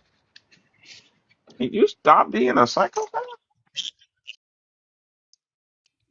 Also, I mean, it's the fact that technically he not is a a clinical prophet. diagnosis. He is a prophet who's claiming a thing. Like he's claiming that he can back up everything that he's saying, but he's also hiding out in the comments. Uh-oh. like Elijah was hiding out in the cave because he's a prophet on the run from Jezebel. Uh-oh. And what he's actually scared of is not that Jezebel is going to kill him, but he's scared of Jezebel proving him wrong and proving that Uh-oh. he is a false prophet. Like, He's can we scared of point her out eternal that spirit. irony? Huh? He's scared of her eternal spirit and omnipresence. Hmm. The crazy thing is, like, they don't even realize that they've made Jezebel into an eternal spirit, like, into this omnipresent spirit that can do the same thing their God can do. Right. And I would beg to argue that they actually have more faith in the Jezebel spirit to affect a person than they do their God. Uh, yeah, that's true. Because if they thought that their God could do anything, they cast Jezebel out and be able to get away with doing whatever they want to on this stage. Yeah. Jezebel is causing women to ruin men's lives all around the globe every day, and they have proof of it. They'll argue that shit down, but their God, like, mm-mm, it ain't his responsibility to feed hungry children. It ain't his responsibility to stop people from essaying children or stop women from getting raped, to stop police officers from uh beating up unarmed men or killing unarmed men. That's not their God's responsibility. They have to make excuses for why the world don't see the impact of their God possessing the believers. But they don't have to make excuses for Jezebel's spirit because Jezebel does what they say Jezebel does. They don't have to make excuses for the devil's spirit because the devil does what they say the devil does. Oh, he's saying Yahweh inhabited the spirit of Ahab. Huh? Lord, I guess that's saying that the spirit of Ahab inhabited Yahweh. Wait, he said the spirit of Ahab inhabited Yahweh? The I'm not the saying other the way spirit around? of Ahab. That's what I'm saying. From the example, it seems like the spirit of Yahweh or the spirit of Ahab is inhabiting Yahweh. What do you mean? He ain't doing nothing. He got all these children that need shit. He's suffering from indecision up there, not doing a damn thing. Meanwhile, Jezebel making it happen, Cap. Oh, yeah. Okay, I see what you're saying. Listen, I thought you were saying somebody in the comments said that. I was like, they P Mars in it up in this motherfucker. yo. He got the dumbest one. Yeah, yeah, you gotta be pretty dumb to say that. And I mean it.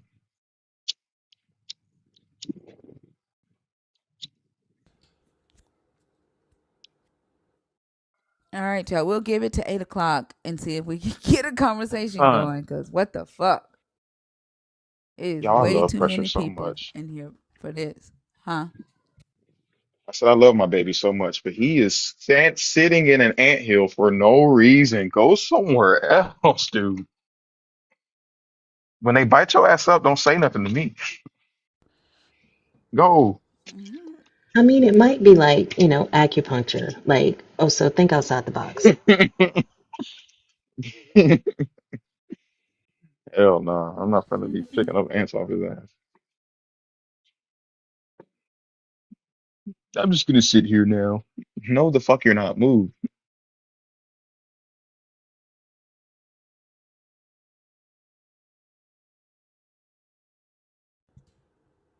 Do we really have 868 atheists in here or non-believers in here outside of Prophet Michael Calloway? Is the prophet in the cave the only believer that we have in here? Why did he say why he's not coming up? Mm-mm. I think he doesn't have enough followers. Somebody said he only had one follower or no That followers. that's irrelevant. You can send them because we can send them an invite to come up. So that ain't the problem. Oh, oh, okay. Then I don't know why he's not coming up. Let me guess, you gotta go to work in 5 minutes. You gotta clock in 5 minutes.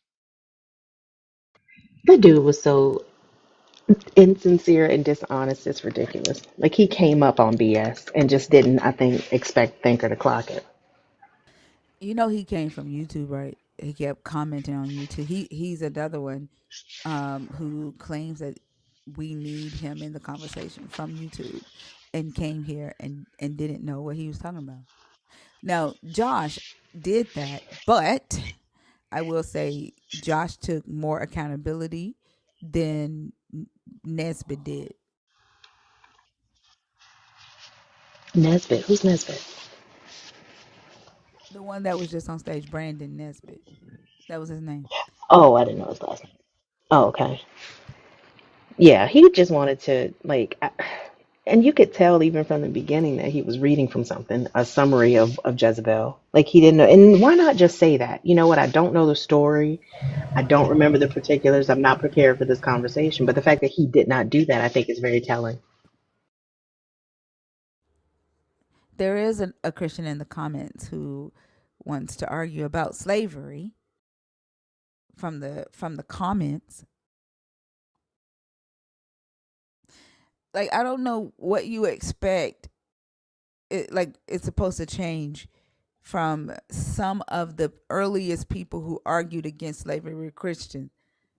Many of the earliest people who argued for slavery were Christians. There were more Christians who argued for slavery than there were Christians who argued against it. I don't know why they think that point wins them some sort of battle because it just doesn't. Because to your point, who were they arguing with? They weren't arguing with non-believers. They weren't arguing with people that followed a different God.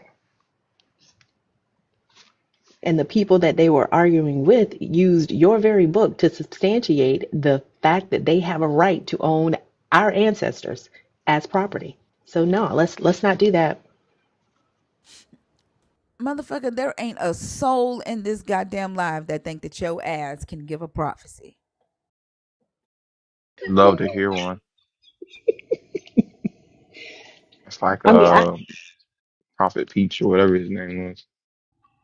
I could think of so many people that are more prophetic than all of the Christian prophets. Like the whoever writes the for the Simpsons, they got it. Like my local weatherman who fucks shit up on a regular, he's way more prophetically accurate than these folks. I don't know what type of powers they think they have. I This thought you was gonna say motherfucker. me. Hey, I, do y'all believe that the prophet has been studying Hebrew and Greek for 10 years? No, not in the Ain't slightest. no fucking way when Not he in the come in slightest. here. Right. And then he probably ate black a men, right? gyro. You know, black men that actually like want people to think that they know what Hebrew is will put Hebrew in their fucking bio.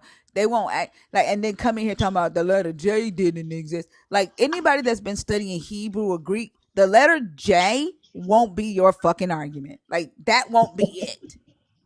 So lying ass.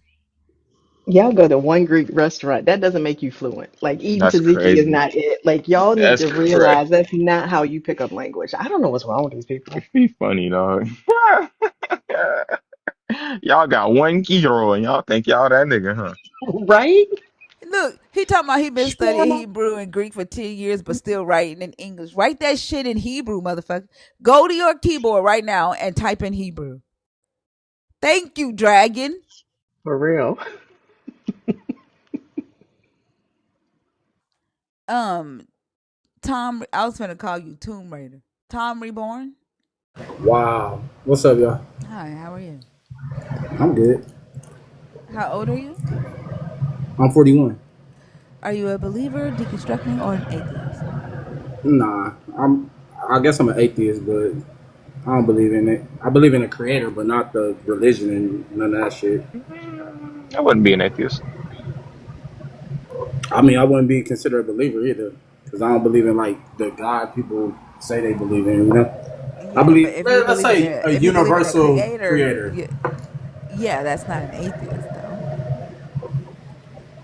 So like I only talk to people who either believe in the God we're talking about, deconstructing from the God we're talking about, or atheists. Well, I guess I'm atheist. I don't believe in the God of the Bible or no God. Like I don't know what else to call it. Well, you You believe said in you a believe in a creator. creator. A creator, but a creator, that's the creator. We don't know who the creator is. People, That makes you and That's a that's why I still a don't deist. God. subscribe to. Not necessarily. Is it a What would it human? be? No, What would it be if it's not a God? the universe could have created us, Yeah, like the that's Big still a Bang, God. You're just calling but it that's not a. universe. Says who? I thought gods only What? existed in their books. No. What? All right, this is my where I'm coming from. Right, I'm not a believer in religion. I'm not a believer in a creator that we came from somebody who made us out of dirt, We mud, know. whatever. We know. Right? But you believe Okay. in a higher source. That's I not an believe that we were atheist. created. I don't believe we just appeared Right. here. That's not an Right. atheist. That's not an atheist. So I'm confused. So do you guys believe in God? Look, I only talk to people who believe in this God, people who are deconstructing their belief in this God, or atheists. Well, I can say I'm deconstructing. You're deconstructing from the God of the Bible? Yeah. Okay. What are your thoughts on the topic? I'm confused a little bit because which Jezebel are we talking about? The one in the Old Testament or the one in the New Testament? Jezebel, period. Was two different versions in the It doesn't Revelations she's matter. mentioned. Jezebel, period. So what was the question? What do you know about Jezebel? Not too much. She was a well, the one in the Old Testament was a princess or the.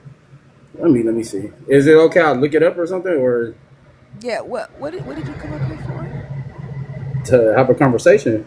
About You Jezebel. said well, when you first said it, you said we could talk about the topic, which is Jesus Christ is the worst thing that ever Yeah, so happened that's to why I humanity. asked you what are your thoughts on the topic? Like you said you're deconstructing, right? Right. Yeah, what are your thoughts on the topic? I think that's true. It is a. Hold on.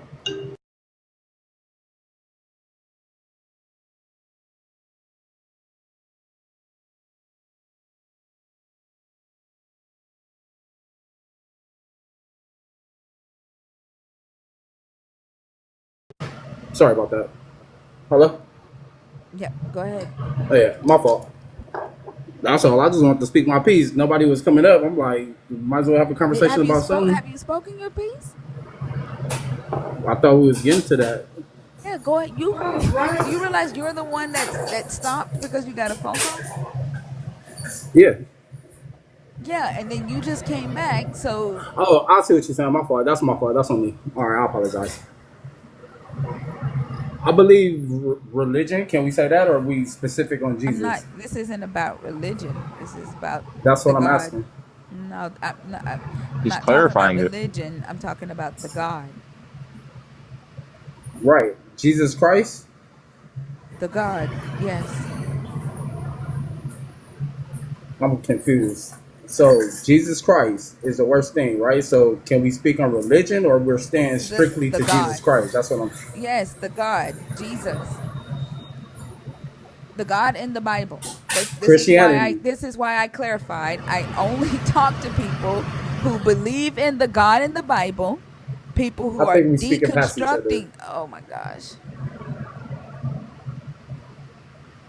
I'm I don't saying think because I it's don't want to say mutual. religion, and then we like, oh, we're not talking religion. That's what I'm trying to clarify. Are we strictly talking about Jesus Christ?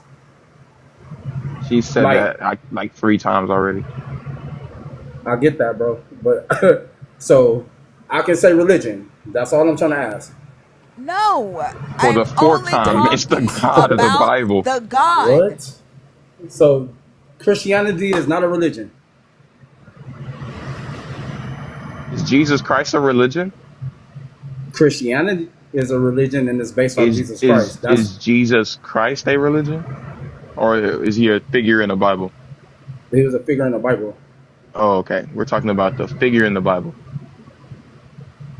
No, well, in that case, no, it's not the worst thing that happened. The figure in the Bible is not the same as the religious person. The figure in the Bible was speaking on enlightenment and finding your own personal heaven within your own mind and escaping what everybody else is trying to indoctrinate into you. Are we talking like that, or that's what I'm trying to clarify? He did not only talk about that. He was for slavery. He was for supremacy culture. But that's the religious Why are you Jesus. talking while I'm talking? Okay. No, that is the character in the Bible condoned slavery. The character in the Bible was an Israelite supremacist. The character in the Bible was a gaslighter, a narcissist. The character in the Bible was a genocidal misogynist.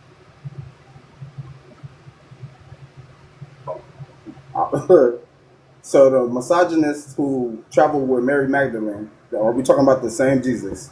Yes, the one that Okay. traveled from town to town. So I'm talking. I understand. Go ahead. I apologize. The one that for some odd reason has you thinking that the proper time to respond is while there are words coming out of my mouth. But in answer to your question, yes, the character in the Bible that traveled with Mary Magdalene and other Marys who allowed women to financially support him as he traveled from town to town, that character.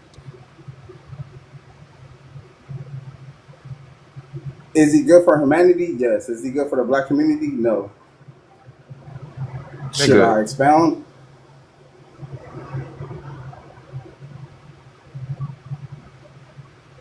Bro, why you being confrontational, bro? I'm right here. I'm being respectful, bro. Like, seriously. I How know is this, he good y'all. for humanity and bad for black people? How does that make sense? It makes sense because that's not supposed to be what we follow. We fell out of our own thing and got oppressed by the oppressor, and he gave us his God. And I'm not no Hebrew Israelite or none of that shit either. I don't believe in that either. I believe in Well, ancestral worship. Like, we should, give thanks to our ancestors. That's what I believe in, the spirituality of our ancestors. I just want to clarify that. so are But black people not a part of humanity, or what? We are, but we're not supposed to be a part of, like, all right, so this is how I'm thinking of it, right? Jesus Christ is a tool to control, right? So is it good for humanity versus the people that's oppressing us? It's good for them. They wouldn't say it's bad. Is it good for our community? No.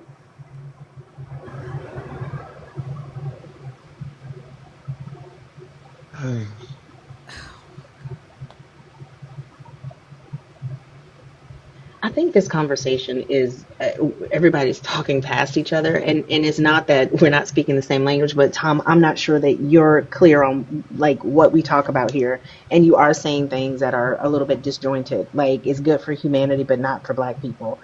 To Oso's point, Black people are a part of humanity. So if it's good for humanity, then you're ultimately saying it's good for Black people and not good for Black people at the same time.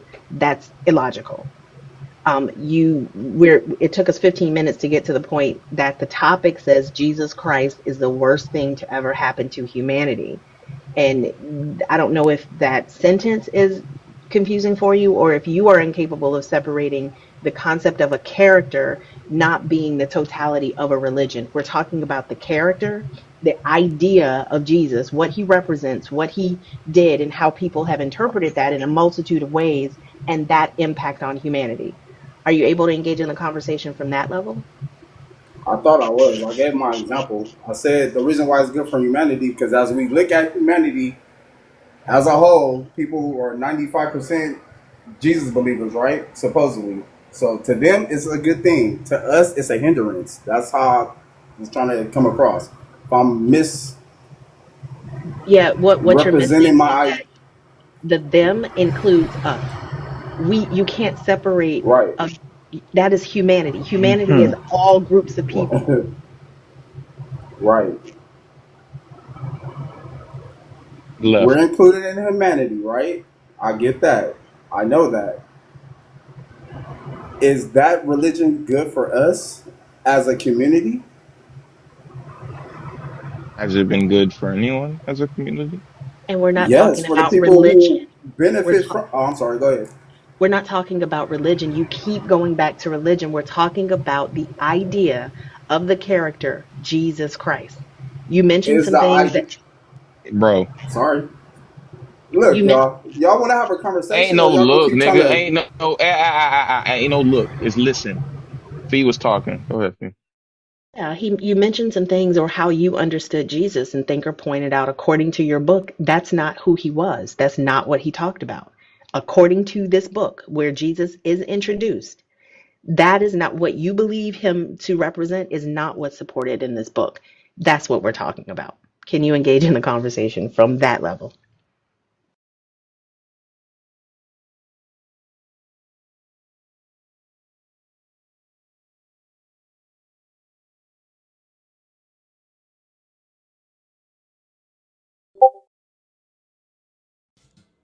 I'm sorry. Did I miss something? I can't. Is he talking and I can't hear it, or I don't know Nah, he's either. on mute. I don't he's see not the showing on microphone. mute on my Oh, end? I apologize. I don't know how. I'm muting myself. My fault. Oh, But he what I was wasn't saying, showing on mute from my end. I just Mine said unmuted. that. Can y'all hear me now? Mm-hmm. Okay. Well, I guess I'm gonna go with the no. It's not good for humanity.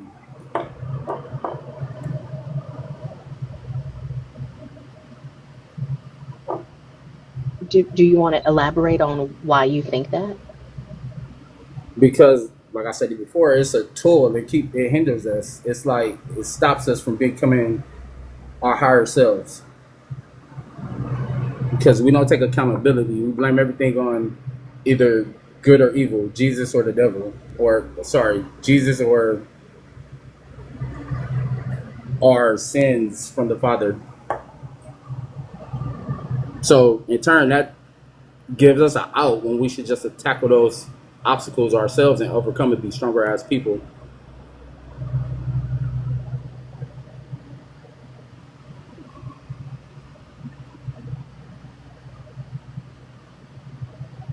So do you want to tie that back to something about Jesus, or kind of go a little bit deeper about, or an example of what you're saying? The example would be when we put our faith into a book or an image or a idea or a character from a book instead of facing that ourselves. And we put everything on that thing's shoulders instead of bracing it for us and coming out stronger on the other end.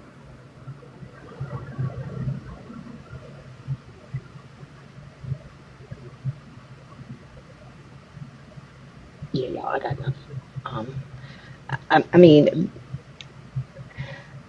despite the amount of time that it took us to get to like your position and clarification on where you stand, I don't necessarily disagree with what you said. I may not necessarily understand the path that you took to get to it. But some of the things that we talk about is like Jesus as an idea is touted as being the only way to salvation. People believe a lot of things, kind of like yourself, about the. Can you mute? Because you've got a loud background, Tom. About the revolutionary ideas he had, the fact that he was all about social justice and all of these things, and that's just simply not supported in this book. And the fact that so many denominations and people and with agendas and goals of their own can utilize this concept of a savior, like this archetype of perfection, and we should all emulate it, and this is what he did, and therefore the things in this book are true. That damages society because it gives people a license to create their own version of Jesus and promote ideas that they are claiming he represented. Um, and that's, to me, that's one of the examples of how this concept is the worst thing to happen to humanity, because to your point, it does absolve people of personal accountability. God made me do, I'm sorry, the devil made me do it, or God sent me this, as opposed to really operating in reality, and recognizing that as humans we have to support each other and we're responsible and accountable for our own actions. I agree.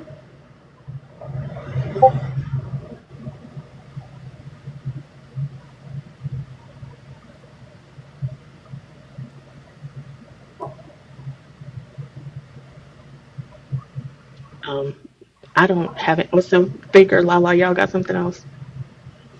Mm-mm. I got a 2:45 dentist appointment. I ain't know I was gonna be pulling teeth this morning. Mm-mm. That's crazy.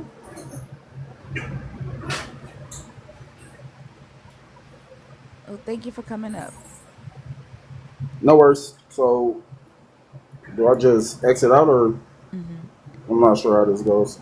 Yeah, there's a X in the corner. Just Oh, hit okay, I that see and it. click disconnect. Oh, wait. I'll help you. Have a good day.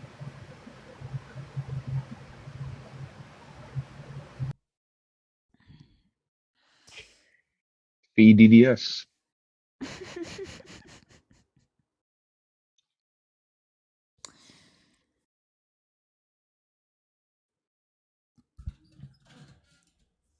At least he tried. That's more than I could say about than for Prophet Calloway. Danny, are you in the box on purpose on accident?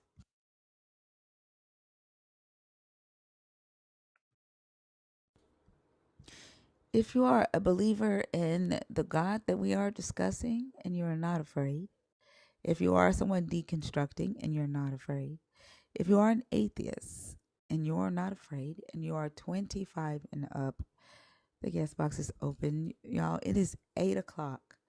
Um, we still have 3 hours to go in this stream, and there Lord have are mercy. exactly 840 people watching the live. I'm gonna give it to 8:15 to see if we can get some conversations going. If not, we'll be back tonight at 11 p.m.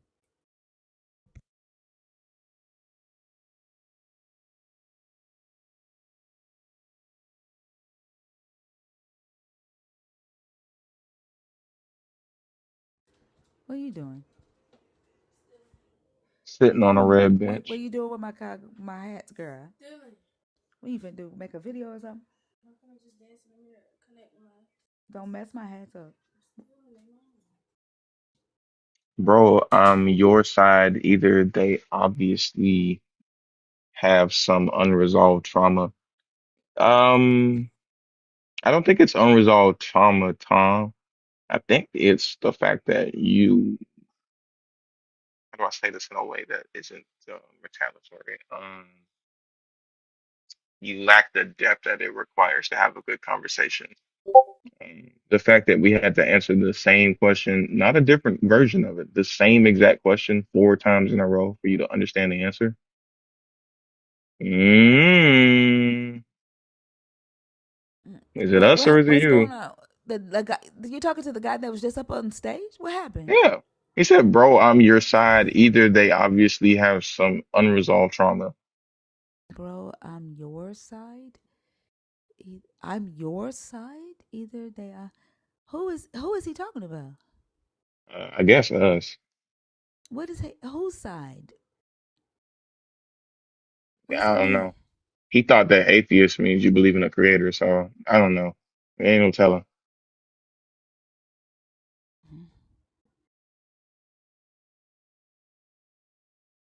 Did he get offended because I said at least he tried or something? I Like don't why know. is he? You also don't What? sound 41. You sound like you have the rationale of an 18-year-old. GT kid, are you up here on accident?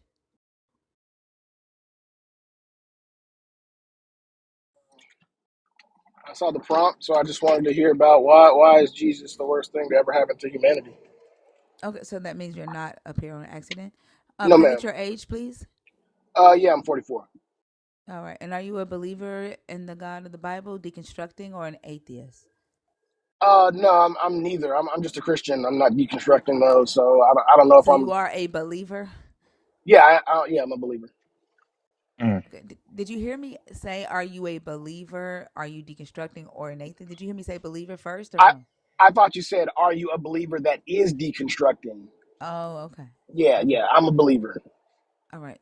The story that I'm actually having, the conversation that I'm actually having with believers today is about the story of Jezebel and why Jezebel is actually important to the believers' uh, belief system, or like sermons or whatever. Are you able to have that discussion? Do you know anything about Jezebel?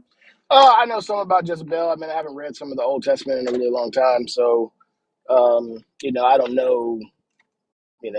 I can probably speak in general terms, but if you're looking for me to go to scriptures to prove or disprove certain things regarding Jezebel No, or that's okay. beliefs about it, No, like you don't have to. I'm really more interested in why the story of Jezebel is important, like what you know about her, what you've been taught about her, how that like how you carry that forward in society, like through your belief system. Um, I am familiar with the story of Jezebel, so like I may, you know, s- validate or invalidate, you know, what you say or you've been taught, if it goes with or doesn't, like, but you don't have hey, to oh be my, able to call you scripture. I'm more concerned with can you guys hear me? can you hear me talking? Hello? Yeah, I can hear you, but do you hear me talking? I see you have a couple of bars, like your Yeah, I connection's can hear. bad. I can hear you now. I lost you for like 10, 15 seconds. Okay. Yeah, I'm just more concerned with the Jezebel trope. Like, can you tell me what you've been taught about Jezebel, or what you know about Jezebel, and why her story is important to your belief system?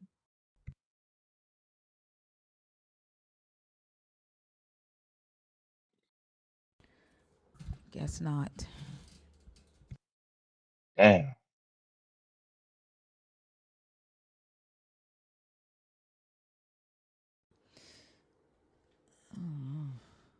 Yeah, try again. Request again.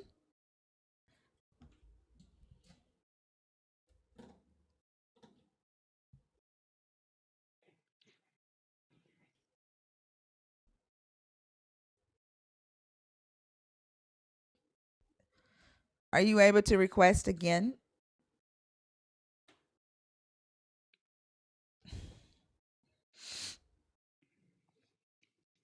Researchers have found that Jezebel actually was about 9 feet tall. Huh?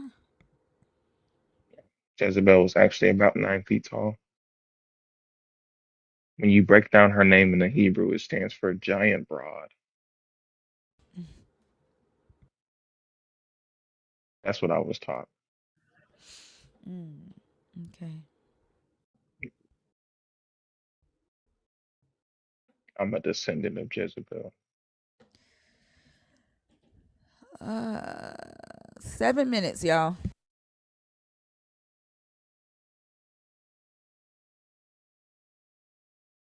Jezebel Tarth is funny.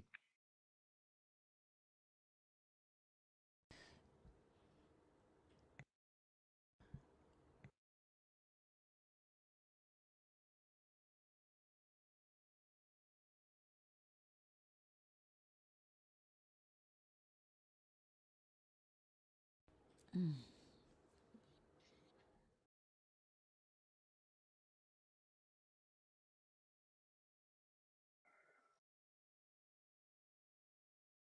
This is just interesting. This many people are here, are tuned into this live, and nobody, like, we're really struggling to get people to come on stage. I don't understand it. It's interesting. Mm. Mm. Like, Probably got an opinion to the sound of voice one. Okay.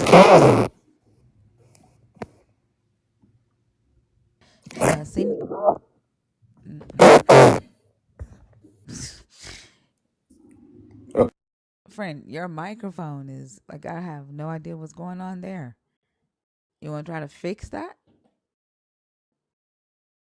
Senor Breezy? You want to fix that, friend? You Is hear it your messed up? microphone? Let's see. There, there we go. Okay, Okay. How are you? I'm good. I What you just, got? I just don't want the live to end yet. No, we can't do that. You know I don't like that. Mm-mm. No, seriously.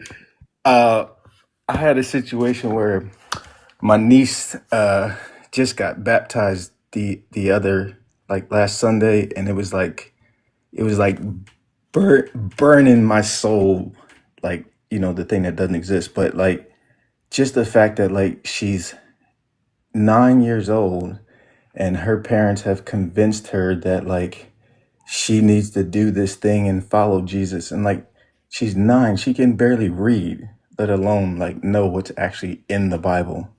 And it just like frustrated me so bad. But it's also one of those things where like,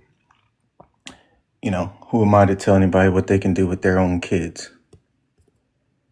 Yeah, that would frustrate me too, and I get it, but like, it's fucked up. I think children should be allowed to make the decision if they want to dedicate themselves to something like this. And like if a parent found out later on that this belief system was dedicating their child to the devil, like what would they think? Like, Right. you know what I'm saying? Like you've already done it. Like you've taken that decision away from your child and dedicated them. And then that structure of like accepting something before you fully understand it, and now you're responsible for it even though you don't understand it, and you have to defend it because you can't say anything bad about it. And, like that is diabolical in my opinion. Sister Jen was up earlier and she was talking about how she now has to like have these conversations with her son who's an adult who at first was atheist, and she like kept witnessing to him and convincing him that he needs to be a believer. And now the tables are turned. Now she is like she said, a few conversations away from identifying as atheist, and he's a Christian. And so now she's having to have these conversations with him. And it when she was talking about that, and Sister Jen, if you're listening, don't start beating yourself up, because that's not. I'm not saying this for you to do that, but like when she was talking about that, it made me think about this very thing, like parents convincing their children to believe in this thing, not thinking that like when they are indoctrinating their children into the belief, they're doing it from a place of that this is something that I'm going to believe forever, for the rest of my life. They never ever allow themselves to consider I might change my mind. And what would happen if I change my mind? Then I'm going to have to try to change my child's mind after I've convinced my child to believe. And I know that's got to be a very difficult thing. Yeah. And it feels like, I mean, if you pull back and look at it, it's all peer pressure. It has really nothing to do with belief. Like they want to be a part of this community so bad that they'll just go along with whatever the community says. They're baptizing children because other people are being baptized, and it looks good to be the family whose children have already dedicated their lives to the God at an early age, when like these children have no idea what they're really doing. They're just trying to do something that makes their parents happy. And now you're stuck in this like circle of belief where like you can't think for yourself because that's bad, but you have to believe it, but you don't really understand. I think the fact that most people can't articulate what they actually believe, and then you turn around and force that on a child, that's that's evil. Yeah, especially since you can't unbaptize yourself. Exactly. agree. Well, I just want to, glaze the panel. Love Fee, love Oso, love Lala, even though she don't pipe up but every now and then, but every time she do, somebody about to get it. Uh, Obviously, love all of what you do, Thinker, the rest of the community, Christine and Bash, everybody. Like, I work from home, so a lot of times I'm like listening to you guys instead of listening to music. So appreciate you. You're welcome. Thank you for coming up. Absolutely. Appreciate you for trying.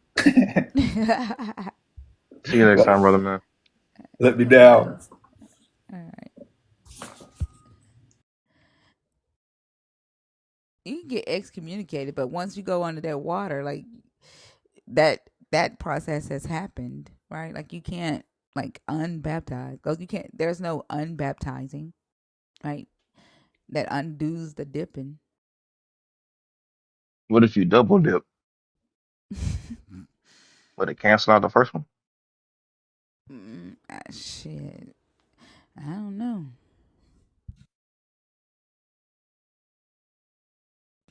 Your unbaptized means what was never baptized. Like when she said unbaptized and unbothered, she was saying that she's never been baptized, not that she's becoming, not that she's undoing a baptism. That's your spiritual interpretation, friend. You can keep it. I can't believe that dude said that it was in. I was interpreting what he was saying. That Mm, I had to interpret what he was saying. Like what? yeah, I get on here every day and remind y'all that the depths of ignorance vast, and y'all motherfucker live in the very bottom. Like unbaptizing yourself is like saying that you can uncircumcise a child once you've circumcised them. I think technically you could, right? The tip is gone. How you gonna uncircumcise somebody? What are you gonna Plastic do? surgery. It ain't their tip. I mean, you can reattach it Uh, if you work fast enough. What?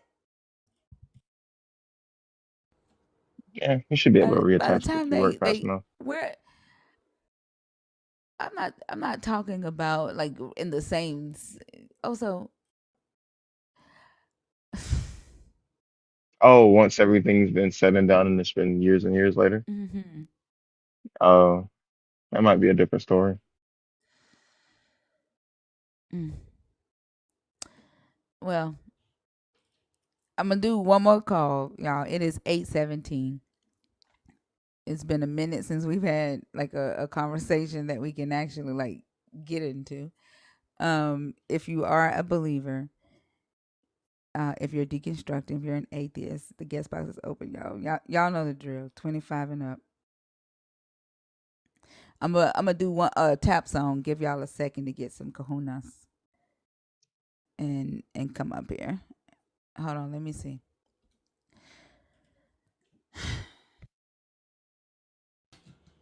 I'm not requesting to go. Come up. Okay, I'll take you down.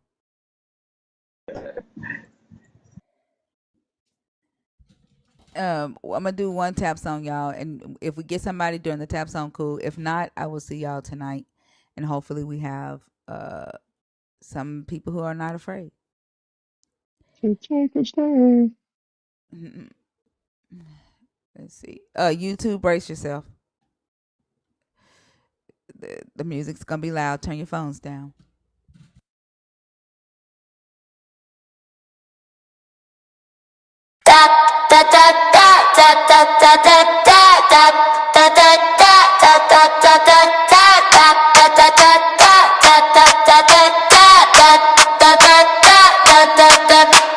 Thinkers got you thinking that what you think is thinking. Go on and tap that screen, keep the lights stacking clean. Tap, tap, they keep running, come back. Get this knowledge, don't act like you don't get it. You the thinker. Tap, tap, tap a thinker. Tap, tap, tap a thinker. Tap, tap, tap a thinker. Tap, tap, tap a thinker. Let's go. Pull up on the panel, don't use the comments like camel. Think I hit 'em with the Hebrew, making it up. Crash out, come and grab your cup. Tap in, watch them tap out. 3, 2, 1, crash out. Tap out. Keep tapping while they capping. Keep tapping while they capping. Tap in, don't tap out. Ayy. Tap in, don't tap out. Ayy. Go.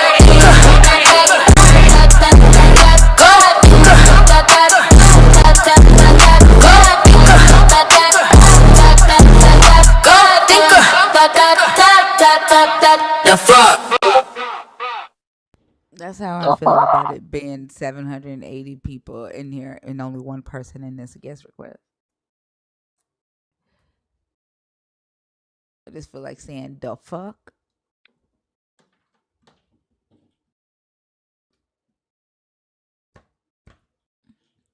Dot, dot, dot, dot. And the person in the guest request is do that. Do that. Are you in the box on purpose on accident, y'all? All right. So I guess we don't have any more conversations to have today. I appreciate y'all so much for all the likes and the shares and the comments. Um, to Mia with love, are you tapping on accident?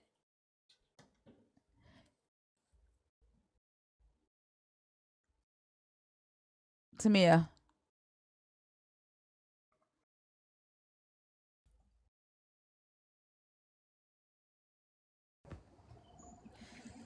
Did you request on accident or on purpose? On purpose, but I'm not sure what you all are talking about. Like, I'm willing to be like, ask questions and just curious about what you all think. I'm not a Christian, so I don't think Jesus Christ is the worst thing, but you know what I mean? Are you a believer in the So, God of the Bible? Are you deconstructing? Are you an atheist? I believe in the Most High God. Whatever, Which is the God in the however, Bible? it has nothing to do with Christianity whatsoever. I believe in the I'm not Most High asking about Christianity, but God. I'm asking if is it the God in the Bible? It Like the Bible isn't necessarily Christianity. okay. It's not Catholicism. It's for me. The Most High is the one, the one thinker, the one thought who initiated this whole entire, universes. Right, and you got So that from the Bible because no, I didn't.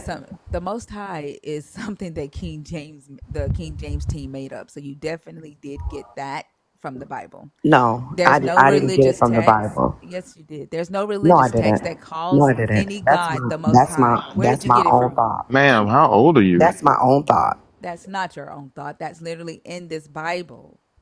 That came from the King James And translation. my point is that it doesn't matter what you call him or who thought they got what from where, or I don't care what you call the one, the infinite, You don't care the what who calls him omnipotent. that. You call him Anybody, that, and why are you so my confrontational mother. right now? I'm I'm just trying to not figure out if it's confrontational. the same God. Yes, you are. I'm just trying to figure out if it's the God in the book. Like you're confrontational for no fucking reason. Like literally the phrase the most high comes from this Bible. I'm just trying to figure out if it's the God in the Bible that you believe in. Dang.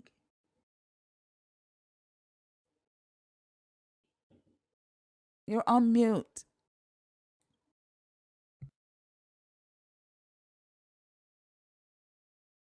You're on mute. Can you unmute yourself?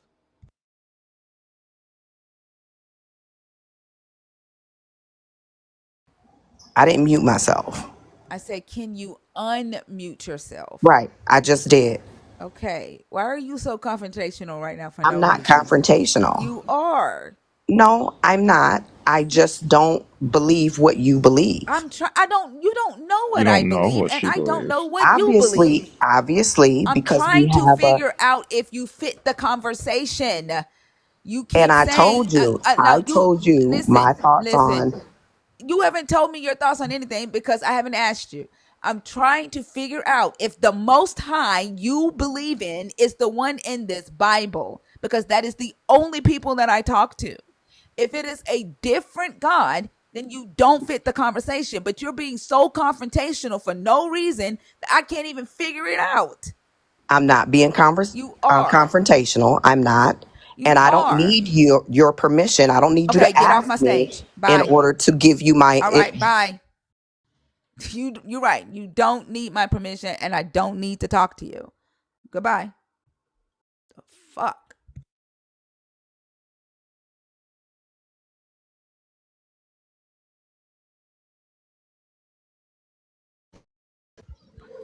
Uh Cap in Black. Yeah, how you doing today? Good morning. Good. How are you? I'm great. Um, Can I get your I age, saw your please? topic and I wanted to chime in.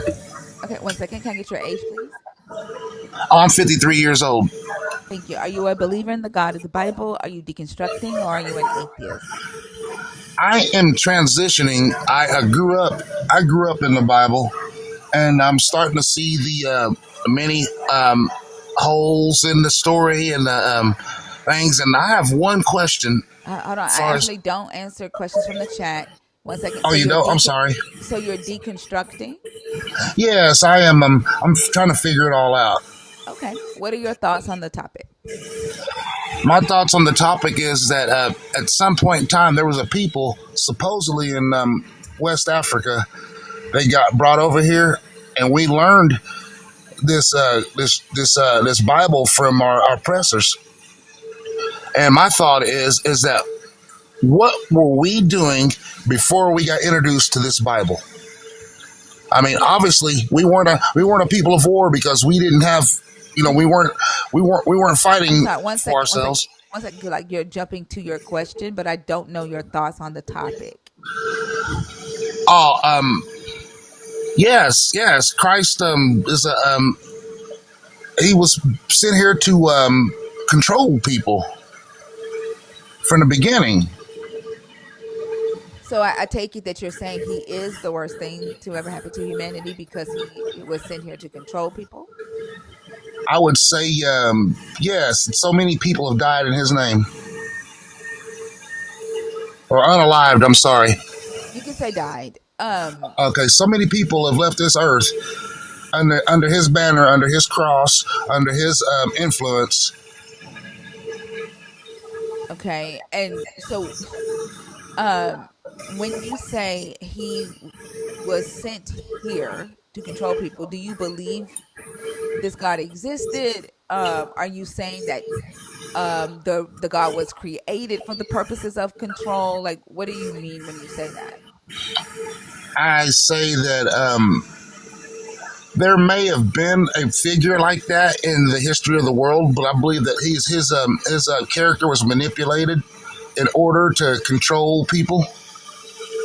If there was a person like that, I don't see him with the message that he was supposedly delivering. I don't see it jiving with actually the actions that came behind it. You understand what I'm saying? Yeah, kind of. I think you're saying that, which is a little bit confusing, right? It almost sounds like you're saying that the actions that came behind the spread of this character, this God, Yes, don't match what the book says this God wanted. Is that?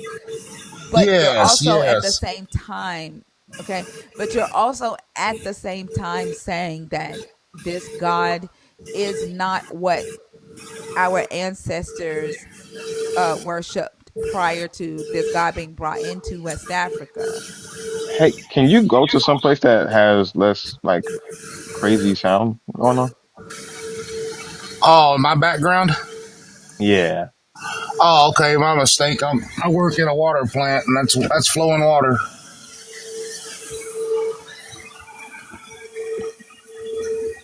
But I'll when I'm talking, I'll just mute you so that the sound doesn't bother them. But is that what, like, it's confusing because you're kind of saying two different things, right? You're saying that the God isn't what our ancestors believed in prior to Europeans bringing this God to them, like this is the God of our oppressors. But at the same time, you're saying that the God and is a good thing and that the oppressors just manipulated it. So can you tell me which one you actually believe? well, what I said was if this character was a real character, in my belief, from what I've read, he wouldn't have wanted us to behave in a manner that he wouldn't have wanted people to behave in a manner which they did. If he was made up. I know what you said. So are you saying that the character in the book is the good thing, but the oppressors manipulated it and did bad with it? Is that what you're saying? Something to that effect. Yes, I could agree with that. Okay, so you do believe in the God in the Bible, um, and you don't think that that's the bad thing. What is it exactly that you believe the God that's in this book did not agree with? That the oppressors or I'm just gonna say what it is, like European Christians that brought this God into West Africa. What is it that you think they changed about the God in the Bible? Well, from what I've read, that God in the Bible was for one nation. He was for a nation called Israel. He loved Israel, and he took Israel and led them out of captivity and whatnot, according to their story. And I believe that people's and smacked a cross to it and added in a long-haired, goateed guy with blue eyes, saying that he was the God of that. Actually the God incarnate on earth. And I believe that they took his story. If his story is real or not, they took his story and they manipulated it into government control.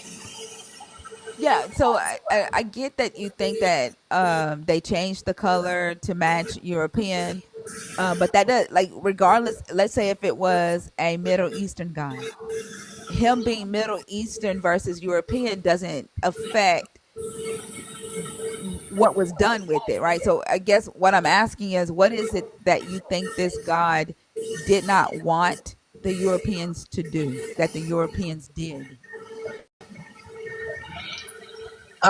Pretty much mess with Israel. In what way? Um, well, let's see here. He pretty much, like I said, he had this nation that he loved, Israel. This certain group of people, Israel, and their friends or whatever. And I believe that, according to the Bible, there's curses that was involved, and they took place and oppressed these people. And I believe that he, he just didn't want his message being taken and gone. Like what was that back in the days when they used to come and kill all the non-Christians? I guess what I'm trying to find out, right? Like, it sounds like you believe that Israel is black, um, that the curses in Deuteronomy are black people in America. Like, I get all that. What I'm trying to understand from you, right, is you said that um, what the Europeans did with this God, the God in the Bible, doesn't agree with. So, like, are you saying, like, for example, slavery? The God in the Bible was a black man that loved black people, right? Loved Israel, who you believe is black.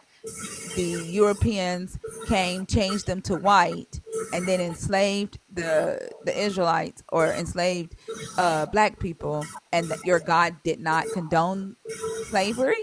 Well, even before that, whenever they came and they saw the Aztecs, the Mayans, and the Incans, and they come down and they killed everyone that didn't convert, and they went to all other countries and they would go around and killing people that didn't convert to their religion. Well, then later on, slavery happened, and they brought that in as a device as control as well. Yeah, but my question is, are you saying that those things are not condoned by the God in this book? Yes, Okay, and why would you think that? because he didn't say to do that. He does in the book. He says, he tells Israel to do it, to go out to other nations and annihilate people, force people into Israelite. Well, in I'm sorry. Can I context, let me finish, Captain Black? Let me finish, and then you can respond to me. He tells the Israelites in this book to go into other nations and conquer them, force them into vassalage, right, to take on the Israelite law and the Israelite way of life. He, you know, turns the Israelites into the leaders of, the earth, and tells them that they can have foreign slaves and enslave them, keep them for their lifetime, and pass them down to their children as inheritance. Um, so in Deuteronomy 28, what you're talking about, Moses is giving a conditional warning to the Israelites. He says, if you follow the law of God and be obedient, then you will be blessed. You will be prosperous on earth. You'll have wealth, you have power, influence. But if you don't follow the law, then you will be cursed. You'll go into slavery, and your children will be cursed. And like he's basically telling them, make a choice, right? Yes, yes. But have you landed your question? Yeah, I passed it to you when I said right. Yes, ma'am. Okay, so I believe in context. Hope that's a little bit less noise in background. But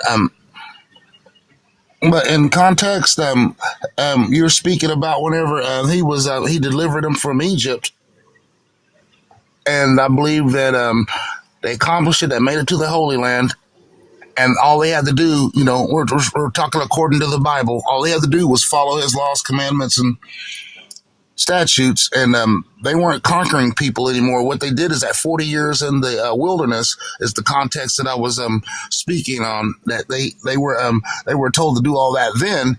So later on down the road, you get these I think 400 to 6 years of dark days where you didn't hear from God or hear from anyone, and then Jesus comes on the scene. Well, after Jesus came on the scene, they weren't taking people over. They weren't killing babies and I'm sorry, I shouldn't be speaking like that. They weren't unaliving everybody and doing all those things after that. They were actually in a captivity. But no, I don't agree. I don't think the God of that Bible agreed with the people going to from other nations after the ascension of Jesus to go take over, kill, and destroy. And I believe that thought process in the Old Testament was kind of adopted for later on to justify their pillaging and their unaliving across the four corners of the planet, because those weren't Israelites doing that; those were other nations doing that. The It wasn't other nations, it was Christians. The thing is, right, like, to say that it Jesus wanted them to no longer do that after he ascended, when Jesus doesn't make one statement that says no longer follow the law, right? And what I was referring to was the laws in Deuteronomy that says go into other nations and do XYZ. Or when you buy when you have a slave, you are to buy them from foreign nations. You are to keep them for life and pass them down to your children. That is Levitical law, right? And Right, to say that Christians today, right, should not look at the Old Testament and see themselves as Israelites. I mean, to follow the what the God instructed the Israelites to do, um, is wrong.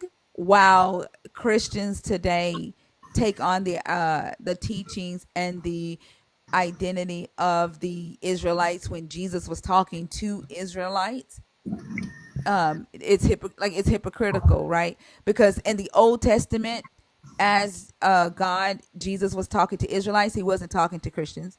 In the New Testament, as God, Jesus was talking to Israelites, he wasn't talking to Gentile Christians. The Gentile Christian comes in with Paul, right? And Jesus never says no longer go into other lands and conquer, and he never says stop enslaving foreigners, right? And in fact, during the time that Jesus was alive, during first century Rome, if again, if this character existed, he would have been under Roman occupation, but they still had their own kingdoms, right? Rome didn't take over Jerusalem. Um, like they still had their own government, their own judicial system, their own law, Yes. their own kings, right? So they still followed the law of Moses. The Pharisees would reinterpret the law and change the punishments. So to say that they could not um uh still operate under that would be historically inaccurate. In fact, Rome, the only nation that Rome allowed to continue to still not like have their own god and not have to bow down to their gods was the Jews. Like that was the only nation that Rome allowed to do that. Right, and they were still under captivity. You know, we understand that they were still under captivity, right? They were under occupation, not captivity. Occupation, yes, and and in that That's law, not the same. Occupation and captivity are not the same. yes, and in that law, they had a certain way to be and a certain way to perform. You know, when the temple was there and the temple was about to be destroyed, and there was no so the law is for like us scattered here throughout the four corners. It's the law is there, but it's not able to be totally followed, because we first of all we have to be in the place where God calls their name if we're to follow the law exactly. That doesn't make any sense. And you keep saying us. I'm not Yeah. an Israelite. I am not an Israelite. I'm from my ancestors come from Nigeria, from the Igbo tribe. I'm not Mesopotamian. I didn't come from Padam Aram, as Deuteronomy 26 1 Oh, so through 5. I'm The sorry. Ebos Hello. I'm weren't sorry. One second. I'm Israel's. sorry. Captain Black, do you see how I am silent while you're talking? Oh, please excuse my decorum. Um, I am not from Padam Aram, right? I'm not Mesopotamian, as this book states. The Israelites, the ancient Israelites, are from uh, Mesopotamia. They're Aramaeans. They're not Africans.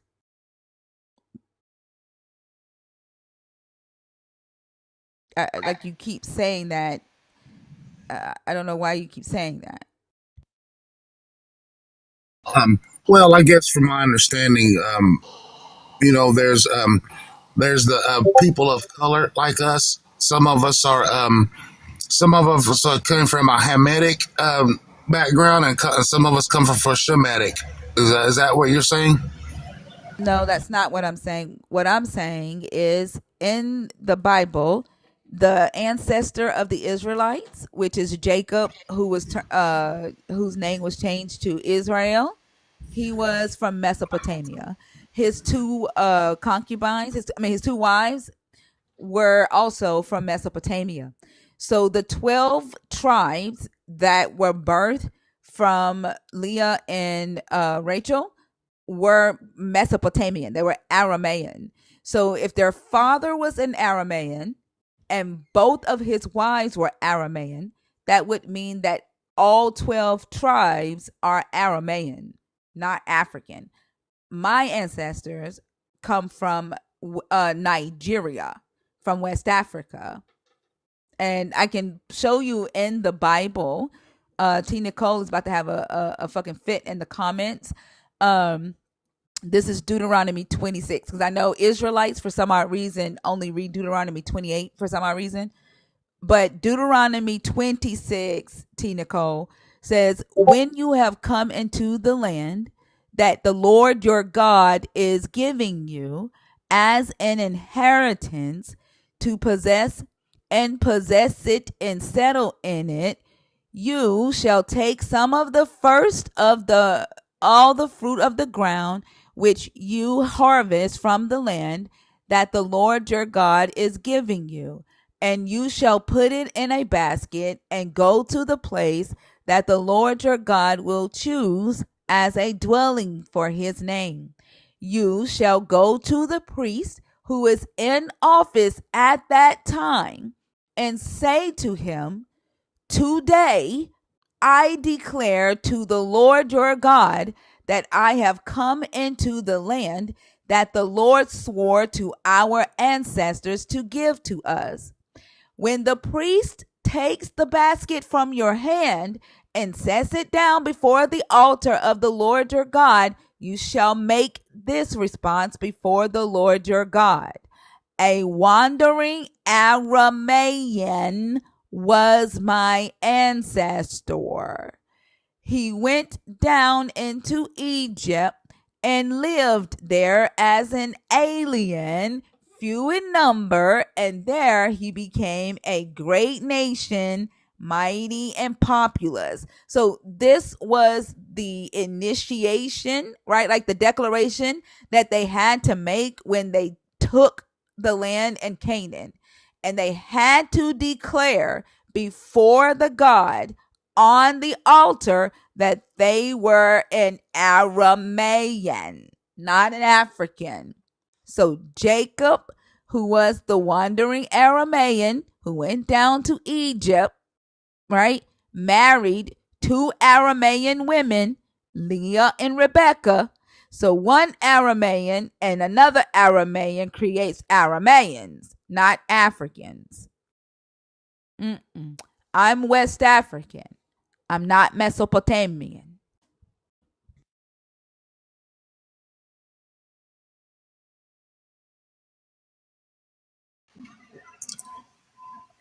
That is very interesting. So, so tell me then, what theology or belief system would one have then in your situation? What do you mean? Um, I don't know. Do the Nigerians do they still practice the same cultures as thousands of years ago when this was supposedly written? Why are you asking me that? What does that have to do with this conversation?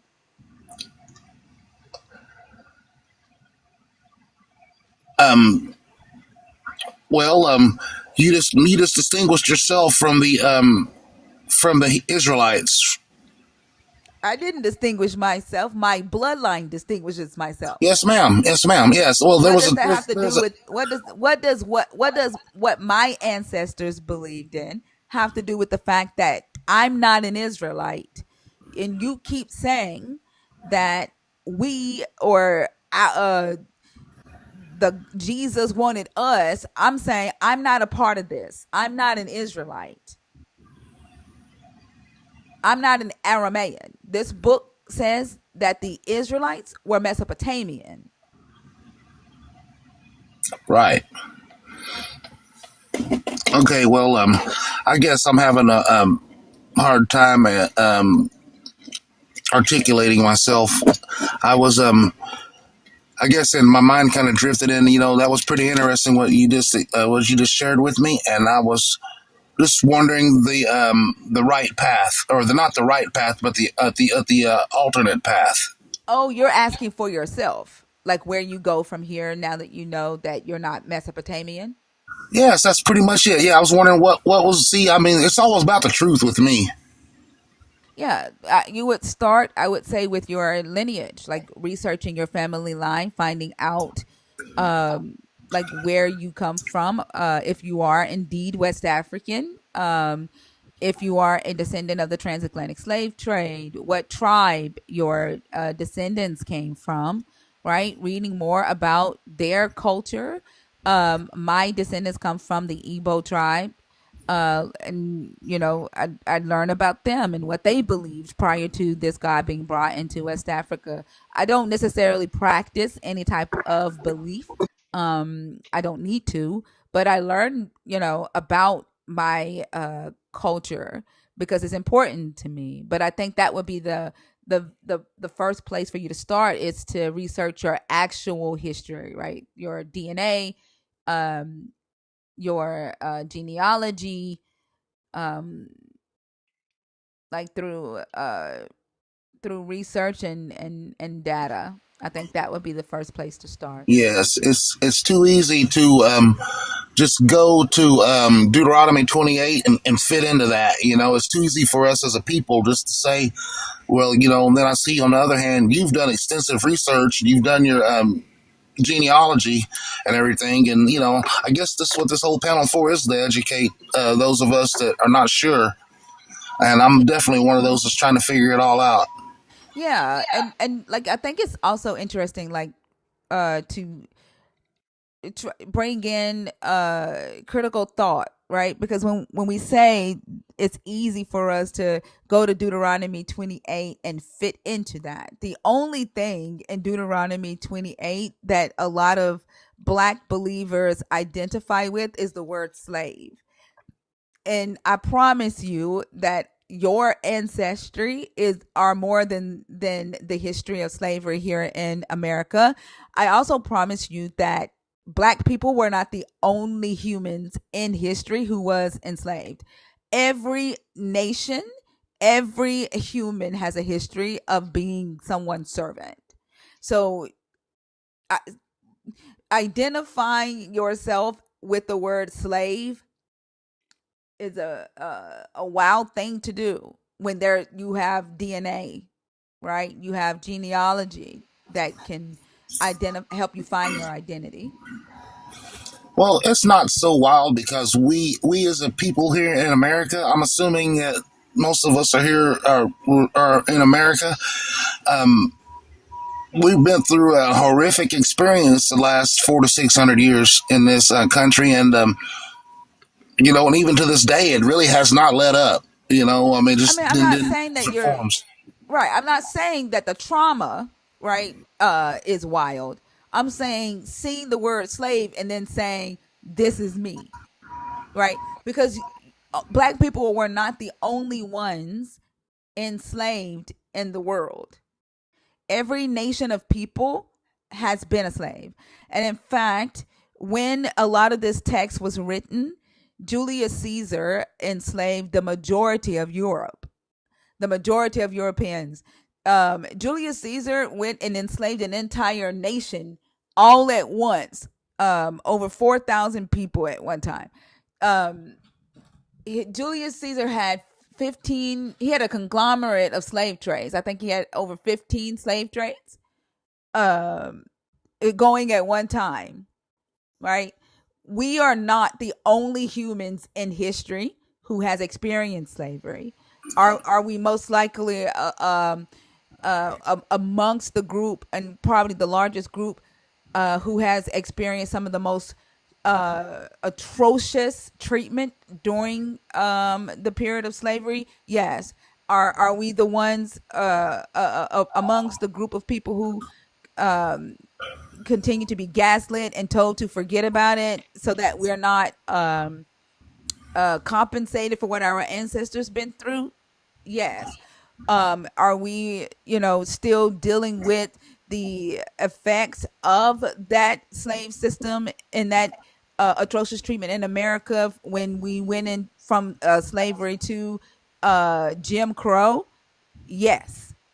Are we being gaslit into believing that the effects of Jim Crow should not be affecting us 60 years later?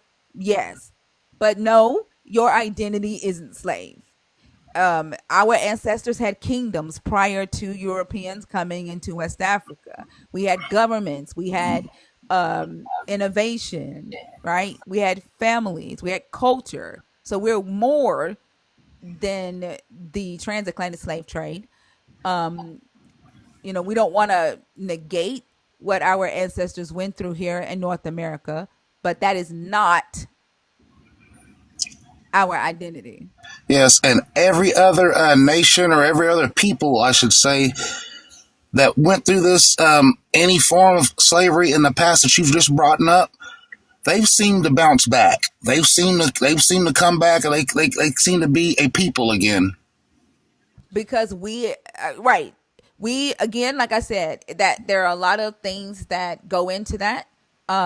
We are gaslit, right, into believing that we don't deserve to be compensated, like our ancestors don't deserve to be compensated.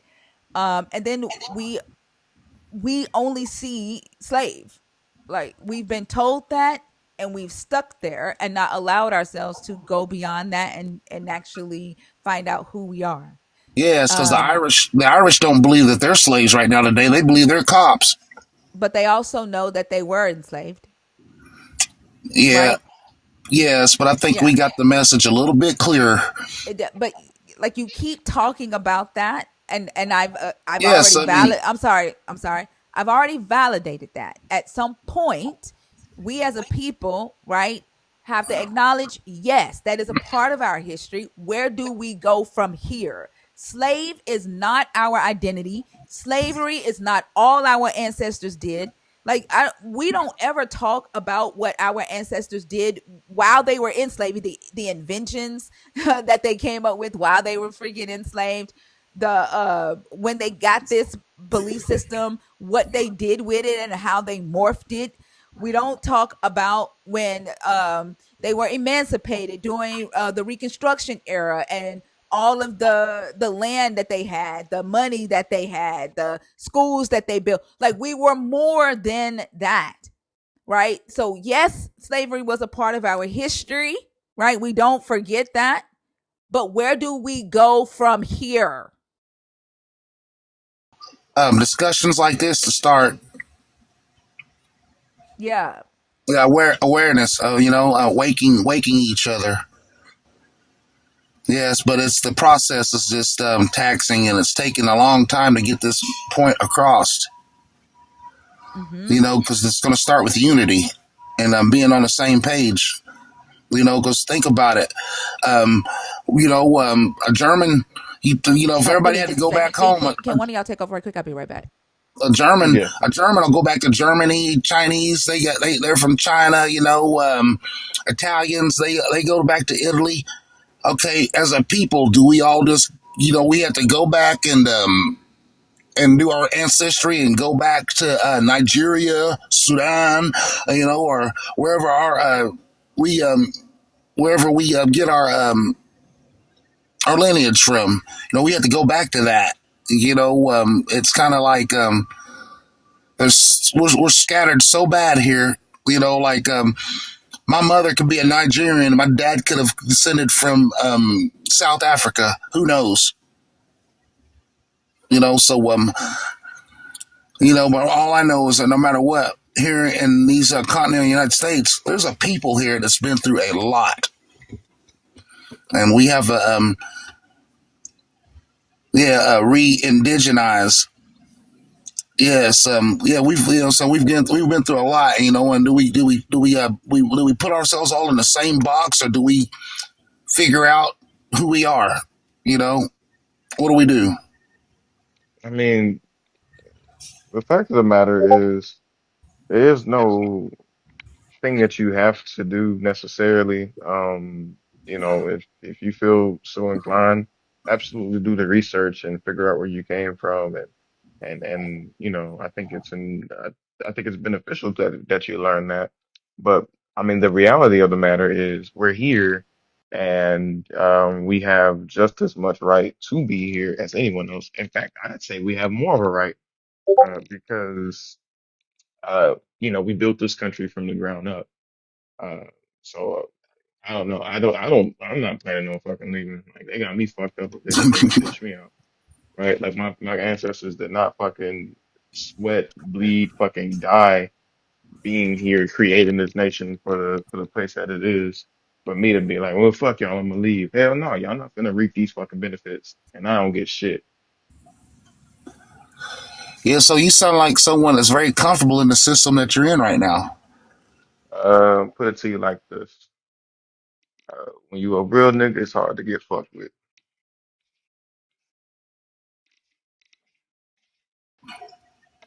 Well, yeah, Yeah, but you also know that you're in that system. Look at our celebrities.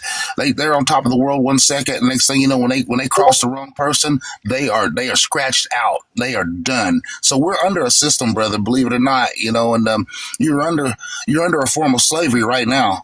That's Hold, just a hold, matter hold of on, hold fact. on. How am I under a form of slavery? Please explain that to me. You are in this system. You know, you're in the system, and you're actually paying bills, and you're giving homage. You just said it. You work. My Our water people. You comes just my said our water people comes work. from a well. My electricity comes from the sun. What bills am I paying? Oh, and your property's not taxed. Okay. Yeah. So I mean, and there's a lot of laws and stuff like that. If you sound like you're very well off. I don't know anything about you as well as you me, but for the most of the of people of black people here in America, we're in this system. We've got that. A lot of us have that lack of knowledge, or lack of awareness on them, and to get in a situation where we're independent and everything. And then it seems like the moment that too many of us find this independent vibe, the moment that too many of us are grouped together, and then the moment we become successful, we've got domestic bombs dropping on us. So I guess my question is, what do you think the word slavery is? Slavery, captivity, control. Um, the The word taxes that we. slavery means slavery, captivity, control. Well, I just kind of grouped a few words together. You said those are the words that come to my mind whenever you mention slavery, and with and with this control that we have. We're not out there picking cotton no more, but we dang sure are giving up money and giving up our rights. And like I said, anytime we've ever decided to group together as a people, we've been destroyed all across the nation. Um, Yeah, can you we give me the definition of slavery though?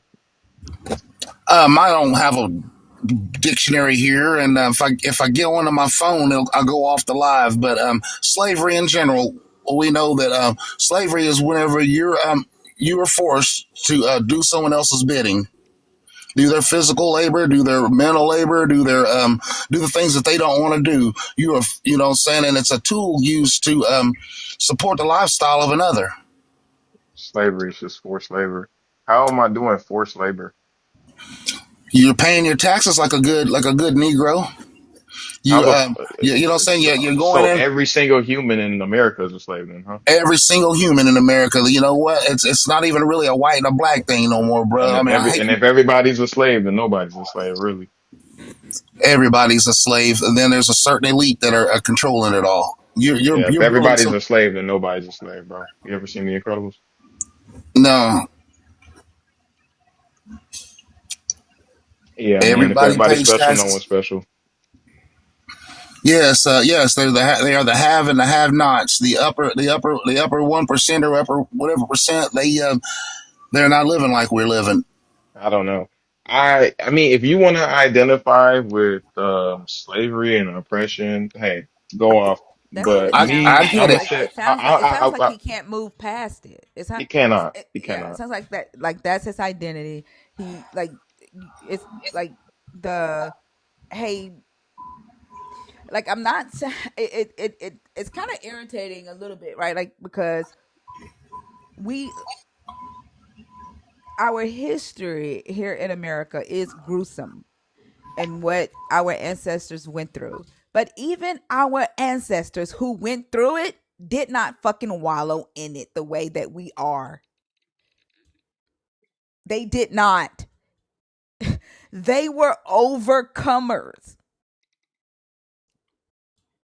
They did not.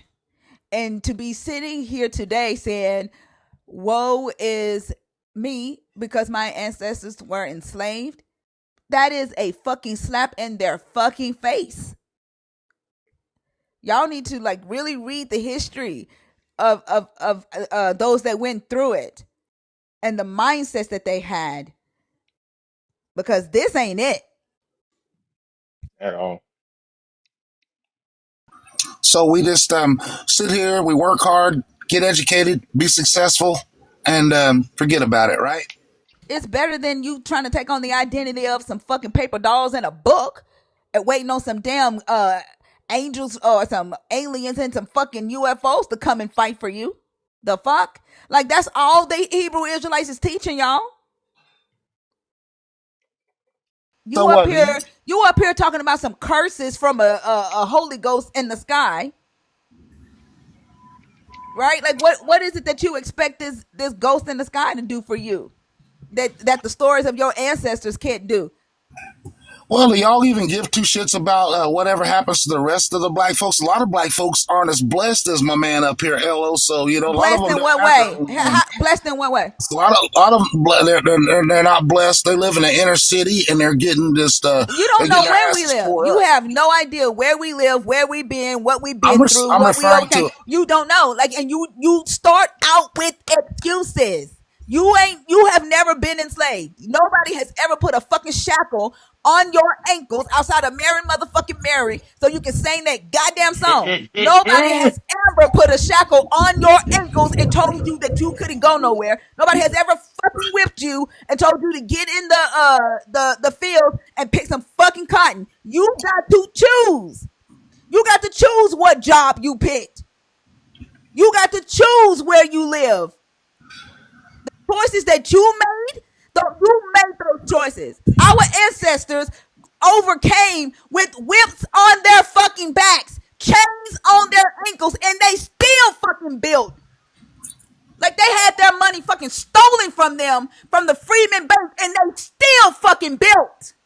Well, The where's the fuck building are you that going talking on about? now? Like, Where's like where's the no. building? Where's the What the building fuck happening you at now? mean? What the fuck you mean? The fact that white people came in and fucking stole they shit does not negate the fact that they fucking built it in the fucking first place, motherfucker.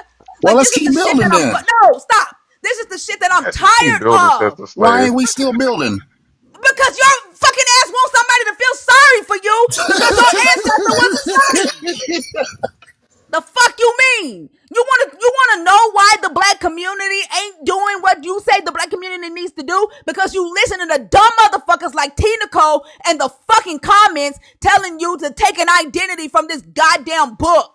Man, I want us to You listen to build. the I dumb want us to motherfuckers grow, and like I want Tina us to be Cole strong. and the comments that's telling you to identify with the word slave. You can't get that shit, that mentality out of your fucking head because Tina Cole done branded it in your head the same way that our ancestors was branded on their fucking chest.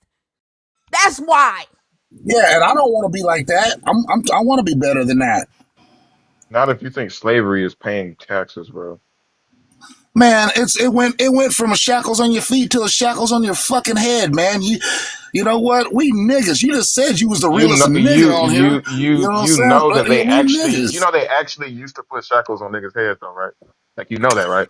Yeah, well, it's a mental shackle now, bro. You, you the only one in it, bro. No, no, man. I just got done saying there's people out there. They brought drugs in the middle of the inner city, man. And there's people. Our people's been getting sick for years off that stuff. I get it. It's in other neighborhoods and other people's. Shut up. You just shut up. Because I right get that. now, you're But the shut thing up. about it is, No, it's in ours, and stop. y'all act Because like. all you doing, stop. Right now, all you're doing is you sound like somebody that's making fucking excuses. And this is what I'm talking about. Like, yes, we know this shit is happening. What the fuck are you going to do? You just gonna sit and keep saying, woe is me, woe is me, woe is me? So what the fuck is we gonna do then? That you fucking tell me, like, Nigga, we what ain't is it finna do helping? shit. What is it helping that Oh, so your that's ass their just keep problem. saying, what the fuck are you helping that all you keep saying is, look what they did, look what they did, look what they Man, all did? I got out of this conversation is I don't live like that. I'm better. I got Nobody ain't myself said free. that shit to you. That's the problem. Nobody That's said the that to problem. you. That's exactly the problem because that's not what's being said. What's being said is if you want to do better, you have to think better. But all this time, all these words, the only thing that you want to do is be associated with slavery. You want to be associated with slavery, and that is not how we move forward. We are not slaves. We are people that have the ability to band together and change the system to better our lives. But instead, y'all want to sit there and woe is me, the white man fucking downtrodden us, and we all slaves because we pay taxes. And I wonder if life ever gonna get better. Damn, I guess you living better than me though. Look, well, look at the celebrities. They're all slaves, especially the billionaire ones. Like, y'all lack depth. So basically, nothing There then, huh? we go. Reduce it down to nothing. Exactly. Yeah. You are exactly where you are because you want to be there, motherfucker. Oh, no, I'm not talking about me. I'm in a great place in life. Wherever you are there because that's where you want to be. Yes, I'm in a great place in life. You know, I mean, Hmm. I'm working towards getting me a farm and all that stuff together. But right now, yes, it's a work in progress. But anyway, I'm saying, what about the people that are out there that are in bad shape out there? You know what I'm saying? Because we have a lot of people that are in the What situation. do you do? What are you doing? What about them? What are you doing to help them? Me, offer jobs and a way out. I live in a smaller town and where there ain't no violence, and I've offered plenty of people inside to feel like hopeless to get where they can get a job and do something constructive with themselves. Okay, so keep doing that. Teach other people how to do it. Yes, I teach people kind of how to build things, construction and stuff. I've Yeah, taken guys and taught them keep how to read doing a it. tape measure. Keep doing it and teach other people how to do it. Like just Of course. like okay. But yeah, I don't want to be thought. I don't want to have a mind slave mentality. I don't want to have a slave mentality in my mind. I mean, I just kind of acknowledge what I was doing is acknowledging what's been going on and how the No, world you is. the I don't the want to things slave that it. you I don't want to said, slave it. the things that you have said in this conversation, No, I don't, right? Shelley. That the things that you have said in this Ellie. conversation say otherwise. Says that you want to hang on to that. Well, maybe that's You were part of my you were no, you were indoctrination. struggling to try to make me fit into your category of slave, bro. You want niggas to be slaves. No, man. It's just what I see, and I see this is what seems like what's going on in the world, or what's been happening. What's been happening. I think you're And just talking to somebody you trust because you weren't pardon talking to me me. for Yeah. pardon me for not eating the blue pill or whatever. You know what I mean? I didn't what I'm saying, I don't see myself as a slave, but I know that we're in a form of slavery, and so that's what I don't know I don't know exactly how I'm trying to express that, but I know that we're not free as we could be. Like there's a brother somewhere in the inner Boo city. hoo. There's a Boo brother hoo. somewhere down in the city. Captain Black can sit on TikTok talking about not being free while there's children in Congo mines mining cobalt so his ass can be on TikTok on his iPhone or his Android talking about how free he ain't. Boo hoo, Captain Black. Captain Black Yeah, is a slave. Oh, yeah. boo So hoo, what? Captain Black. Captain Black gonna go and fry him up some chicken later on tonight. He gonna get him some vegetable oil and he gonna put that shit on and he gonna fry him some chicken and some macaroni and some collard greens and some cornbread. Then he gonna sit down and he gonna watch him some Def Comedy Jam and he gonna scroll TikTok while the children who been working in the cobalt mines all That goddamn day, still ain't free. who don't have food to eat, the Congo children, the 32 children that just got into a school after 350 of them just got blown away. Boo hoo, Cam Black. Well, you just said that we was we were great thinkers and builders and leaders and stuff, and what can we do about that? What can we do about the Congo? Talk about it. Have you ever even fucking looked into it? Like, have you looked at the organizations that are helping Congo? Huh? Mutual Aim. Have you looked at them? Are you Hmm? free enough? Are you free enough to Shut combat the them? fuck up. But shut up. Have you Are you? looked at Have you looked into what you can do to help Congo? Huh? Have you looked into the organizations that's boycotting companies that are over there mining resources and enslaving people and paying the militia over there? Huh? Do you know what companies are doing it? Have you even looked into it? There's a lot of people on TikTok right now that are raising money for the children over there in Congo. Like I literally just mentioned 32 kids who just got into a school after 350 of them just got blown away. Follow Mama Africa. Follow Mutual Aim. Follow Rhea. Life with Rhea. There are people on this app that can tell you how to help Congo. There are links in their bios that you can send money over to help Congo. There's a I can't remember the guy's name right now, but he collects shoes, any of your old shoes. You can send to him so he can send to Congo. There's another guy that's building a housing to give them shelter. Have you looked into it instead of just fucking complaining about shit? Well, I don't want to be responsible for change. I just want to point out that nothing's changing.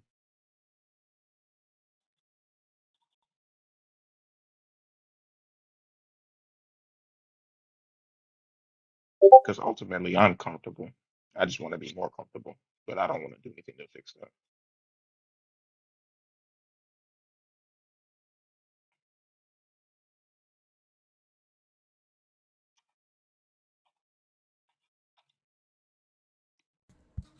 You on mute?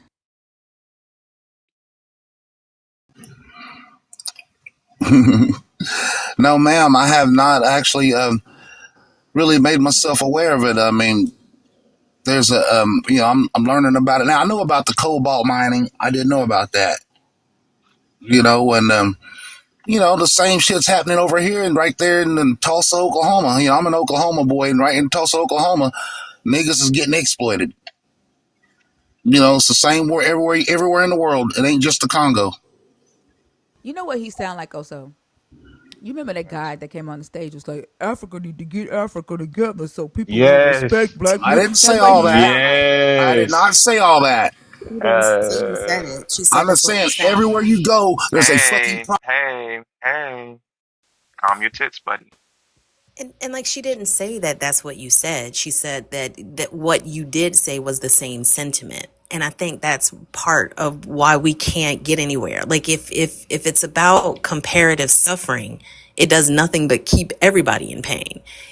I don't know why, as a society, when we talk about improvement of one community or one group of people, it's always this tug of war. If we transition to thinking about it as a relay race, don't you think we would get much farther? Like you're talking about what people haven't done while simultaneously admitting that you haven't looked into what they are doing, to what we are doing. We talk about the needs of people all over this globe. But the more you sit in a position that has you looking to a deity that doesn't exist and hasn't done shit for people, that has been silent through all of the atrocities that we know about, has not stepped in for one of them, and yet you're still waiting for him to step in for any of them now.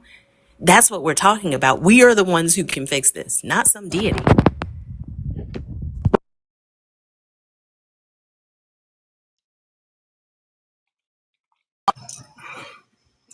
I understand that too. Yeah, there's a joke that says Jesus took a long ass nap during slavery. I get that. He wasn't there. He ain't in Congo. He ain't in Tulsa. He ain't in New York City. You know, um, Your People. Jesus is in Congo, and your Jesus was taken into Congo and ain't never left. Your Jesus is currently mining Congo and giving the resources to his children. Your Jesus is in Congo. Your Jesus is in Africa, all over the continent of Africa. While African people live in poverty, your Jesus's children are getting rich. I don't know why y'all keep saying that this Jesus is not in Africa.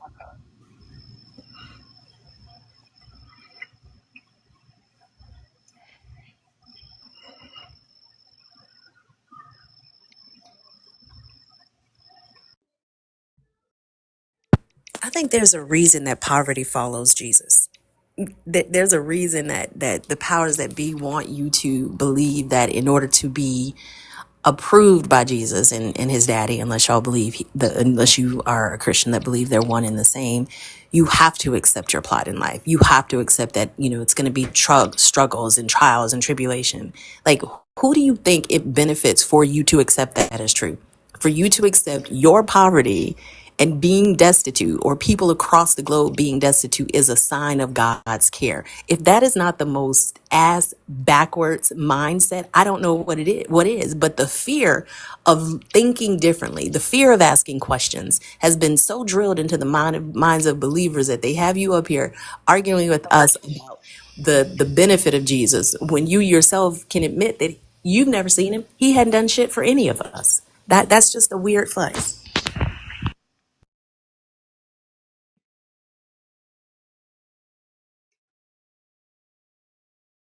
Like, why do you think Europeans work so hard to tear down what our ancestors built? You think they just looked at them and said, them motherfuckers lazy. Them motherfuckers not smart.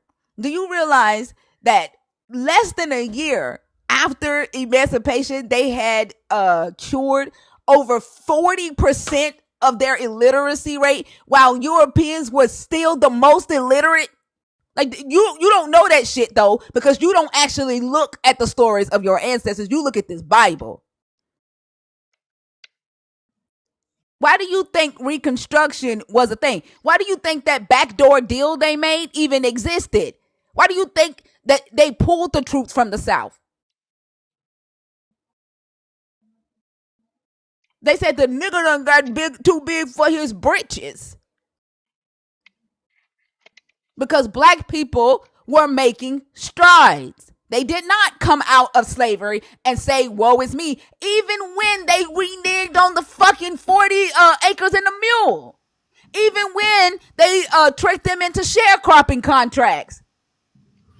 They did not say, woe is me. And that pissed them off.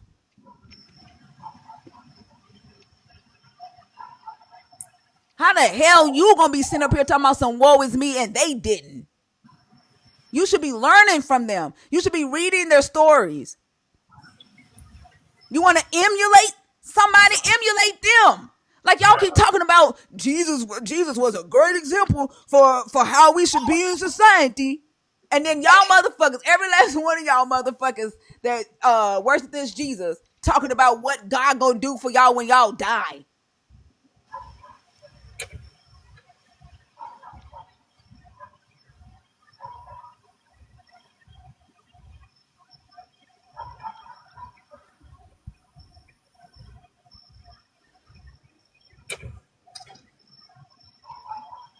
Had some powerful ass ancestors. Some of us do. So ain't that still in us today? Don't we still got that? No, because he got y'all convincing you that they got you convinced that your ancestor is Abraham. You don't know your great grandfather's name or great great grandfather's name. I definitely don't know mine, but Well, I know Abraham, I know Isaac, and I know Jacob. I know who That's Mansa Musa was. I think that's what Are his you name was, related? wasn't it? Are you Uh, related to that guy? no, I just know him from history. He was one of the wealthiest No, then men you're that ever missing the lived. point of what she's saying. I guess you go ahead and continue it so that you don't Yes, I completely get it. miss the point. She said that we're leaning on Abraham, leaning on leaning. You were saying something? also you. I mean, you called it like the fact that you know him, but you don't know if you're pronouncing his name right. How well do you know him? What tribe was he from? What country was he from? People talk about Africa as though it is one big ass country. It is a continent full of diversity, full of richness, full of history that we don't know. All we know is this Bible is going to save us. All we know is sweet King Jesus. That's all we know. And until we recognize what that, somebody said this the other day, it might have been Z, I can't remember, that if religion was going to liberate black people, it never would have been given to us. Never. When has anything, a resource, ever been made available to a people that's beneficial and it's been given to you by the very people that's holding you down? That doesn't make sense.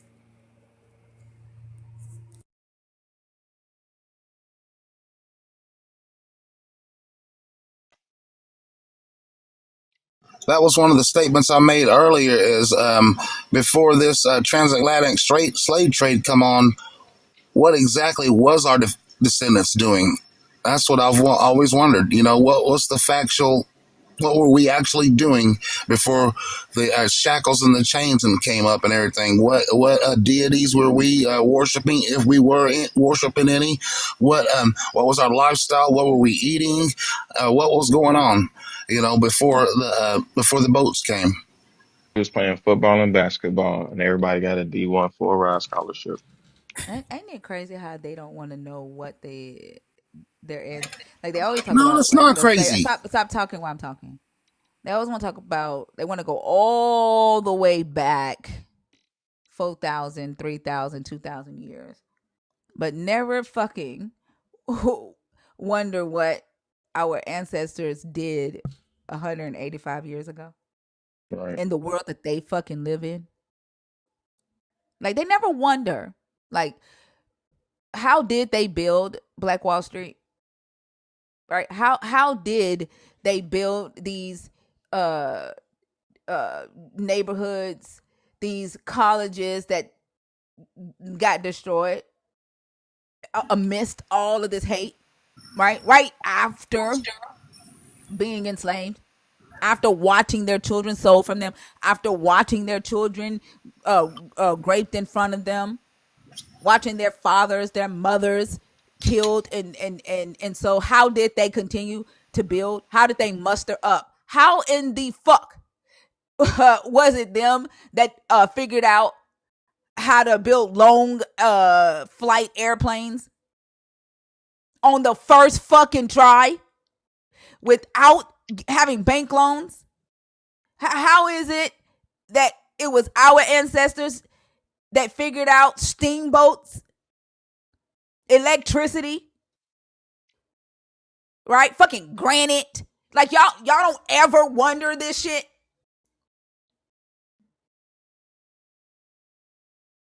In the midst of all of that, how are they able to still use their fucking brains to innovate? And why would they, right? While they were being beat, while they didn't have freedom, while they couldn't eat vanilla ice cream, why would they still use their brains to innovate, to write books? Like it was one of our ancestors that taught them trigonometry.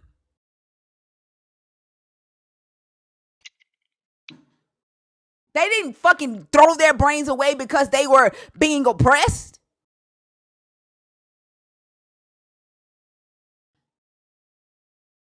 Y'all don't ever wonder that shit? No, they built their own community because they were being oppressed. Ooh, that was deep.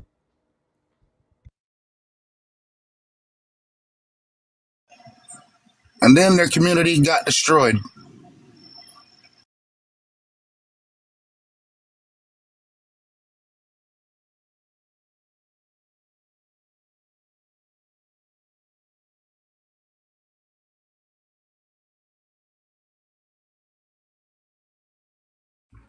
I think that's an interesting phrasing. Their community got destroyed. Who destroyed it? About last year, I went to the Greenwood. It's called Greenwood Rising. It's a historical museum there in Tulsa, and it all started with a young black kid that was a elevator porter there, and right across the line there was a little barrier for that separated Greenwood from the Tulsa area, and a little girl was startled, and a white man took it upon themselves to say he raped that young girl. So the boy ran back into Greenwood. Basically, a white mob followed them, and then along with the military at the time, and they started ravaging the place. It was all a setup because of there's a movie called Killers of the Flower Moon that dealt with the Osage Nation, and the Osage Nation, when they developed their oil riches, they decided they did not want to deal with the white banks, and they dealt with the Greenwood Bank, and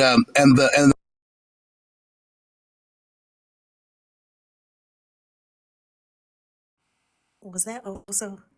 It sure wasn't. It was God, the real I one. guess he got a phone call. I don't know. Because I don't know how that answered my question at all. No, there was a lot of money flowing into the Greenwood district, and the white jealousy. They had to find a reason to destroy the Greenwood district. Y'all, that's do that. I told you it was the real God.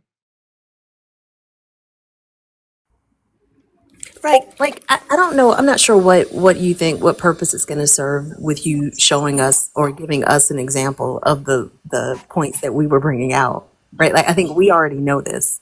She These said, are, "What destroyed the Greenwood district I'm sorry. or Black Wall Street?" I was just answering what destroyed Black Wall Street. I said who? That was my question, not what. Who? The captivity that we are in. So would it So be the the same answer people to that gave you who? the captivity we're in? Yes, we weren't allowed to build and to keep building, and we weren't allowed to keep being a great people. You know what? If Greenwood District was alive today, over 100 years old, we would definitely be a staple of this country. We would be a big impact on this country. My We were question was who. self-governed, Hold on a second. self-policed, self-medic, self-treated, and we I don't know why you're telling us this. Again, we already know these things. My point is that the people, although you say the system, I want to talk about the people who make up the system. And the people who make up the system are the very people who gave you this belief system that you hold on to so strongly. And I don't know why we want to skirt past that. I don't know if it's for a purpose, for the purpose of preserving your attachment to this belief system, but they're one and the same. Okay, then well, please share your worldview with me then. My worldview about what? All the shit we just been talking about. Ah, damn, bro. If you I'm need not. something to believe in so bad, believe in a goddamn history book. Go read one. Yeah, I'm not sure what my worldview would do on this particular topic. Well, you're telling me how wrong I am right now and how confused and lost that I am. I just want to know what the way is. Show me the Well, when way. you think the answer to the question who did it is it was a system that and not actual fucking people, like actual who's, then yeah, bro, you sound lost. And not even like a spiritual you sound lost with simple English, bro. Like it's not helping you. It's not bolstering your argument that you can't comprehend this shit. All right. So, who destroyed Black Wall Street? What destroyed Black Wall Street then? You see how you just changed the question again? That was the question that led this whole conversation to where The it is question now. was what? Is The question was what?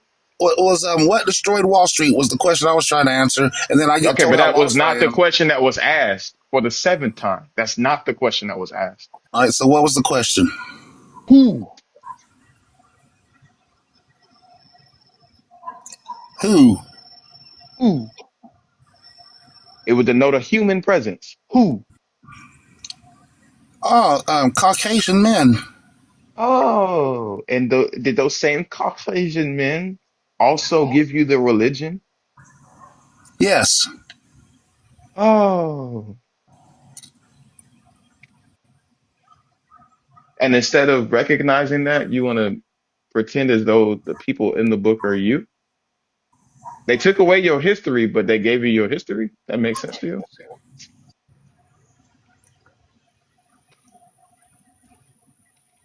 I You don't know what understand. happened in Africa, but they made sure that you knew what happened in what, the very beginning of time?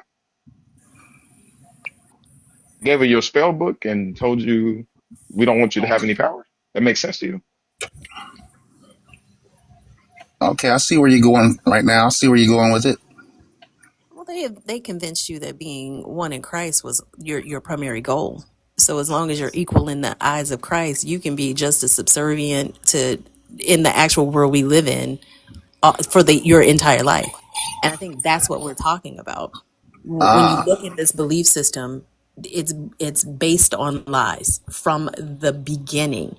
It's mythology that has been utilized to control people, specifically our people. And y'all come up here and fight for it. You fight for your own subjugation every single day in these conversations. Oh, I ain't up here fighting for Jesus. That's not what she No, said. no, I'm not up here. Yeah, I'm not up here. You know what? I might be a little bit, lack of knowledge. You know what I'm saying?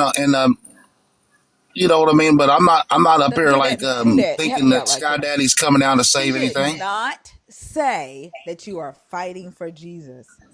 She said you fight for your subjugation. What subjugation? Literally, you coming up here saying we were slaves. Look what they did to us. I'm an Israelite. I'm a current slave because I pay taxes and fucking bills when I could just not do that shit at all and still live in the country. That's crazy.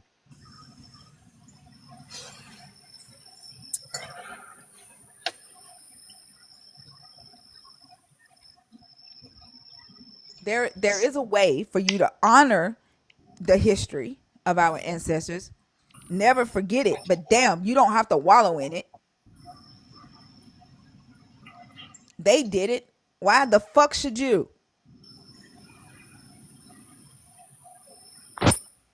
And Thinker, I think your the point you brought up earlier, like how did Reconstruction happen? What were the successful tactics that were used?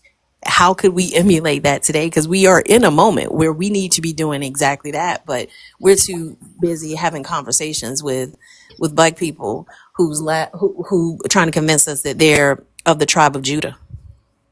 What? Like, how can we affect change? That's what we're talking about.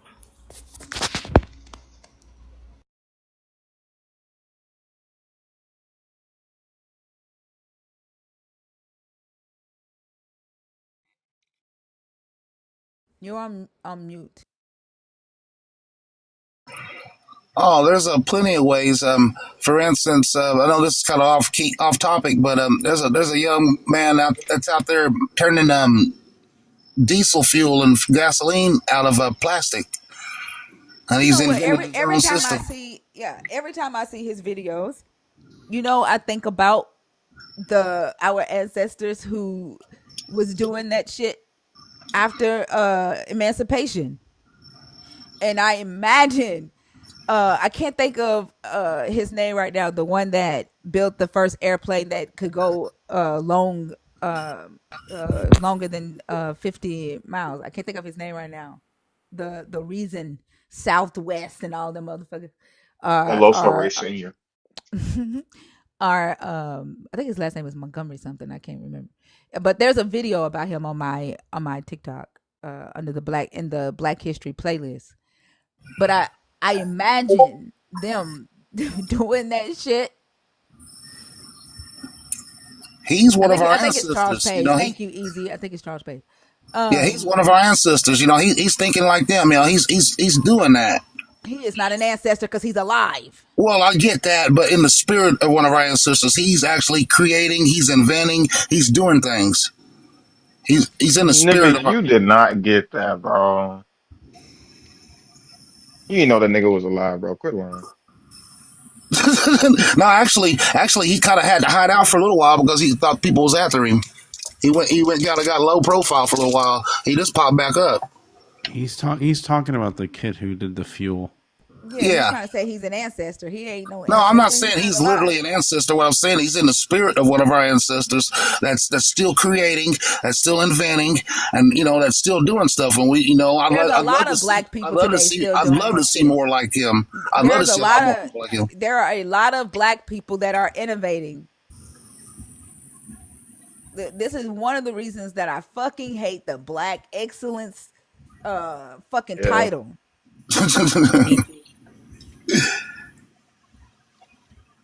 Also, he did not know that dude was alive. No one did. What, that young man? Yeah, I just seen him like last week on TikTok. Oh yeah? How you know that's not the CIA fucking with you?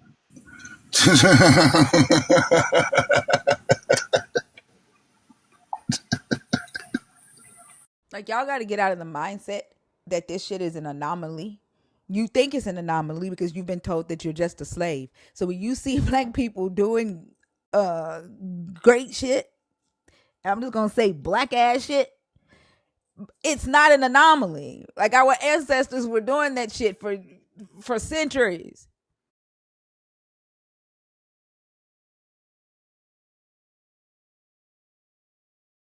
We've been innovating for centuries.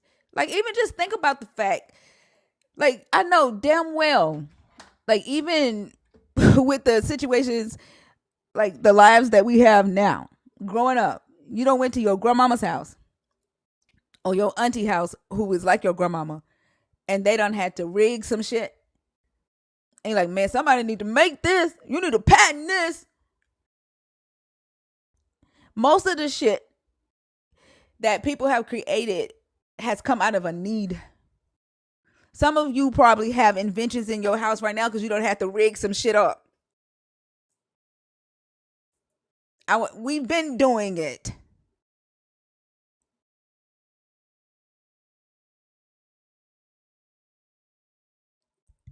Diabiblical. I don't know if diabiblical trying to do it. Everybody's so creative. No, we was kings, but creative. We was creative. I never tell him this in real life, but that nigga is kind of funny, low key. It's like honestly, in innovation, invention is shit that just come out of a need, and that's what they were doing. They were solving needs. They were filling needs. They didn't sit around and wait. And in them solving needs, they created shit. And yes, white people stole it. They tricked them out of it. They created laws, not allowing them to get patents, making them lease their patents to them so that they can make money off of it. There's one guy, man, he was like, fuck that. Y'all not finna get my ass. He did his own thing. The guy that made Granite, he was like, they got me once. They got him one motherfucking time. He was like, nah, watch this.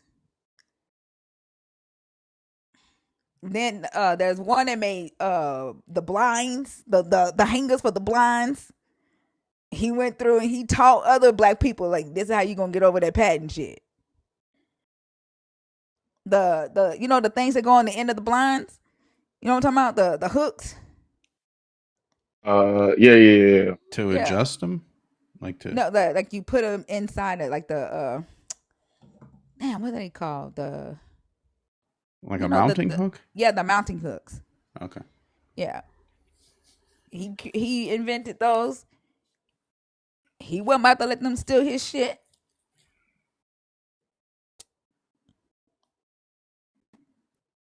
Yeah, I'm trying to figure out this free energy. You know what I mean? Where I don't have to pay for my utilities. You know, I got a little scratch of property of about 2 acres, and I'm trying to. You know, I know solar's not going to get it by itself, but actually, I want to try to do the wind and maybe try to figure out geothermal. You know, it's a pretty. You know, so it's wide open right now. You know, and everything, and hopefully, I might be that How decent. would you utilize geothermal energy? How would you utilize that? Actually, you would cold air goes down into the lower crust, comes back up as steam. Steam turns a turbine, and the turbine produces electricity. Or it can heat your How would house. you utilize it? That's Not my how does it plan work right for you? there. That's what I'm look. That's what I have right now. I have a turbine that I'm trying to figure out. Yes, it's a I take it. I just got to figure out who I can get to drill it down and then bring it back up a steam. And once I got that, I have a steam turbine that I'm going to try to figure out. There's a few more steps involved. It ain't that easy. Obviously, I'd have it done by now. I've been on this for 2 years, If you but put it it's underground, it'd be subturbine. pardon me. Huh? What'd you say? Huh? I didn't hear you. I think he said something about putting a shroud over it. Yes, yes. It's about bringing in the steam and controlling and harnessing the energy from the steam when it comes up.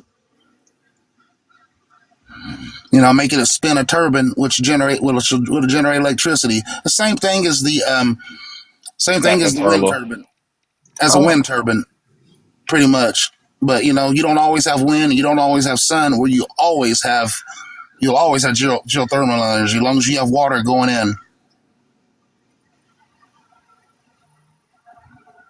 that's amazing. Well, it's a work in progress. It's a lot to go. It's a lot to do. You know, and it's a trifecta really because the solar energy is not going to get it because it's not always sunny and it's not always windy. So with the three of them going into the right size battery, generating energy towards that, you can get, saying you can self sustain. Hopefully, that's my theory. But I'm not the most educated motherfucker in the world. You know what I mean? I'm just out here tinkering when I got time off.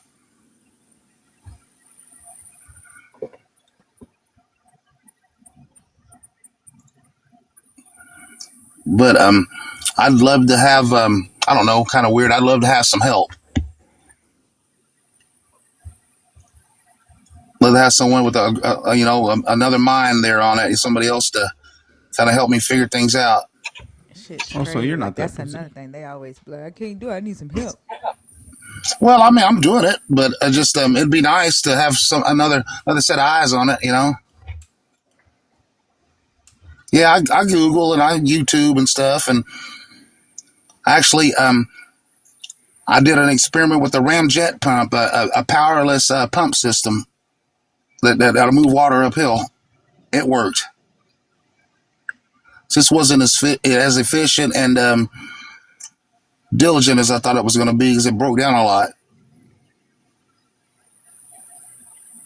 Mac, what were you getting ready to say? 'Cause Oh, I just said Oso has free time. He said he needs someone to help him out. So I I know he's usually all. I know. don't Oh, do you always looking for freestyle something to do. because my style ain't free, nigga.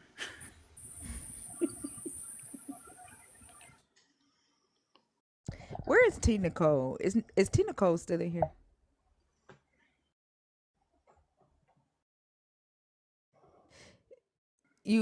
T Nicole was in the guest box and she was like, "Let me up." Like, are you still in here?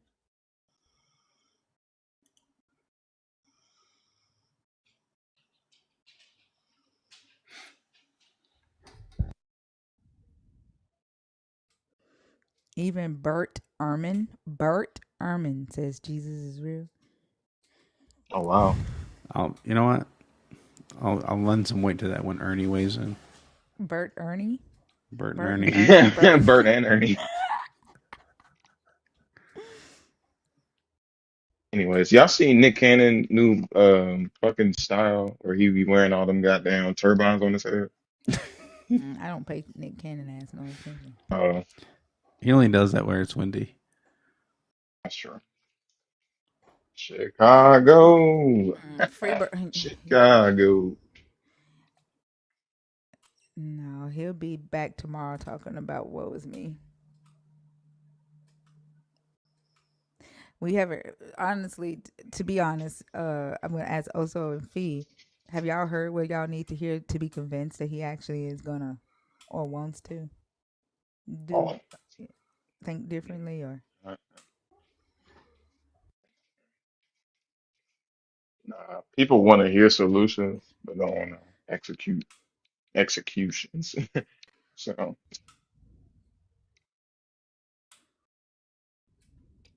I don't think it's I don't think that it has actually uh like settled into where he could actually track what we saying.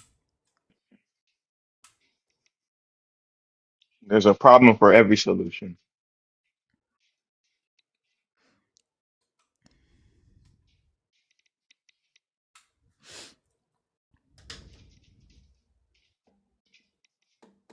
It's easy.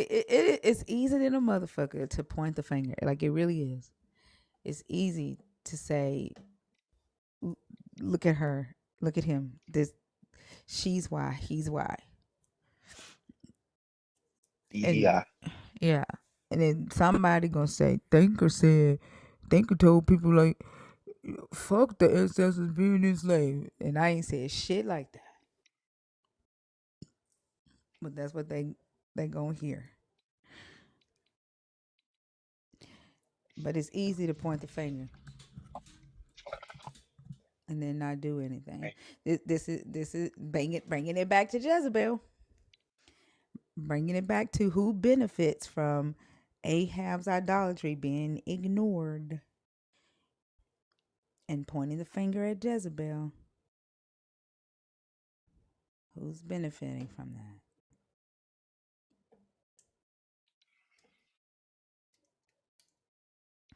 Y'all Oh, really think they give a damn about y'all sitting there saying, "Look what they did"? Mm-mm. That's where they need ya. stay stuck, Buttercup.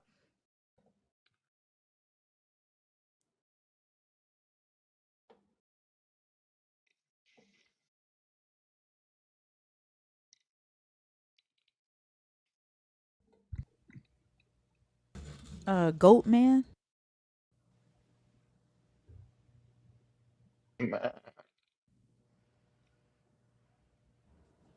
doppel, doppelganger. Why can't I say this fucking word? Doppelganger logic. Doppelganger. Doppelganger. Doppelganger. What the You had it. fuck? You got to trust your instincts. You had it right. Well, maybe It trust my your my second it didn't instincts. my No, tongue the didn't first feel one was right. right though. But it didn't feel right coming off my tongue. Yeah, because Dop it Doppelganger. looks like danger, right? Yeah, doppelganger. What? No, it's ganger. Doppelganger Yep. logic. Doppelganger logic. What the fuck? Why'd you write it like that? Is that somebody's username? That's the name. A Whose name? doppelganger is like a body double. Mm. He said, I promise you, doppelgang. Fuck it. Doppelgang. Doppelganger. Oh my God. Doppelganger. W gar gar. The word is W gar gar. Oh my God. Goat man.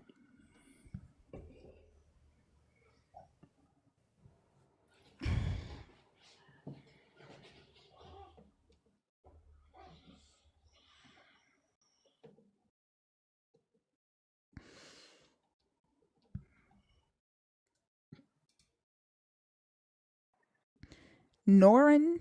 Norin Rad. Hello, Hi, how are you? I'm doing good. Can you guys hear me? Mm-hmm. Yeah, for some reason it's very slow. I can't figure out how to raise the volume up. No worries, I can hear you. Can I get your age for TikTok purposes, please? 47. And are you a believer in the God of the Bible? Are you deconstructing or are you an atheist? Oh, I'm an atheist. And what are your thoughts on the topic? Pardon me, I have a very hard time hearing the call coming through. Yeah, what are your thoughts on the topic? Oh, we did talk a little bit last time, but sadly had to head to work. And I wanted to call back and see if I can offer more of my opinion on the subject. Uh, On the topic that we're one thing, discussing today? yeah, that's Jesus is the worst thing to ever happen to humankind. Is that Okay. correct? Mm-hmm. Yeah. What I realized, actually going to the topic, is uh, that's probably the only belief system that I can think of that vilified the human from the offset. I mean, Sorry, say I that had the again. That's chance to, vilify what? that it's the only belief system that I can think of that vilified the human being from the offset. From the get go, the human was declared no good. And I don't think that Adam had maybe a couple of days, maybe months on the planet before the apple and Eve incident happened, and right off the gate, we were declared to be no good, sinful, born worthy of death, and from there the story progresses. So even if you look at other belief systems like other mythologies, where they have gods that claim to have created humans, but they've always created a human to be a mortal from the get-go. And the human was neither good nor bad. I mean, what you become was a byproduct of your actions. But the Christian belief system say that the second that you were born bad. You were born worthy of death. And it often sickens me to hear a couple of to hear some uh, Christians saying that even when their divinity order them to go out and kill children, infants, toddlers, women, or men for that matter, and they say, well, if my God is sovereign, so that means just because you have the ability to create life, you also have the right to destroy life without impunity. To me, that's really set up a perfect playbook for tyrants that will later on embrace that faith belief in order to justify the thing that they've done in the name of the book. And we see the story develop over time. We have once Rome took over, uh, it wasn't long before we have all kind of wars between one fraction of Christianity against the other one, and then we went on to the Crusades. And I don't know if you guys are familiar with that story. It could have been the second or third crusade when the Christians took back Jerusalem from the Muslims, and they killed every single person in that city. And as it said in the history book, that the streets was ridden with blood. So, but since you saying that your deity has the right to take life whenever it wants to, I guess it's pretty much water on the bridge. But the main thing that I wanted to point out today, maybe it might be of interest to you guys, is the cost of that belief system. People never, I don't think people ever take the time and realize how much it costs humanity in general and how much it costs the group of that we call the Africans as well, which I'm part of. I mean, no one talks about the number of books that this religion has destroyed. Those guys were partly responsible for the burning of the Library of Alexandria. No one talks about all the texts that was taken from indigenous temples when they went into their conquest. No one talks about the thousands of African, South American, native tribe that was destroyed in the path of that belief system. I mean, we don't know how much medicine knowledge we've lost. We don't know how much of our history we've lost. We don't know how much science that we've lost. And even whatever bit that makes it to Europe, even then, every single time a scientist had an idea that went against what the belief of the book was teaching, they had to do so at great peril. It's to me, it's something that I don't think should be like overlooked or ignored because I often ask myself exactly where would it we be scientifically or even intellectually had we never been infected by this virus. So that's what I wanted to point out to you guys today. That it is a very expensive belief system that took from us our history or science or intellect and still continue to do this to this day. And funny enough, because I heard you guys mention earlier, and I had the same thought. Wherever Christianity goes, poverty follows. It kind of makes sense that 99% of the things that we have right now they made from China because there's not a whole lot of them there. Mhm. Yeah, I agree with all the points that you've made. I think it's uh, a really great point, that with Christianity, you know, the story starts off with vilifying humans, um, and that wherever Christianity goes, the cost is high. Only for specific people, though. Um, those that Christianity takes from, while promising redemption. Uh, I agree. I think all the points that you've brought up, we've also talked about in here as well. I don't know if Oso or Mac or Fee have anything they want to add. May I make a quick observation that One second. Let me see if anybody else have anything. Oso, Fee, or Mac, do y'all have anything y'all want to add? I'm good.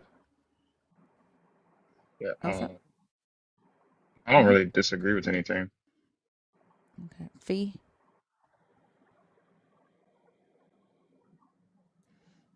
Okay, I don't think. I think she stepped away. Go ahead. yeah, Mac, quickly. I know it is customary to not bring back anything from another caller's conversation, Yeah. So but please don't do it. There's no but I to don't. that. I don't. Don't do What it. I was going to say is that uh, Norris, I just want I'm to make sure that you don't cross my boundary. Because yeah, if you, it Norris, won't be. hold on. I just want to make sure, like, because you said but, like, I don't want you to do it because if you do it right after I ask you not to, then I'm gonna have to drop you. So, like, don't refer to somebody else's conversation. I just want to make sure that you are aware of that. Okay. Go ahead.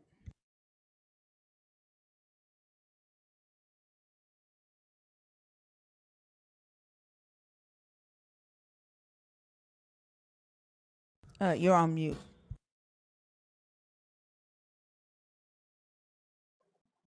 All right, can you hear me now? Mm-hmm. Yes. Yes, I want to say I'm from Haiti, and I remember in 1804 when we took our independence from the French, and for almost 100 years we didn't have any Christianity on the island at all. We did very well. We actually built the biggest citadel, probably in the Americas. That's still La Ferrière, and we prospered. I mean, like any other civilization, we had ups and downs. There's conflict, whatever. There's two humans or more, but we did well, and we managed to, I mean, keep people afloat. And around Africa, 1846 or 1848, we somehow the Catholic Church managed to squeeze itself into the country, and from that day forward, the country has been on a decline. And mind you, the very first time those people set foot on the island, that was in 1492 with Christopher Columbus. Back then, there was about 2.5 million natives on the planet. 2.5 million natives on the planet. And if you travel to Haiti right now, there will be maybe 10 or 15 descendants left. One of them was my great grandma. Oh wow. And that occurred in the span of 100 years. Mm.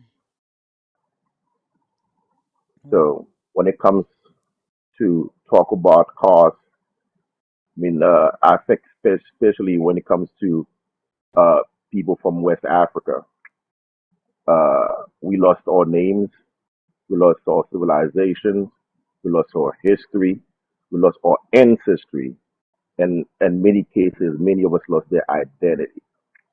To this day, I've never been able to talk to a fellow African and ask me, you know what, do you know even the name or any deity or belief system that we had before we met the Christians?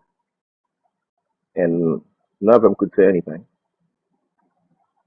Like But I, for some I noticed reason, that they're starting to, even on the continent, they're starting to claim that Christianity was originally in West Africa. And one thing that Rhea always talks about is how um, the current population there have even basically forgotten. Like at first, there was this, you know, reverence for the ancestral stories, right? But she said the current population there is so Christian that they've even like turned the ancestral stories into the Christian stories and like kind of remythicize them into a Christian type of mythology. And now they're like adopting and thinking and saying that they are the Israelites. And like Christianity was always in West Africa.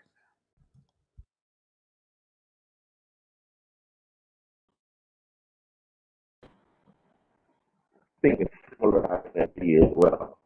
It's the voodoo gods, and they actually We can't hear you. Your connection has gone bad. experiment against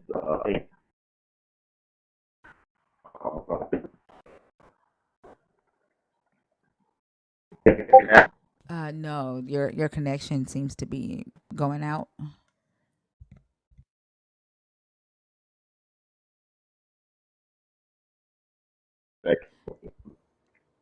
Okay. Uh, I'm not sure what you said.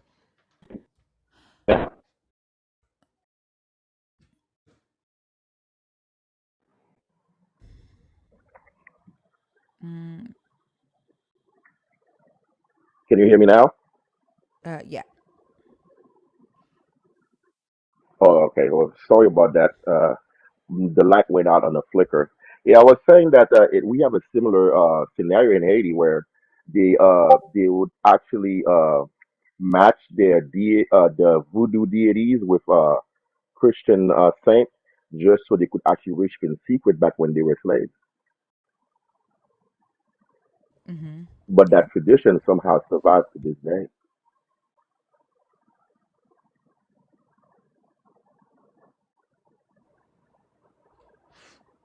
Yeah. Hello? Heavens, give me Yeah. just a second. I only take one guest at a time. I see you in the request, okay? Yeah, So to I have go read ahead. about that as well.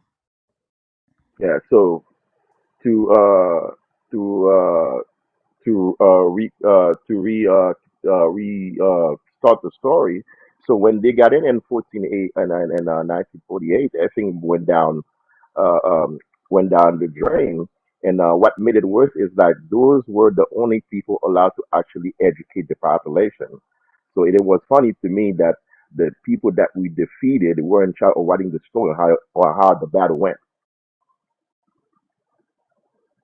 And it creates it depicted it completely like a comic book ish history of what truly took place on that night to the point that there's been a massive loss of identity because what I try to tell younger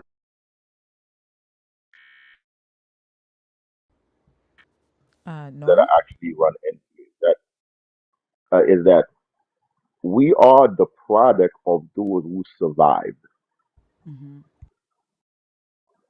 It's almost like we've been put to a filtration system. I don't think most African American understood what a slave boat looked like. Are you there? Yeah, your connection is bad. I'm sorry. Yeah. Well, I'll try for a few minutes. If it turned out to be so terrible, I'll try to call again some other time because I don't want to bring down the quality of the stream. Yeah. Well, thank you So so what much I was for. saying, yeah. Okay. I'll call back a different day. Thank you so much, guys, for talking to me. You're welcome. Thank you for coming up. I hope you have a great rest of the day. Bye. Have a good one, North. Thank you, guys.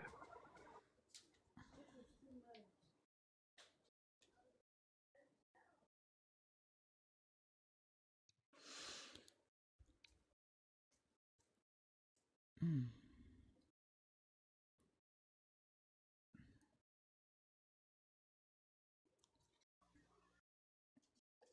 thank you. Heavens. Hello. Hi, how are you? Hi, I'm fine. How are you? I'm good.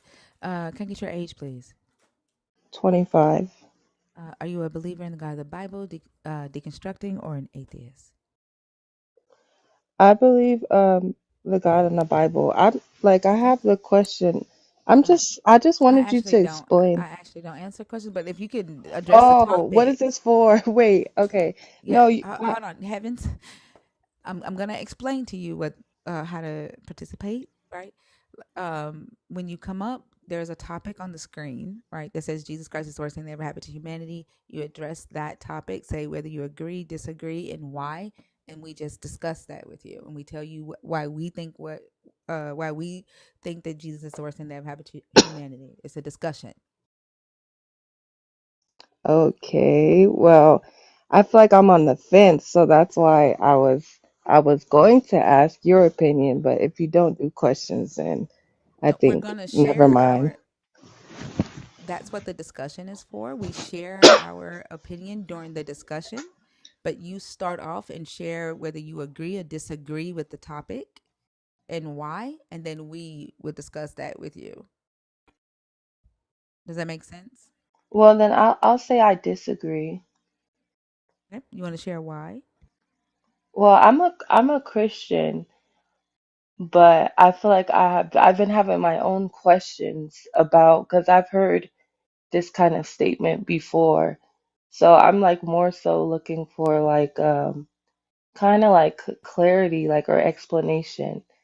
But I mean, Yeah, like I so saying that you disagree, right? And then saying I disagree because I'm a Christian, all that says to me is that you're a part of a club and you just disagree. Like there is no reason actually why you think that he was either, like, I don't know if you think he was the best thing that ever happened to humanity or if you just think that there's something worse than him.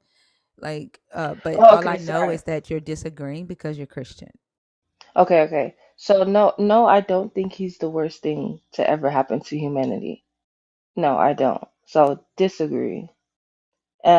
I disagree because like he's helped so many people like change their lives and like straighten up, you know what I mean? So I don't see why would he be the worst thing to happen to humanity? And see, like that's one of the reasons that I think he is the worst. There's many reasons for me, but like Mhm. when people say he has helped many people do a thing, I haven't seen a Jesus do anything. I only see humans, and I see humans not able to take accountability or credit for the things that humans do, right? And gaslighting other humans into um, believing or not even just necessarily believing, but gaslighting other humans into, well, yeah, believing that a God is doing something through them, and that it's not actually them moving their body, uh, you know, to get up and go to work, to go to the doctor, to help another human, right? They're not using their own resources when they give to GoFundMe's, when they give to churches, right? Like to me, it just feels like a bunch of gaslighting. Um, and because of that gaslighting and manipulative uh, strategy or foundation of this belief system, I think it makes people have to adopt the the foundation of um, like mythology or mythicism, and so it leaves them open to uh, uh, manipulation, right? Being exploited, and then they're typically indoctrinated with fear that stops them from questioning and using logic and saying, wait a minute, Jesus isn't actually doing anything for me. I'm doing it, or my mama did it, or my sister actually did it, or my neighbors did it. That wasn't Jesus, right? The doctor actually healed my body. That wasn't a Jesus, right? And so because they're afraid to actually think through these things, They're afraid of hell. They're afraid of that something bad might happen to their family. People who are in positions of power that represents this belief system then use that unwillingness to use critical thinking or inquiry, that fear of going to hell, to further oppress them, right? To further indoctrinate, to further manipulate them. That's why I think, like, that's one of the reasons that I think that he is the worst thing that ever happened to humanity. So you think it's like a big, like, kind of like manipulation type of thing? Like, if I ask you right now, like, when you say Jesus has helped change people, like, if I ask you, how did Jesus do that? And where was Jesus in the process? Right? You're going to have to try to convince me to ignore logic and accept that he used the body of a human to do it. Well, okay. Um, I get what you're saying, obviously, and I'm not saying that like because you're saying like we still physically do everything ourselves, like getting up and going to work, or like even what you say, like how the doctors are the ones that like probably perform, like healed you or whatever, like stuff like that. Like you're talking about like us, like the physical things that we do. You're saying that's us. We're doing that, not Jesus. That's what you said, right? Yeah, like, even if somebody, was an addict, like I wasn't addicted to powder, right? Hmm. It wasn't Jesus, like, that helped me, you know, uh go through my withdrawals and uh you know get healed from that, right? It was me, like, and honestly the motivation for that was my dad. Hmm. But when I was a believer, I did say, God help me do such and such. Like, it was me who made the decision that I didn't want to disappoint my dad anymore. It was me who took the powder and flushed it down the toilet. It was me. Jesus didn't do that. Well, I think when we like reference um Jesus, it's not necessarily like, I mean, I feel like the common sense is, I'm not saying that Jesus literally got me up and drove me to work. Like, no, like obviously we have our own, like we have our own physical bodies where we can do things ourselves, yes, but that was given to us by God. Like, so do you not believe in God, like at all? Mm-mm. No, there's no So reason you're for atheist? yeah, there's no reason for Oh, me to okay. believe in a God, right? I haven't seen any evidence of a God. And saying that, I have a body, knowing that my parents had sex, right? I have four Mhm. children. I had sex to have those children. There was no God involved in that. I have two grandchildren. My son had sex, right? There was no God involved in either of those creations. Like, biology was involved, right? Nature was involved. I was indoctrinated into the belief system, right? Growing up to believe that the story in Genesis 1 and Genesis 2 was the story of how a God in the sky decided to create the first human. Um, but as I've,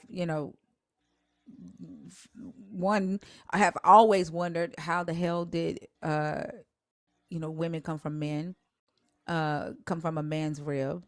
But the more I think about it and the more that I questioned it, like, it didn't biologically make any sense because there isn't anything in nature, not one species in nature, that is male that can produce without a female. But I think you're being very disrespectful in the comments. Like, what are you laughing at? Have I said something funny? Who, me? Yeah. Like, are you in the No, comments laughing? I'm responding to your people in the comments Yeah, no, I adding think me. yeah, They're, no, they're yeah, ignore them while you're on the stage. Like, like, because in order for us to have a good conversation where we get value out of it, like, my goal is to get value out of this conversation, even if it is to understand where you're coming from. I'm going Mhm. to actively listen to you, so it would, be respectful to me that you do the same with me.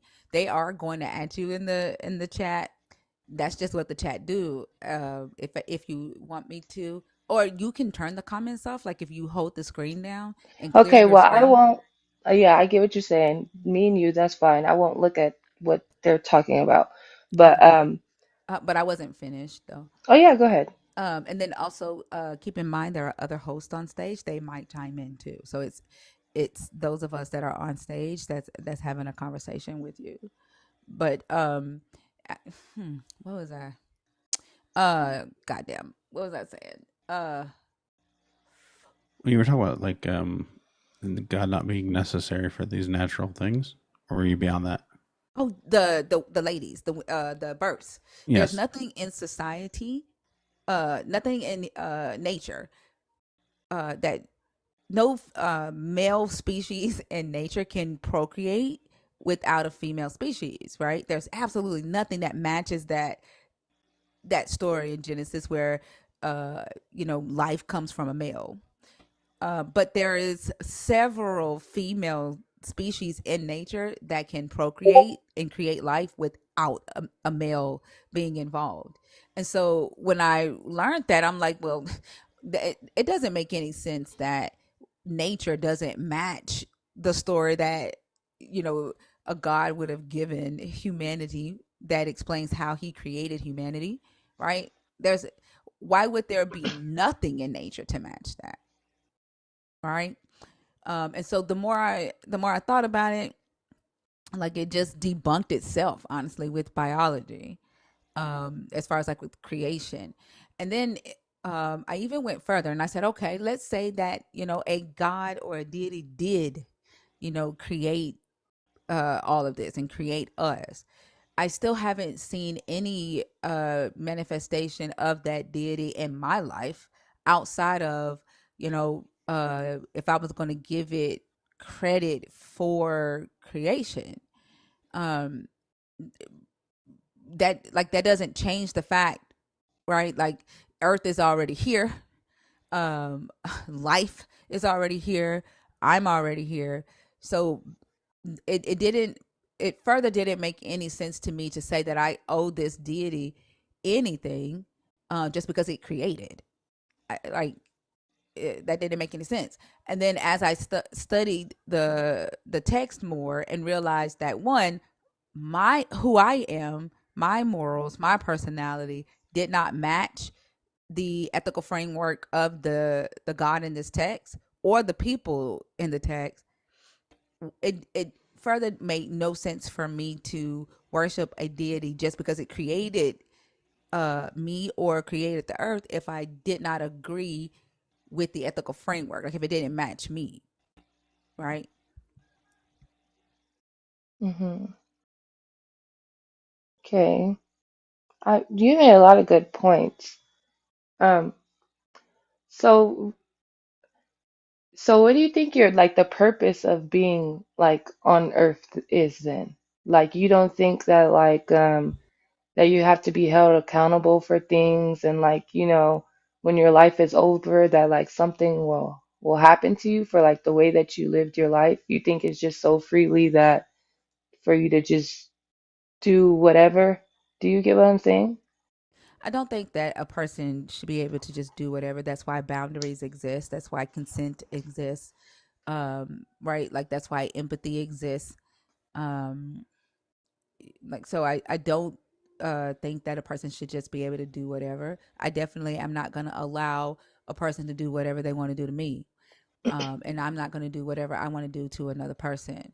Do I think that I'm going to like be judged when I die for how I live my life here? No, I don't think that. But I also have no idea what happens when a person dies because I've never died before, as far as I know, and I can't go into the afterlife just like I can't go into before uh, I had life. And Hmm. me recognizing that I, as a human, a mortal who have limited brain capability, like limited perception, mental perception, to be able to see um, uh, like I can't even see into tomorrow. I can only hope for tomorrow, right? I can't go into yesterday and change yesterday. I can only think about yesterday. why would I believe that any other human had the ability to do that and can definitely say, "Oh, here's the process when you die.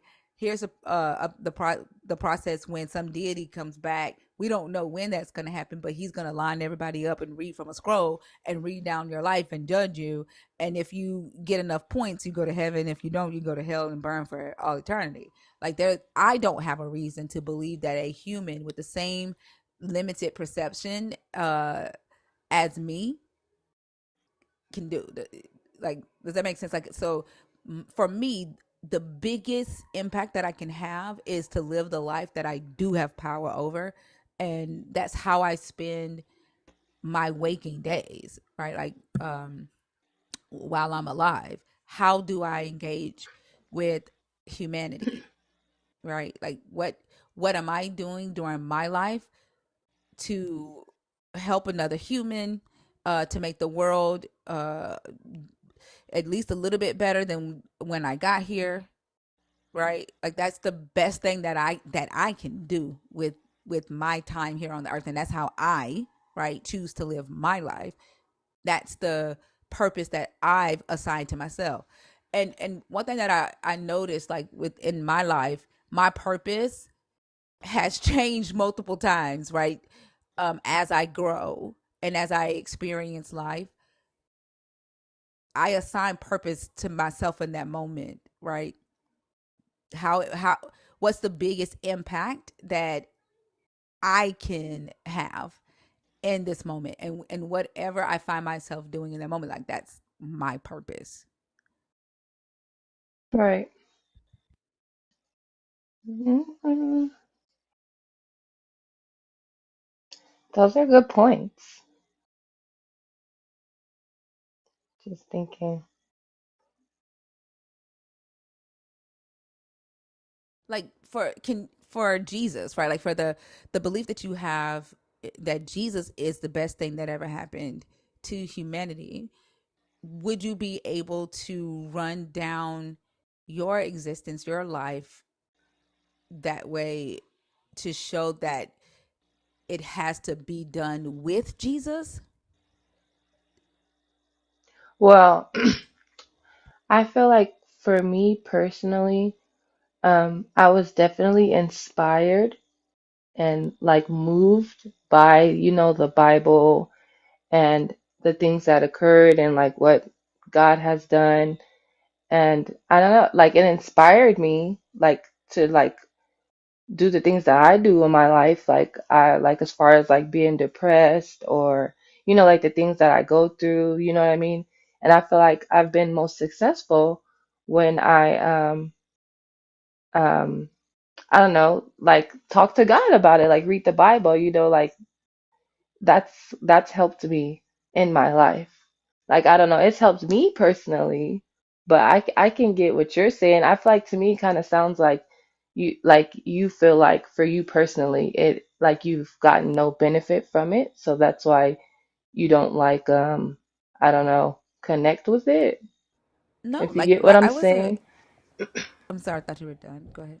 No, I'm saying like if you get what I'm saying, like to me it kind of sounds like during your time when you did believe, like you didn't like get any benefit from it or like didn't connect with you or didn't help you, so you maybe like didn't like want to believe in it anymore. That's what it sounds like for you. But for me personally, I've benefited from it, and I feel like a lot of people have as well. And then to the ones who necessarily haven't like found any connection to it or any like gain from it, I notice those are the ones that are kind of like, oh, I don't believe it to be true, if you get what I'm saying.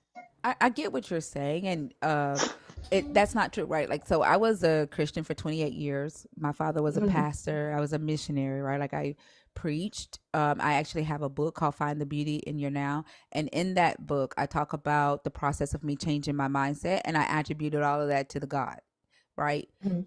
It wasn't until later that I was willing to give myself credit for what the work that I actually did in order to change my mindset. Although I was crediting all that to God, and it's like God did this for me. God, it's God, God, God, God, God. But the reality is that I had to be the one to get tired right? Of the way that I was using my mind, right? Once I realized that I was using my mind wrong and replaying over and over in my head all the things that I had been through, right? All the things that had happened to me, um, and further, making myself feel depressed and then having to pray to God and speak in tongues and convince myself that a God was consoling me in those moments. And where my true healing came from was me, one, realizing that living in the past is what kept me in that place, right? I can't go back into the past. So I had to move my mindset right into the present moment and be okay living in the present moment, be okay not going back into the past, and be okay not knowing what was going to happen to tomorrow. I can hope and plan for tomorrow, but I have to live for today. So I in in shifting my thoughts and my minds to that, I credited that to the God because I was a believer, right? But still, it was me that had to do the work, right? And Mhm. so now the difference is that I'm not giving that God credit for shit that I actually did, right? When I was a believer, I went to college. I was married. I was a single mother in college. I went to graduate school. Like I did all of that. Gave the God credit. Thank you, Jesus. Right? Got the student loans. Thank you, Jesus. I gotta pay those motherfuckers back. Jesus didn't give me no student loans. Right? Jesus didn't pay for me to go to school. Right? I had a job where I was making over $100,000 a year. Right? And I thanked the God for that job. But you know how I got that job?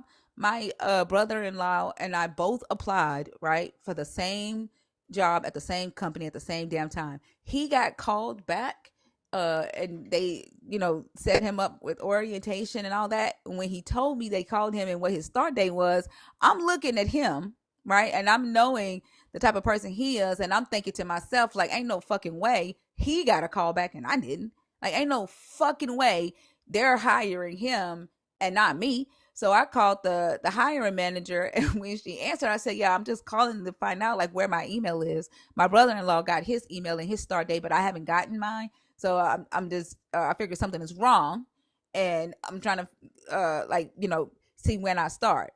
And she chuckled to herself and she said, "Well, I wasn't going to hire you, but I am now." And I stayed with that company for 10 years. He ended up getting fired for identity theft. But like me knowing who I am, right? Knowing that I deserved that job, I didn't realize that it's me, right? And I've always been this type of person. Like I've always been a go-getter type person. Things that are hard, I've been through some hard shit, but I've never ever allowed the hard shit to hold me down. And that's me. It's always been me, but I've credited to the God, right? Been in church, running around the church. I can remember when I told my kids that I was going to build them a house, right? And that all of them was going to have their own room. My kids would always remind me, "Mama, you said you're gonna build us a house. Mama, you said you're gonna build us a house." And I had got divorced. My ex husband was like, he said, "Bitch, you're gonna get a foreclosure." He wouldn't let me sell the house that we had bought together, so I ended up getting a foreclosure. My credit was shot, but I had promised my kids that I was gonna build them a house from the ground up, and they were gonna get their own room. So I had to spend 2 years working on my credit, listening to them like we living in an apartment. I'm listening to them remind me, "Mama, you said you're gonna build us a house." And so when I finally got my credit back right, I went and picked out a plot of land, put down $5,000, and started building on the house. And I would take them to the land every Tuesday. We would go over to the land. I would let them run around on the land, and they would just like run in different spots. But like, my room gonna be right here. My room gonna be right there. And so as they're building the house, we would go over there. We would pretend like we're eating dinner in the house. We would pretend like we're sleeping over at the house. Like in our minds, as this house is being built, we're living in the house in our minds, right? And the day that I had signed up for like first time home buyers thing because I was buying the house by myself this time, And the day before closing, I found out that I didn't qualify for the first time home buyers, and I had to pay the rest of the down payment myself, which was another $5,000. Well, that's all I fucking had in the bank. And that was supposed to like buy our furniture and pay, get our stuff out of storage, pay moving and all of that. They said I made too much money. I was over the threshold. And so when I went on ahead and I paid the rest of the down payment. I closed with I had 50 cents left in the bank when I closed on the house. But what was important to me was that I kept my word to my kids, right? And I remember leaving the closing thinking, damn, how am I gonna get our stuff out of storage? How am I gonna move, right? And just thinking outside of the box, I went and I got I said I was gonna see if I can get a loan, because you know why you close, you can't get a loan. I'm like, okay, the closing's done. Now I can go see if I can get a loan. And I went and I got a $2,000 loan, and I was able to do everything that I needed to do. I credit all that to the God, but that was my ass. All of that was my ass working for 2 years to get myself out of the financial fucking ruin that my ex-husband put me in because he was mad that I didn't change my mind about the divorce. That was me keeping my word to my kids. That was me being willing to close with 50 cents in the bank and not know what I was going to do, and then think it outside the box. All of that was me, right? But there was a point in time in my life where I was saying, God bless me. Jesus bless me. I'm blessed and highly favored, right? And I didn't know how great of a person that I was. The crazy thing about it is, as while I was doing all this stuff, I did not like myself. I didn't love myself because people kept telling me that I was demonic, right? Because I was asking questions, right? I didn't think like everybody else. And when I would talk and pray to the God, I would ask him, why did you create me the way you created me? Why am I this way? Right? But the whole fucking time, the same people that was calling me demonic and telling me, saying, Satan, the Lord rebuke you, they were wishing that they were like me. They were wishing that they could think like me, that they had the go getter uh, attitude that I had. When I published my book, my this person called me and was like, "When is it gonna be my turn? I'm the one that pray all the time. I'm the one that fast all the time." And I'm sitting there listening. Like, honestly, you should be like congratulating me. This should be a congratulation call. But I gotta console you because you feel like the God has passed you up, and you feel like I don't deserve this book launch. And the reason why I'm the one with the book launch is because I wrote the damn book. Right? I didn't sit and wait and say, oh, I don't know, like I'm waiting on God to I wrote the book. And so the reason it's me that's having the book launch is because I fucking wrote the book. Right? Even though I credited it to the God, this person was praying to the God, but they didn't write the book. They didn't write their book. Like what shifted was me saying, this is me. I'm actually a pretty fucking great person, and not feeling guilty for saying I'm actually a pretty great fucking person. I actually have skills. There's nothing wrong with my thinking.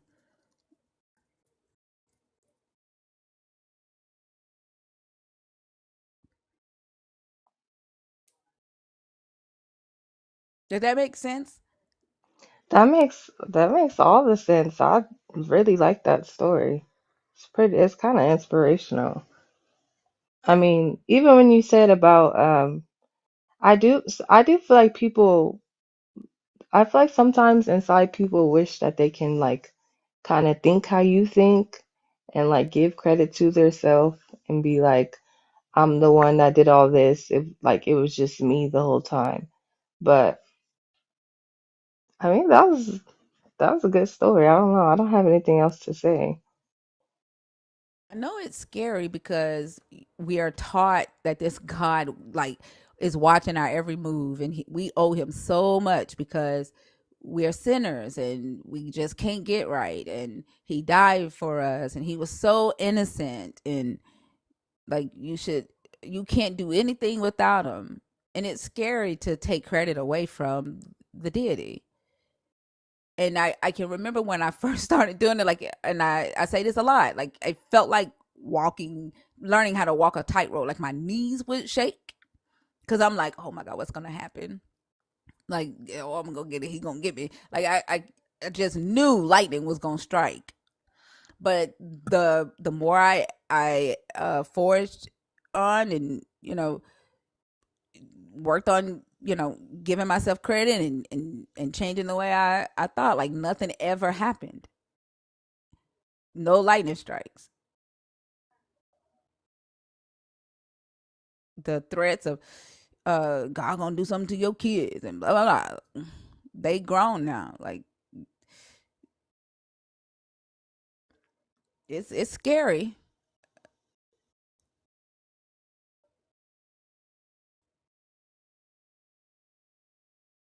And I think too, like people think that when you do start deconstructing, people think that we think that life is just great. Like we don't go through stuff anymore. Life for me, life is life. I go through stuff even now, not being a believer. I went through stuff as a believer. I just now deal with it the way I've always dealt with it, but I'm not begging a God or expecting a God to fix something.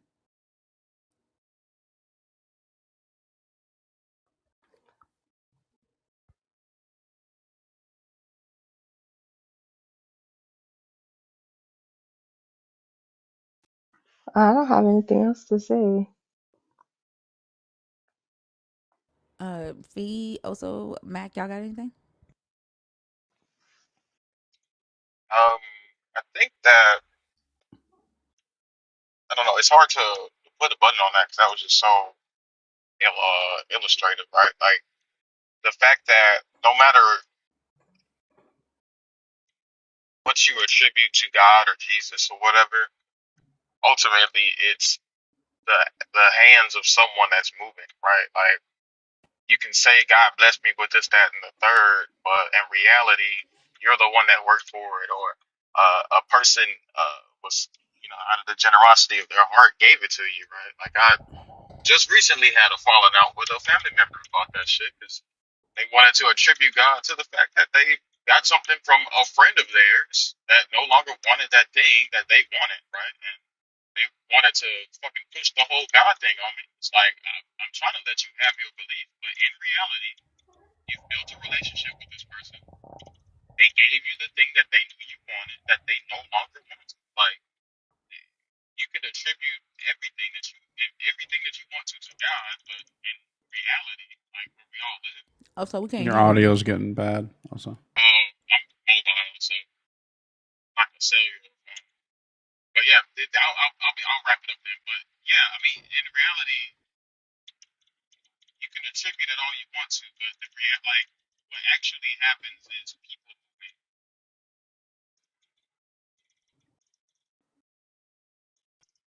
yeah, I mean, you can, you can do something and or pray, right, for that thing to happen, but there's only one way it's going to happen. And that's why like people like to say, faith without works, that misunderstanding what that actually means, right? I think when a lot of people hear or say like faith without works is dead, they think that that means like putting in the effort. That's not what that's talking about. But it's, I don't know. I mean, like you can do the work, which is separate from the works, and you can have the faith or you cannot. If you do the work, it's likely to come out that way. So I don't really get the attribution. Do you? So do you? Do you guys ever, like the obvious question, ask like how the world was created and how everything got here? I Mac mean, and Fee are really good at explaining that. yeah, I mean the scientific the theories behind it are pretty convincing to me. You know, if you want to talk about the origin of the universe as we know it, the Big Bang is a pretty good explanation for that. If you want to talk about life on Earth or biodiversity, you know, evolution and abiogenesis do a good job with that. I don't think there's any need to insert a god in any of those steps. Like, you know, the big uh, thing people say to atheists would be like, "Well, you believe that something came from nothing," and the response to that is no. One, no, that's not the case, and two, that is the Christian belief. Like, you believe God spoke words and then these things happen. That's literally something coming from nothing. Not to say that that's your belief, but I don't know your position on it. Well, I think that is the point of God. Like it's kind of like nobody created God. Like it's just he or it. Like even if you believe like a higher power, like it's just already there. I think that's kind of like the point of it. Yeah, but like, I don't want to go too deep into all this stuff because it will, you know, bore some people to death. But yeah, I mean, if we accept the idea that, you know, energy can't be created or destroyed, that means that it was not created. It just always was, right? So the universe as we see it is, you know, there's a theory of like, some people call it springiness or like a big bang, big crunch kind of thing, where the universe will expand, but then when that expansion will stop and it will begin to collapse, and then it will expand again. And this, as far as we know, could be an infinite cycle, right? So we don't have evidence to say otherwise, right? So if energy can't be created, then there's no need for a creator.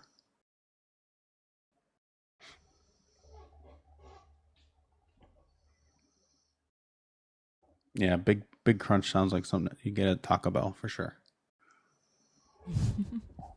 While I'm over here crunching on queso and tortilla. So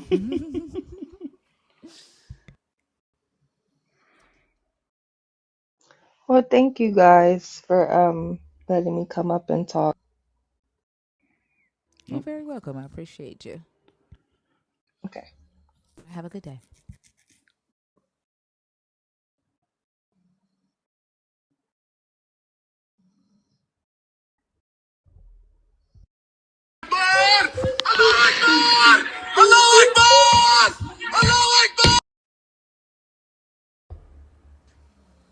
I feel like stuff like that is just really nationalistic and fucking ridiculous. It's also deeply insecure. Yeah. Like that's what I be talking about, that fear. Mm. Like that for a human to be doing that shit for a what they believe to be a supernatural deity. Like why? You know what I'm saying? Because they can't. Why does a supernatural, all powerful supernatural deity need you to be doing shit like that? Yeah, I, it's just it's for me it's insecurity in your position. Like if you can't actually give an argument or defense for the guy, you just have to yell that he's great. While ignoring that same Allah is allowing his followers to go through a famine and be genocided right now. Like you can't say where is this Allah Yeah, right now? yeah. I mean, how many martyrs do you need before he actually does something? And that's what I don't understand. Like even with like the Jewish God, the Muslim God, the Christian God needs its followers to fucking suffer. Like if you look at, if you like imagine the followers of all three of these deities, like you literally see people in famine, in war, children being touched, right? People homeless. and this is worship to him. Their suffering, their persecution is considered worship to him. Yeah, I mean it's part of his desire, right? That is, you're trying to give him what he wants. Like that picture is horrifying. Did you see the video from when they were trying to like do that rescue? I saw it yesterday. What rescue? Like there was this facility or building was like bombed, and then these people were doing a rescue trying to get people out of the rubble, and they got bombed. I And didn't like see that. and they knew who they were. What? Yeah, it's No, I didn't horrific. see that. When did that happen? I was just seeing the videos yesterday, so I'm assuming it happened like early yesterday or the day before. Mm-mm. They waited 15 minutes. Oh wow. No. Mm-mm. I didn't see it. Heavens. So it wasn't a like a quick process, and like I've been deconstructing for 6 years now. Well, it'll be 6 years. Well, it was 6 years. August 19th. So and I just started identifying as an atheist at the end. Was it the end of last year? Has it been a year that I've been identifying as an atheist? Almost. Almost a year. That I've been identifying as an atheist.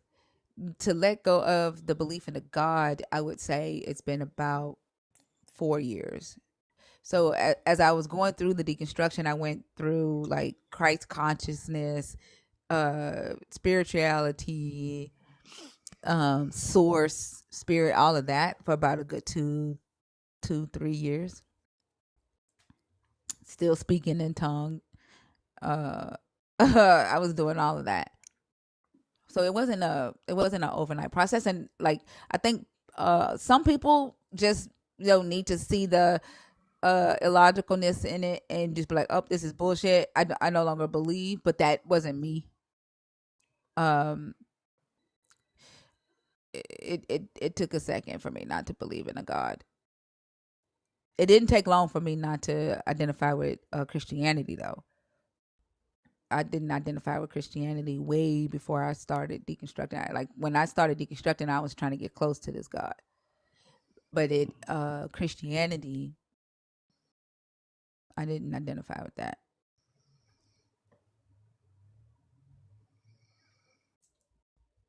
Yeah, I wonder what the most common. I think it's probably somewhere similar to yours, right? The most common way people end up leaving. Like it's got to be investigation, right? Hold on, As what did you say? opposed, Ask the question again, Matt. like the most common reason people leave. You think it would, I think it's got to be like similar, if not the same, to what you like investigation, like trying to figure out what the truth is, trying to, like you said, get closer to the God, as opposed to like being spurned or angry at God and then just coming to the conclusion that there is no God, which does happen, but that's like the trope that gets thrown around a lot. You know what I mean? Yeah. Like you just because like I usually bring this guy's name up as a joke, but Jeff for Truth, like that was his reason for like becoming an atheist, was that God didn't help him get his car fixed. And I'm like, what the fuck? Like, you good? He kind of gives a like he kind of helps Christians be like, oh, it's just a temporary thing. You're just mad at God because like he don't turn into like an atheist preach to me. Mm-hmm. Like, yeah, because he seems to be screaming from a place of anger. And I'm not talking about like anger because of what it's doing to humanity. Like it sounds like selfish anger, like the same thing a Christian would, like, you know what I'm saying? Like Yes. it's almost like his is from like God hurt. It is. No, yeah. I'm yeah. I said it all the time. I'll say it again. Not all atheists are skeptics or critical Yeah. thinkers. Like it's just, there are people like that who are conspiracy theory minded. Like he's a 9/11 truther. He's a Trumper, all that stuff. It's not. He's a 9/11 truther. Yeah, yeah. Um, Multiple times I've been in his life, he's talked about it. It's not like a one-off thing. Um, I mean, unless he's changed his mind about it in the last like 6 or 8 months. I don't know. I haven't seen him, but um, like that was enough for me. Where like, okay, there's just nothing here. This guy, like, yeah, wooish, yeah, for sure. Um, yeah, like it's just if you have bad epistemology, like I don't really need your thoughts on this stuff. Like he's very into conspiracy minds or conspiracy theories, including like the Roman conspiracy and all that stuff. It's like there's probably some truth. Like all conspiracy theories, there's some kind of kernel of truth, but it's if your methodology is not solid, I don't really care. Yeah. I didn't know. I didn't know that. Like at first, when I first came across, like the what he was saying about how Rome adopted Christianity as their church religion, and not adopted. He was saying they created it. But at first, I thought he was the type of person that was coming at it from a research Mm-hmm. place. And then I heard him say something one day on Christina's live, or Christina was on his live. Christina and Fee, it was on somebody's live. Yeah, that was that. We were watching that from your live, I think. What was it from my live? When they went up there, and was it yours or was it G's? I think it might have been G's live. But you were there. Yeah, I think it was G's, but you were there. Yeah, and I was like, oh hell no. Yeah, no, he was going off on like, oh, he should have complied, like all that, like. Yeah, and then he was being homophobic, and I was like, what the fuck? Oh yeah, big time homophobe, transphobe. I mean, he's a Trumper. He just happens to be an atheist, but like everything that comes with that. Yeah, and so I blocked him from that day forward. So I didn't know all that other stuff, but I think this is also proof that atheists are not a monolith. Like we're not I hear believers say that atheism is a religion and y'all have one worldview. No, the fuck we don't. Like people become atheists out of their own personal search for truth, right? Which is why seminaries end up producing more atheists than churches produce preachers. Yeah. But I think his messaging is like should be an example for believers to see that like atheists don't all think like even us, right, as a community, we don't think alike. Like I mean, let me not say we don't think alike. We don't all have the same reasons for being atheists. We don't have the same level of knowledge. Like I could give less than a fuck about evolution. It makes sense to me, but I can't talk about it. You know what I'm saying? Like absolutely. Yeah, and I could care less to even talk about it. Like I mean, if it doesn't affect your goals, like, yeah. Like if that's not something you're interested in or something you feel the need to defend, like why waste your energy on it? Yeah, because I care more about how people engage with other humans, like what's happening in the world. Mm-hmm. Like how we got here is not important to me, but for some people it might be. Yeah, I mean, I don't. You said it, but then you kind of backed off of it. But I don't. We don't all think alike. Like I think that's fair and good. Like you need a diversity of ideas, and ways of thinking. There are people who just don't like your mind doesn't operate like a lot of people's, and that's awesome, and helps a ton of people, right? People there most high percentage people are not like as doggedly determined as you are to like get to the truth, right, and uncover these things. It's an unusual ethic, right, and an unusual drive that you have, and it's vital. But it's just it's a affirmation that we don't all think the same. Yeah. And what made me pause was that I was gonna say uh that I think we most of us do have like the curious mind. Yeah. Yeah, that's what I when I say we don't think alike. I think what we do have is like that Hmm. curiosity. I don't know. Yeah. Like, I think she is back. I saw her in the comments, so I think she might be going live. But she did just come off for her vacation, so I'm not sure. But if somebody can find out for me, I appreciate it. Go ahead, Fee. Yeah, I was just going to say, I also think that diversity of thought is the goal. And I think the fact that most people in society now think that if we believe the same thing, if we see things the exact same way, then that's how community forms. And that's not true because different perspectives bring about different solutions. And when people think differently, then new ideas emerge that wouldn't have arisen from a uniform group. So I think the idea of religion as a whole, and specifically this particular one, it frames community in a way that's not really communal. It's homogenous. And that will lead to stagnation. So I don't know. I mean, I do think that even when believers talk about, well, the atheist this, the atheist that, and the only unifying point of atheism is that we don't accept the belief of a God. You have people that have a variety of thoughts about a variety of different things, but I think that acceptance and recognition of differences is what makes this community so beautiful. I agree, and very well said.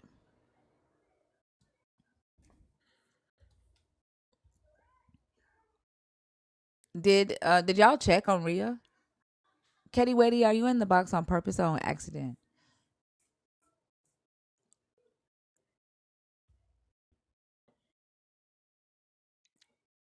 Like I personally, oh, I'm sorry. Go ahead. Thank you. No, I was just gonna say as you were talking, I was thinking about like the how you know being that curious person and having that curious mind, how much it made me hate myself. Mm-hmm.